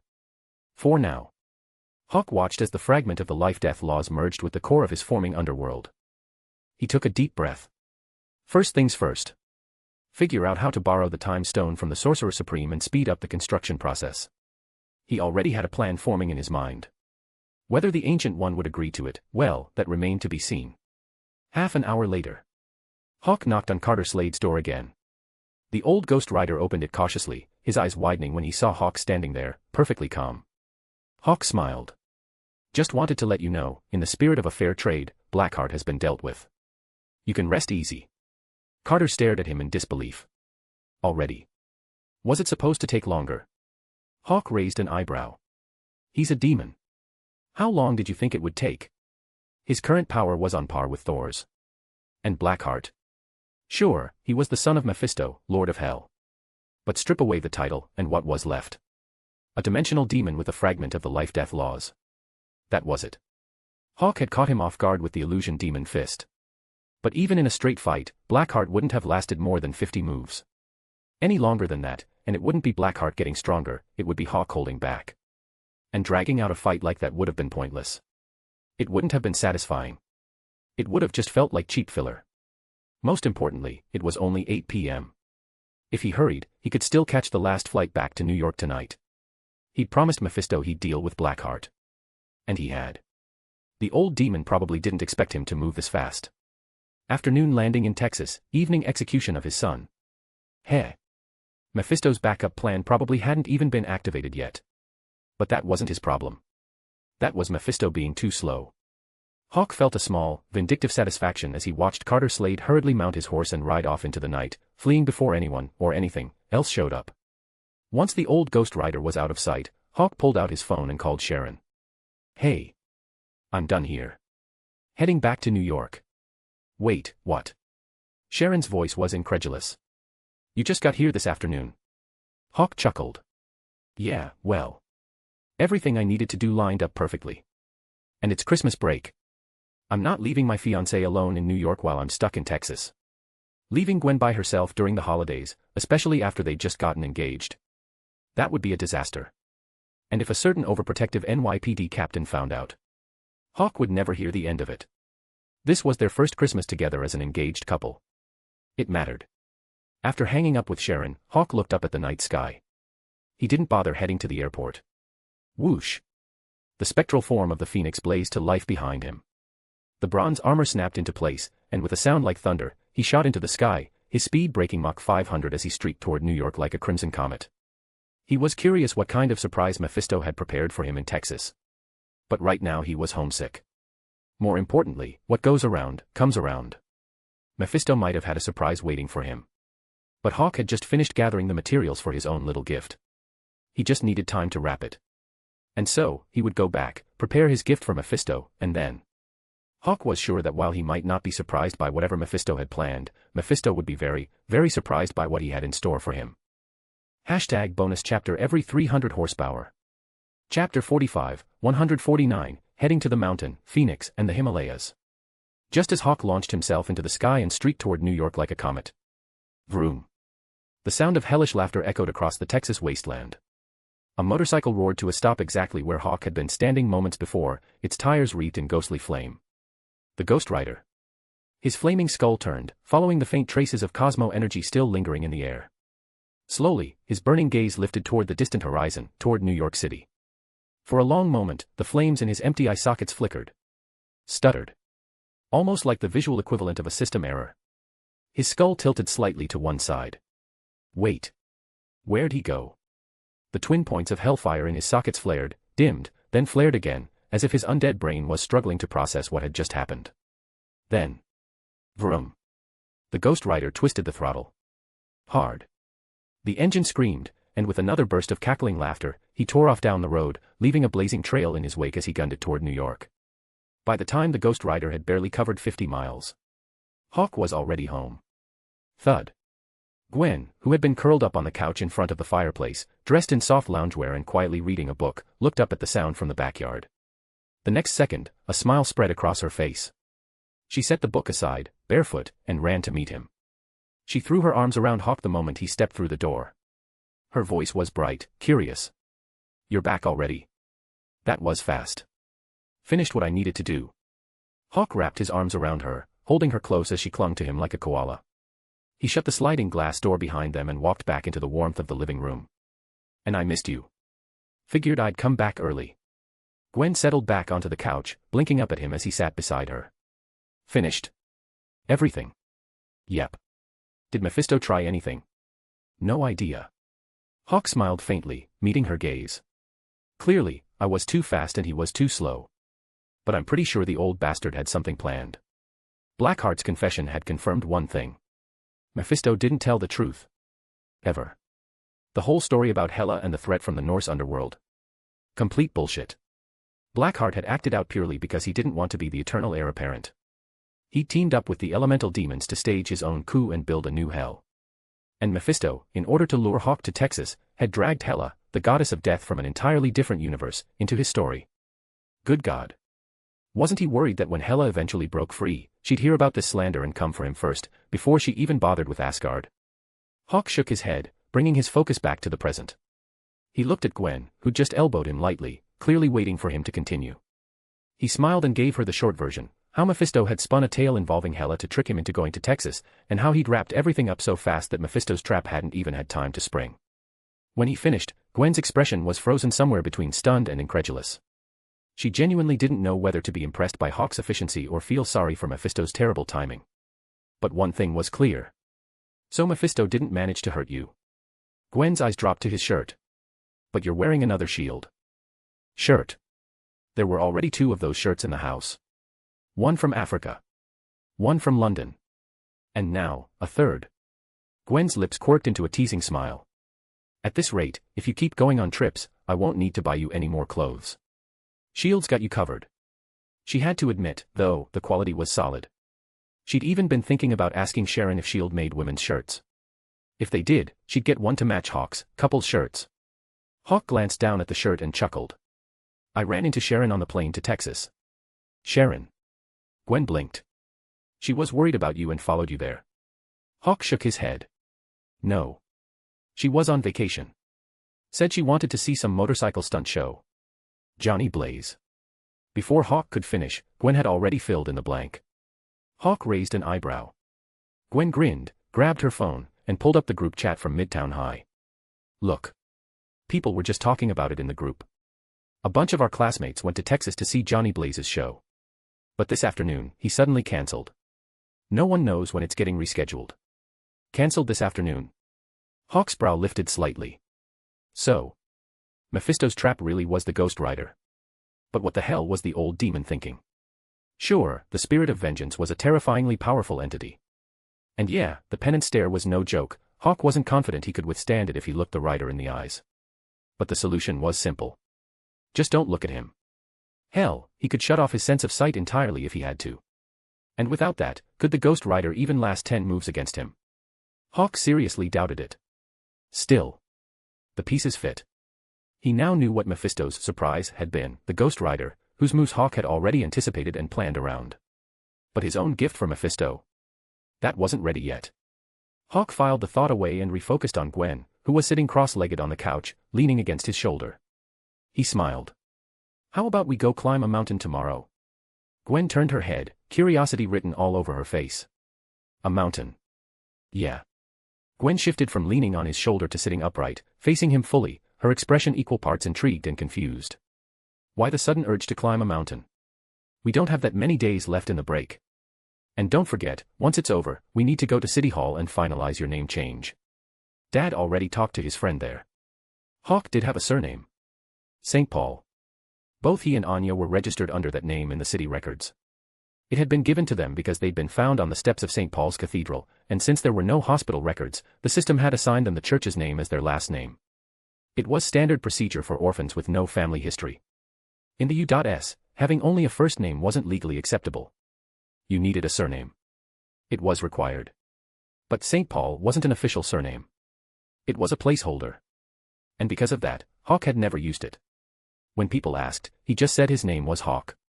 He'd never thought much about it. But now, things were different. He was 18. Almost 19. And according to New York state law, once you turned 18, you could go to City Hall and either formalize your temporary surname or change it to something new. Of course, if you were fine with the placeholder name, you could just sign a form and make it official. Hawk had actually been fine with St. Paul. It wasn't bad. And honestly, he hadn't wanted to deal with the hassle of going to City Hall. But Gwen felt strongly about it. She'd told him that St. Paul marked where he'd come from. But now, he needed a surname that would carry him forward, a name that was truly his own. Hawk had thought about it and agreed. So, Gwen had asked her father for help.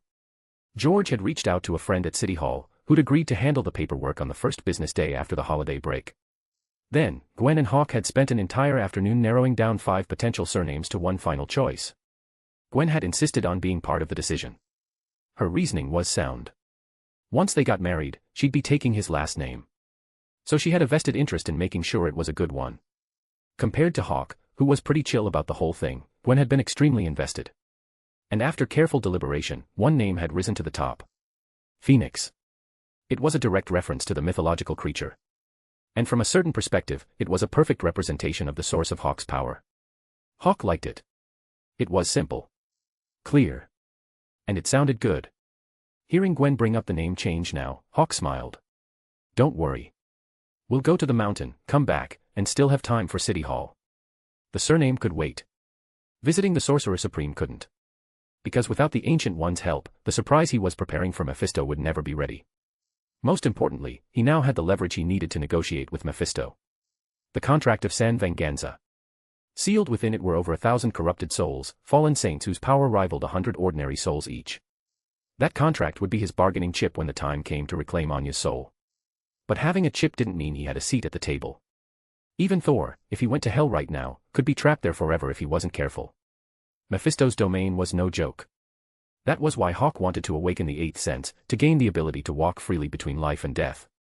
But the underworld he was building offered him a shortcut. A way to sit at the table and negotiate on equal footing before he reached the 8th sense. So, this was way more urgent than a name change. Gwen looked at him, saw the seriousness in his expression, and didn't press for details. She just thought for a moment. Okay.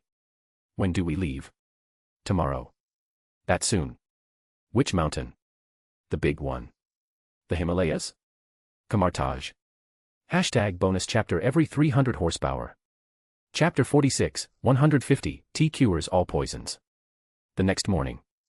Hawk drove Gwen to 177A Bleecker Street in Greenwich Village. Gwen sat in the passenger seat, wearing an adorable knit beanie, looking completely lost. She stared out the window at the towering Victorian-era brick building, then at the pedestrians on the street who seemed completely oblivious to its existence. Finally, she turned to Hawk as he pulled the parking brake. Aren't we supposed to be going to the airport? This way's faster.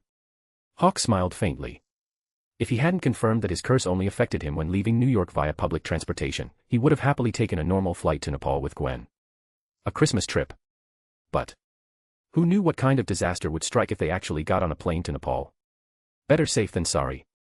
Besides, if there was a faster way to reach Kamartaj, why take the slow route?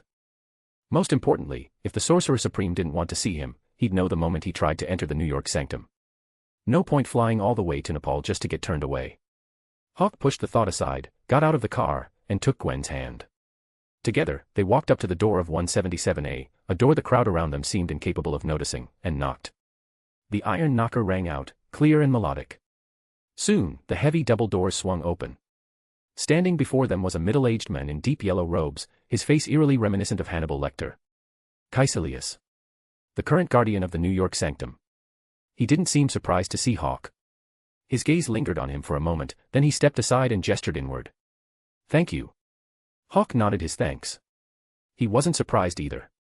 If the Ancient One didn't want to see him, he probably wouldn't have even been able to knock on the door. Of course. Not being able to knock didn't mean he couldn't break in.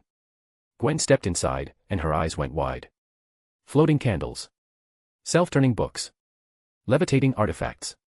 The interior of the sanctum was impossibly tall, its high ceiling and grand spiral staircase completely at odds with the building's exterior. Mystical relics were everywhere, filling the air with a quiet, ancient power.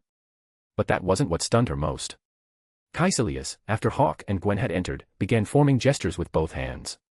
His left hand traced circles in the air, and sparks of golden light flickered at his fingertips. The sparks connected, forming a ring, a portal of fire that materialized right in front of them. Gwen's eyes went even wider as she stared at the scene on the other side. A grand hall, serene and ancient, filled with an air of quiet reverence. Caecilius finished the spell, holding the portal open with one hand. He turned to Hawk and spoke his first words since they'd arrived. "The Sorcerer Supreme is waiting." "Thank you." Hawk's expression was calm as he glanced at the shimmering gateway. He looked back at Caecilius, offered another quiet thanks, then turned to Gwen.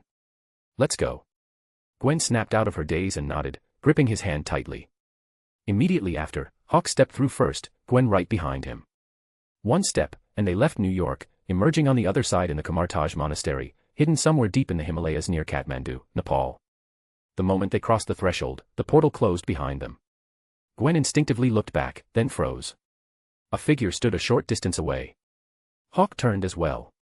Before them stood a woman whose presence radiated an otherworldly calm. She was draped in white robes, her head shaved, her expression serene.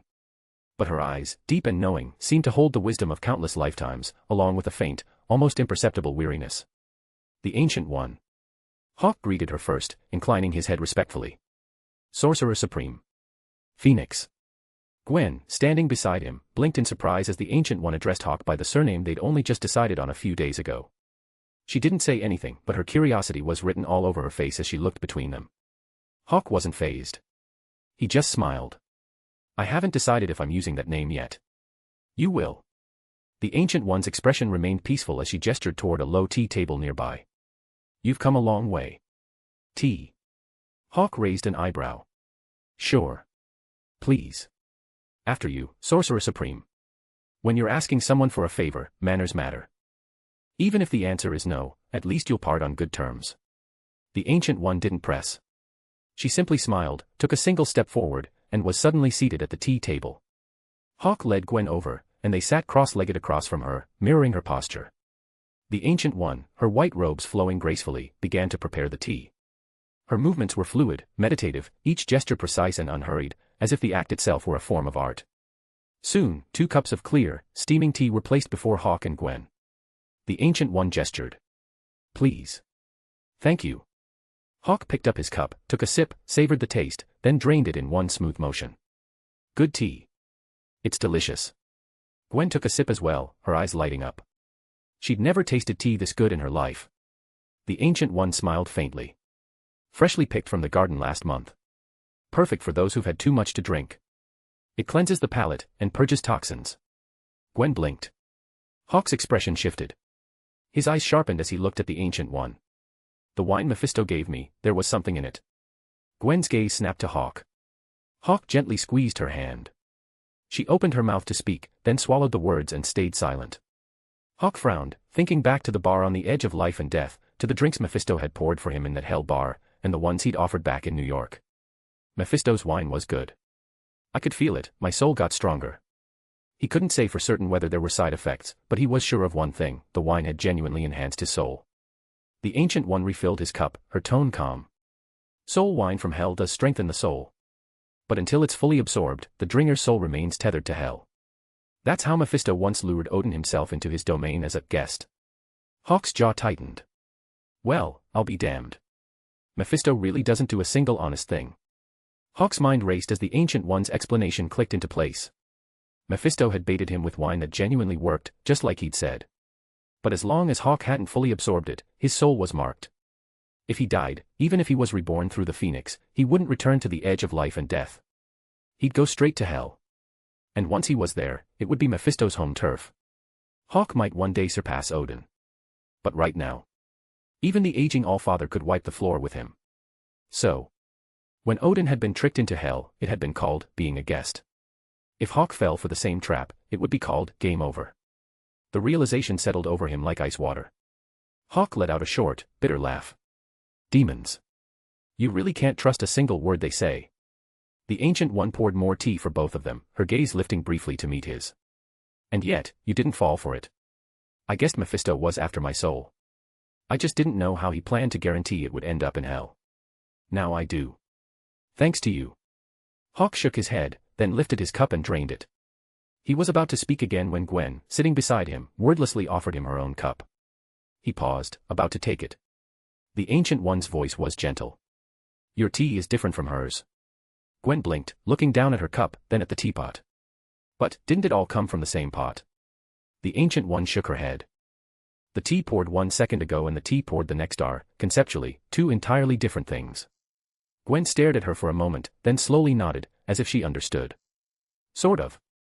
Hawk, however, looked at the Ancient One with a more pointed question. So, now that I've had the tea, Mephisto's wine is neutralized. The Ancient One's expression remained serene. Tea cures all poisons. Hawk let out a breath, satisfied. He didn't press the issue further. Instead, he shifted gears, his tone turning curious. One more thing. Blackheart tried to team up with the 4 elemental demons to create a new hell dimension. You weren't worried he'd actually pull it off? The Ancient One finished pouring the tea, set the pot aside, and returned to her seat. Her answer was simple. You dealt with it, didn't you? Hawk was silent for a moment. Then he nodded. Fair point. What else could he say? Accuse her of cheating? Hardly. If he did that now, what would happen when he asked to borrow the time stone? She'd probably just tell him he was the one trying to cheat. Well, that would be awkward. So, treat others the way you want to be treated. Hawk filed the thought away and decided to stop beating around the bush. He looked the Ancient One directly in the eye. Sorcerer Supreme. I'd like to borrow the time stone. The Ancient One. #bonus chapter every 300 horsepower. Chapter 47, 151, The Andromeda Cloth as a Necklace. Hawk cut straight to the chase. No beating around the bush, no cryptic word games. There was no need. Straight to business. He didn't even bother explaining what he wanted the time stone for. Again, no point. From the moment the Ancient One had addressed him as Phoenix when he'd first arrived, to her casual remark that she didn't need to worry about Blackheart creating a new hell because Hawk had already handled it. The message was clear. She'd already used the time stone. Probably multiple times. And judging by how comfortable she was with it, she had no problem doing so. So, Hawk was betting that even if he didn't spell it out, the Ancient One already knew what he needed the stone for. She probably already knew what promise he'd make to get it. Hawk kept his gaze steady, his thoughts racing as he waited for her answer. After a moment, the Ancient One's expression remained calm. She looked at him, then gave a slow nod. Yes. Hawk's face lit up.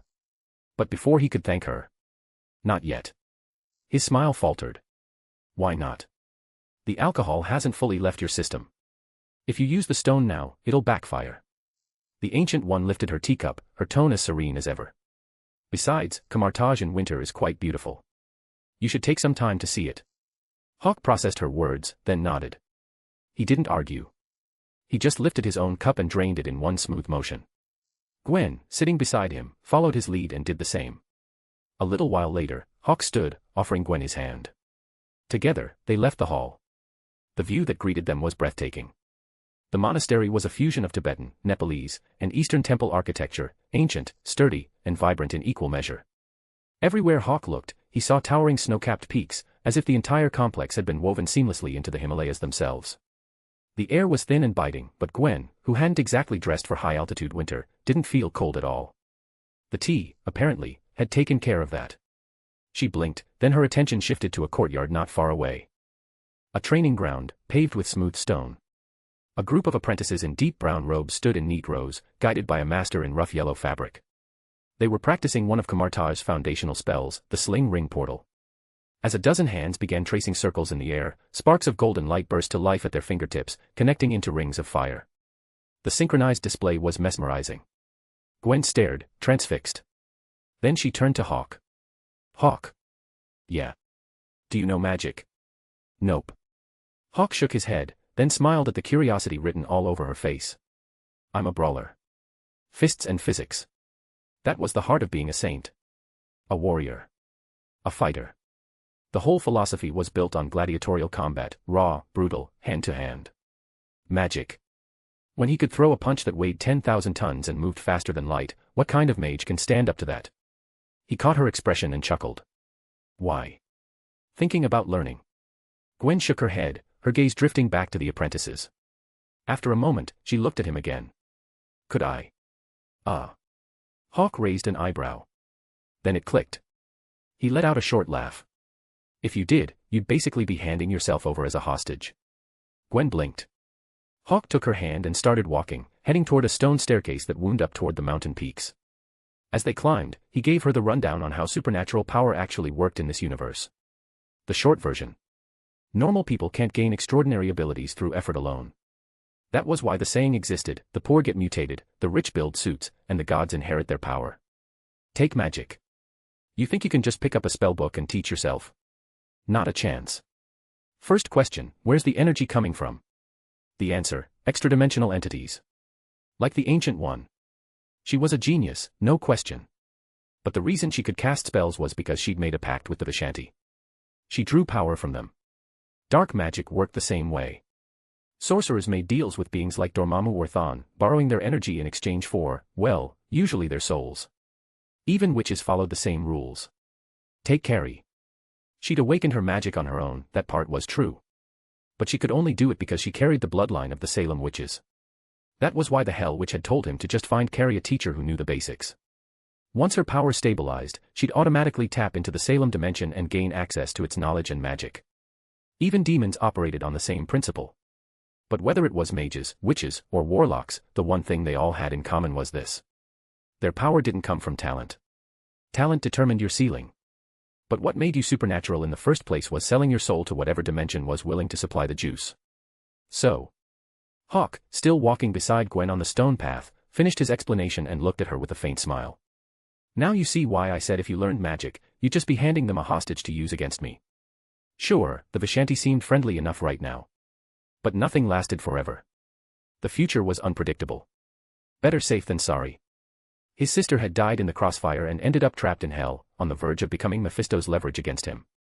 He wasn't about to let the same thing happen to his fiancée.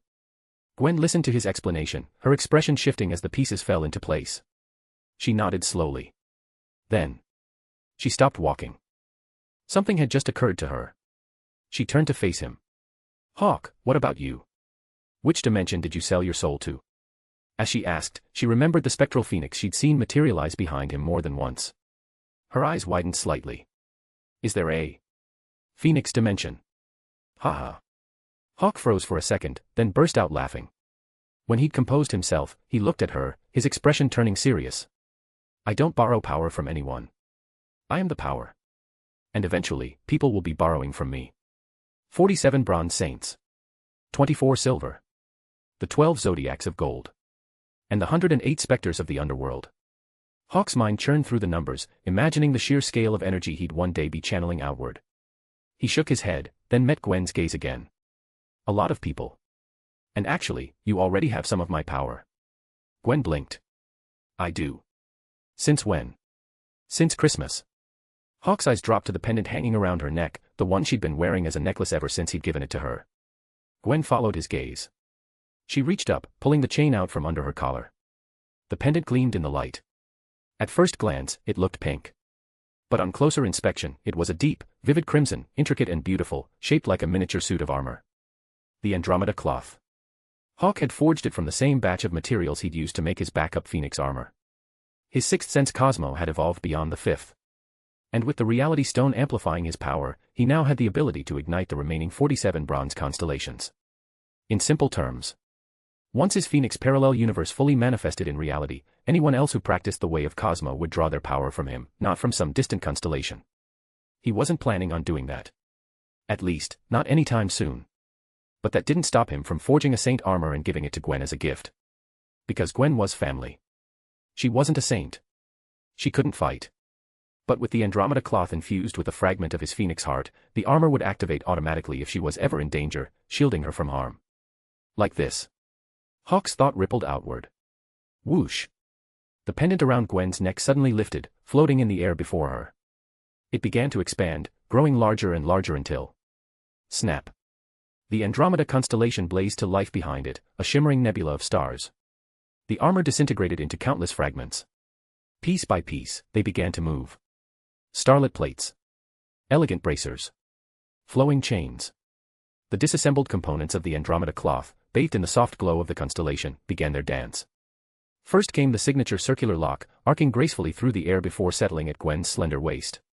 Then the chains, gleaming, cold, and impossibly light, unfurled like living things, coiling around her arms from wrist to shoulder, each link clicking into place with a sound like distant chimes. The shoulder guards followed, descending like folded wings, perfectly contoured to her frame. And finally, the helmet. Ornate and regal, with abstract feathers of pure starlight adorning each side, it lowered gently over her head. The faceplate unfurled like a veil of crystallized stardust, protective yet elegant, leaving her eyes, bright, green, and wide with shock, clearly visible.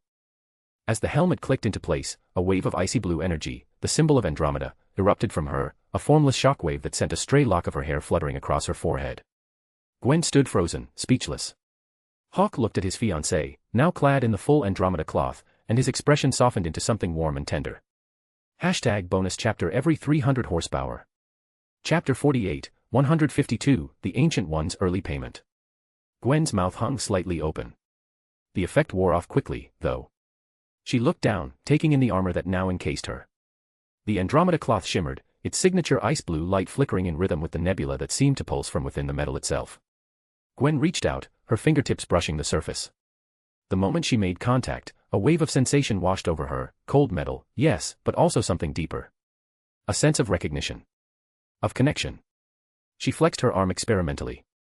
The chains hanging from the waist lock chimed softly, a delicate, crystalline sound that seemed almost alive.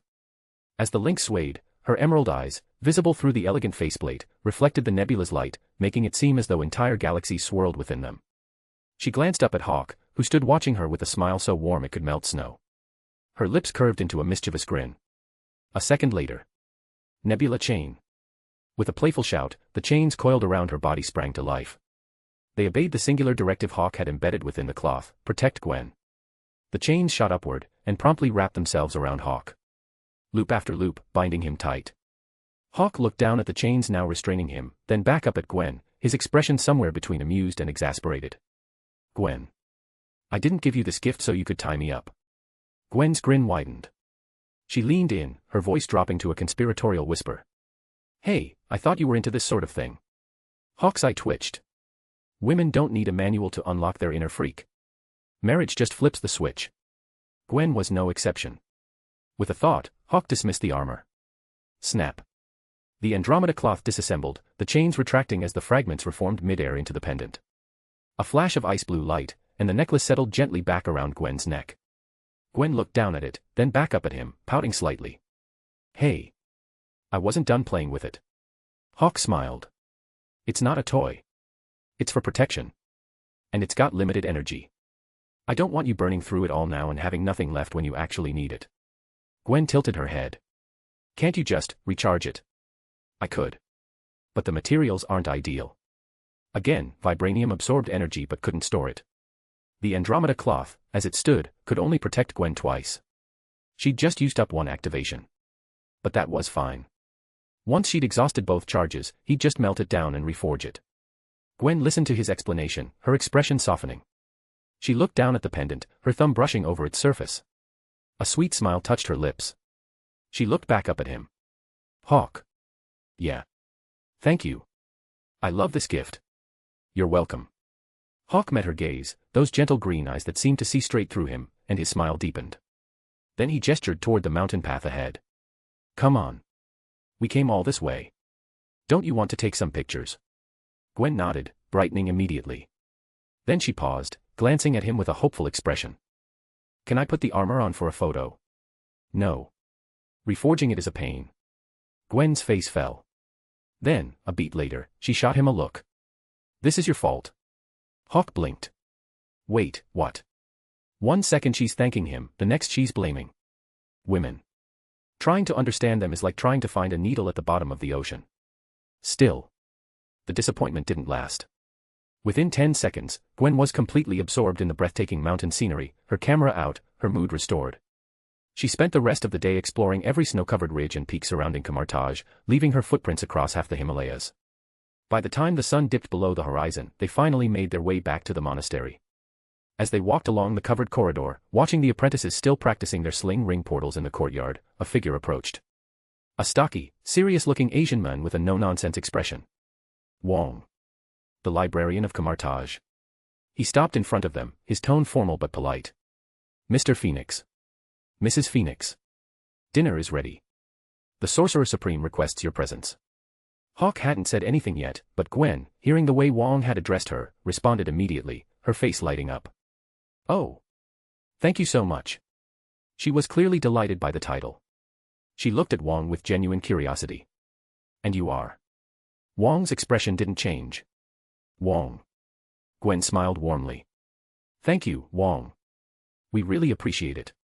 Wong gave a curt nod, then seemed to remember something.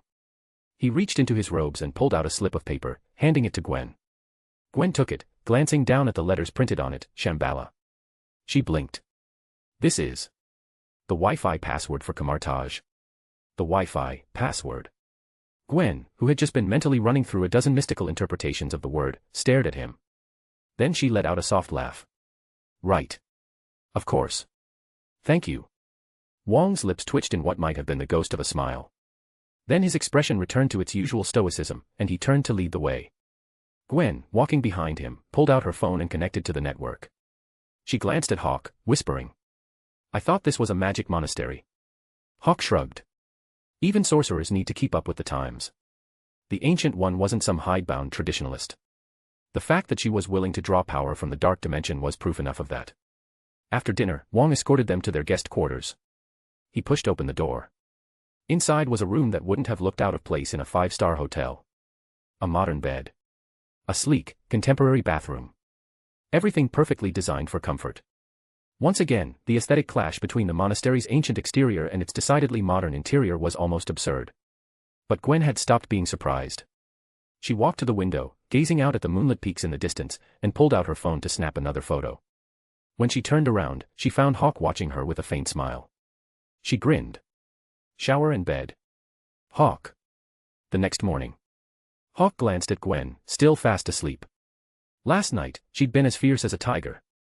This morning, she was as peaceful as a kitten. He smiled, leaned down, and pressed a soft kiss to her forehead. Then he got dressed and, guided by one of the apprentices, made his way to the library. Wong was already waiting at the entrance. Hawk nodded in greeting. Morning, Wong. Good morning. Wong pushed the doors open. The Sorcerer Supreme is inside. Hawk thanked him and stepped through. The library was vast, far larger than the exterior of the building suggested. All around him, bookshelves drifted through the air like fish in an ocean, each one laden with ancient tomes. They moved with a life of their own, gliding silently through the impossible space. Hawk watched as one of the floating shelves drifted toward him. He reached out. Whoosh. The shelf recoiled like a startled animal and darted away. Those books were written or collected by generations of masters of the mystic arts. They're bound to the Vishanti. Since you're not one of us, they won't let you read them. That's a shame. Hawk watched the bookshelf flee, then spotted the Ancient One standing nearby in her white robes. He walked over. Can I borrow the time stone now? The Ancient One just smiled, said nothing, and turned to lead the way. Hawk followed without a word. They walked in silence until the Ancient One raised her hand. The space before them rippled, fracturing like shattered glass. A doorway opened. Beyond it was a chamber built entirely of stone. At the far end of the room, carved into the wall, were three massive stone heads. The Vishanti. Omnipotent Ashtar. All-seeing Agamotto. Ancient Hoggoth. Below the carvings, resting on a stone pedestal, was a relic that defied gravity itself. The Eye of Agamotto. Hovering. Waiting. Hawk's gaze lingered on it. So that's why she didn't bring me here yesterday. She was wearing it. Had to put it back first. The Ancient One stepped onto the platform. Her hands moved in a series of precise gestures, and slowly, the eye began to open. As the relic's shell peeled back, a brilliant green light spilled out, flooding the chamber. And there, at its heart, was the Time Stone. The gem that controlled the flow of time itself. Past, future, acceleration, deceleration, stasis, loops, every aspect of temporal manipulation lay within its emerald glow. The Ancient One then levitated the fully opened Eye of Agamotto and sent it floating toward Hawk. Hawk reached out and grasped it. The weight settled into his palm. He stared at it for a moment, then looked up at the Ancient One. Can I ask, what promise did I make? The Ancient One's expression remained calm, though a flicker of curiosity touched her eyes.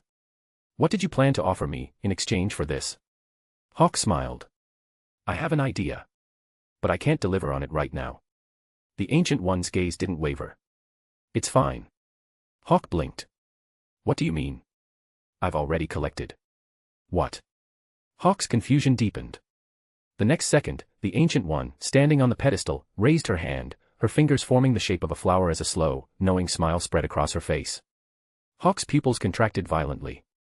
Hashtag bonus chapter every 300 horsepower. Chapter 49, 153, cheat once, feel good. Cheat forever, feel great. That single gesture, the Ancient One standing on the stone platform, serene and ethereal, her hand raised as if cradling an invisible blossom, hit Hawk like a revelation. For a heartbeat, she wasn't a sorceress. She was something else entirely. A Buddha in all but name. The only difference. That other enlightened soul had been a man. This one was a woman. Though, honestly, gender wasn't the point here. Hawk blinked hard, shook his head to clear the afterimage, and refocused on the Ancient One. She'd already lowered her hand. The transcendent aura was gone, folded back into her usual calm. He opened his mouth. How? When you stand at the crest of Time's river, she said evenly, you can see what came before and what lies ahead. And with the time stone in hand, the future is clearer than the past ever was. The Ancient One's tone was conversational. Matter of fact. Besides, this is far easier than borrowing from Dormammu. His power comes with a price. But borrowing from my future self? No interest. No strings. Quite convenient, really. Hawk had recovered from the initial shock by now. Still surprised, sure. But not that surprised. He'd come to Camartage expecting to pay a price. He'd just assumed the bill would come due later, not before he'd even signed the contract. And that fleeting energy signature the Ancient One had just displayed, unfamiliar yet strangely recognizable, had given him a glimpse of something he hadn't expected to see for years. His own future. Or at least, a shadow of it. He met her gaze. So I succeed. Can't tell you that. Why not? Because you tried to change it. And that would ruin everything. Hawk's mouth twitched. You already cheated. I did. No denial. No excuses. The Ancient One simply nodded, her expression as placid as still water. But my cheating doesn't matter. Even if I peek ahead, it won't alter the outcome. I've made peace with whatever comes, just like Odin. Right. The Allfather, who sees the future and does nothing to stop Ragnarok. That was the high-minded interpretation, acceptance, wisdom, serenity. The less charitable version. Giving up. If Hawk saw his own future and didn't like what he found, he sure as hell wouldn't just sit back and take it. Fate's a suggestion, not an order. That principle wasn't just etched into his bones. It was branded into his soul, inseparable from who he was. Even knowing failure was inevitable, he'd still fight.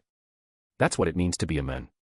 And that, of course, was exactly why the Ancient One refused to tell him what she'd seen. Hawk understood perfectly. Fine. You won't tell me. I'll just look for myself. He glanced down at the eye of Agamotto resting in his palm, then back up at the Ancient One. She looked back at him. As if she had no idea what he was planning. Or as if she knew exactly what he was planning and had decided to let him make his own mistakes. Hawk took a deep breath. Focused on the gem. Time stone, open. Green light erupted from the stone's heart, flooding outward like a dam breaking. In seconds, the glow had swallowed him whole. And suddenly, Hawk was somewhere else. The river of time. He hung suspended in its current, a lone ship in an ocean too vast to comprehend. The flow was relentless, surging forward in a single overwhelming tide. But even as he watched, the river split.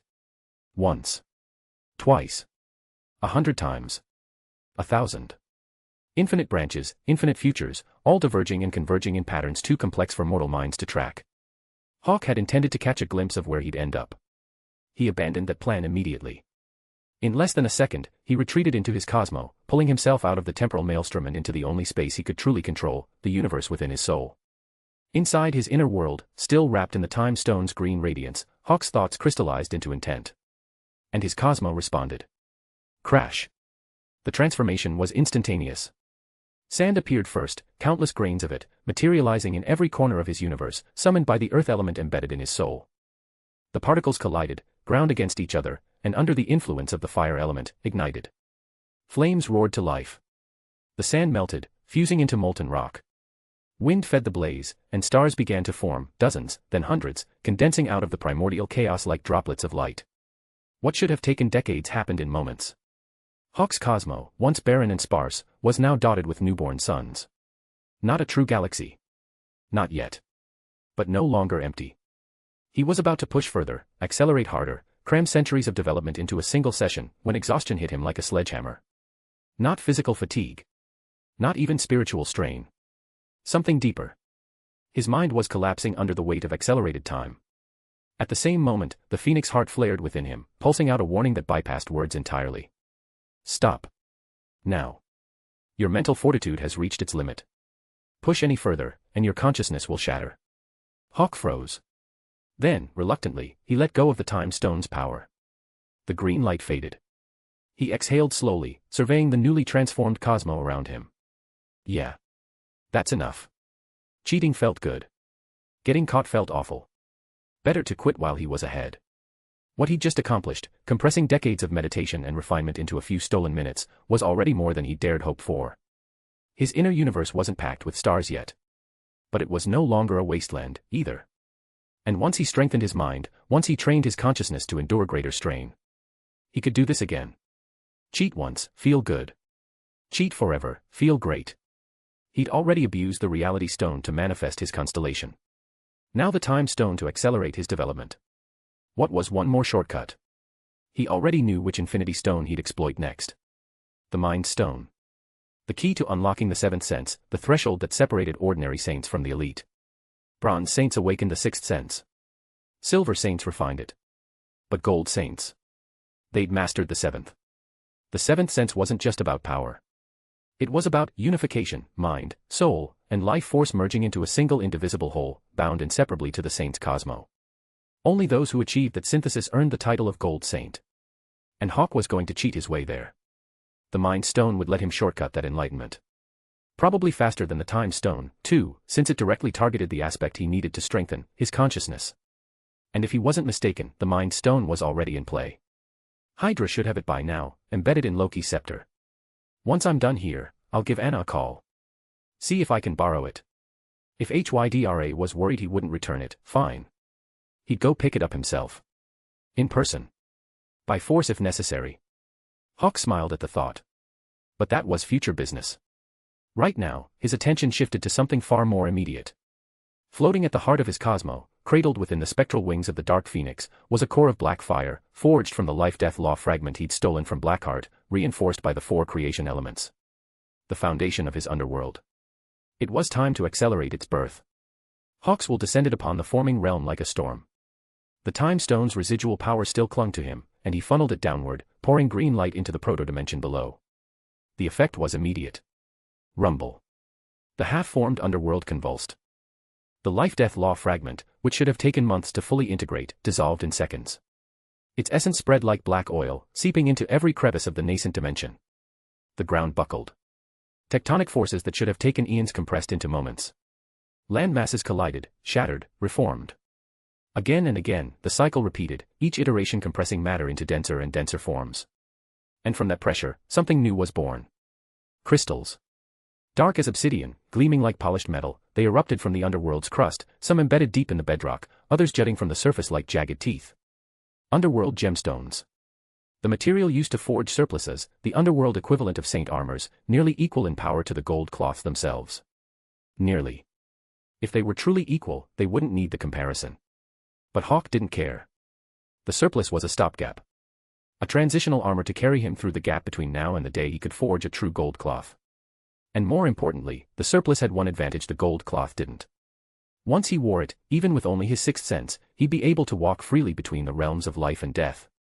Which meant he could finally go to hell. And settle his debt with Mephisto.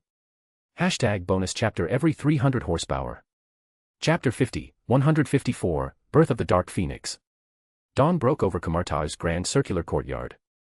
The apprentices had already assembled for their morning drills, standing on flagstones carved with ancient runes. Some cheered as sparks finally coalesced into functioning portals. Others slumped in frustration as their spells fizzled out, again, before steeling themselves and trying once more. Gwen stood in the library's corridor, chin resting on her palm, watching the scene below. After Hawk's explanation about the true cost of magic, her fascination had cooled considerably. Well, not entirely. She still thought it looked incredible. But trading her soul for party tricks. Becoming a hostage someone could use against Hawk. Yeah, no. Hard pass. No matter what, I won't be dead weight. But still, was it really that hard? It was just drawing a circle, right? How could they fail so many times? Gwen watched one of the apprentices fail again, a flicker of curiosity in her eyes. Then her thoughts turned back to Hawk. She looked at the closed doors of the library, a trace of worry in her eyes. Hawk had been in there for over a day. Just then, the library doors opened. Gwen's eyes lit up. The next second, her hope faded as she saw the stoic, unsmiling face of Wong emerge. She offered him a polite greeting. "Morning, Wong." "Good morning." Wong nodded, glanced back at the library, then seemed about to tell her Hawk would be a while longer when his gaze shifted past her shoulder. His posture straightened. "Sorcerer Supreme." Gwen followed his gaze and saw the Ancient One, who had appeared behind her without a sound. She composed herself. "Sorcerer Supreme, when will Hawk be out?" The Ancient One didn't answer immediately. Instead, she gave Wong a small nod. He took the hint and left. Only then did the Ancient One move to stand beside Gwen at the railing, her gaze settling on the apprentices below, as if she could see straight through them, into futures not yet written. "He'll come out when he's ready." Gwen's mouth twitched in an expression she'd definitely picked up from Hawk. "That's not helpful." But she didn't argue. Just took a breath. "Okay. If you're bored," the Ancient One said, "you're welcome to study some of our techniques." "No, no." Gwen waved her hands. "It looks way too complicated. I'd never get it." The Ancient One glanced at her, a faint smile touching her lips. "For you. With your intellect. You'd master it easily." "Still no. But thank you." The Ancient One let it drop. After a pause, she shifted gears. "Would you like some tea? Hawk will be a while yet." Gwen looked back at the silent library doors, hesitated, then nodded. "Sure. I'd like that." Inside the library. Within the Vishanti chamber, Hawk floated cross-legged in midair, the eye of Agamotto hovering between his palms. Green light pulsed in steady waves, bathing the stone walls in temporal glow. Time was strange. Fast and slow at once. But when you are immersed in it, the concept of duration lost all meaning. Inside his cosmo, Hawk's perception had collapsed into a single infinite moment. And in that moment, the underworld was born. Structures rose from nothingness in the space between breaths. Massive, oppressive, suffocating in their scale. Palaces and fortresses materialized across the barren expanse, their foundations sinking deep into the newly solidified bedrock. At the same time, the laws of life and death, still raw, still settling, spread outward from the underworld's core like ripples in black water. They seeped into every corner of his cosmo, weaving themselves into the fabric of his inner universe. When his cosmo finally manifested in the physical world, when stars gave birth to life, every soul that died would pass through this place. But for now, no life existed. His universe was still a desolate place. Lifeless. Cold. Just like the underworld itself. At the underworld's only entrance stood a gate, towering, crystalline, metallic, unsettling in its beauty. Beyond it stretched a vast and desolate plain of black sand and jagged stone. The sky above was choked with ash-dark clouds that never moved. At the plain's edge, a cliff. Below the cliff, a river of malevolent energy. Its banks were lined with black reeds and twisted, skeletal trees. And far downstream, barely visible through the gloom, rose the true heart of the underworld, a sprawling complex of temples, halls, and dungeons. Souls would leap, or be thrown, from the cliff into the river. The current would carry them to judgment. To the court of judgment. To the 8 prisons. To the Elysian fields. Everything a proper afterlife required. Hawk, treating this like some cosmic Minecraft session, threw himself into the work with gleeful focus. Using the Reality Stone's power, he sculpted every detail with painstaking care. And when he finally finished building the Underworld King Palace, a perfect one-to-one replica placed at the center of Elysium, the satisfaction was almost overwhelming. The moment he stepped into the throne room, the dark phoenix stirred. Whoosh! The spectral firebird exploded from his soul and merged with the palace itself. Its burning black form etched itself into the floor. Its wings became reliefs carved into the pillars. Its head fused with the throne at the center of the dais, its twin eyes transforming into obsidian gems set into the armrests. Hawk felt the shift immediately. He looked up. High above, suspended within the cathedral-like vastness of the throne room, black flames roared, and within those flames, something began to take shape. Countless underworld gems, melted and fused together. He could see it forming. A suit of armor, both crystalline and metallic, forged in the fire. As Hawk watched the black phoenix surplus take shape, an image of Mephisto flashed in his mind. Mephisto. I hope you like my gift. The corners of Hawk's mouth lifted. The next second, he opened his eyes. The instant his consciousness returned to the physical world, the stone faces of the Vishanti glowed with power. The eye of Agamotto snapped shut, wrenched from Hawk's grasp by invisible force, and returned to its pedestal. Hawk raised an eyebrow and looked up at the 3 stone heads. 8 eyes met his gaze. Stingy bastards. No wonder it takes 3 of you to run 1 dimension. Silence. Tell you what, how about a deal? Give me the time stone, and when my universe is born, I'll let you set up shop there. Exclusive access. Prime real estate. The stone faces remained silent. Hawk didn't press. Even after his Phoenix universe was born, it would still be a fledgling cosmos, a single universe construct, not a multiversal empire like the Marvel multiverse. The Vishanti's power stretched across the entire multiverse. Why would they abandon that to become minor gods in some upstart parallel dimension? They weren't idiots. Hawk respected their choice. With a silent release of his 6th sense, he vanished from the chamber. When he reappeared, it was in the open courtyard. Gwen was sitting with the Ancient One, the 2 of them deep in conversation, looking like old friends. The Ancient One noticed him first. She stopped mid-sentence. Gwen, noticing her silence, turned and saw him. A look of joy spread across her face. She shot up, ran to him, and threw her arms around him. Do you know how long you were gone? Hawk nodded. 2 days. He'd known the moment he left the time stone's influence. The sensation of reconnecting with linear time had been jarring. But worth it. In 2 days, he'd compressed centuries of development. He'd pushed his cosmo to its current limit and birthed an underworld that should have taken millennia to form. But a fair trade or not, he still owed Gwen an apology. He looked at her, his expression serious. I'm sorry. You're forgiven. Gwen's worries had vanished the moment he appeared. She smiled brightly. Hawk pulled her close, kissed her forehead, and then looked at the Ancient One and bid her farewell. His business in Camartage was finished. #bonus chapter every 300 horsepower. Chapter 51, 155, The Ghost Rider's Wild Goose Chase.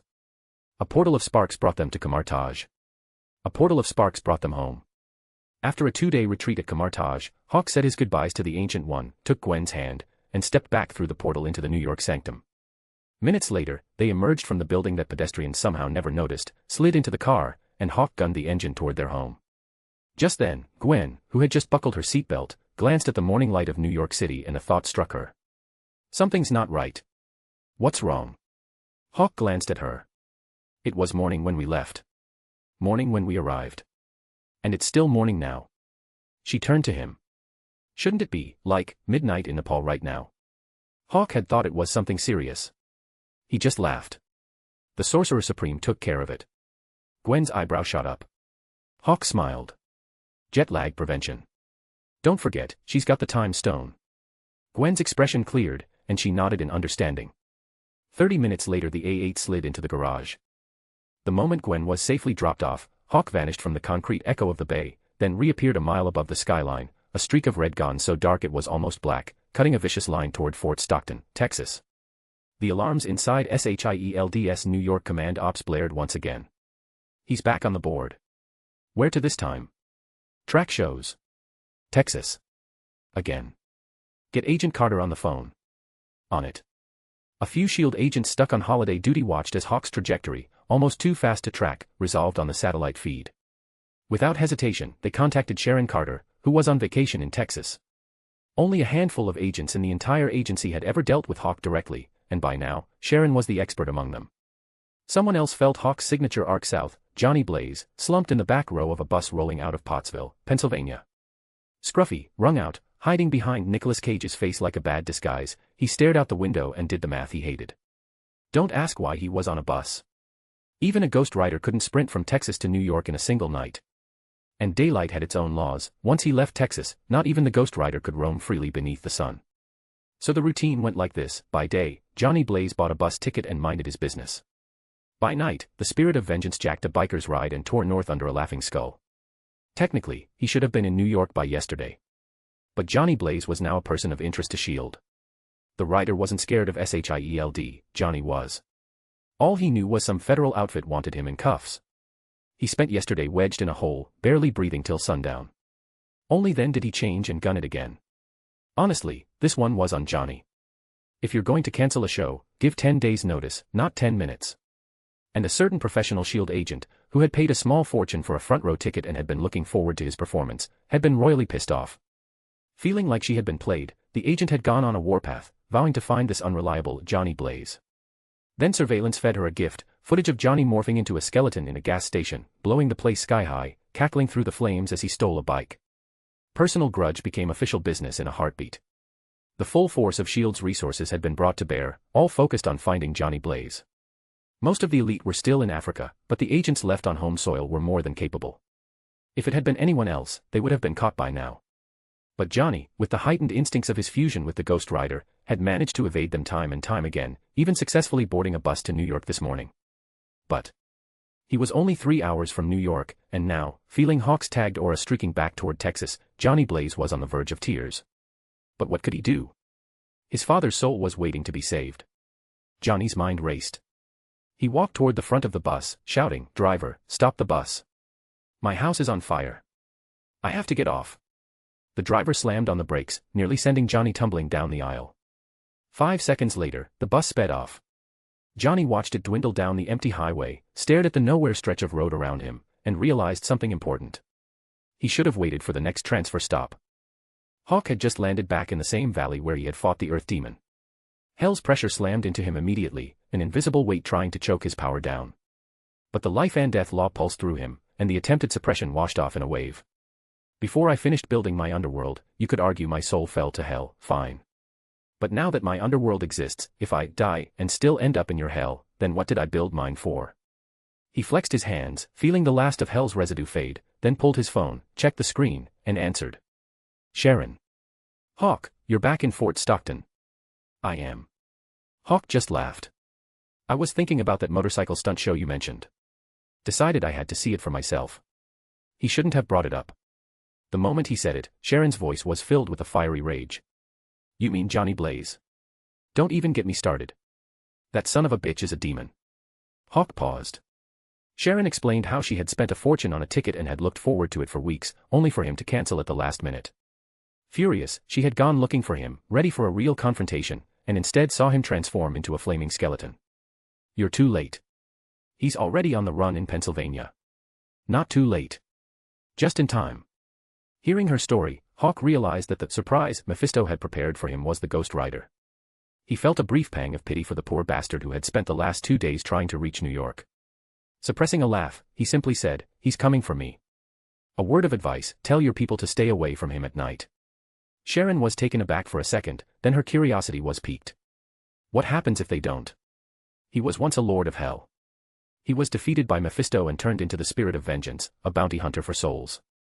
What do you think will happen? Sharon hissed a breath. Copy. I'll push the alert. And if he's headed for you, then you.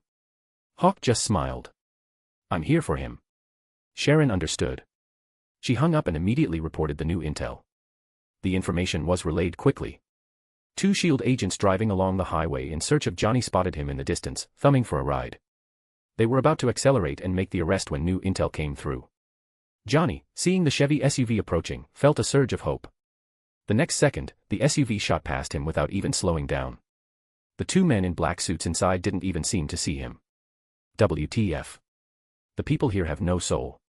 Johnny watched the SUV disappear down the road and unleashed a string of curses, grumbling that the people of Pennsylvania were nothing like the friendly, helpful folks back in Texas. Night fell. 50 kilometers south of Fort Stockton, in a desolate canyon. Hawk sat on a cliff, looking up at the rising moon. It was a full moon tonight. He remembered being a kid at the church on the 15th of August, standing in the backyard and gazing up at the moon while his sister stood beside him, mimicking his pose. He hadn't truly looked at the moon since she died. Every time he tried, he saw her there beside him and felt the ache of memory. Tonight was the first time in years he had allowed himself to really look at it. Because, barring any unforeseen circumstances, by sunrise tomorrow, he would have his sister back. He had built his underworld with meticulous care, even using the reality stone to craft a flawless, lifelike Elysian fields, just so his sister could be comfortable during her time there. Almost there. Anya, I'm coming for you.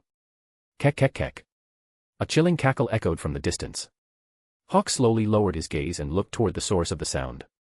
And saw. #bonus chapter every 300 horsepower. Chapter 52, 156, Let the Bullets Fly. Moonlight washed over the desolate canyon floor.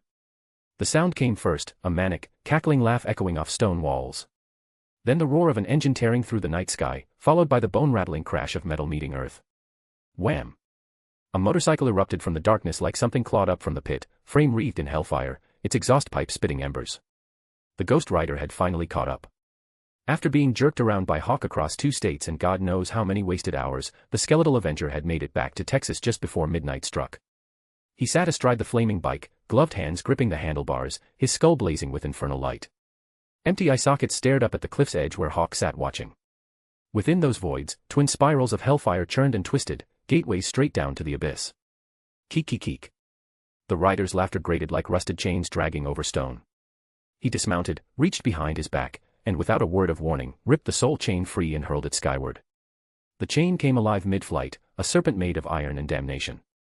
It whipped through the air, spinning into a vortex of flame that screamed toward Hawk with malicious intent. Hawk didn't move. He watched the burning chain spiral closer. But the instant before impact, he flickered out of existence. The chain slammed into empty rock. The ledge where he'd been sitting exploded into dust and rubble. And in the same heartbeat. Crack. The Ghost Rider's ribcage caved inward. His entire skeletal frame launched backward like a cannonball, smashing through the canyon wall and disappearing into a cloud of shattered stone. Sonic fist. Hawk stood exactly where the rider had been a second before, fist still extended. He glanced at the crater he'd just made, then pulled back his arm and drove it forward again. Supersonic fist. Boom. The canyon wall detonated. Rock fragments sprayed outward like shrapnel. With every punch, the rider was driven deeper into the mountain, his skeletal body hammered further into the stone with surgical precision. 100 punches per second. 200. At last, with a mournful groan, the ancient cliff gave way. It collapsed in a thunderous roar, and a massive cloud of dust erupted, engulfing the Ghost Rider completely. Hawk lowered his fist. But he didn't leave. Yeah, right. Like that's enough. The Ghost Rider wasn't like the elemental demons or even Blackheart. He was a spirit of vengeance. A weapon forged in the deepest fires. Which meant one thing: physical attacks were basically useless.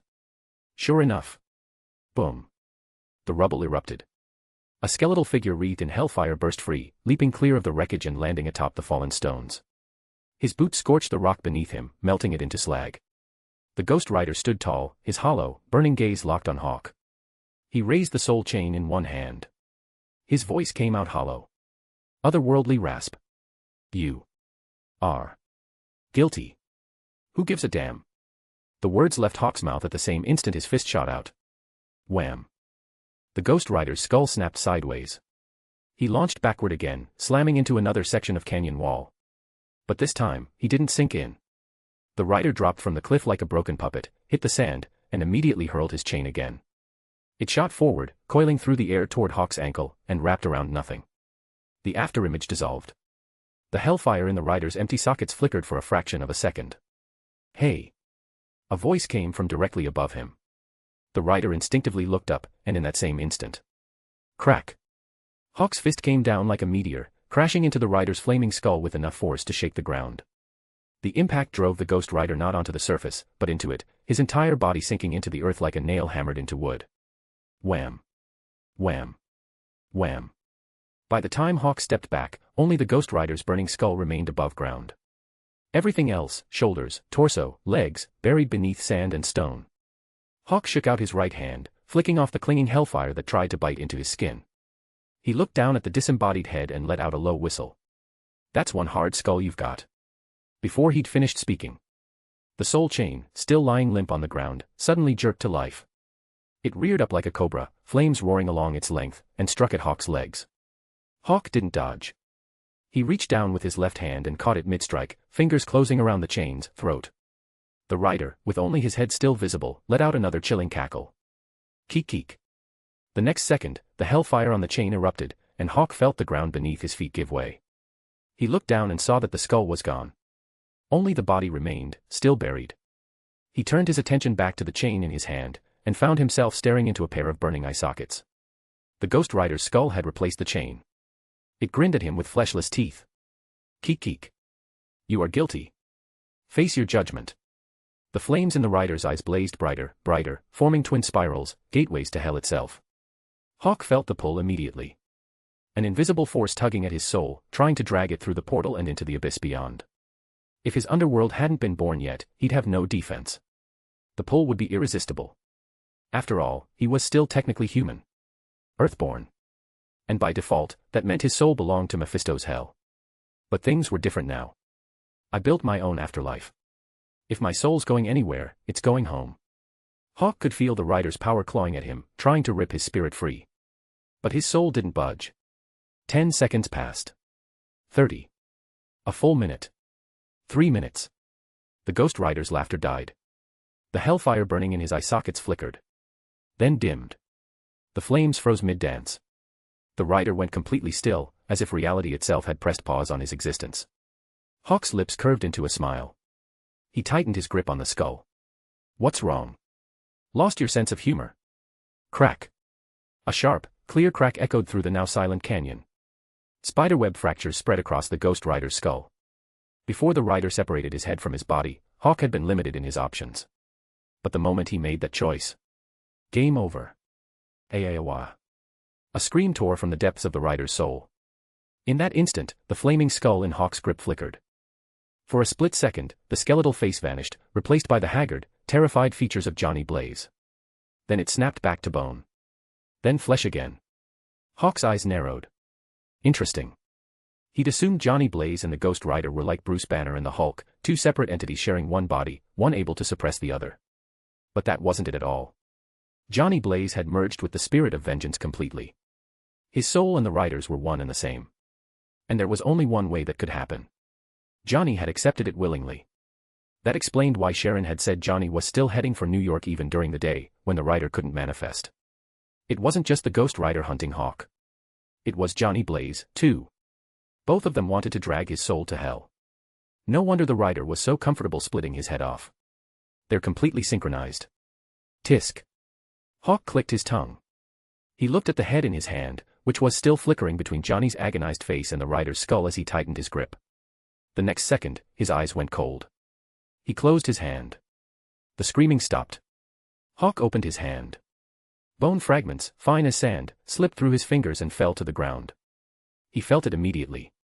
A portal to hell opening beneath the earth, pulling what remained of Johnny Blaze's merged soul into the abyss. Hawk stood motionless, following the sensation as it faded. He knew how to reach hell now, but not yet. Let the bullet fly a little longer. #bonus chapter every 300 horsepower. Chapter 53, 157, Johnny finally reunites with his father. The sky was gray. Ash drifted down endlessly, and the air was thick with the reek of sulfur. This was hell. The moment the vortex swallowed the Ghost Rider's remains, his form came apart. The spirit of vengeance tore free in a streak of light, shooting toward the only structure worthy of the name in this desolate dimension, Mephisto's palace. Johnny Blaze, meanwhile, hit the ground face first, slamming into dirt that was equal parts blood and ash. Before he could even process where he was, a furious roar echoed from Mephisto's palace. It was a sound of rage and disappointment. Hawk. Thud. Johnny had just managed to push himself off the gore-soaked ground when his feet left the earth entirely. His hands shot up instinctively, clawing at the scaled, clawed hand now wrapped around his throat. He stared up into the face of the demon holding him, and his pupils shrank to pinpricks. Charred crimson skin. Jagged, uneven fangs. Nostrils that flared with embers. Massive, twisted horns jutting from a grotesque skull. Mephisto. Lord of the Hell Dimension. You. Useless creature. Mephisto's voice was dripping with disdain. He didn't bother hiding his disgust as he glared at the pathetic soul dangling from his grip. Then, without ceremony, he hurled Johnny aside like trash. Johnny hit the ground hard, gasping, scrambling back to his feet. He looked up at Mephisto, disoriented, confused, still convinced he was on Earth, with no comprehension that he died and was now standing on his master's home turf. Hey, you lied to me. You said all he had to do was look into the rider's eyes and he'd. Slap. Mephisto didn't let him finish. His massive hand lashed out, backhanding Johnny across the wasteland. The demon's golden pupils flickered with barely restrained violence. Smoke and embers poured from his nostrils, as if the air itself might combust at any second. Johnny staggered to his feet again, dazed, his mind reeling. He'd always known Mephisto as the suave, well-dressed gentleman. This brutal, merciless creature, was something else entirely. But more than that. It was your lie. So this isn't my fault. Where's my father? You pathetic worm. Mephisto's golden eyes burned with cold contempt. If you weren't so arrogant and stupid, you never would have given him an opening. As long as the spirit of vengeance stayed fused with you, his attacks were meaningless. But you were foolish enough to separate yourself from the spirit. He didn't understand how Hawk had resisted the penance stare. But he knew one thing for certain. As long as Johnny had stayed merged with the rider, even the Sorcerer Supreme herself could only have imprisoned him, not destroyed him. The Ghost Rider was supposed to be invincible. Even in a battle of attrition against Hawk, the rider would have eventually won. This stupid, self-important insect had completely ignored his instructions. Not only had he failed the mission, but he still had the audacity to demand his father. If Mephisto had ever thought Johnny was clever, that illusion was now shattered. He looked at him with nothing but loathing. At that moment, two hellspawn demons descended on leathery wings, landing at Mephisto's side. He forced himself not to crush Johnny's soul on the spot. Take this imbecile to the cages. I want him to spend the next 10,000 years experiencing the despair and agony of being separated from his father. Every single second. The demons nodded. Without a word, they closed in on Johnny. Johnny's face went white. No, you can't do this. You tricked me. No. We had a contract, damn you. Give me my father. No. The demons ignored his pleas. They grabbed him, their wings beating as they lifted off, carrying him away from the palace. Johnny's desperate screams echoed across the wasteland, growing fainter and fainter until they disappeared entirely. Mephisto stood alone, smoke still pouring from his nostrils. Only after Johnny was gone did he finally turn his attention to the memories the spirit of vengeance had brought back. The next second, his massive demonic frame shuddered, and another roar, this one filled with a new, even more profound rage, tore from his throat. Hawk. Mephisto's demonic eyes blazed as he absorbed the memory the rider had witnessed outside the cemetery. His son, Blackheart, was dead. And, the fragment of the laws of life and death had been ripped from him. Instantly, Mephisto understood. He knew why Hawk had been able to resist the penance stare, why he hadn't been dragged down to hell. Because Hawk's soul no longer belonged to hell. But that's impossible. It's only been 2 days. Maybe not even that. Mephisto's mind raced, disbelief warring with cold logic. He focused on the memory, tracing the rider's path to the volcano, sensing the lingering presence of the elemental demons. Even if Hawk had absorbed the 4 elemental demons and his son's fragment of the laws, it was impossible for him to have created a new underworld dimension in just 2 days. Rome wasn't built in a day. And a dimension certainly wasn't. More importantly, as the current lord of Earth's afterlife, Mephisto would have felt it if a rival death domain had tried to stake a claim. Any new dimension attempting to compete for human souls would trigger an immediate, instinctive alarm. He'd felt nothing. Who did you sell your soul to? Mephisto's eyes flared. He slowly raised his head, staring up at the dissipating hell vortex that had dragged Johnny down. His son was dead. His plan to claim Hawk's soul had failed.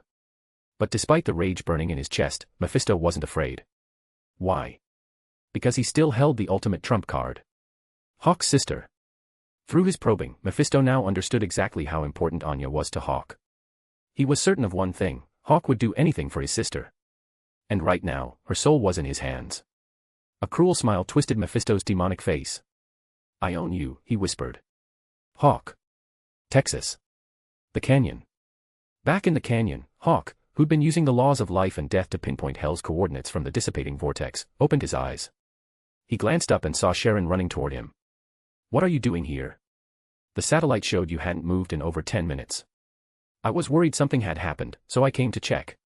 She swept her light across the canyon floor, carefully avoiding loose rocks that might twist an ankle.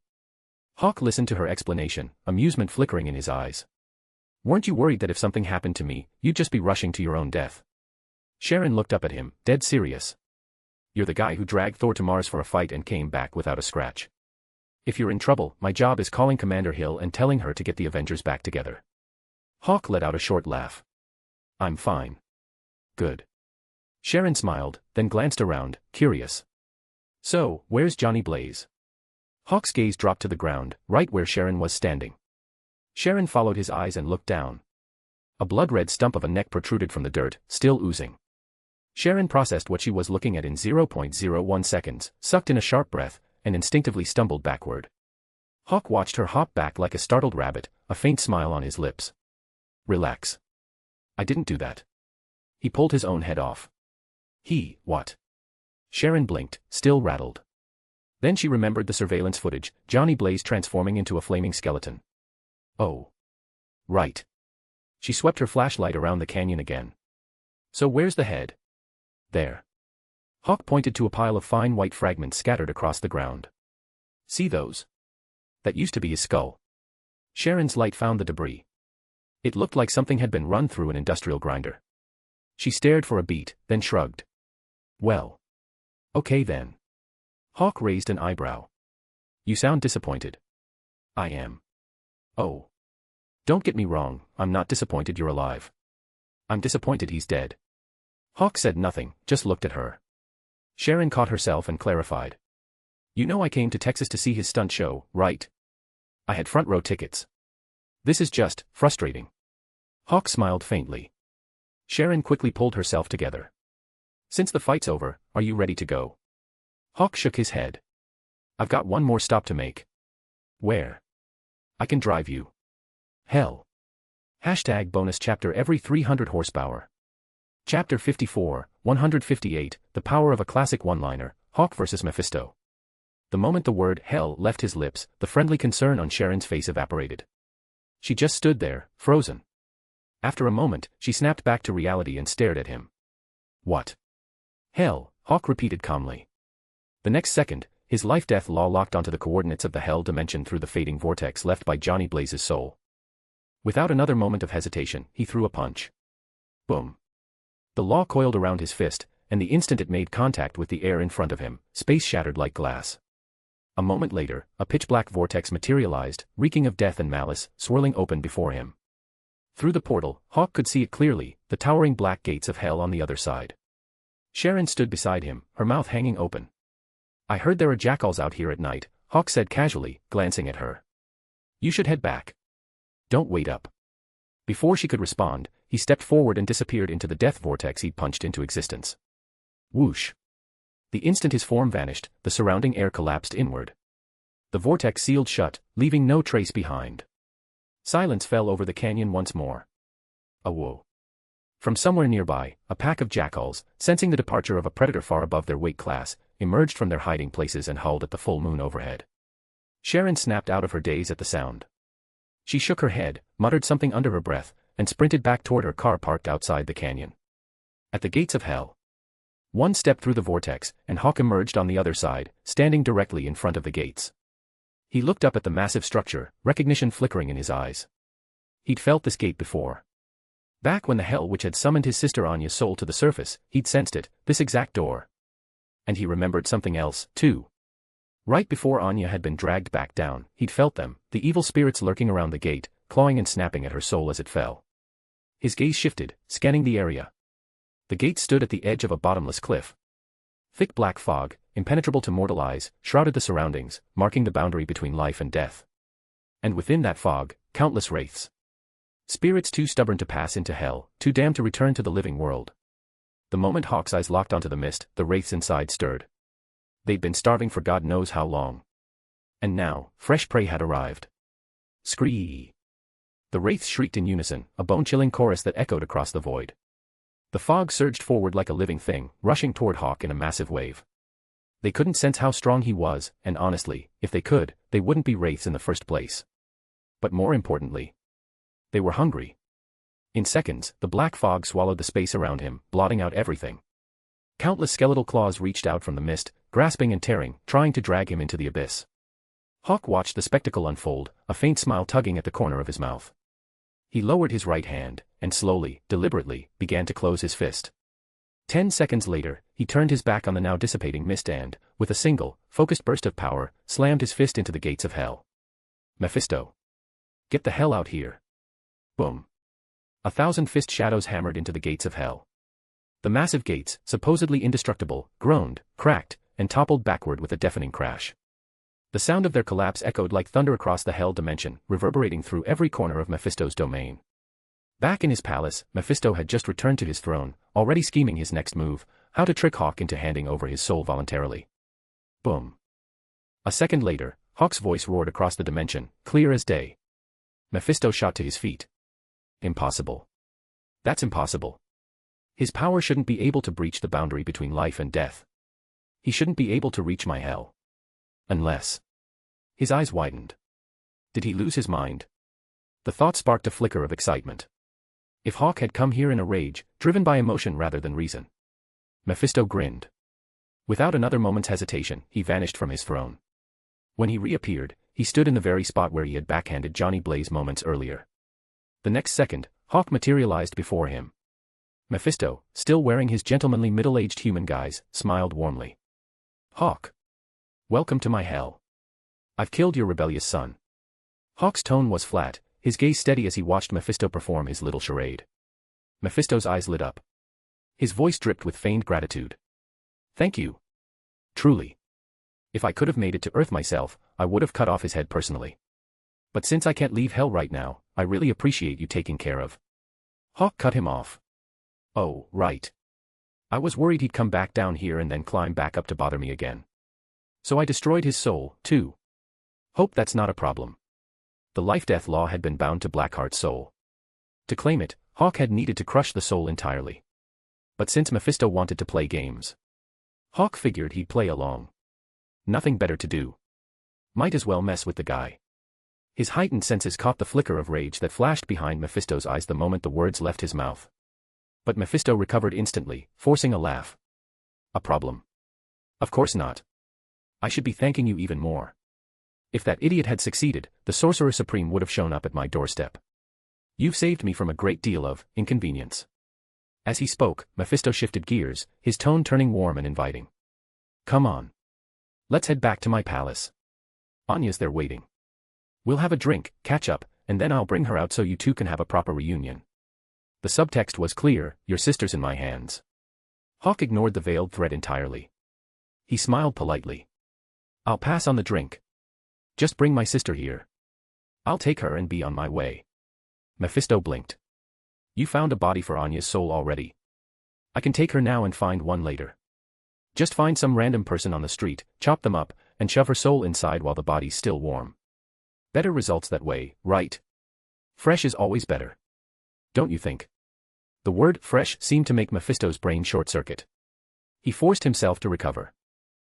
No, that's not acceptable. His voice was firm, almost scolding. We had a deal, remember? You find a suitable body first, and then I release your sister. Hawk just sneered internally. Mephisto pressed on. Look, let's just head back to the palace. You did me a huge favor. The least I can do is show my appreciation properly. Besides, your sister's already there waiting. His enthusiasm didn't wane. If he could just get Hawk inside the palace, the bastard would be a sitting duck. Technically, he could kill him right here, too. But doing it in front of Anya. Watching her face as he devoured her brother's soul. Now that would be exquisite. Mephisto's mind swam with sadistic glee, even as his expression remained the picture of gentlemanly hospitality. Their eyes met. Hawk chuckled softly. Forget the body. Just bring me her soul, Mephisto. The warm, considerate smile on Mephisto's face slowly faded as he held Hawk's gaze. His expression darkened. What, you don't trust me? Not even a little. Mephisto stared at him, his face devoid of emotion. Hawk stared right back. Finally, Mephisto spoke again. This time, his voice was cold. Hawk. Do you know what your biggest mistake was? Oh. You're too arrogant. Just like that idiot Johnny. Seeing that his trap had failed, Mephisto dropped the act entirely. He sneered. If you'd stayed on Earth, I couldn't touch you. But now that you've walked into my hell, you're not leaving. As he spoke, the sound of skin tearing filled the air. Ryep. In seconds, Mephisto's 7-foot demonic form burst free from the 5'6" human shell he'd been wearing. Horns, a tail, and the stench of brimstone. Mephisto, in all his demonic glory, glared at him, his nostrils flaring with embers. To use a human phrase, heaven has a path, but you chose not to take it.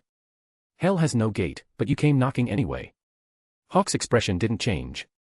He looked up at Mephisto's demon form, his tone still calm. So you never planned to release my sister's soul? Ha. Ha ha ha ha. Mephisto's laughter boomed across the barren landscape. Release her. I lied, you idiot. Demons don't keep promises. Didn't your mother ever teach you that? He paused, his grin widening into something cruel. Oh, wait. That's right. You don't have a mother. Now that he had Hawk exactly where he wanted him, Mephisto let loose, his words sharp, mocking, designed to cut deep. Hawk stared at him for a moment, his expression unreadable. Then, in a flat, matter-of-fact tone, he said, "Go fuck yourself." Apparently, his attempt at verbal evisceration had just been bulldozed by the blunt efficiency of a classic one-liner. Mephisto's charred red face, already the color of burnt clay, somehow managed to turn an even deeper shade of crimson. His golden demonic pupils locked onto Hawk, who still looked perfectly unbothered. His voice came out like gravel scraping against steel. You are dead. Can you kill me? Hawk's voice stayed calm. As he spoke, a spectral figure appeared behind him, projected through space itself. The Dark Phoenix. The massive firebird spread its wings above the hell dimension, its form wrapped in black flames. The phoenix's cry ripped through hell like a blade through silk, echoing across every corner of Mephisto's domain. Scree. #bonus chapter every 300 horsepower. Chapter 55, 159, from now on, I'll make you my full-time job. The moment the spectral black phoenix projected itself into hell, the moment it unfurled its wings, the underworld of Hawk's cosmo followed, merging perfectly with the celestial bird. At the same time, as the phoenix burned with a dark, crimson fire, a black, crystalline armor, part metal, part crystal, materialized. Mephisto was stunned. The next second, he let out a furious roar and threw a punch at Hawk. Give me your soul. Boom. Hawk didn't move. He stood his ground, completely ignoring the attack. Just as Mephisto's massive fist was about to connect, the black phoenix's wings beat once, and with a flash of dark light, it merged with Hawk's body. An unstoppable wave of energy erupted from him, and even Mephisto, the Lord of Hell, was thrown backward. He scrambled to his feet. Hawk just glanced at him and offered a single, dismissive comment. Idiot. Did this guy seriously not know about transformation invincibility? It's a well-known fact. During a transformation sequence, no matter how long it takes, no matter how strong or weak the character is afterward, they are invincible. You can't interrupt it. Even if the entire planet exploded, the character in the middle of transforming would be completely unharmed. It's an unwritten rule of the universe. As Hawk finished his critique of Mephisto's breach of protocol, the black phoenix armor in the sky broke apart, and the individual components, wreathed in dark, crimson flames, shot toward him. The first to arrive were the sharp, deadly claws of the gauntlets. Clang. Clang. Clang. Clang. Arm guards. Leg plates. Shin guards. One by one, the obsidian black components snapped into place with crisp, ringing precision, each piece glowing faintly as the flames danced across the surface. Dark red fire coiled around his legs as the greaves and boots materialized, locking into position like living shadows forged from black gemstone. Then came the helmet. As it descended, the side panels, feathered, fierce, blazing with flame, unfurled like the wings of a phoenix. The faceplate dropped, concealing Hawk's expression entirely. Only his eyes remained visible, half crimson, half gold, heterochromatic and burning with the weight of the underworld flowing within them. Finally, the waist guard, shaped like a tail feather wreathed in fire, locked into place with a satisfying snap. Boom. A pair of massive, spectral black phoenix wings, forged of pure energy, unfurled behind him. Black flames erupted from him, and as he clenched his fists, the fire spread in all directions, and the very ground of hell began to shake. Mephisto's expression was full of rage as he stared at the transformed Hawk, now clad in the black phoenix surplice. Surprise. Hawk, now fully armored, spread his hands. Turnabout is fair play. You gave me the Ghost Rider. I had to get you something, too. And it seems my gift has surprised you a lot more than yours surprised me. Look me in the eye, Mephisto. Tell me. Are you surprised? Mephisto's entire body was trembling. Good. Very good. The reality stone is in you. And the time stone too. The ancient one. Of course. He finally understood. Hawk hadn't sold his soul to any dimension. He had sold it to himself. He had actually used his son's laws of life and death, and the 4 foundational elements, to create his own dimension in just 2 days. And it wasn't just a dimension. It was a realm, a full-fledged afterlife, a tier above a mere pocket dimension. And that should have been impossible. Even with the ether, it should have taken eons. Unless, the time stone. The moment Hawk's underworld had projected itself into hell, Mephisto had felt it, the power of the ether, and the lingering, residual energy of time. Mephisto's voice was low and dangerous. How did you convince the Ancient One to lend you the time stone? Hawk just shrugged. You might not believe this, but I just asked. I told her I needed to borrow it for a bit, and she handed it over. Guess she's more reasonable than you made her out to be. He was telling the truth. The only difference was that he hadn't even had to state his promise. The Ancient One could already borrow power from her future self. She could do whatever she wanted with the time stone. Hawk thought to himself. Mephisto was stunned. The Ancient One. That celibate, bald woman. She's easy to get along with.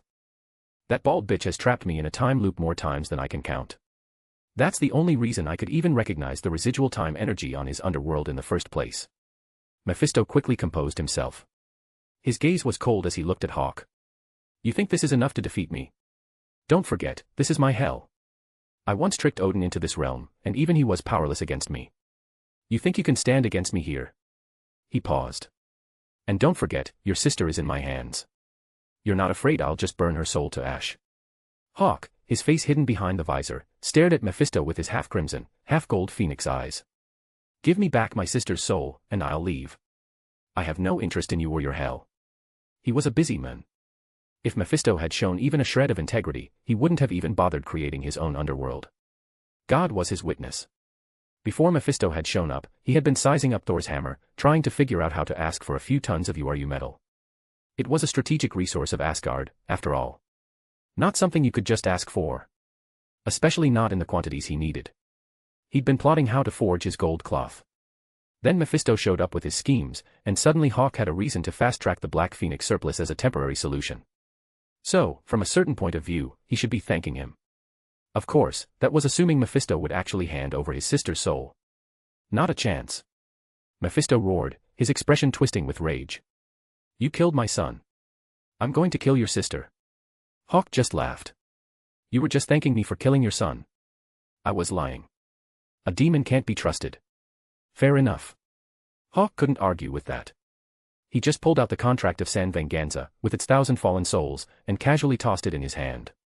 How about a trade? My sister for the contract. You give it to me first. Then I'll give you your sister. Ha. Hawk just snorted. You just said, not a second ago, that a demon can't be trusted. You really think I'm going to fall for that? Mephisto's grin was savage. You don't have a choice. Give me the contract, or I'll burn your sister's soul right now. As he spoke, his clawed hand shot out, fingers curling through empty air. Snap. In an instant, Anya, who had been under protective custody in Mephisto's palace, was yanked through space and appeared before him, dressed in white, her expression confused and frightened. The moment she saw the man in the Black Phoenix surplice, even though she couldn't see his face, she knew who he was. Brother. Anya. The cold, hard light in Hawk's eyes softened the moment he saw her. The next second, as Anya started to run toward him, Mephisto held her in place. His expression was savage. The contract. Give it to me. Mephisto. Hawk's eyes went cold again. I'll say this one last time. Release my sister. Then you get the contract. Mephisto just laughed, his claw resting on Anya's head. And I'll say this one last time. The contract. Now. Hawk's visor retracted, revealing his face to his sister. He smiled. Do you trust me? Of course. You're the best brother in the world. Good. Hawk's smile was gentle. He then looked at Mephisto, his eyes filled with an infinite, chilling coldness. Go ahead. Do it. Mephisto was taken aback. What? Do it. He took a step forward, his tone sharpening into something deadly. Because the second you do, I'm tearing up the San Venganza contract. I'll contest every soul that tries to enter hell. I'll make it my life's mission to ensure not a single damned spirit crosses into your domain. And I won't kill you, oh no. I'll just starve you out. I'll watch as your hell withers. As your demons fade. As your empire crumbles into nothing.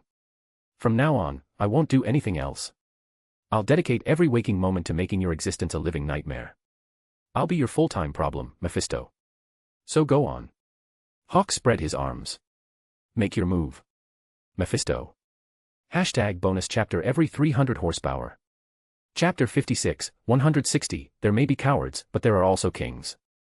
When Hawk had decided to use the San Venganza contract to bargain with Mephisto for his sister's soul, he'd already anticipated the possibility that this old bastard would try to use Anya as leverage against him.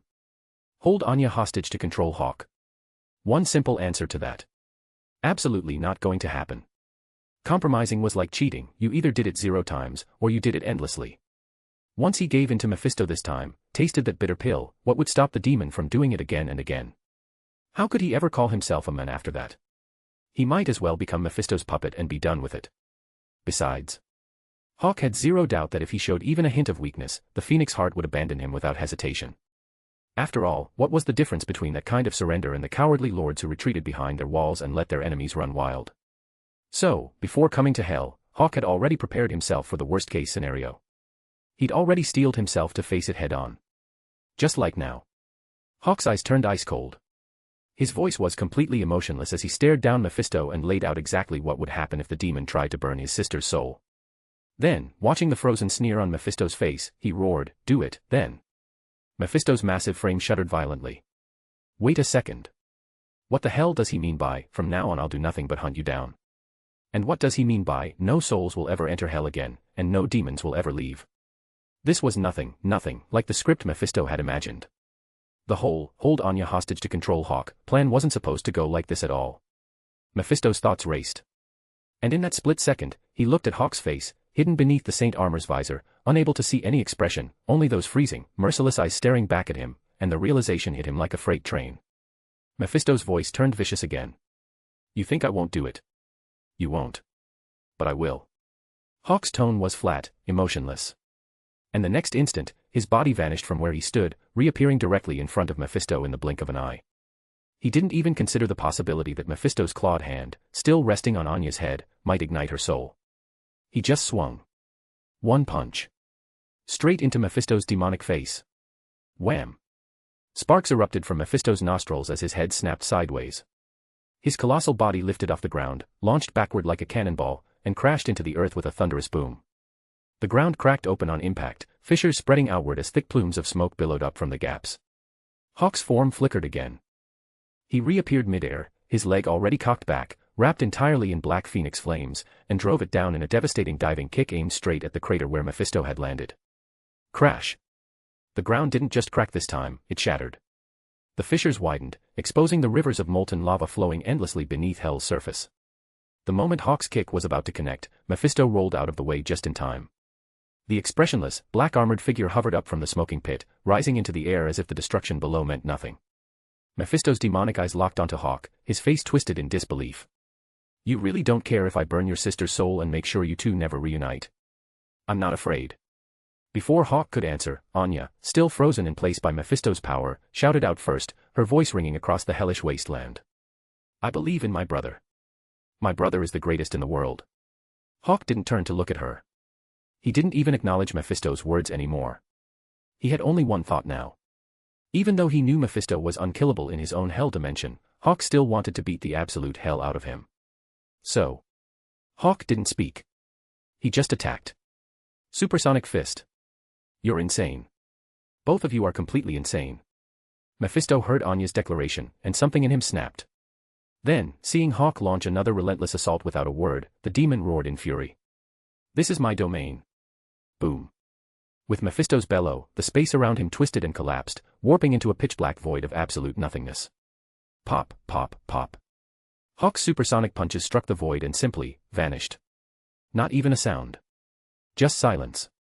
And then, countless hell-forged energy spikes materialized out of thin air around Hawk, forming a deadly cage. Each spike shrieked with soul-rending power as they closed in from all sides, converging toward the center where Hawk floated. Clang, clang, clang. The black phoenix surplus rang out with a rapid, drumming rhythm as the spikes collided against its surface, each impact sending terrifying sparks flying, sparks that would tear apart any ordinary soul they touched. At the same time, as Hawk and Mephisto tore into each other, the shattered ground revealed another threat. Countless demons that normally lurked on Hell's underside began crawling up through the cracks, swarming out into the open. They moved in massive numbers, a black tide of claws and teeth, like a plague of locusts spreading across the scorched earth. These demons usually lived hidden beneath Hell's surface, emerging only at night to feed on the souls trapped in the dimension. Once they locked onto a target, they would devour every last fragment of that soul. And now, they had locked onto Anya, frozen in place by Mephisto's spell. Anya had lived in Hell long enough to recognize them. The moment she saw the horde crawling toward her, terror flooded her expression. But she looked at the demons, already sprinting toward her on all fours, their eyes gleaming with hunger, and forced herself to suppress the fear clawing at her chest. "I'm my brother's sister. But I will not be his burden." Hawk saw it too. His eyes flicked toward the approaching swarm. With a sharp burst of power, the black phoenix phantom flared around him, its wings spreading wide and shattering the cage of energy spikes in an instant. He twisted midair and threw a punch toward the demons racing for Anya. The phoenix phantom folded its wings and fused into his fist. Phoenixes. Wing descent.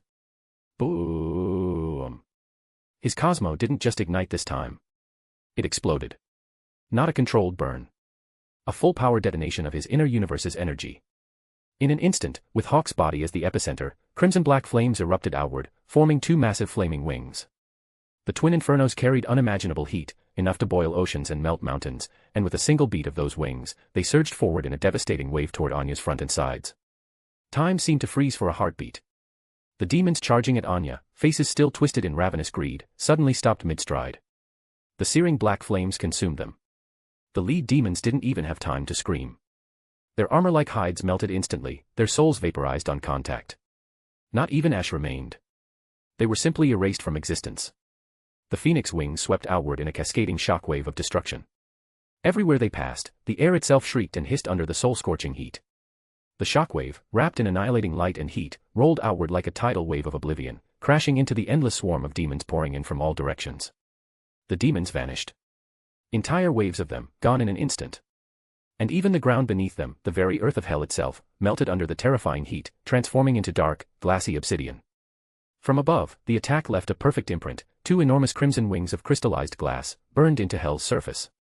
Anya stood at the center, her eyes wide, staring at the phoenix wings surrounding her. Unlike the others, the flames didn't burn her. Instead, they felt warm. Protective. Only one thought filled her mind. My brother is the best brother in the whole world. Mephisto, watching the devastation Hawk had just carved into his hell dimension, felt something twist painfully in his chest. He opened his mouth, about to shout for them to stop, but Hawk wasn't done.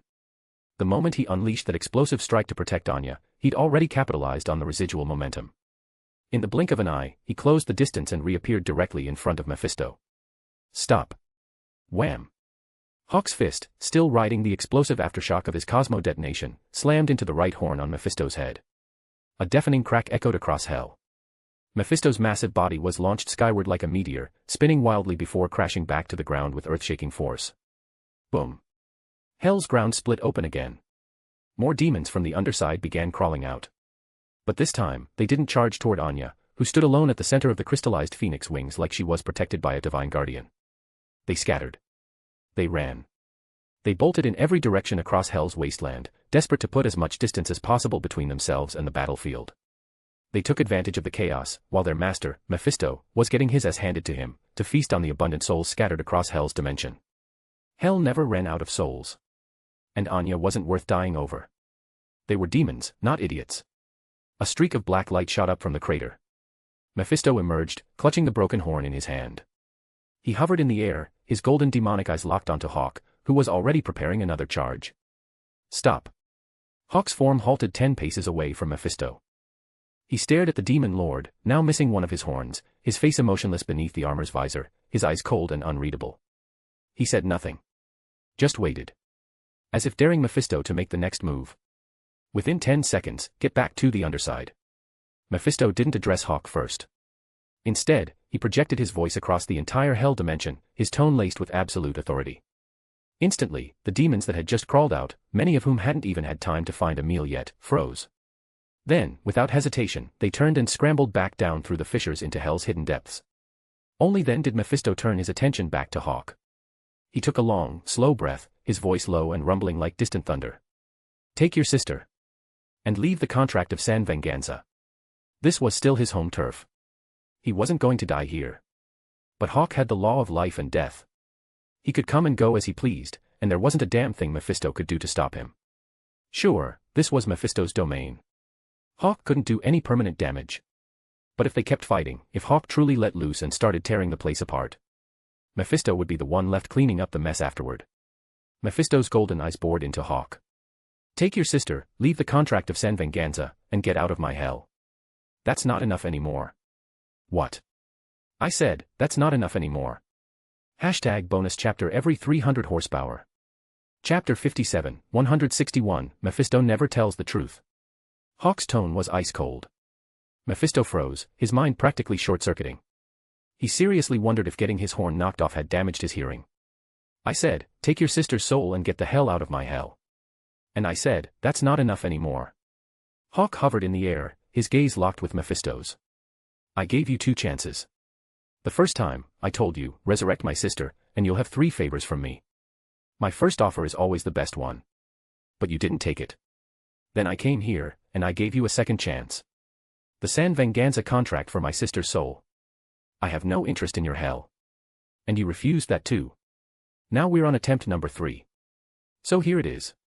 Hand over my sister's soul. And from now on, your hell will no longer have claim over any soul connected to me. Anyone who praises my name enters my underworld. Hawk stared at Mephisto, his face expressionless beneath the visor. That's my new offer. Accept it or refuse it, your call. But if you try to call for another timeout, I won't just be asking for souls connected to me anymore. As long as he didn't accept the blackmail, no one could blackmail him.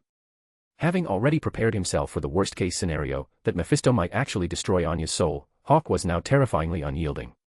Even if Mephisto did burn her soul, it wasn't as if she'd be gone forever. There was still the Soul Stone, after all. Worst case, he'd leave Hell, track down the family planning director Thanos, let Thanos retrieve the Soul Stone, then trade the Reality Stone for it and use the Soul Stone to resurrect his sister's soul. Problem solved. Not a big deal. But since Mephisto was opening negotiations again, fine. They'd negotiate. 3 strikes and you're out. This was the last time. He'd already braced himself for the worst outcome. Mephisto listened to Hawk's third and final offer, his expression darkening until it looked like ink might drip from his face. If he could go back in time, he swore he would accept Hawk's terms without hesitation, right there in the bar. If he'd agreed back then, would things have gotten this bad? Keep fighting. This was his home turf. Even if Hawk wrecked the place, Hawk could just dust off his hands and leave. Meanwhile, Mephisto would be left picking up the pieces. He'd been through this before with Odin and Eternity. But neither of them had ever threatened him like Hawk just did. From now on, I'll do nothing but hunt you. Your hell will have no souls entering, and no demons leaving. Where the hell was the leverage in that? This wasn't a hostage situation. This was a porcupine, touch it and it explodes. Just. Mephisto's face remained dark as he stared at Hawk. What do you mean by, praising your name enters your underworld? I'm already letting your sister go. Are you seriously going to fight me for Earth's souls now? Hawk's tone didn't waver. You started this war. But I'm the one who decides when it ends, and how. My condition is simple. My friends, your hell has no authority over their souls. Take it or leave it. Up to you. If he actually cared about building up his underworld, his third condition wouldn't have been this limited. After all, he had better things to do than obsess over becoming a god of the underworld when he could aim for something higher. But letting it go completely. That didn't sit right either. The fire in his chest demanded satisfaction. Conveniently, this was a good way to prevent Mephisto from trying this extortion nonsense again in the future. Taking custody of all the souls connected to him was a solid preemptive strike. Mephisto's face was a storm cloud. And if I refuse? Then we fight. Hawk's expression remained blank. The San Venganza contract reappeared in his hand, and he held it up toward Mephisto. But like I said, 3 chances. That's it. After this, there won't be any more negotiations. I'll come after you without rest. Either you find a way to kill me, or you sit in your withering hell and rot away. Mephisto's face twisted through a dozen different emotions. His demonic eyes locked onto Hawk, unblinking. Hawk stared back, his gaze calm and unshaken. A long silence stretched between them. Finally. Get out. Mephisto tore his gaze away, suppressing the fury burning in his chest. Take your sister. Get the hell out of my hell. Hawk wouldn't compromise. So Mephisto had no choice but to. Simple as that. He couldn't afford to gamble. Now that Hawk had his own underworld, his soul was beyond Mephisto's reach. Hawk could afford to burn everything down. He wasn't betting his entire existence on this. Mephisto was. He only had this one dimension. For now. Get out of my hell. And don't let me see your face again. Heh. Hearing that, Hawk finally allowed himself a small breath of relief, though he kept it internal. His expression didn't change as he let out a dry chuckle. As long as you don't come looking for trouble, I have zero interest in you. With that. Crack. The black phoenix surplus shattered, the pieces dissolving into the air before reforming mid-flight into the shape of a phoenix ornament. It twisted through space and vanished, returning to the throne room of his underworld. Hawk's feet touched the ground. He looked at his sister standing before him, and for the first time in years, since 2009, his smile was genuine. Unguarded. Full of joy. He looked at Anya, tears streaming down her face, and spoke softly. Hello, my sister. I'm here to take you home. Anya stared at her brother, standing so close she could reach out and touch him. Instinctively, she raised her right hand, and the moment her fingers made contact with Hawk's cheek, her tears turned to a radiant smile. "Hello, my brother. I knew you'd come for me. Just like you promised." Anya's lips trembled as her hand rested on Hawk's face. She remembered the moment before she died, when her brother had pulled her from the rubble with his bare hands, cradling her broken body. In her final moments, as her brother wept in despair, he had suddenly ignited with desperate hope and sworn he would bring her back. And now he had. He'd come to take her out of this godforsaken hell. Thinking of that, Anya threw herself into Hawk's arms and cried openly. "Brother. Come on. Let's go home." Hawk held his sister tightly, pressing a kiss to her forehead. His voice was gentle, warm. And then. Boom. Space shattered like glass, revealing the world beyond, a place of bright sunlight, singing birds, blooming flowers, and eternal spring. The Elysian fields. Hawk stepped forward, pulling his sister with him. At the same time, his left hand flicked backward, tossing the San Venganza contract behind him. Mephisto moved instantly, snatching the contract out of the air. By the time he looked up, Hawk had already crossed into his underworld with Anya in his arms. Whoosh! The spatial rift sealed shut at a speed invisible to the naked eye. The moment Anya's soul set foot in the underworld. Hawk smiled. He'd been wrong. Mephisto, that lying bastard, hadn't told him a single word of truth. What was all that about needing a vessel to house the soul before resurrection could happen? Bullshit. If Mephisto wanted to, he could resurrect any soul he pleased, fully, completely, and permanently. Now that Hawk controlled his underworld and wielded the law of life and death, the moment Anya's soul touched his realm, he knew he could bring her back to life, too. He had the same power. But not yet. Because the life-death law he possessed was just a fragment, the one he'd taken from Blackheart's corpse. Incomplete. Insufficient. Of course, if he really wanted to resurrect Anya before his Cosmo fully manifested, it wasn't impossible. Just like Mephisto had lied about, he could find a vessel for her soul, then use that method to bring her back. He'd go back, commission a clone, and use it to truly resurrect his sister. But for now, he'd have to ask Anya to be patient and stay in the Elysian fields for a little longer. Hawk turned to his sister and explained the situation. Anya blinked her wide eyes, completely confused. Wait for a little longer. She glanced around at the paradise in front of her. The pure blue sky and white clouds. The lush green grass. Endless fields of blooming flowers. Crystal clear streams flowing through the landscape. And towering in the heart of it all, the magnificent underworld king's palace. So, living here counts as hardship. Then a memory surfaced, from when she was little, after her heart surgery, when she woke up in the hospital to see her brother sitting by her bedside. She'd smiled at him and described the place she thought was hell. And the paradise in front of her now. It wasn't just similar to what she'd described back then. It was an exact replica. 1-to-1. Anya's thoughts churned. She stared at the serene, peaceful paradise that perfectly matched her childhood imagination of the afterlife.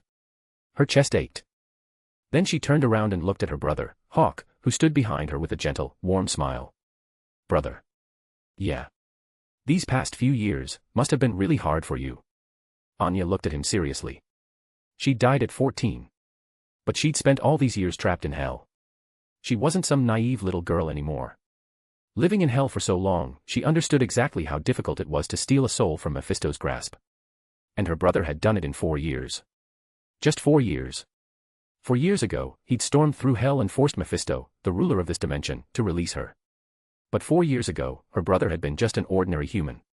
So, she couldn't even imagine how much blood, sweat, and suffering he'd endured over those 4 years to get strong enough to bring her back from that endless, sunless hell. Brother must have been so tired these past 4 years. Anya lifted her head, her eyes glistening with tears again as she looked at the brother who had always treasured her, both before and now. Brother, thank you. Don't talk nonsense. Hawk laughed, reaching out to gently wipe the tears from her eyes. Then, just like when they were kids, he ruffled her hair affectionately. You're not just anyone. You're my sister. You're my family. He'd almost said, only family, but then he remembered Gwen. He paused mid-sentence, raising an eyebrow as he looked at Anya. By the way, I got you a sister-in-law. You're going to love her. Anya's tear-filled eyes blinked. She looked up. Sister-in-law. Hashtag bonus chapter every 300 horsepower. Chapter 58, 162, The Missing Spider-Man. Gwen, you should have seen my sister's face. It's like she couldn't believe I actually managed to find myself a girlfriend. That expression. Men. She thought her brother spent the last 4 years living in misery. Too bad she can't come back to the real world yet, so you won't be able to meet her for a while. The moment Hawk returned to New York, he found his fiancée Gwen, who had just woken up and was pulling clothes from the dryer, and immediately launched into sharing the joy of rescuing his sister. Well, half rescued, anyway. At least until he fully manifested his Cosmo or cloned a body for his sister, Anya wouldn't be able to truly resurrect. But that wasn't important. What mattered was that he could now sink his consciousness into his underworld anytime he wanted and visit his sister Anya, who was currently living in the Elysian fields. Even though the reality stone had already been used to solidify his current power level and couldn't be used for anything else, the underworld was still part of his Cosmo. Which meant modifying the Elysian fields was still easy enough. Bottom line. Hawk was happy. Extremely happy. Gwen sat on the couch, chin resting on one hand, smiling as she listened to Hawk, who had barely walked in the door before grabbing her and rambling excitedly about everything that had happened. She didn't interrupt. Just quietly listened, sharing in his joy. Though, as Gwen watched Hawk happily insist that his past 4 years weren't that hard, her mind drifted back through the countless memories she had of him since 9th grade. Not that hard. Sure. Whatever makes you happy. Gwen pushed the flashes of memory aside, smiling as she listened to Hawk proudly declare how beautiful his sister was now. Finally, she gently interrupted with a teasing question. So is your sister prettier, or am I? Hawk, who had seemed ready to talk for hours, went instantly silent. He blinked, staring at his fiancée, who was still propping up her chin with one hand, smiling innocently at him. Gwen's smile was radiant. Hawk's expression turned helpless. Gwen, I'm trying to share my happiness with you. I know. Gwen stood up from the couch, cupped Hawk's face in her hands, kissed him gently, then spoke with complete sincerity. You did amazing. But you'll be the most amazing once you actually bring Anya back to life. So how about this, I'll go upstairs and finish folding the laundry, and you keep working hard. Once you finally resurrect Anya and she meets me, she'll know her sister-in-law is real, won't she? Hawk blinked, meeting Gwen's gaze thoughtfully, then nodded slowly. You're right. Good. I'm going to fold clothes now. Gwen smiled again, then padded barefoot toward the stairs, her steps light and graceful. She disappeared up to the second floor in moments. Hawk sat on the couch, watching her go. Only after she vanished from sight did he snap out of his daze. He had to admit, Gwen was right. Anya hadn't truly come back to life yet. So, he'd saved the real celebration for when she was fully resurrected. When that day came, he could throw a huge party, invite everyone he knew, and introduce his sister Anya to the world with pride. Hawk nodded to himself, pulled out his phone, scrolled to his Hydra contact Anna's number, and dialed. Cloning, after all, was illegal. Which meant Hydra was definitely the right group to ask. After all, Hydra was basically the poster child for illegal activities. After a moment, Hawk lowered the phone, staring at the unanswered call. What the hell? No answer. That didn't make sense. Was she on vacation or something? Oh, right. It was still Christmas break. Fair enough. He'd try someone else. Hawk's mind immediately jumped to someone who would definitely be reachable during the holidays. He scrolled through his contacts, found his S.H.I.E.L.D. friend Sharon's number, and hit dial. If HYDRA wasn't picking up, no problem. He still had S.H.I.E.L.D. After all, as the saying goes, Hydra and S.H.I.E.L.D. have always been two sides of the same coin. If HYDRA knew where to find cloning tech, S.H.I.E.L.D. had at least a 50% chance of knowing too. Soon enough. The call connected. Sharon's enthusiastic voice immediately filled Hawk's ear the moment the line opened. Hawk. You're back already. I'm already back in New York. That fast. So does that mean Mephisto? He's not dead. Hawk shook his head with a dry laugh. He's the ruler of a hell dimension. In his own realm, he's effectively immortal. Even Odin and Eternity couldn't kill Mephisto. The best they could do was beat the hell out of him. Was Hawk stronger than Odin and Eternity? Not even close. There was only one way to kill Mephisto, cut off Hell's energy supply. Stop all souls from entering, and eventually, Mephisto would wither and die inside his own dimension. But that would take forever. Which was exactly why Odin and Eternity had both decided it wasn't worth the effort. And it was the same reason Hawk had made the same choice. There was no help for it. Mephisto was like a stubborn piece of gum stuck to the bottom of your shoe, disgusting to look at, and even more disgusting when you tried to scrape it off. The best approach was simply to ignore it. Either that, or waste your precious time trying to outlast him in a battle of attrition. But that was a losing trade. Still. Just because Hawk couldn't do it now didn't mean he couldn't do it later. Once he fully manifested his Cosmo, once his underworld had a full army of specters at his command, the first thing he'd do was wipe Mephisto off the face of the universe. Let's see you try to blackmail me then, you bastard. Hawk's thoughts churned as he chatted casually with Sharon for a few more minutes before steering the conversation back to the real reason he'd called. By the way, does S.H.I.E.L.D. have any research into cloning technology? Cloning. Sharon paused, then replied instinctively. Hawk, cloning is explicitly banned by the Big Five. Any cloning experiments are illegal. Hawk hummed in acknowledgement. I know. So do you have any? I'd need to report this up the chain. Thanks. No problem. When I get back to New York, just buy me afternoon tea and we'll call it even. Deal. Hawk smiled as he agreed. Are you coming back today? Sharon took a deep breath, staring at the ticket in her hand for yet another motorcycle stunt show, her second purchase after the first one had been a bust. No. I came to Texas to see a stunt show, and I'm going to see one before I leave. Otherwise, this whole vacation will have been for nothing. Hawk shrugged. All right. Give me a call when you're back in New York, and I'll treat you to that tea. Don't worry, I'll definitely remind you. See you. See you. Hawk smiled as he hung up, then rolled his eyes thoughtfully before standing up from the couch. He headed toward his study, planning to search online for cloning-related information. After all, if Marvel had one thing in abundance, it was scientists. Especially wild, independent scientists operating outside the system, those were everywhere. If S.H.I.E.L.D. didn't have what he needed, he could always throw some money at a rogue scientist and let them figure it out slowly. He refused to believe that cloning tech in the Marvel universe was harder to develop than Tony Stark's current nanotech suit project. Of course. If the wild scientist he found ended up failing, that was fine. He could accept failure. As long as they didn't try to scam him with a PowerPoint presentation full of empty promises. But if they did try to scam him with a PowerPoint. Heh. I'll show you what it means to wish you were dead. After all, his underworld didn't just have the Elysian fields. It also had 8 terrifying prisons of hell.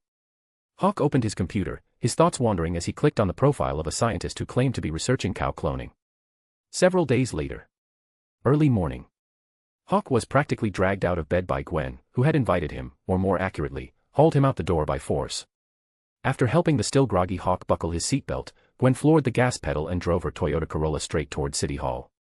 Today was the first day back after Christmas break, which meant City Hall was officially open again. It was also the day of Hawk's scheduled appointment to change his surname. Gwen glanced at Hawk, who still looked half asleep, with a mix of curiosity and concern. Wait, seriously? It was only 3 times last night, and you're already out of commission. Hawk's vacant stare snapped back into focus at visible speed. He turned to Gwen with complete seriousness. I'm perfectly fine, thank you. Then why do you look like? It has nothing to do with sleep. Hawk leaned back against the headrest, rubbing his forehead, which was slightly swollen from his recent attempts to comprehend the 7th sense. That's right. He'd already found the doorway to the 7th sense. It might have been because he'd finally rescued his sister from hell, which had brought him a sense of clarity and completion he hadn't felt in years. After all, saving his sister had been the core motivation behind his 1,000-day training regimen, 10,000 punches every single day. It had become an obsession. And once that obsession was fulfilled, the fog lifted. For a brief, shining moment, Hawk felt as if he'd broken through the clouds and glimpsed the sun. That was when he'd found the door to the 7th sense. But seeing the door and being able to open it were 2 entirely different things. Forget it. Why struggle? He'd just cheat with the Mind Stone. Hawk pressed his fingers against his slightly aching forehead, having spent days trying to comprehend the 7th sense on his own, and decisively abandoned the self-taught route. Using the Mind Stone would work just as well. It wasn't like the 7th sense he gained through the Mind Stone would be any less legitimate than one he earned through meditation. That didn't make sense. The moment he let go of his stubborn insistence on doing it the hard way, clarity returned. His spirit, energy, and focus all snapped back into alignment. An hour later. Hawk and Gwen walked out of City Hall together. The surname change was complete. From today forward, his legal name was Hawk Phoenix. But the happiest person about it was Gwen. After all, she was probably the only woman in all of New York who got to choose her married surname before the wedding even happened. Happy now? Absolutely. Gwen made no effort to hide her joy, smiling brightly at Hawk. Mr. Phoenix. Hawk chuckled. Then let's go home, future Mrs. Phoenix. Yes, Mr. Phoenix. Gwen's eyes curved into crescent moons. And then, just as she was about to take Hawk's arm and leave, her phone rang. It was Mary Jane. Gwen answered. Hey, MJ. Oh my god, Gwen, Peter's missing. # bonus chapter every 300 horsepower. Chapter 59, 163, The Spider and the Black Cat Run Away. Peter's missing. How? Hawk listened as Gwen hung up the phone and launched into a frantic explanation. He headed toward the car parked at the curb, asking curiously as he walked, "Didn't Peter spend the entire Christmas break with MJ?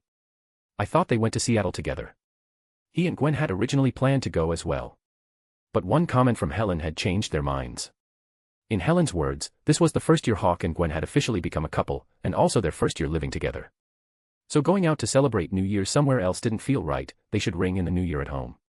Because of that, when the Stacy family went to Long Island for New Year's, they hadn't even invited Gwen along. Hawk and Gwen were good kids who listened to Helen.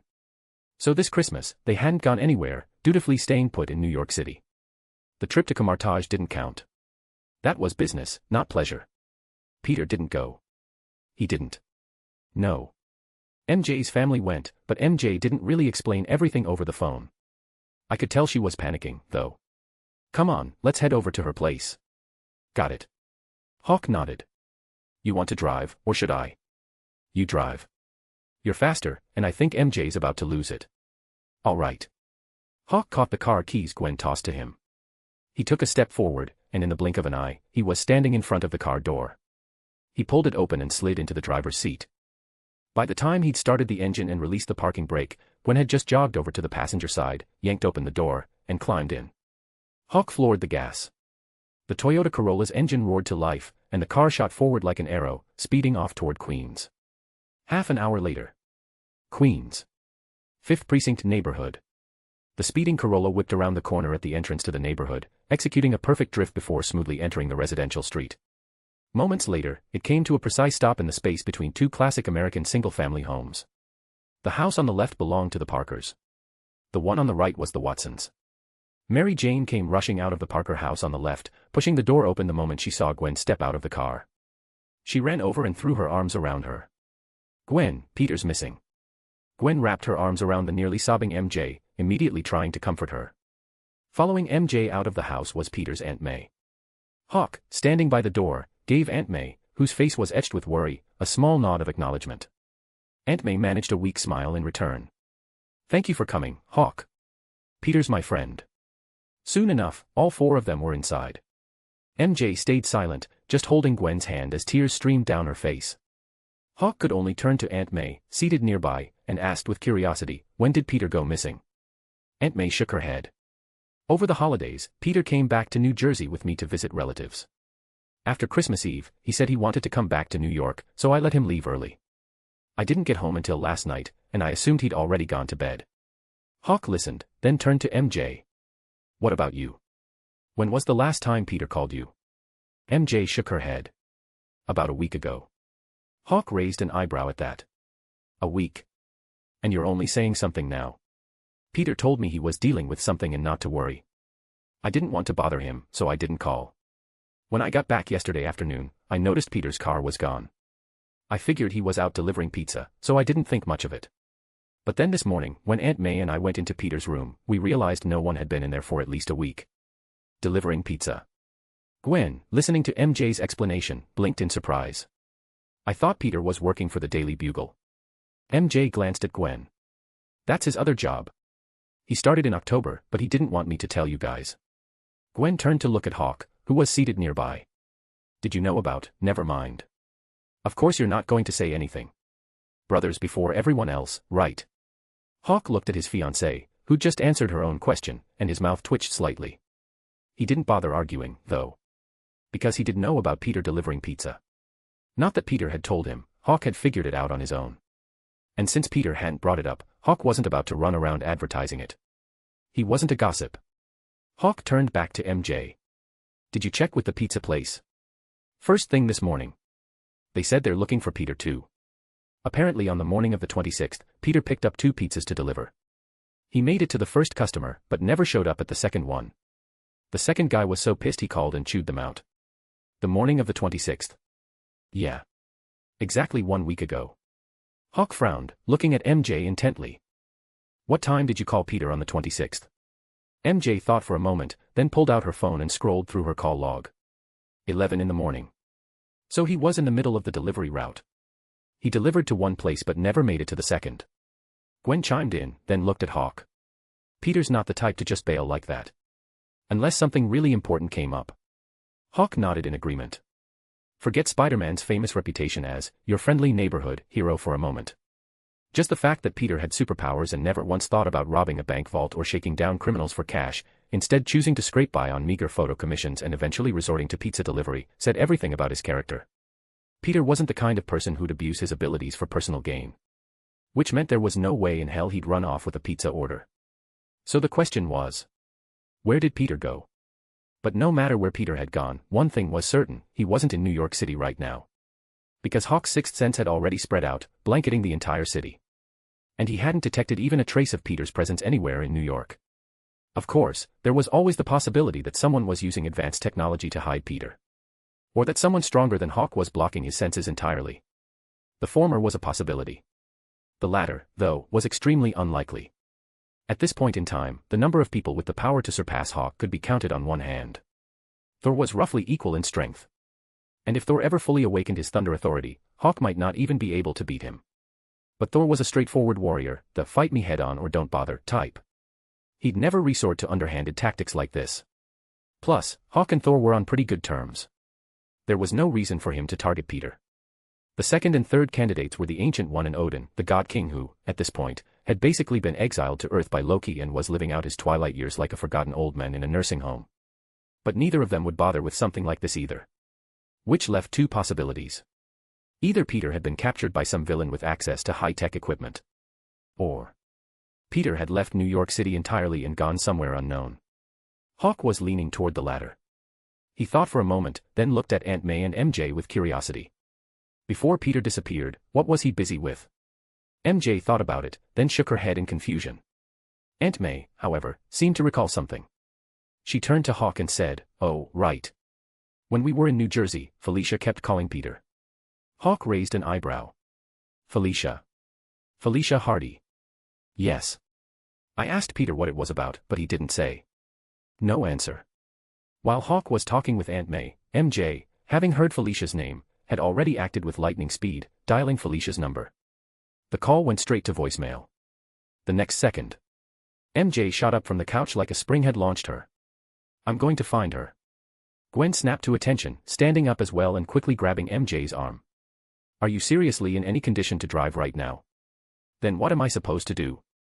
"Take our car," Gwen said, glancing over at Hawk. Hawk caught her meaning and turned to Aunt May. "We'll go check in with Felicia first. See if she knows anything about Peter's disappearance." With that, he stood as well, said his goodbyes to Aunt May, and then hurried after MJ and Gwen, who had already rushed out the door in barely controlled panic. Soon, Hawk was back behind the wheel, driving Gwen, who sat in the passenger seat, and MJ, who was in the back, frantically redialing Felicia's number over and over again. They sped toward the Osborne estate on the outskirts of the city. Still no answer. MJ muttered as she hung up yet again.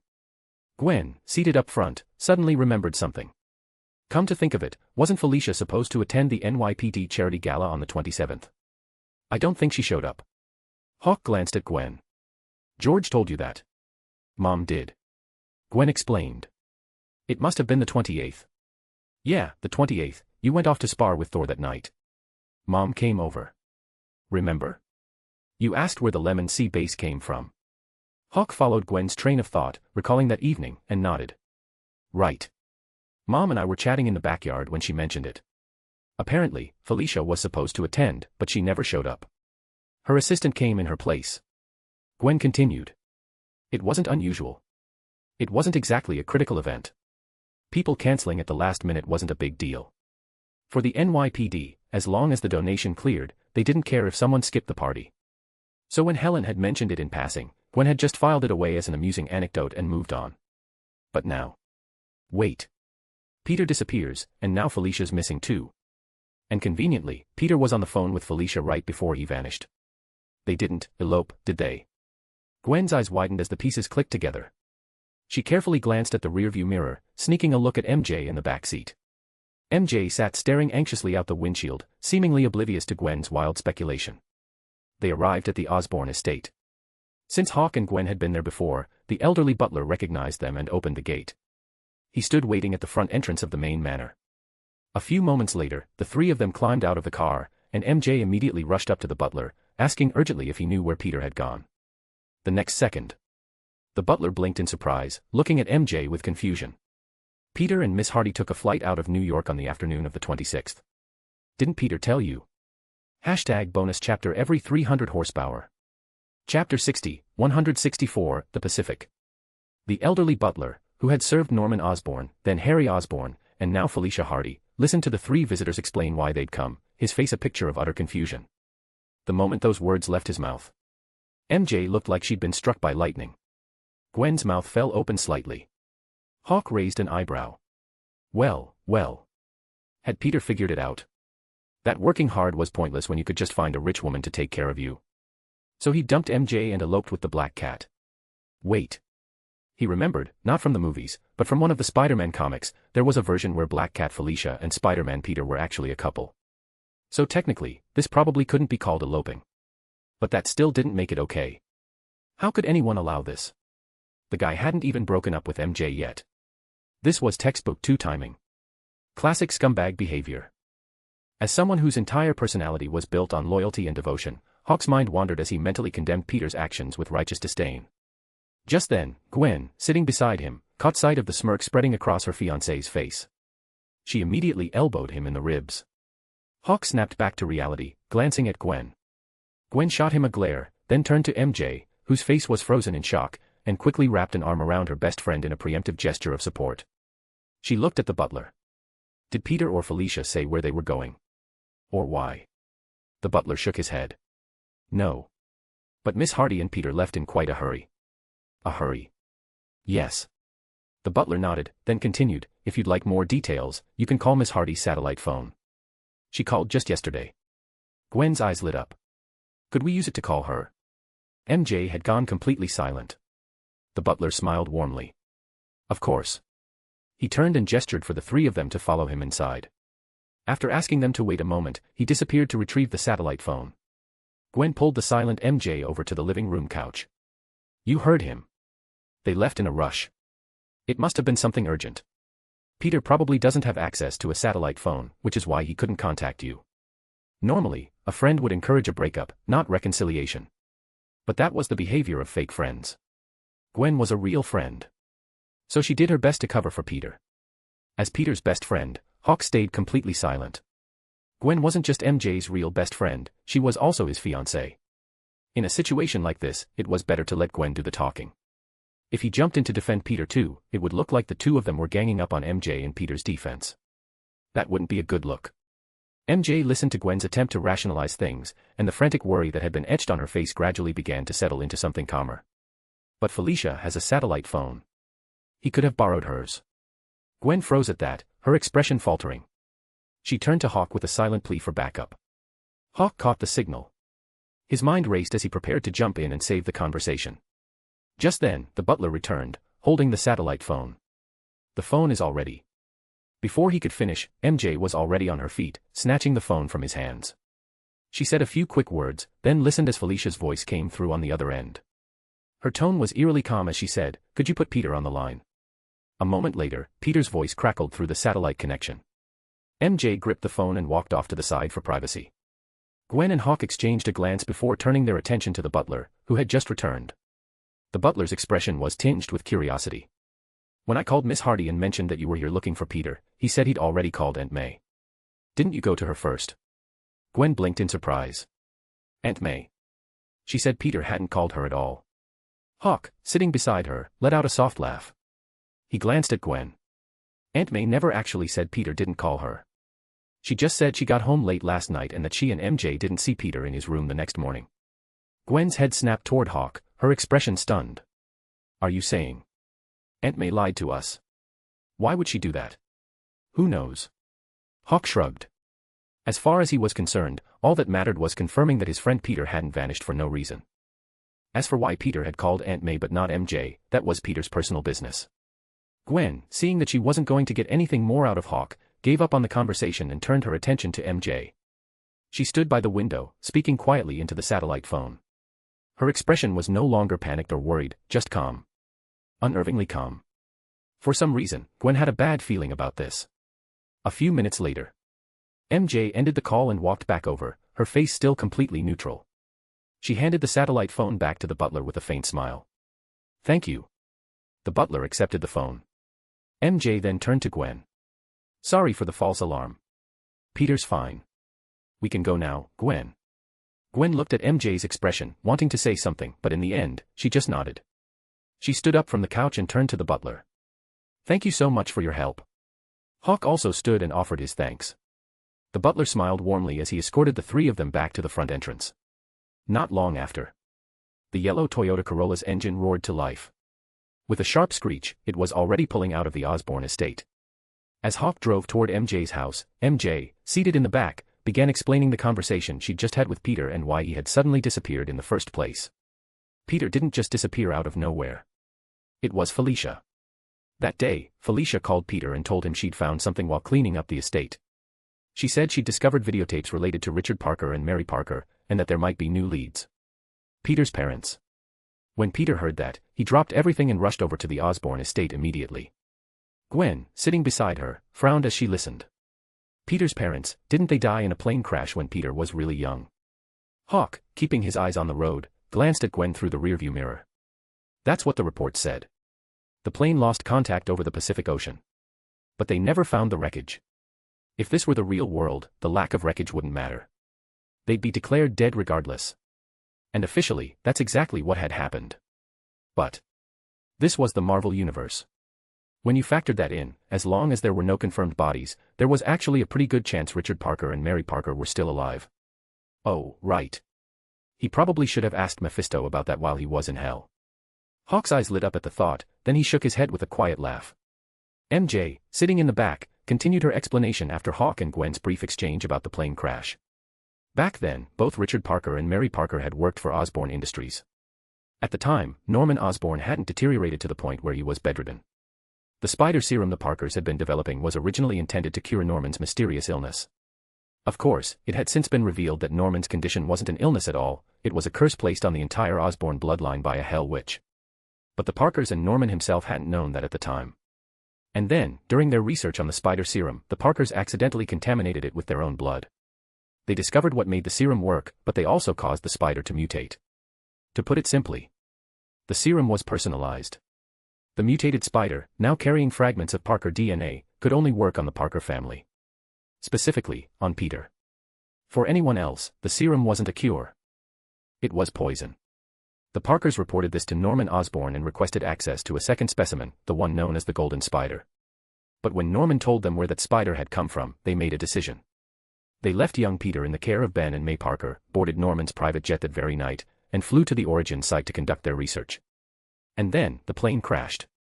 Richard Parker and Mary Parker never came back. Norman sealed the Golden Spider away in the Osborne Museum. And after that, the rest of the story was pretty straightforward. Years later, when Peter visited the Osborne Museum, the long-forgotten mutated spider, purely by chance, bit him and triggered the transformation. So, yeah. The videotape had coordinates. The location where the spider was originally discovered. Where? Peter didn't say.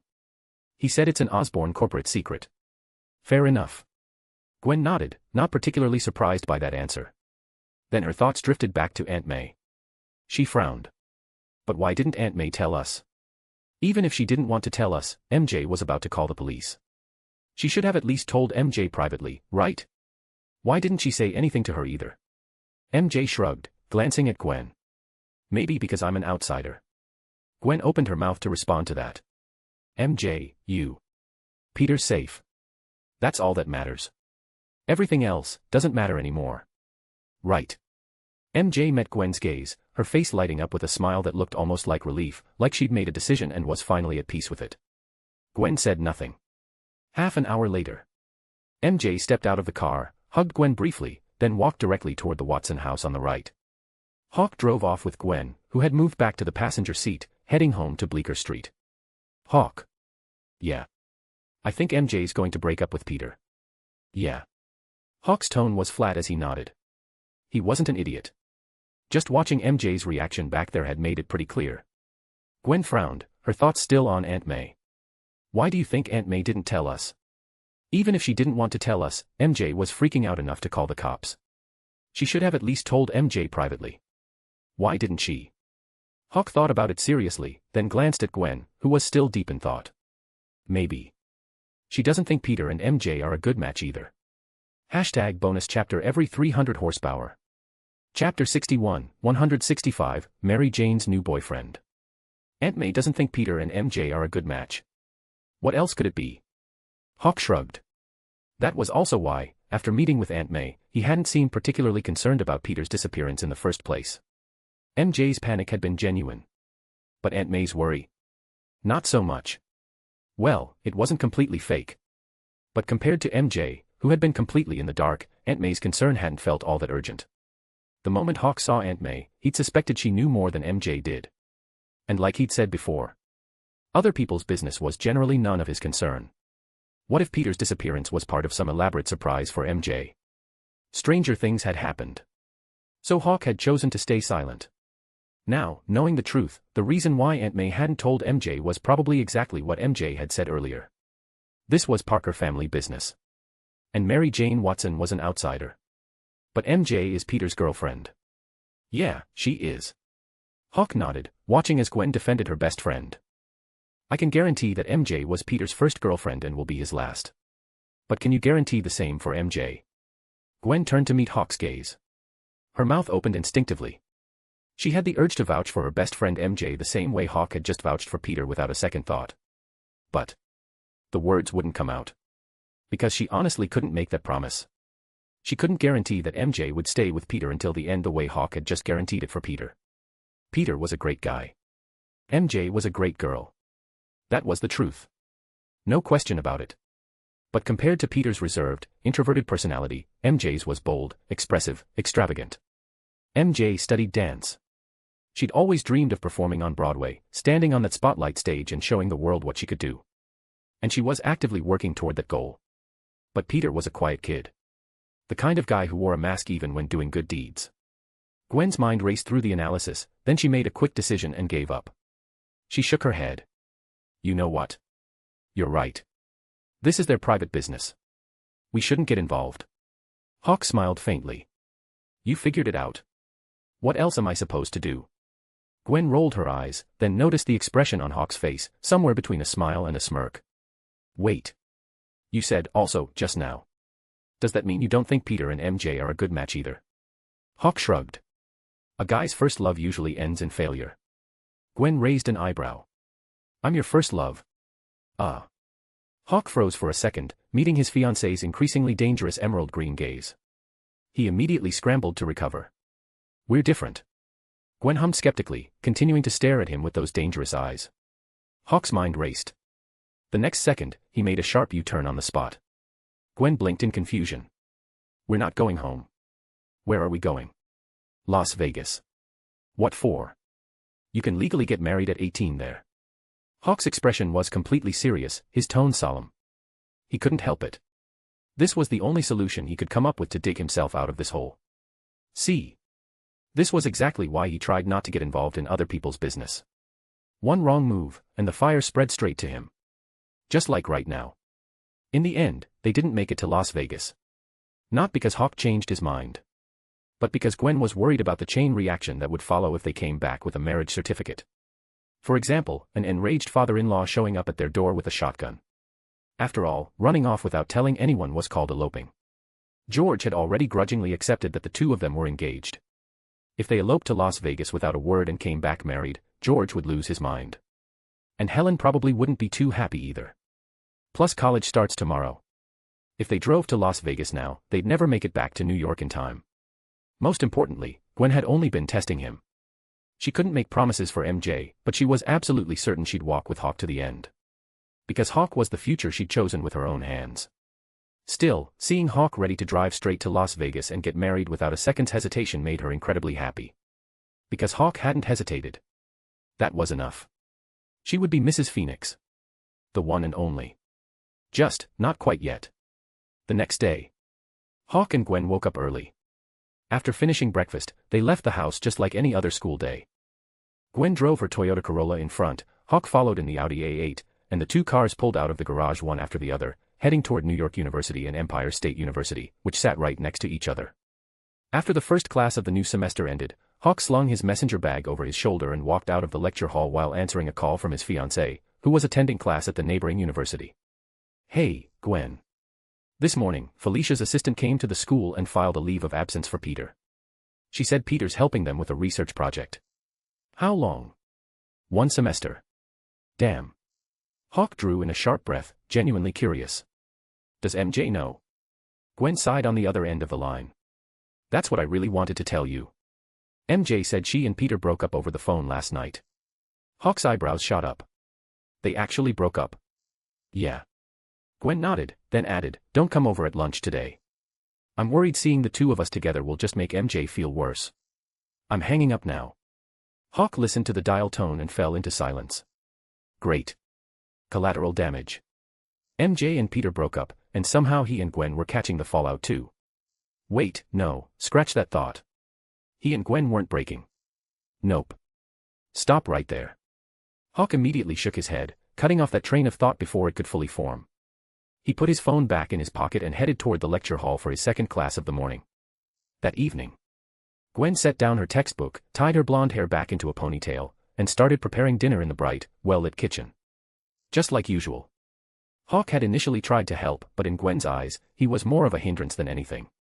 So once again, she banished him to the table, where he sat perched on a high stool. Hawk idly toyed with a smooth onion in his hands, watching his future wife bustling around in front of him while asking about MJ and Peter. They really broke up. No chance of getting back together. Peter said the reason he didn't tell MJ the truth was because he didn't want her to worry. And he did tell her he was leaving New York. He did tell her. Hawk spoke up in defense of his best friend Peter. MJ said it herself, didn't she? She said Peter told her he had something to take care of for a few days, and she didn't want to bother him, so she didn't call. Gwen pulled the roasted beef out of the oven, grabbed a carving knife, and turned to face Hawk. MJ said the main reason for the breakup wasn't that. It was Aunt May. Hawk's eyes lit up. He pulled the knife and the roasted beef toward himself, slicing the meat while looking at Gwen intently.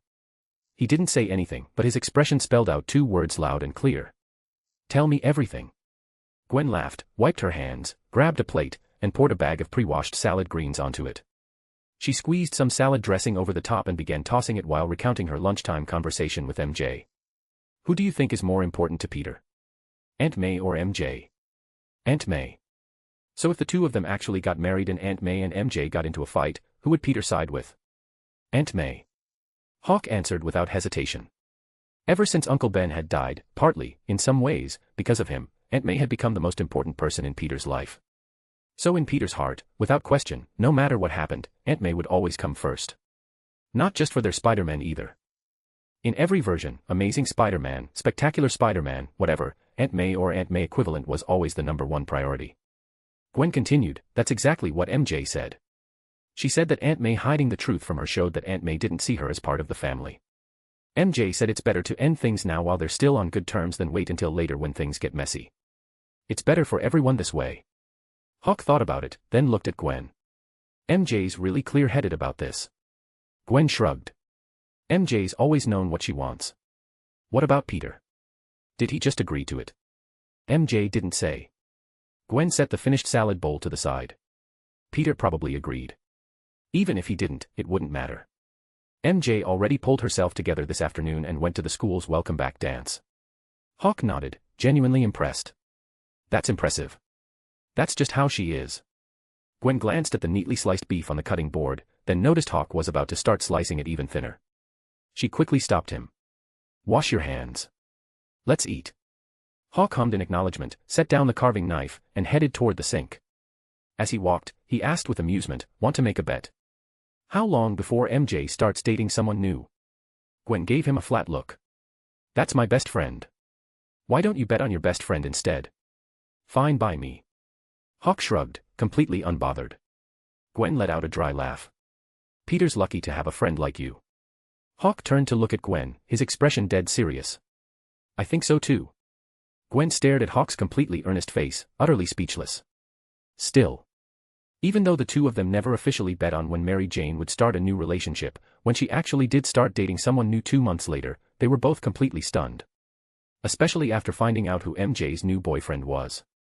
Flash Thompson. Flash. Are you serious? #bonus chapter every 300 horsepower. Chapter 62, 166, Wakanda's Rebellion. Just like any other school day, Hawk, who never ate at the NYU cafeteria, headed over to Empire State University at noon to find his fiancée. And that's when he heard the latest bombshell news. MJ's new boyfriend is Flash. Yeah. Holy hell. Hawk sucked in a sharp breath, staring at Gwen, who looked equally shell-shocked by the revelation. What is MJ thinking? Is she trying to get back at Peter? Flash. Or rather, Flash Thompson. Same year, same school, same class. Sure, Thompson's grades were nothing to write home about, but he had his own strengths. As the guy who'd helped Midtown High secure second place in the National High School Championship, Thompson had easily scored an invite to Empire State University. He was now the vice-captain of ESU's football team, fighting for the school's honor. But besides that identity, Thompson had another one. School bully. Sure, after Peter's Uncle Ben died, Thompson had stopped picking on Peter. But that was mainly because he couldn't bully Spider-Man Peter anymore. At the end of the day, Thompson had bullied Peter in the past. And now MJ and Thompson were together. Does Peter know? How would I know? Gwen shot back. I only found out this morning. I'm just as shocked as you are. Hawk made a low whistling sound. Gwen looked worried. When Peter comes back, he's not going to do something crazy, is he? Hawk snapped out of his thoughts. Definitely not. Gwen looked at him curiously. You're sure? Yeah. Hawk nodded with a slight smile. At worst, he'll just go a little dark. For most people, that'd be a big deal. For Peter, that's nothing. After all, the worst thing Dark Peter ever did was demand a raise from J. Jonah Jameson at the Daily Bugle and buy himself a discounted suit. That was about it. Actually. He wondered if Venom had made it to Earth yet. Hawk mulled over that thought. The news that MJ had a new boyfriend, and that the new boyfriend was Flash Thompson, the same bully who used to torment her ex, shocked both Hawk and Gwen. But it was just shock. Nothing more than that. The two of them didn't dwell on it. After having lunch with Gwen, Hawk left early. He'd promised someone he'd take her out for afternoon tea. Sharon was back. Not from her vacation in Texas. She'd come back from Wakanda in Africa. At a cafe not far from NYU. Hawk accepted the tablet Sharon handed him, marked View Only, and listened to her explanation while asking curiously, weren't you on vacation in Texas? How'd you end up in Wakanda? That was why he hadn't bothered calling her. Sharon had already promised to call him when she got back to New York. The woman was on vacation. Interrupting someone's time off was just rude. Sharon took a sip of the coffee she wasn't paying for and couldn't help venting. The day after you called me, my vacation got cut short. I was pulled into an emergency deployment to Wakanda. And it wasn't just me, basically every S.H.I.E.L.D. agent level 5 and above got sent over. Hawk glanced at Sharon. Level 5 and above. Yeah. Something happened.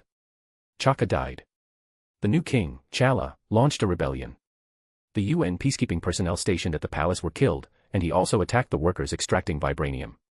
The coalition forces took heavy losses. Wait. Wasn't the Wakanda situation already wrapped up? How was there a sequel? Hawk listened to Sharon's explanation, feeling genuinely confused. Didn't Chaka die a long time ago? Sharon shook her head. No. He only died recently. Before that, he'd been in a coma. While Chaka was still unconscious, the Golden Tribe had already accepted the agreement. But then this new king, T'Challa, took over and immediately tore up the treaty. Hawk's expression cleared. And then the rebellion happened on the night of the 31st.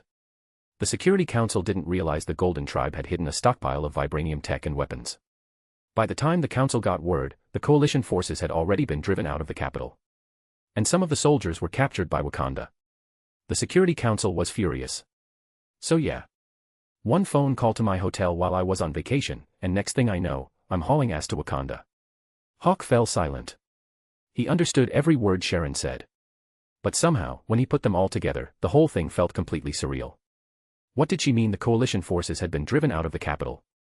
What did she mean some soldiers had been captured by Wakanda? Good Lord. If he remembered correctly, when he'd spoken with Maria Hill, the coalition forces had been steamrolling Wakanda. Completely dominant. How long had it been since then? Wait. Actually, it had been more than half a year. Hawk recalled that his last conversation with Hill had been in the first half of last year. He gathered his thoughts and continued listening to Sharon's account. Initially, the coalition forces had been able to maintain their overwhelming advantage and completely dominate Wakanda for two main reasons. First, Wakanda had just been hit by both Hawk and the Demon Hulk. The Demon Hulk had gone on a rampage, turning Wakanda's rivers red with blood. Hawk had also kicked the old King T'Chaka so hard he'd been critically injured, and he'd even helped S.H.I.E.L.D. break through Wakanda's vibranium shield. Second, the old King T'Chaka had been willing to trust the Security Council, so he'd ordered the Golden Tribe to listen to him and negotiate with the Council. But that had been over half a year ago. Because the old king had still been alive at the time, and his attitude had been cooperative, and because half a year had already passed, the Security Council figured Wakanda didn't need that much oversight anymore. So around Christmas last year, even the field agents like Natasha, who'd been hunting in the mountains, had been given leave and allowed to take vacations outside Africa. Even the coalition forces stationed there had been reduced to fewer than 500 personnel. Their main job was just protecting the workers during mining operations. Who could have predicted that the moment the old king died, everything would change? The new king, T'Challa, had consumed the heart-shaped herb and gained the power of the Panther God. The moment he became Wakanda's new king and protector, he tore up the signed treaty and, with thousands of Wakandan women forming an army, where the hell did they even come from, launched a surprise attack on the coalition forces base in the capital. And the warship docked in the waters near Wakanda had been sunk too. After that. There was no after that. The capital's vibranium defense shield had been reactivated. And when the other tribes saw that, they came crawling out of the deep forests and mountains, using the cover of night to reclaim the lands they'd lost. So what happened after that? They sent reinforcements. Luckily, there was an Air Force base nearby. By the time we got there, the Golden Tribe had already sent out envoys to negotiate. And then. They negotiated. The result? No idea. Still negotiating. Sharon sounded exasperated. I heard Alexander Pierce pushed for a hard strike, but the Paris and London representatives disagreed. If this situation escalates and word gets out, it'd look bad for them. Hawk was curious. What about the other two? Abstained. Figures. Hawk heard the answer and thought about it. That was perfectly in line with those two representatives' usual behavior. At the start of all this, those two had abstained too. Sharon seemed to remember something. She pulled out her phone, opened a video, and handed it to Hawk. Check this out. What is it? The video showed soldiers in shorts, some completely naked, lining up on a ship's deck and jumping overboard one after another in perfect unison. Deck surveillance from the warship. On the night of the rebellion, the soldiers on the ship were under some kind of spell and jumped into the water one by one. That's why they couldn't provide backup in time. Really? Hawk looked surprised and watched the surveillance footage again, then turned to Sharon. Do they know what caused it? Sharon shrugged. Still investigating. Plus, we don't even know if this is going to turn into a full war or a peace settlement. That's why I was able to come back from Africa. God, you have no idea, that place is way too hot. I feel like I got a tan. Hawk chuckled, gave Sharon a once-over, then nodded. A moment later, Sharon lifted her head and moved past the Wakanda topic. By the way, why do you need cloning tech? Hawk was still scrolling through the S.H.I.E.L.D. files on cloning experiments displayed on the tablet. Without looking up, he said, to resurrect my sister. Sharon hummed in acknowledgement, nodded, and quietly sipped her coffee without saying anything more. By now, Hawk had finished skimming the files on the tablet. He handed it back to Sharon. How come these are all about cloning organs? Isn't there anything on cloning humans? Hawk, we're S.H.I.E.L.D., managed by the Security Council. Our funding comes from them. The organ cloning experiments are already pushing it. The Council's turning a blind eye. Human cloning. That'd require way higher authorization. Fair enough. But. Sharon paused for a moment, then looked at Hawk. A few years ago, we did arrest someone running cloning experiments. I think his name was Merrick or something. He's locked up in a black site. I can reach out and see if I can arrange for you to meet him. Hawk's eyes lit up. He glanced at Sharon. Thanks. No problem. Just buy me another afternoon tea next time. Deal. Hawk smiled, watching as Sharon raised her coffee cup. He lifted his own and clinked it against hers, sealing the agreement. Just then, his expression suddenly changed. The next second, under Sharon's stunned gaze, Hawk, sitting across from her, vanished into thin air. Hashtag bonus chapter every 300 horsepower. Chapter 63, 167, after tonight, Wakanda will be no more. Puffed. Sharon had just clinked coffee cups with Hawk and taken a sip. The next second, watching Hawk vanish into thin air right in front of her, she immediately spat the coffee she'd just drunk straight out of her mouth. The next instant, Sharon shot to her feet, coughing as she rushed out of the cafe, pulling out her phone and dialing the New York S.H.I.E.L.D. command center. Stanley Servistson. NYSL, Phoenix location, now. Sharon yanked open her car door and climbed in, rattling off her code name while ordering the command center to pull up Hawk's phone tracking immediately. She still didn't know what had happened. But one thing was certain. Something bad had gone down. Even though Hawk had disappeared in an instant, Sharon had still managed to catch the killing intent radiating off him in that split second before he vanished. The question was, who the hell was stupid enough to provoke Hawk?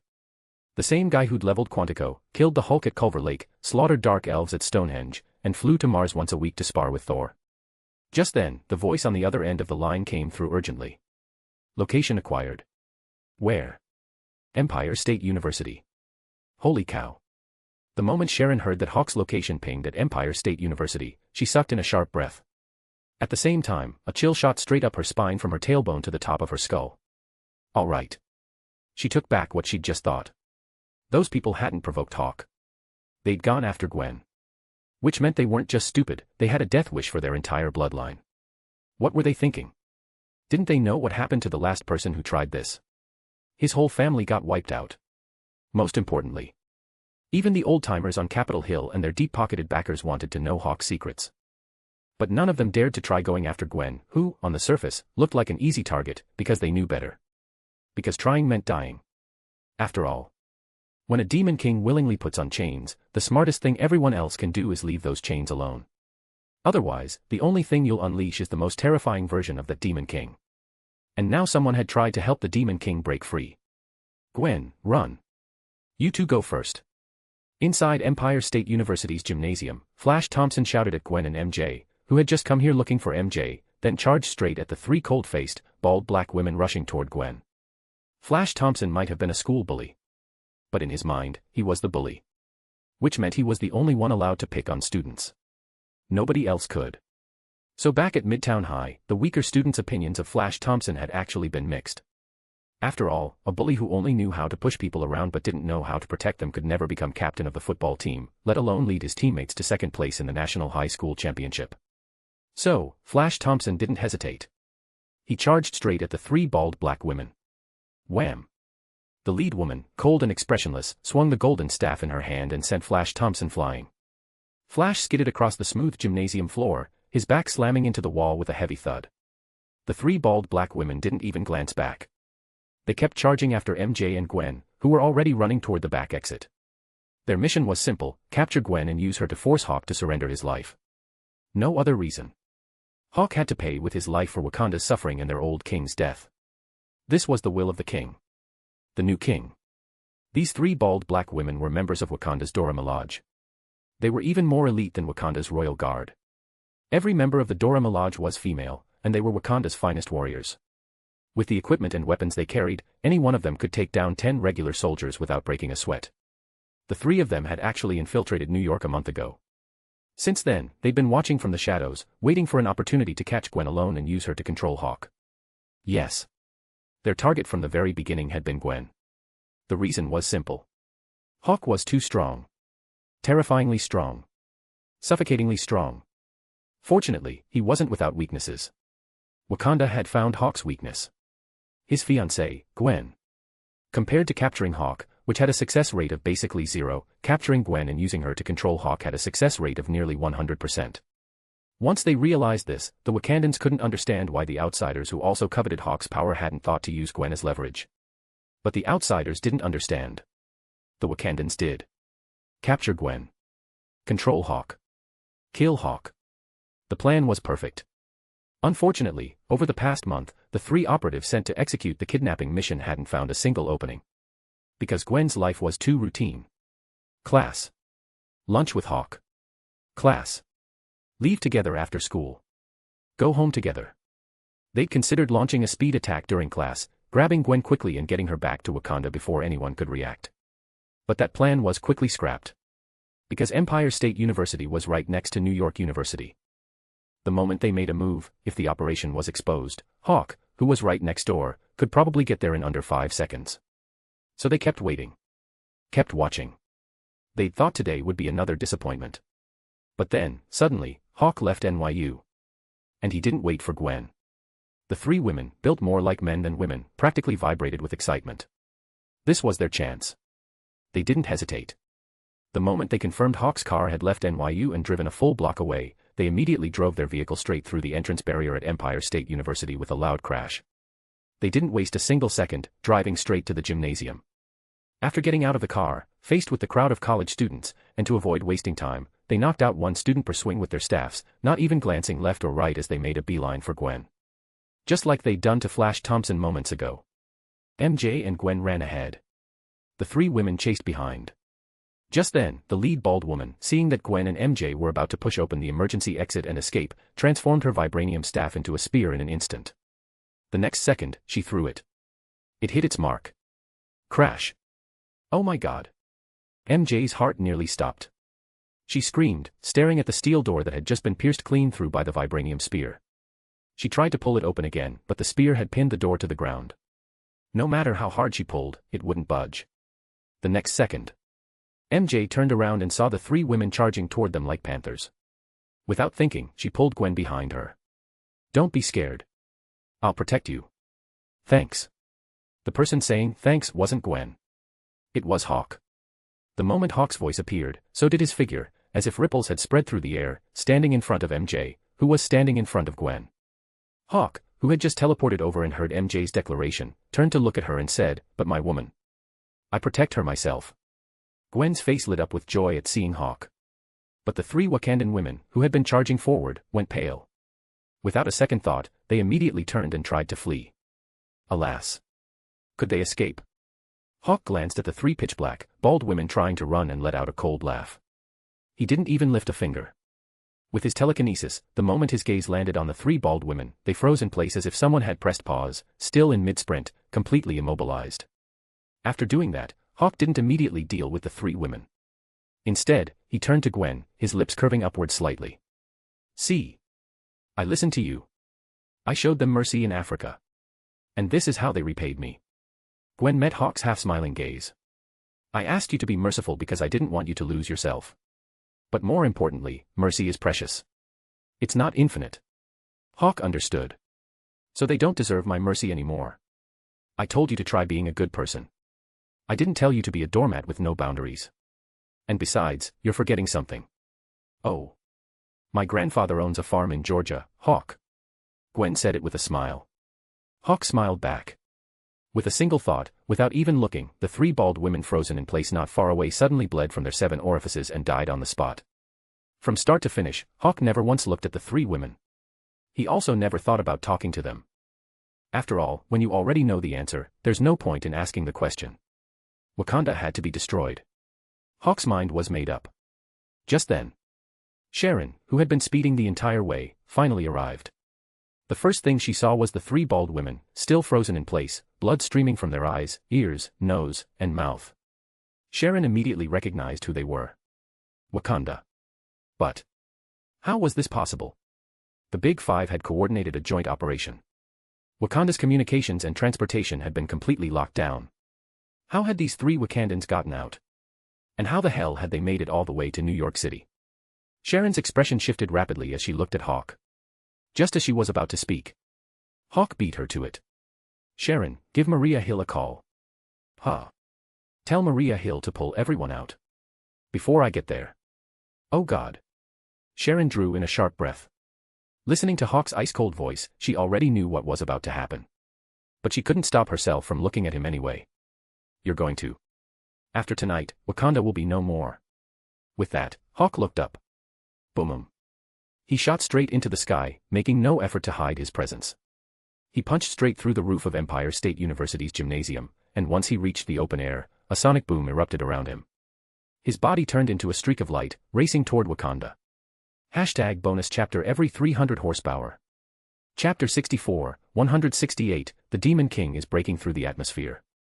Sharon looked up at the gaping hole in the ceiling above her, then at the brilliant sonic boom cloud in the sky. Her expression went blank all over again. The next moment, snapping back to reality and remembering what Hawk had just said, Sharon quickly pulled out her phone and dialed back to headquarters. At that exact moment, the alarms at the New York SHIELD Operations Command Center went off, triggered the instant the sonic boom appeared over Empire State University. Satellite detecting superhuman energy signature. Running match. Got it. It's Phoenix. Visual confirmed. Phoenix is breaking through the atmosphere. Is today his scheduled fight with Thor? No way. Thor's with Jane Foster at some conference in New Mexico, isn't he? Trajectory prediction complete. Where's he headed? Africa. Wakanda. With the seamless coordination of the S.H.I.E.L.D. agents, the command center's main screen quickly split in two. One half displayed the satellite feed of Hawk rapidly breaking through the atmosphere. The other showed a global satellite map, with dotted lines connecting across it, all converging on a single destination, Wakanda, Africa.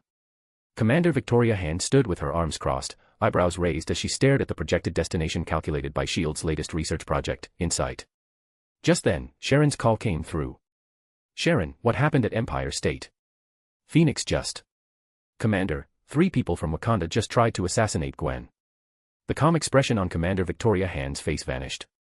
Hearing that someone had tried to kill the Demon King's chains, she immediately demanded, how is Gwen now? Is she hurt? Sharon glanced over at Gwen, who was helping MJ lift Flash Thompson, who'd been thrown across the room moments earlier, back to his feet. No. She's fine. Commander Victoria Hand at the operations center let out a relieved breath. And then she processed what Sharon had just reported. Their communications and transportation have been completely locked down. How the hell did they get out? And how did they make it all the way to New York City? Victoria Hand now understood why Hawk had broken through the atmosphere and headed straight for Wakanda. But she still couldn't wrap her head around how Wakandans had made it to New York. Right under their noses. The lockdown on Wakanda had been a joint operation by the Big Five. Total, around the clock, 360-degree coverage with 0 blind spots. It had been nearly 13 months since Wakanda was exposed. And over the past year, Wakanda's information had been sealed up tight. Back when Wakanda could still show up at the UN to beg for aid, they'd at least had some visibility. But now, Wakanda didn't even have the chance to surface. If you grabbed a random person off the street right now, they probably wouldn't even know Wakanda existed. And yet, under a joint lockdown by the Big Five, 3 Wakandans had somehow appeared in New York City. Right under S.H.I.E.L.D.'s nose. And they tried to assassinate Gwen, the woman they dubbed the Demon King's chains. How could this be allowed? Find out. Immediately investigate how those 3 got to New York. After snapping back to attention, Commander Victoria Hand issued the order, then confirmed with Sharon, have their identities been verified? Sharon glanced at the 3 corpses lying on the ground after Hawk had left. No doubt about it. Bald, built like tanks, pitch-black skin, vibranium weapons. No one else fits that description but Wakanda. And even if they weren't from Wakanda, it wouldn't matter, because Hawk's already decided Wakanda's responsible. Sharon's pupils contracted as she remembered the urgent matter she needed to report. She quickly continued, Commander, Hawk's already on his way to Wakanda. Before he left, he told me to contact Commander Hill and said we'd better pull everyone we have in Wakanda out immediately. Victoria's body stiffened at the New York S.H.I.E.L.D. Command Center. Hawk said that. Yes. He said, after tonight, Wakanda will be no more. Shit. Hearing Sharon relay those exact words, Victoria sucked in a sharp breath. She immediately looked up at the S.H.I.E.L.D. agent. Connect me to Commander Hill right now. How long until Phoenix reaches Wakanda? One S.H.I.E.L.D. agent immediately started connecting to Maria Hill. Another agent quickly reported. Phoenix has slowed down. At his current speed, he'll reach Wakanda airspace in approximately 30 minutes. He's only giving us 30 minutes. Victoria immediately understood. The moment she heard Hawk had slowed his speed, she realized those 30 minutes were the window Hawk was giving them.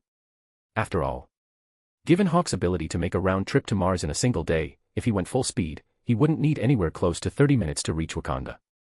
Obviously. Those 30 minutes weren't for Wakanda's sake. They were for S.H.I.E.L.D.'s. Sir, Commander Hill's comms are connected. Patch her through immediately. Victoria. It was currently 7 a.m. in the Wakanda region. Maria Hill, seated in Wakanda's conference hall alongside Security Council Representative Alexander Pierce and other council members for the 36th round of negotiations, saw the emergency-coded communication come through. She stood, excused herself from the conference room, and stepped outside to answer. What's happened? Maria Hill's voice came through clearly at the New York S.H.I.E.L.D. Operations Center. Victoria didn't waste time. Time was short. Commander, Wakanda sent operatives to assassinate Gwen Stacy. The attempt failed. Hawk is furious. He'll reach Wakanda in approximately 30 minutes. He's ordered us to evacuate all our people immediately. He informed us, after tonight, Wakanda will be no more. Question marks popped up one after another in Hill's mind as Victoria's rapid-fire report came through. But no matter how many questions she had, now wasn't the time to ask them. Hill reacted almost the instant Victoria finished speaking, turning to the assistant who had followed her out and speaking in a low voice. Put out the word immediately. SHIELD transport plane startup now. Notify all SHIELD personnel, evacuate Wakanda immediately. Relocate to the Hell Gate. The so-called Hell Gate was the impossibly deep crater Hawk and Demon Hulk had blasted into the grassland during their battle last year. SHIELD had spent 6 full months pulling Demon Hulk's corpse out of that pit. That's how the Hell Gate got its name. The assistant nodded immediately and left. After hanging up, Hill immediately turned around and walked back into the Wakandan Palace conference room. Her orders only applied to SHIELD operatives. She had no authority over the coalition forces' soldiers. Those guys wouldn't listen to her. That required Alexander Pierce to issue the order. At that moment, inside the conference room, Wakanda's new king, T'Challa, along with the other tribal chiefs, was arguing forcefully with Alexander Pierce and the others, demanding everything that belonged to Wakanda. It all came down to one thing. The coalition forces had to leave Wakanda immediately. Wakanda belonged to the Wakandan people, not to the rest of the world. At the same time, the new king T'Challa was demanding that the Security Council immediately hand over the culprit who had brought chaos to Wakanda. Hawk had to be held responsible for the incident. Alexander Pierce, leading the negotiations, heard King T'Challa's demands and actually laughed. Turns out, people really do laugh when they're at a loss for words. Hand over Hawk. Do you even hear yourself right now? Just then, Hill walked back in from outside, sat down beside him, leaned over, and put her mouth near his ear, making sure only he could hear. Wakanda sent operatives to assassinate Hawk's fiancée, Gwen. The attempt failed. Hawk is on his way here. We only have 20 minutes to evacuate. Holy hell. After Hill's words, Alexander Pierce's pupils contracted rapidly. At the same time, a chill shot through him. His eyes flicked toward T'Challa, seated across from him in his Black Panther suit. Good God. He thought these people launching a surprise attack on the Security Council was already their limit. Turns out, they had an even more insane move up their sleeves.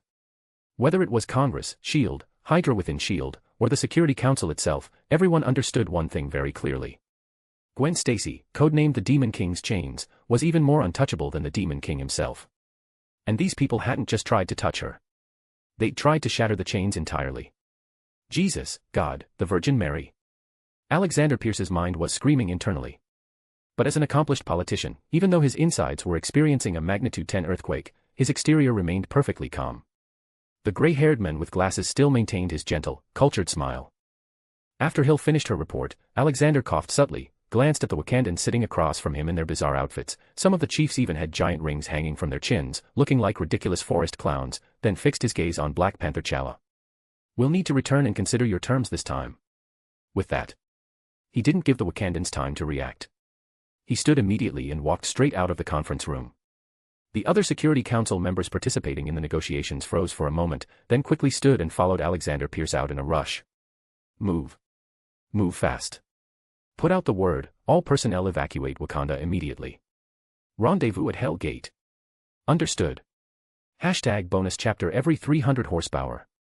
Chapter 65, 169, The Demon King arrives at the gates.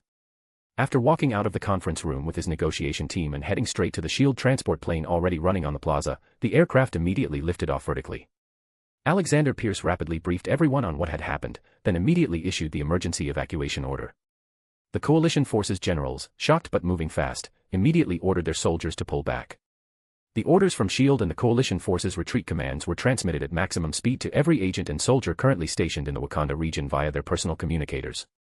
The SHIELD agents, upon receiving their orders, seemed a bit confused about what was happening. But that didn't stop them from turning around and getting the hell out.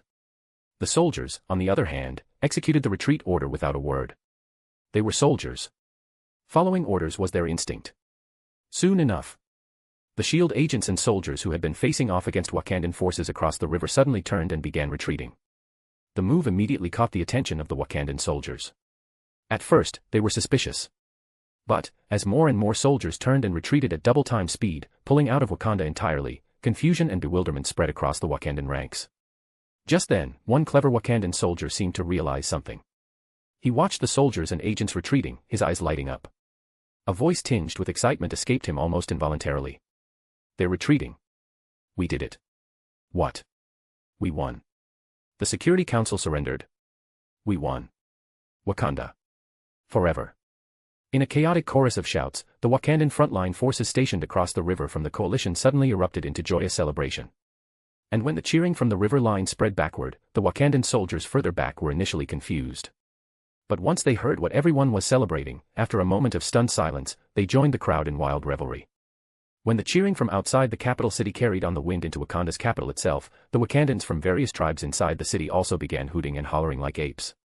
We won. Praise the Panther God. We drove off those thieves who coveted what was ours. This is amazing.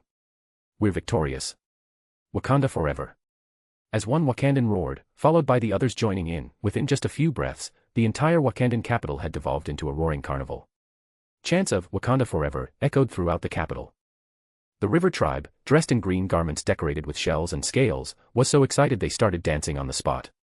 They had suffered the worst losses in this catastrophe. Their warriors had been slaughtered like livestock by Demon Hulk when they tried to stop him from reaching the capital. Afterward, they'd taken even more devastating losses when the coalition forces pushed in. And now, hearing such wonderful news, how could they not be thrilled? Their tribal chief had already told them about the new king's negotiation terms with the coalition forces. Vibranium could be traded with the coalition. But the culprit, the human named Hawk who had exposed Wakanda to the world, had to be handed over for Wakanda to judge. The new king had promised them he would get Hawk's head and use it to honor the fallen old king and all the tribesmen who had died in this disaster. Now the coalition forces had withdrawn. That meant the negotiations between the coalition and their new king had concluded. So, it wouldn't be long before the damned culprit would be delivered to Wakanda. They'd use his blood to honor their fallen people. The river tribe's people wept tears of joy. The mining tribe was equally emotional. They had mined vibranium for generations and had long since come to see it as their lifeblood. So when the coalition forces had started extracting vibranium, they'd split into small groups and continuously launched nighttime raids, causing heavy coalition casualties in the early stages. But they'd also lost many of their own.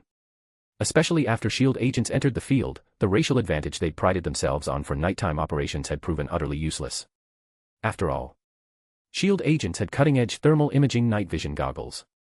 The lead male agent with the bow and the female agent with the throwing knives had hunted them so effectively they'd been too terrified to leave their homes at night. The other tribes were equally excited. In just an instant, the entire Wakandan capital had plunged into an ocean of celebration.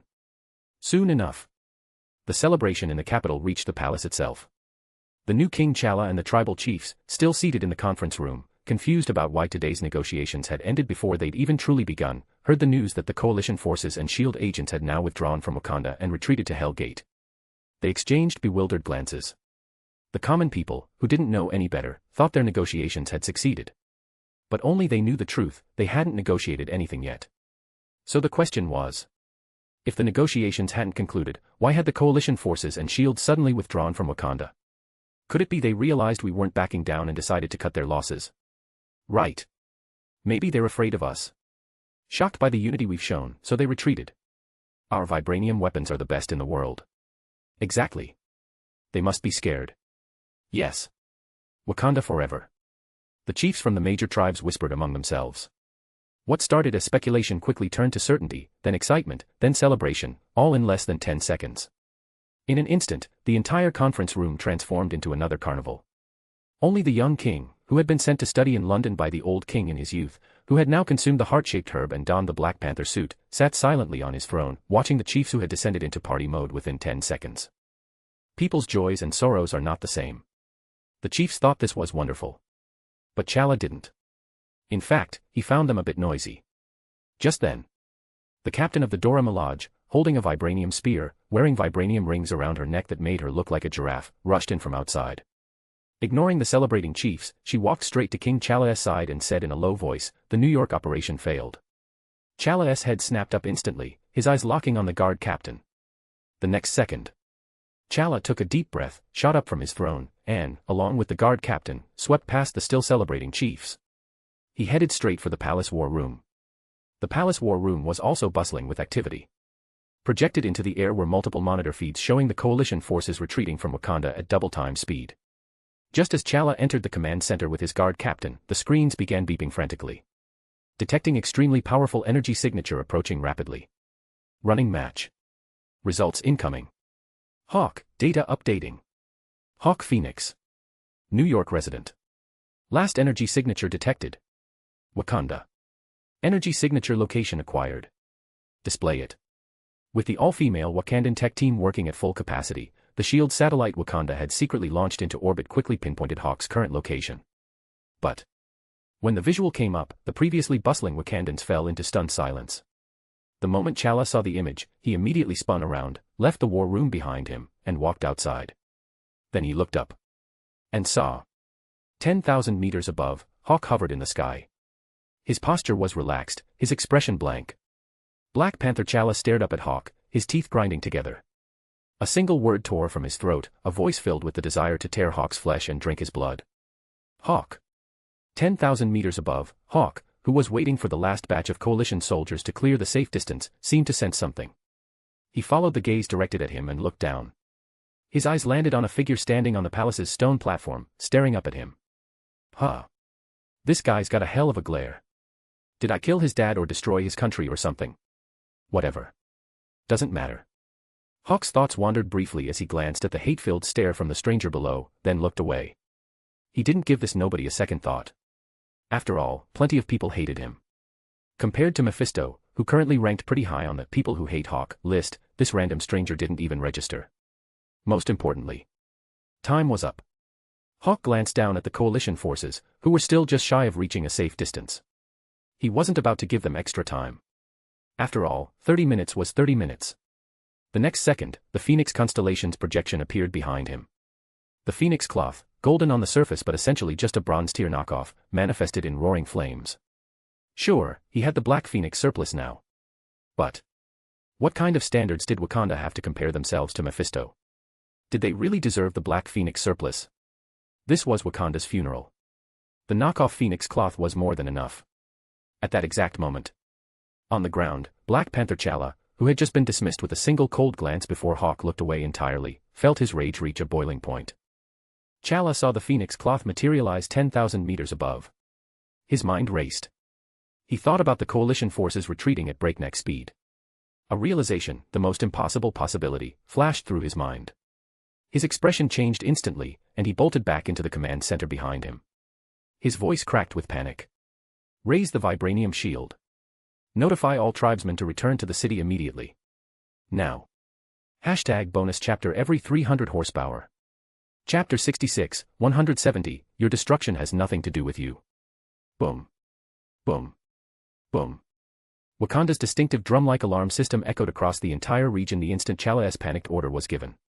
The Wakandans, who had been celebrating their supposed victory over the invaders, convinced they'd successfully defended their homeland, froze the moment the alarm blared without warning.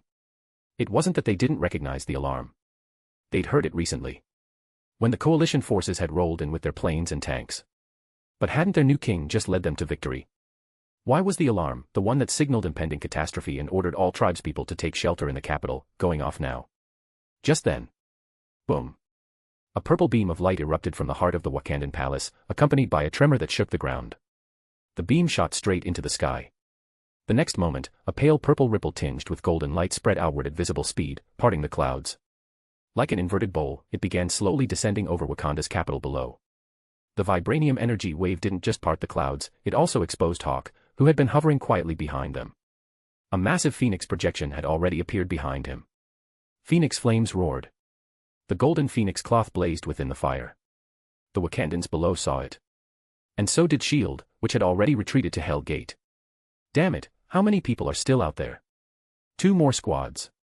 Tell them to move faster. Maria Hill snapped urgently, then continued staring up at Hawk hovering in the sky above. Within the roaring Phoenix flames, the Phoenix cloth's twin eyes flashed with light. The beam struck Hawk instantly.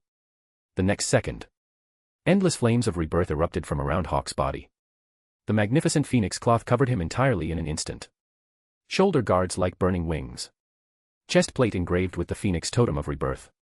Arm and leg guards flowing with molten light. 3 Phoenix tail feathers swaying behind him. Beneath the visor. Hawk slowly opened his eyes.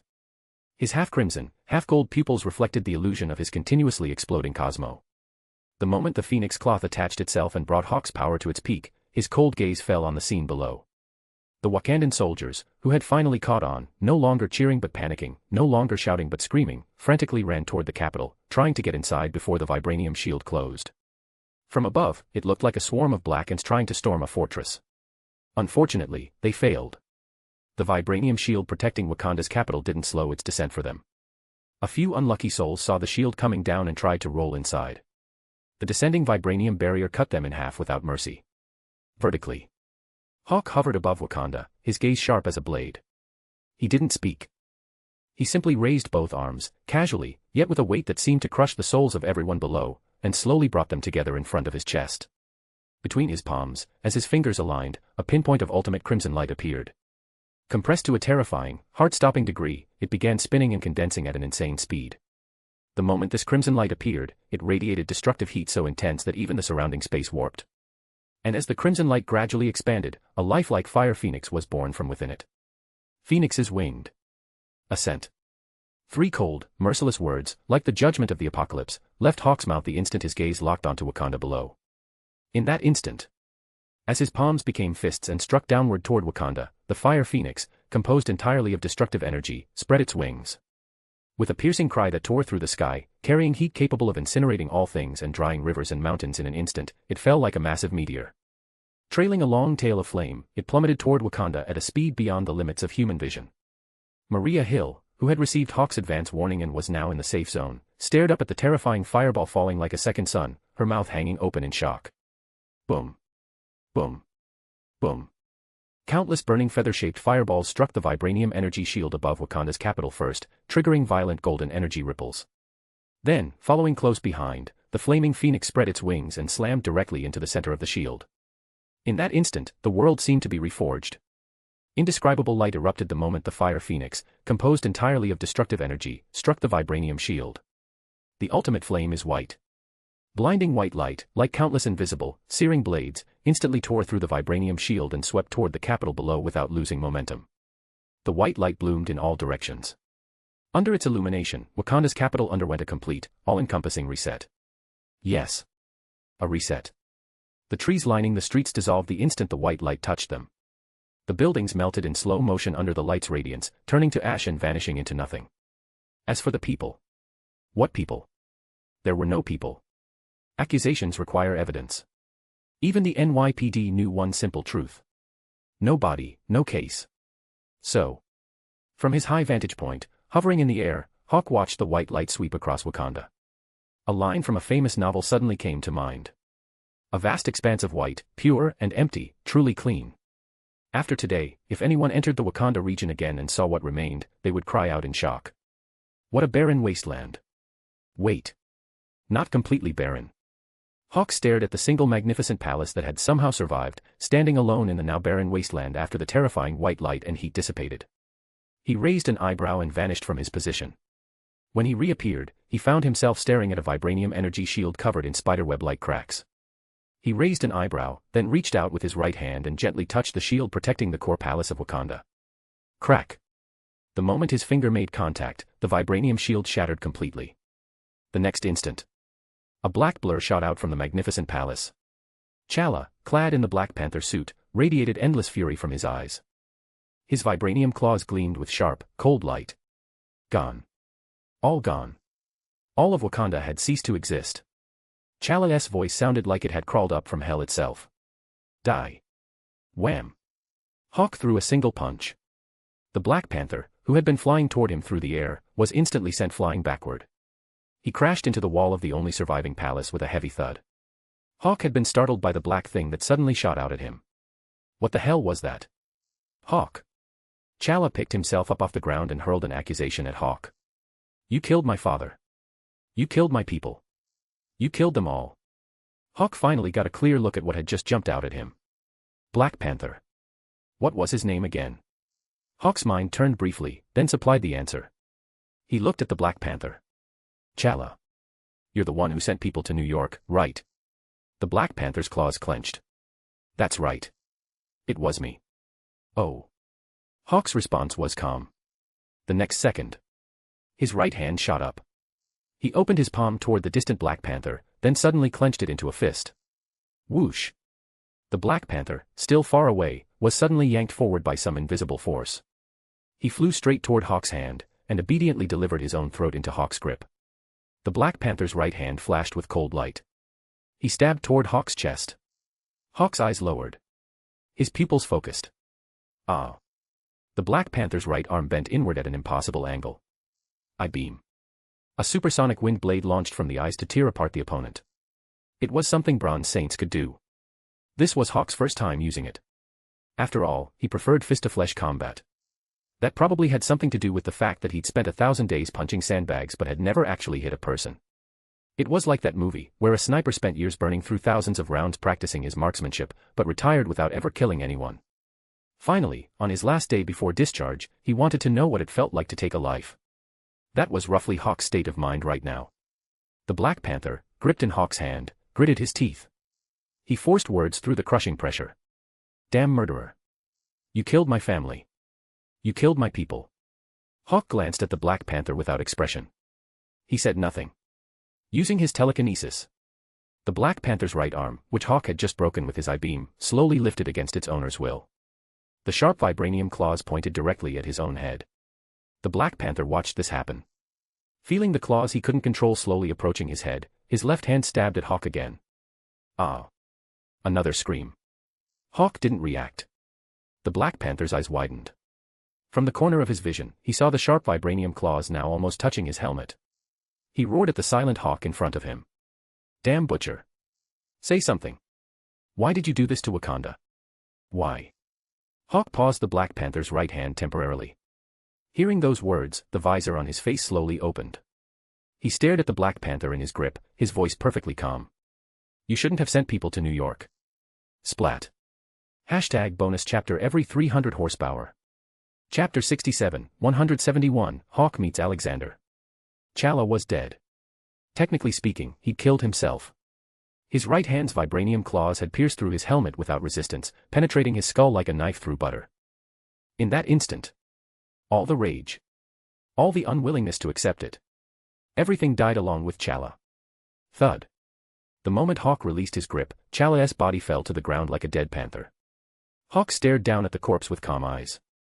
Was T'Challa wrong to seek revenge against him? No. And Hawk wasn't wrong to retaliate either. But T'Challa had made one critical mistake. Wanting revenge wasn't the problem. But before you had the absolute power to succeed, you had to swallow your hatred, no matter how great. That's what Hawk had done. Years ago, when Abomination and Hulk had fought and killed his sister Anya as collateral damage, Hawk had wanted nothing more than to tear them both apart with his bare hands. But the fantasy was nice. Reality was cruel. If he'd charged in back then, there would have been only one outcome: Abomination or Hulk would have ripped him to shreds. One simple truth. Weakness is the original sin. Those were the rules. At least in the Marvel Universe, whether on Earth or out in the cosmos, the law that reigned supreme was the survival of the fittest. If you weren't at the table, you were on the menu. Hawk felt no guilt over killing T'Challa. He certainly wasn't going to spew some garbage about regret. And he definitely didn't feel sorry for stealing Wakanda's vibranium back then. He just wanted to be at the table. Not on the menu.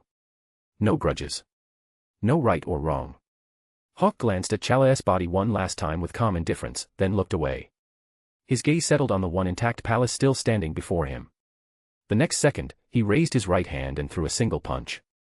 The sound of collapse immediately followed. Accompanied by a cloud of rising dust, the palace, the last piece of evidence that Wakanda had ever existed, crumbled to rubble. Hawk had said that after today, Wakanda would be no more. He kept his word.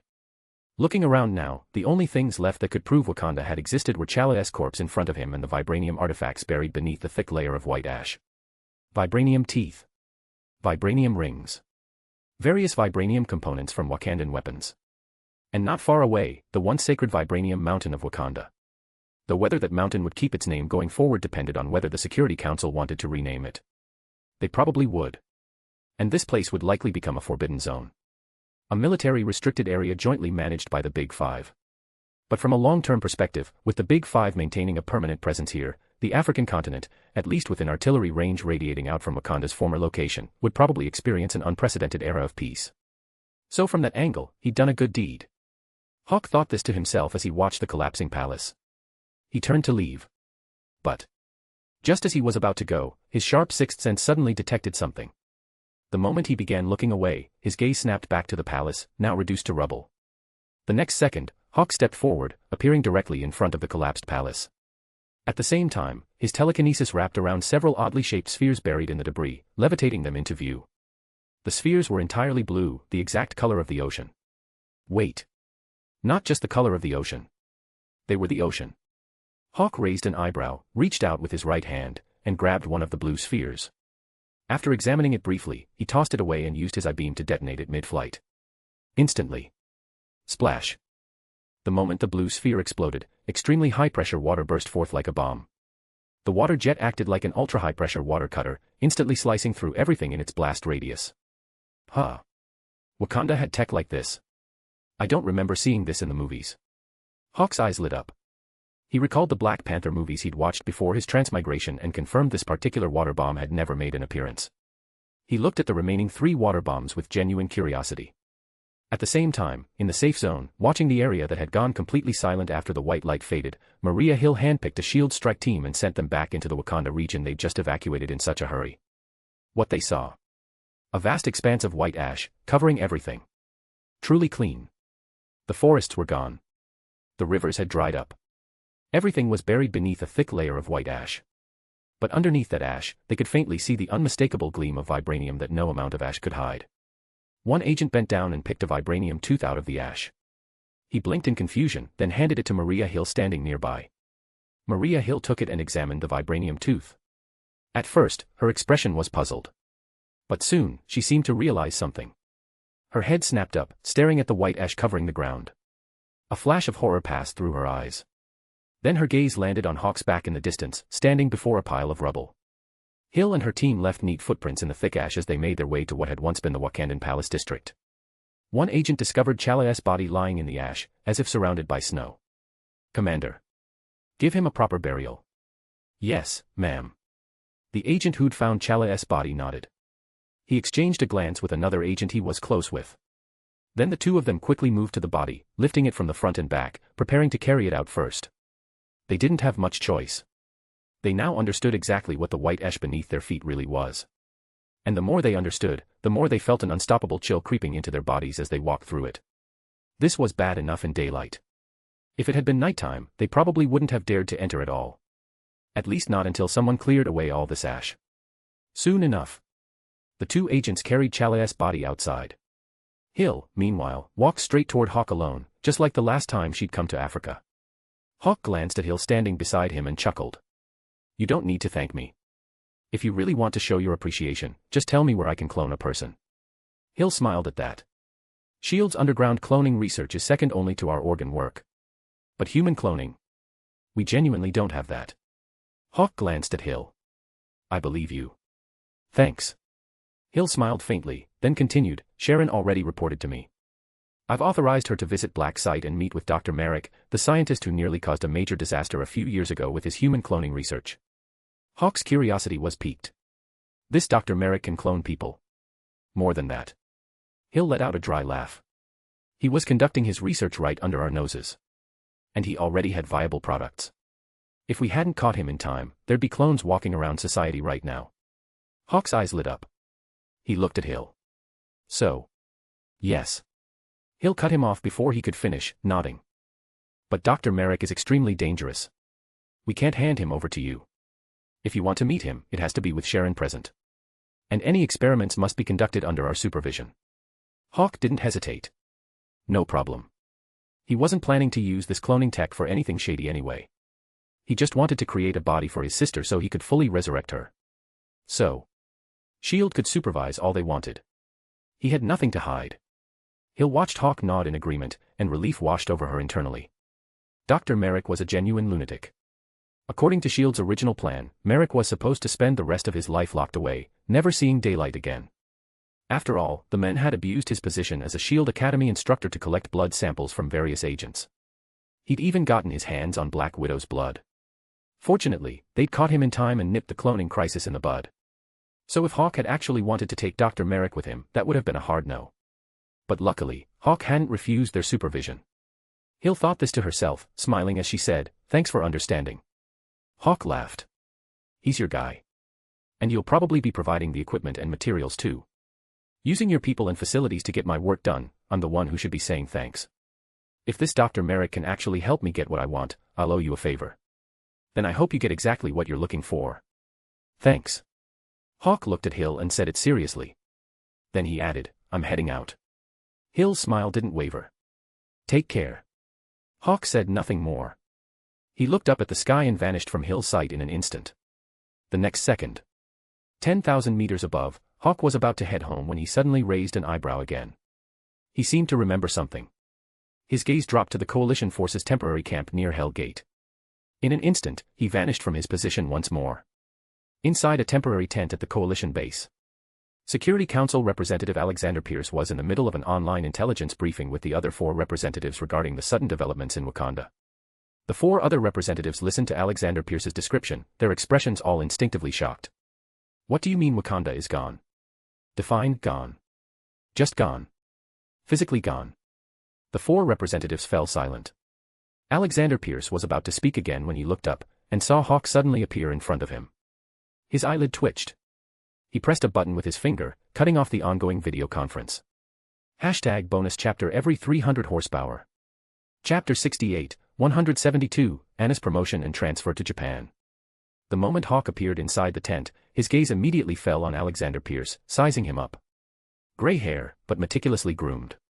A face radiating intelligence, but with gentle eyes. A perfectly tailored dark suit paired with glasses perched on the bridge of his nose. The first impression he gave off was that of a mild-mannered, sincere, upstanding politician. But it was all a mask. Because beneath the gentle exterior lurked one of Hydra's core leaders, a man who embodied cold-blooded ruthlessness and would stop at nothing to achieve his goals. Here's the joke. The Security Council's federal representative was also one of Hydra's core leaders. Not that any of this had anything to do with why Hawk had suddenly come here. Wait, no. It did. He'd come here because on his way back, he'd suddenly remembered something. So he decided to drop by and find Hydra's leader, Alexander Pierce, not the Security Council representative, Alexander Pierce.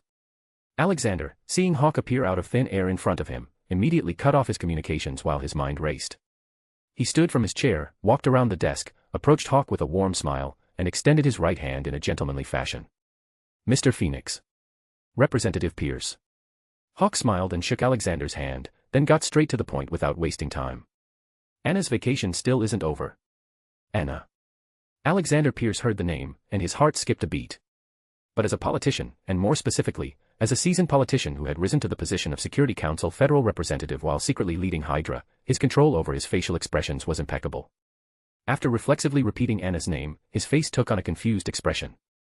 Hawk noticed Alexander's reaction but didn't pay it much mind. Walls have ears, after all. He hadn't expected Alexander Pierce to immediately confess he was a core Hydra leader the moment Hawk dropped a name. Hawk wasn't here to expose Alexander's true identity anyway. Like he'd said before.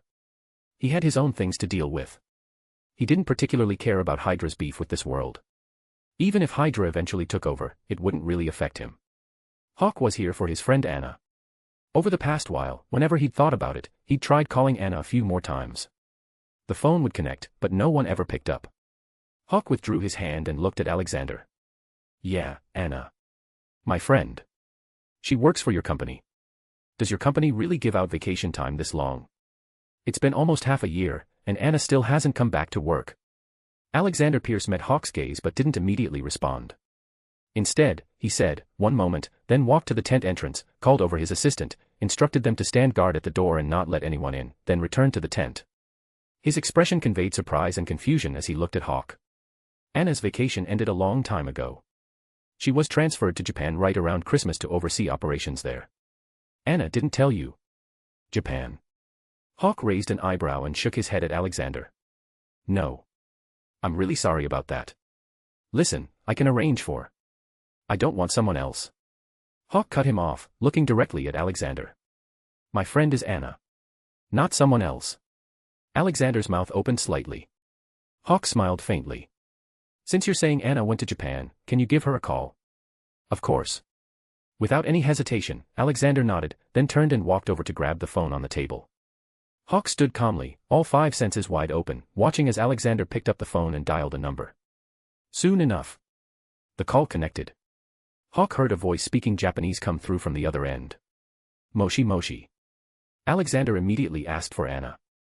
Though his tone was different from the warm voice he'd used moments earlier, this time it sounded lower, more serious. But that was normal. He'd switched identities. Of course his voice would change too. Hawk's suspicions eased slightly.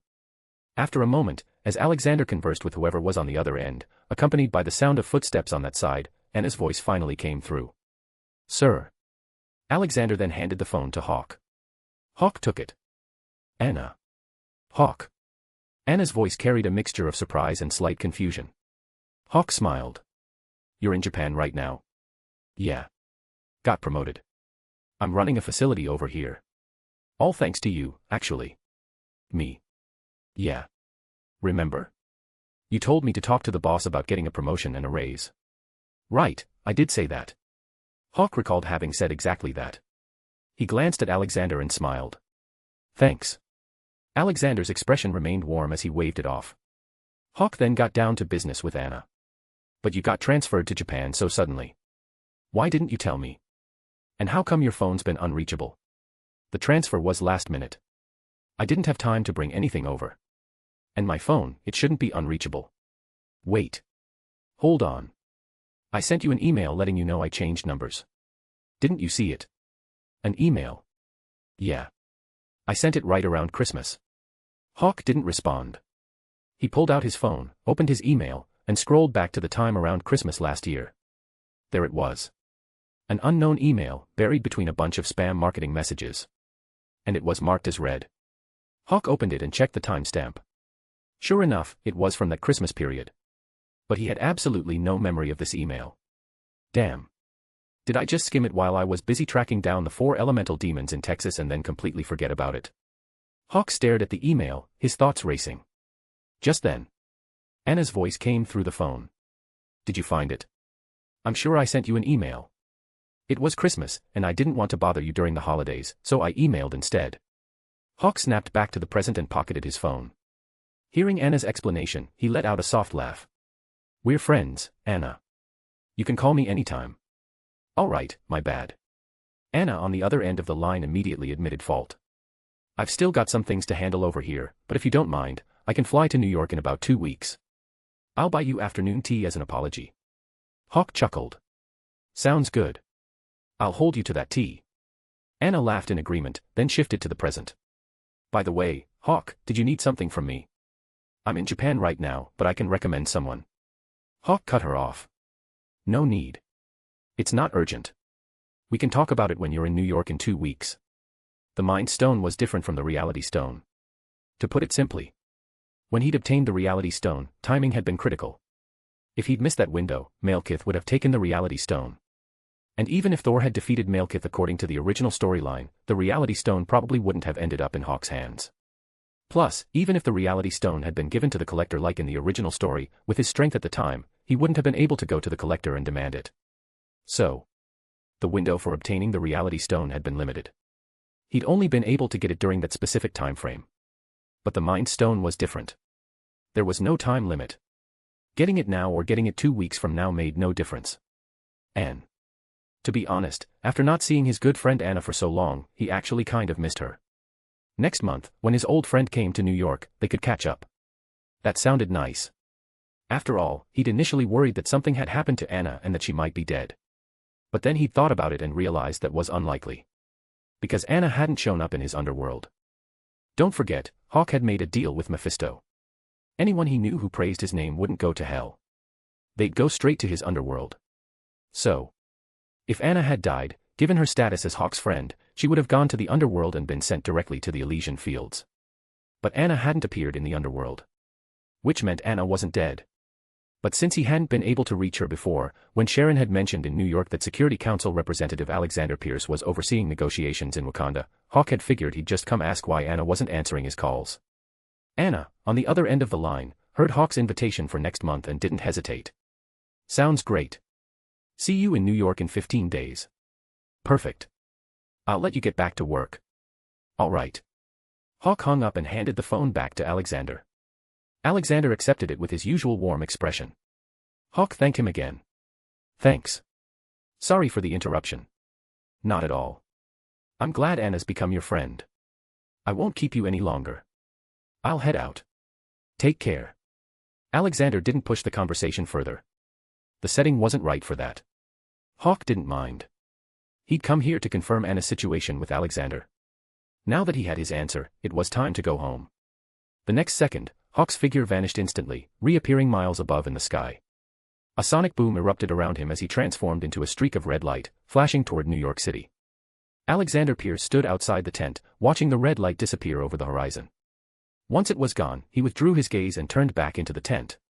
But in that brief moment between stepping out and stepping back in, his expression completely darkened. His face turned black. Terrifyingly so. Bonus chapter every 300 horsepower. Chapter 69, 173, Hydra's two brilliant strategists. Alexander returned to his seat and closed his eyes, his right hand instinctively pressing against his temple. After a moment, he opened his eyes again, his face still dark as thunder. He grabbed the phone on the desk and called Anna again, the same Anna who had been promoted, transferred to Japan, and was supposedly running a secret facility there. As Alexander spoke in that same low, serious tone, the voice that came through the other end this time wasn't Anna's.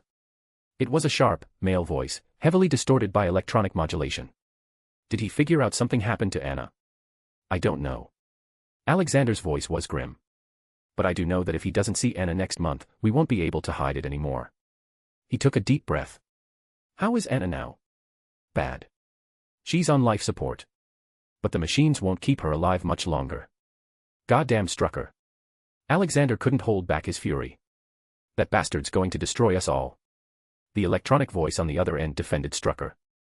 This isn't really Strucker's fault. No one expected that 2-year-old girl to have that much potential.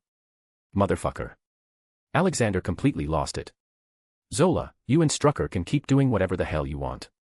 Strucker took the Demon King's blood and used it for artificial gamete synthesis, then actually let a test subject carry the pregnancy to term and give birth naturally.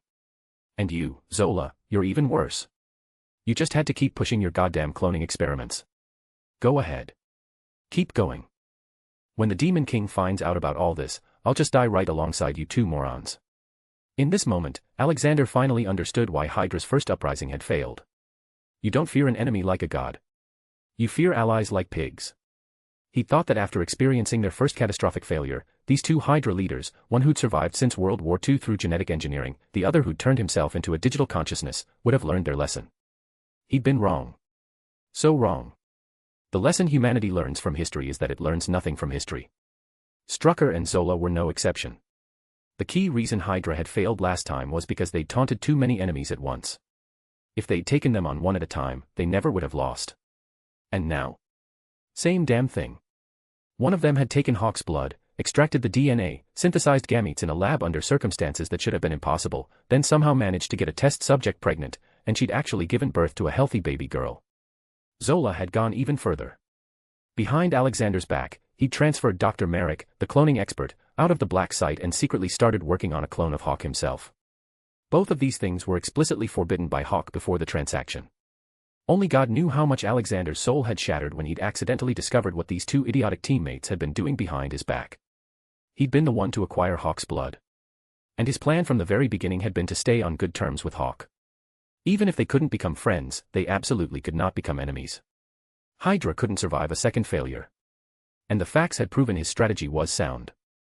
Anna, the operative he'd sent to make contact with Hawk, had successfully been accepted as Hawk's friend. He'd had it all planned out. Even if their operation failed this time, Hawk's promise to Anna meant that at the very least, their lives would be safe. But then, the backyard caught fire. Alexander had accidentally discovered that Strucker had used Hawk's blood to synthesize gametes under nearly impossible conditions, resulting in the natural birth of a baby girl. His first reaction had been to immediately pull Anna out and send her to Sokovia to defuse this ticking time bomb. After all, if this bomb went off unexpectedly, God only knew what would happen. But when Anna went to Sokovia to put out that fire, an accident happened. Anna was critically injured and now lay in the facility's medical center, hooked up to machines keeping her alive. And after seeing the baby girl's potential, Strucker had doubled down, protecting the child and declaring she would be Hydra's future. Alexander had been so furious his nose had gone crooked. He'd planned to talk to Zola, get him on his side. But then, Zola had hit him with an even bigger bombshell. Sure, Zola hadn't used Hawk's blood to create some baby boy. No, he'd gone straight to the source and created Hawk himself. Unfucking believable. When he transferred the blood samples to Strucker and Dr. Zola, he'd specifically emphasized not to use Hawk's blood for any weird experiments. After all, Hawk had explicitly said that as long as they didn't mess around with strange experiments, anything else was fair game. And Alexander had listened. But these two geniuses, Hydra's dynamic duo of catastrophic stupidity, had apparently heard, "Don't do anything weird," as, "only do weird things." When Alexander had learned about this bombshell, his blood pressure had spiked so fast that if there hadn't been medication nearby, he would have dropped dead on the spot and gone straight to meet Mephisto. But now. Alexander looked back on the now completely snow-white, thoroughly cleansed Wakanda outside, and he couldn't help thinking he should have just died back then. At least that would have been a gentler way to go. Too bad he hadn't died. And now. Alexander rubbed his temples, trying to think of any way to salvage this disaster. Can Dr. Merrick finish Anna's clone in 2 weeks? We only have 2 weeks left. Hawk had already come asking. And while he and Dr. Zola had managed to deflect him with their pre-prepared contingency plan, that wouldn't work twice. What about 2 weeks from now? Have Anna leave Hawk waiting. That could work. But there was a chance it would fail. And if Hawk sensed something was wrong and started pulling on that thread, only God knew what would happen. So right now, Alexander desperately hoped to hear the answer he wanted from Dr. Zola. His hopes were crushed. Not enough time. Fuck. Alexander's temple throbbed. What? Didn't I tell you to rush Anna's clone? Wasn't this the contingency we planned for from the start? Zola explained, Dr. Merrick successfully synthesized a more powerful supersoldier serum using a combination of Demon Hulk's blood and Hawk's blood. Version 3.0 is at the most critical stage right now. Alexander felt like he was losing his mind. We're going to explode in 2 weeks. Actually. Zola's electronic voice paused, then continued, we don't have 2 weeks. Alexander's expression froze. What? Hawk already knows about the cloning. What? Alexander's pupils contracted. He shot to his feet instinctively, then caught himself. Impossible. If he knew, I'd already be dead. S.H.I.E.L.D. had been researching Hawk's personality. Hydra had too. And both had reached the same conclusion. Neutral. As long as you didn't provoke Hawk, he generally stayed neutral. His daily routine consisted of going to school and walking his fiancée home after class. But when someone did provoke Hawk, his retaliation came fast. He didn't give anyone time to react. So. If Hawk knew about the cloning, would Alexander still be alive right now? Impossible. Absolutely impossible. But it's the truth. Zola's electronic voice was matter-of-fact. Maria Hill has already authorized Sharon Carter to retrieve Dr. Merrick from the black site. Once Sharon gets there and discovers Merrick is missing, we're exposed. Alexander immediately responded in a harsh voice, then put Merrick back. Zola flatly refused. No. What? Alexander actually laughed. Sure enough. When you're speechless, you really do laugh. Zola's electronic voice explained, once Hawk 3.0 is complete, combined with the cloth fragments we've collected, even the original Hawk won't be able to stand against us. Alexander's face went blank. Are you sure about that? The data doesn't lie. Hearing that, Alexander's face didn't just lose its expression, even his tone lost the fury from moments before. But there was no excitement or anticipation either. Just complete resignation. So what do you plan to do? The time has come. What time? The time to launch our second uprising. Heh. Why are you laughing? I just thought of something funny. Alexander removed his glasses with a humorless smile and set them on the desk in front of him. He took a deep breath, looked up at the ceiling, and spoke with cold, hollow eyes. I was wrong. I was so wrong. If I hadn't been blind back then, I never would have joined Hydra. If I hadn't joined Hydra, I wouldn't have ended up like this. His expression turned terrifying. He gripped the phone, his voice dropping to a low, seething hiss. I wouldn't have ended up working alongside 2 idiots so monumentally stupid they belong in a museum. Launch now. Are you trying to get us killed faster? Do you even realize Hawk is still in New York? Zola ignored Alexander's rage. This is the best opportunity. The Insight project is already operational. Tony Stark is in Korea. Thor is in New Mexico. S.H.I.E.L.D's top operatives, Natasha and Hawkeye, are still in Africa. Alexander's face was stone. Captain America is in Washington. And Hawk just flew back to New York. Zola's electronic voice remained completely level. We have vibranium weapons. Captain America is no threat. As for Hawk, he won't be in New York much longer. This is our window. By the time he returns, Hawk 3.0 will be ready. #bonus chapter every 300 horsepower. Chapter 70, 174, Peter goes missing again. Achoo. God bless you. In the Empire State University cafeteria, MJ glanced at Hawk, who'd just sneezed, and offered her blessing. Hawk pinched the bridge of his nose, his voice slightly nasal. Thanks. Are you coming down with something? Gwen, sitting beside him, looked concerned. You've been sneezing a lot these past few days. When you got home the other night, and over the weekend at home, I kept hearing you sneeze on and off. Are you actually getting sick? Should we go to the hospital this afternoon and get you checked out? Getting a hospital checkup was a time-consuming nightmare. You could schedule an appointment before you had cancer, and by the time they actually saw you, they'd diagnose you with cancer. After all, medical care in a capitalist society wasn't a necessity. It was a luxury item. But luxury items were relative, only expensive for ordinary people. For the old Hawk, maybe. But for the current Hawk? Definitely not. Setting aside Hawk's current power level, just the fact that his bank account had over 40 million sitting in it meant he didn't need to go looking for medical resources. Medical resources would come knocking on his door. Don't ask why the money had increased. The answer was simple: hazard pay from the Security Council. And Hawk had earned it. After all, he genuinely helped the Security Council solve a massive problem. While they'd still been negotiating and negotiating, Hawk had already handled all their difficulties for them. A pristine, snow-white piece of real estate, just waiting for them to move right in. So, a week ago, the moment Hawk got home, the Security Council's payment had hit his account. They'd even specifically noted it was after taxes, so he didn't need to worry about the IRS coming after him. Hawk was quite satisfied with that. He hadn't been thinking about getting paid when he'd acted. But the Security Council's attitude still made him pretty happy.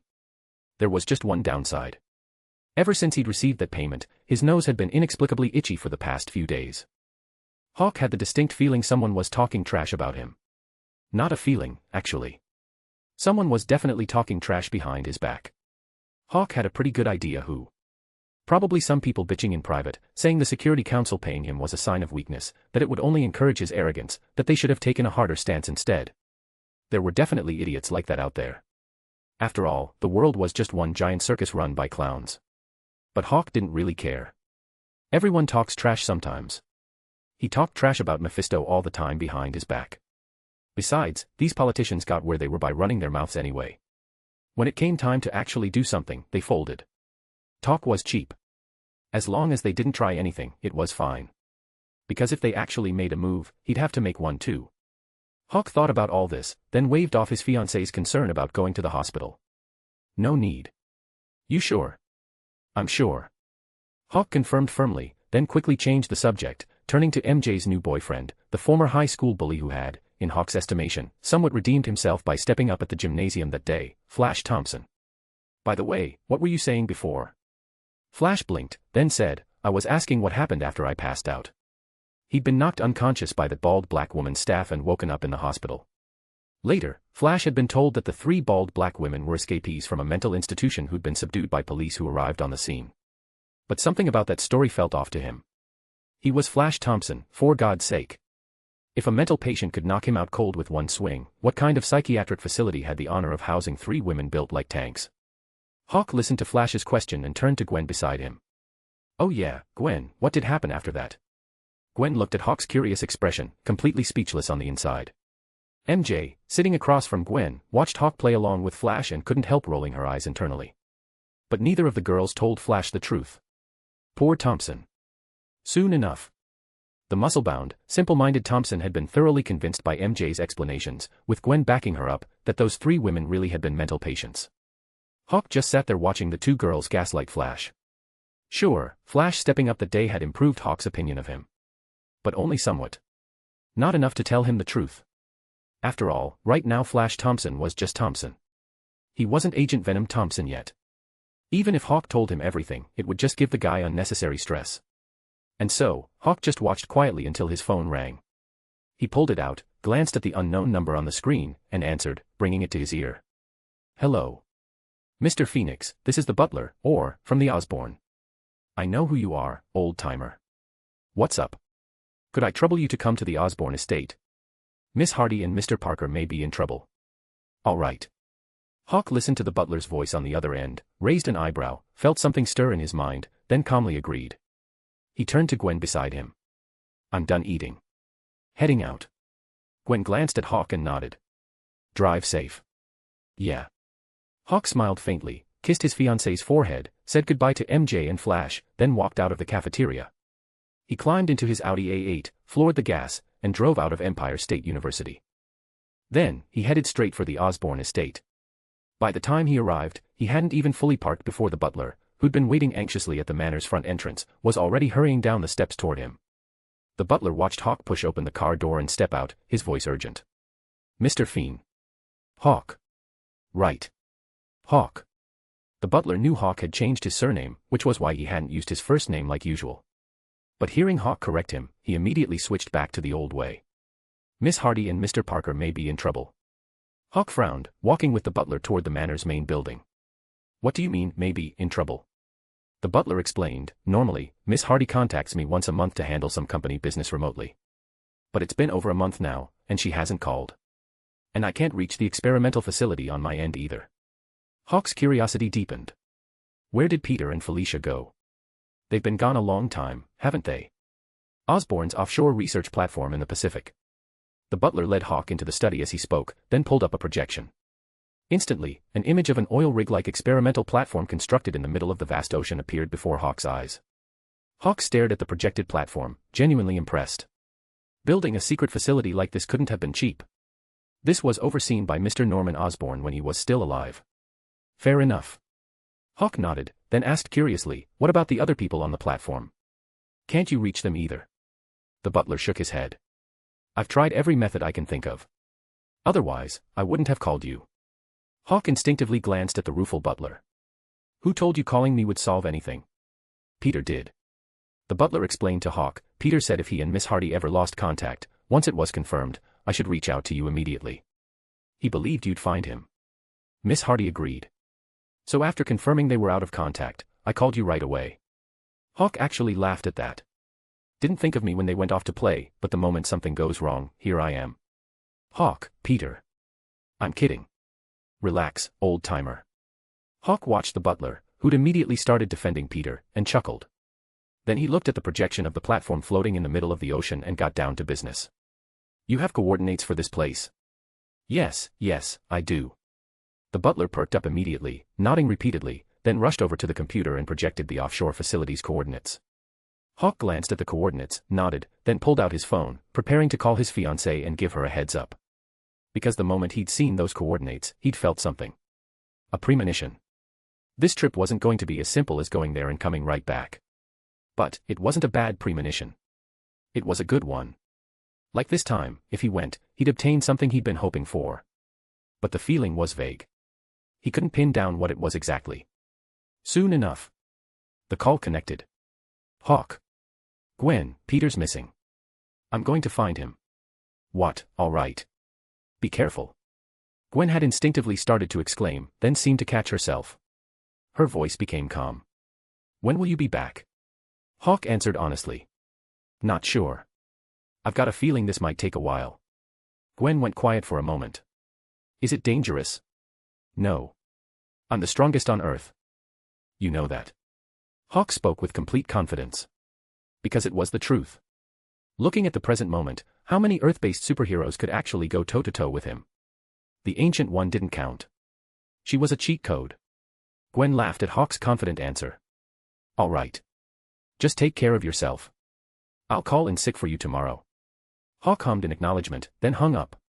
The butler, who'd been waiting impatiently the entire time, immediately spoke up the moment Hawk ended the call. "The private jet is ready. We can leave anytime." Hawk pocketed his phone and looked at the butler. "Jet. Don't need it." The butler froze. The next second, he watched as Hawk, standing right in front of him, gradually became transparent. His mouth fell open. His pupils visibly dilated. #bonus chapter every 300 horsepower. Chapter 71, 175, The Skull Island in the Pacific. Take Osborn's private jet to the Pacific. Yeah, right. Forget the fact that the last people who took Osborn's private jet, the Parkers, had vanished somewhere over the Pacific. Just considering Hawk's confirmed track record of disasters striking whenever he left New York City via commercial transportation was enough to make the decision for him. He'd fly there himself. Sure, it'd take some effort. But it beat inviting trouble. Most importantly, flying there himself would be faster anyway. By the time he got to the airport and boarded a private jet, he'd already be there. Just like right now. High above the Pacific Ocean, following his phone's satellite navigation, Hawk descended through the cloud layer and immediately spotted Osborn's secret offshore experimental platform in the distance, a massive steel beast rising from the endless sea. The entire structure was composed of countless enormous metal frames interlocking and welded together, jutting up from the churning ocean surface. Massive support columns held up a platform roughly the size of 2 standard football fields. But, at the moment, the massive platform showed no signs of life. No lights. Not even emergency lighting. The silent structure, bathed in the glow of the setting sun, gave off an eerie, unsettling vibe. Thud. Hawk's right foot touched down on the platform's deck, and his body steadied. He looked around. The helipad, where an emergency helicopter should have been docked, was completely empty. There were no signs of human activity anywhere. The only sound was the waves crashing against the support columns below. But Peter had definitely been here. With his sixth sense fully active, Hawk picked up traces of Peter's presence lingering on the platform. Except the residual traces hadn't been refreshed in a while. Judging by the degradation, Peter hadn't been back here in about 4 or 5 days. And besides Peter's faint presence, there was also a thick, almost dried scent of blood. Hawk raised an eyebrow. Following both Peter's residual aura and the scent of dried blood, he opened a door and walked into the building on the platform. The moment he stepped inside, a horrifying scene greeted him. Blood. Blood everywhere, soaking the entire corridor. Not just the corridor either. The walls. The ceiling. Blood covered everything. The blood had dried, looking like it had been there for at least 3 to 5 days. In the stuffy, enclosed environment, it was now releasing a stench that could rival a biological weapon. Hawk couldn't smell it, though. The instant he'd opened the door, he'd wisely shut down his sense of smell. Ignoring the blood filling his field of vision, Hawk walked straight to what appeared to be Peter's quarters, the room he'd used for sleeping during his time on the platform. He pushed the door open. A single bed. A desk. A private bathroom. That was the extent of the room. The bedsheets were rumpled. The items on the desk were scattered. Even Peter's clothes had been left in a messy heap on the floor. It looked like Peter had left in a hurry. So, what the hell happened here? Hawk stepped into Peter's room, looked around, and found nothing useful. Curious, he turned and walked back out, his gaze falling on the blood covering the entire corridor. His first thought was that Peter had run into Pacific pirates. But Pacific pirates? No way. Forget pirates. Even if it was Navy SEALs, Peter should have been able to handle them. After all, this version of Peter was the real deal Spider-Man. This was the Spider-Man who could stop a train with his bare hands. Not the amazing Spider-Man who got shot through the ankle. Not the chatty Spider-Man who needed his mentor's help to pull in a cargo ship. Bully Maguire's reputation wasn't built on nothing. And so, where did Peter go? Hawk wondered, then followed the trail of dried blood down the corridor until he reached another door on the opposite side. He pushed it open and stepped out onto the deck. The blood stretched across the deck toward the platform's railing, continuing all the way to the edge before stopping abruptly. Hawk leaned over the railing and looked down. Below, caught on one of the support columns holding up the platform, was the remains of a mangled corpse. Just then, a faint sound reached Hawk's ears. Hawk snapped his attention toward the source of the noise, looking up at the control room above. Suddenly, he vanished. A man, face covered in dried blood, body reeking, was hiding in the platform's control room. He frantically caught the cup lid that had almost fallen, then nervously looked back toward the spot where Hawk had been standing moments ago. And then, he froze. Where'd he go? He was just there. Behind you. Hawk's voice came from directly behind the man. The man's entire body went rigid. His hand instinctively swung the handgun around. Bang. A bullet fired from the chamber, screaming through the air toward Hawk's face. Hawk didn't dodge. Clang. The bullet came to a neat stop, pinched between Hawk's 2 fingers. The next second, Hawk kicked out, sending the man flying backward into the control console. The man let out a piercing scream as he hit. Hawk walked over, grabbed the man lying against the console, and yanked him down onto the floor. He watched as the man rolled a few times before speaking. What happened here? Where are Peter and Felicia? The man, who'd just been convinced he was about to die, suddenly went rigid again. Ignoring the pain, he looked up at Hawk with disbelief. Wait, you're not with them. Hawk raised an eyebrow. Them? Who's them? Those demons. The man said through gritted teeth. Hawk stepped closer, casually waved his hand, and with his telekinesis, lifted the man off the floor and set him down on a nearby chair. He stood there, hands in his pockets, looking at the stuntman. Start from the beginning. Gulp. The man swallowed hard, clearly shaken by what Hawk had just done. But he also understood that if Hawk wanted him dead, it would be the easiest thing in the world. So after swallowing nervously, he began recounting the events of that night. More precisely, 5 nights ago. That night, there had been a severe storm. All the platform workers had returned to the work area early. In the control room, only he and one other person had been on duty. Everything had been normal at first. Just another unremarkable stormy night. But then everything changed. He didn't know exactly when it started, but at some point, a group of people had infiltrated the platform. They kicked open the door and immediately shot his coworker dead. They'd also shot at him. But the bullet hadn't killed him. By sheer luck, it had only grazed his ear. Still, he passed out from shock.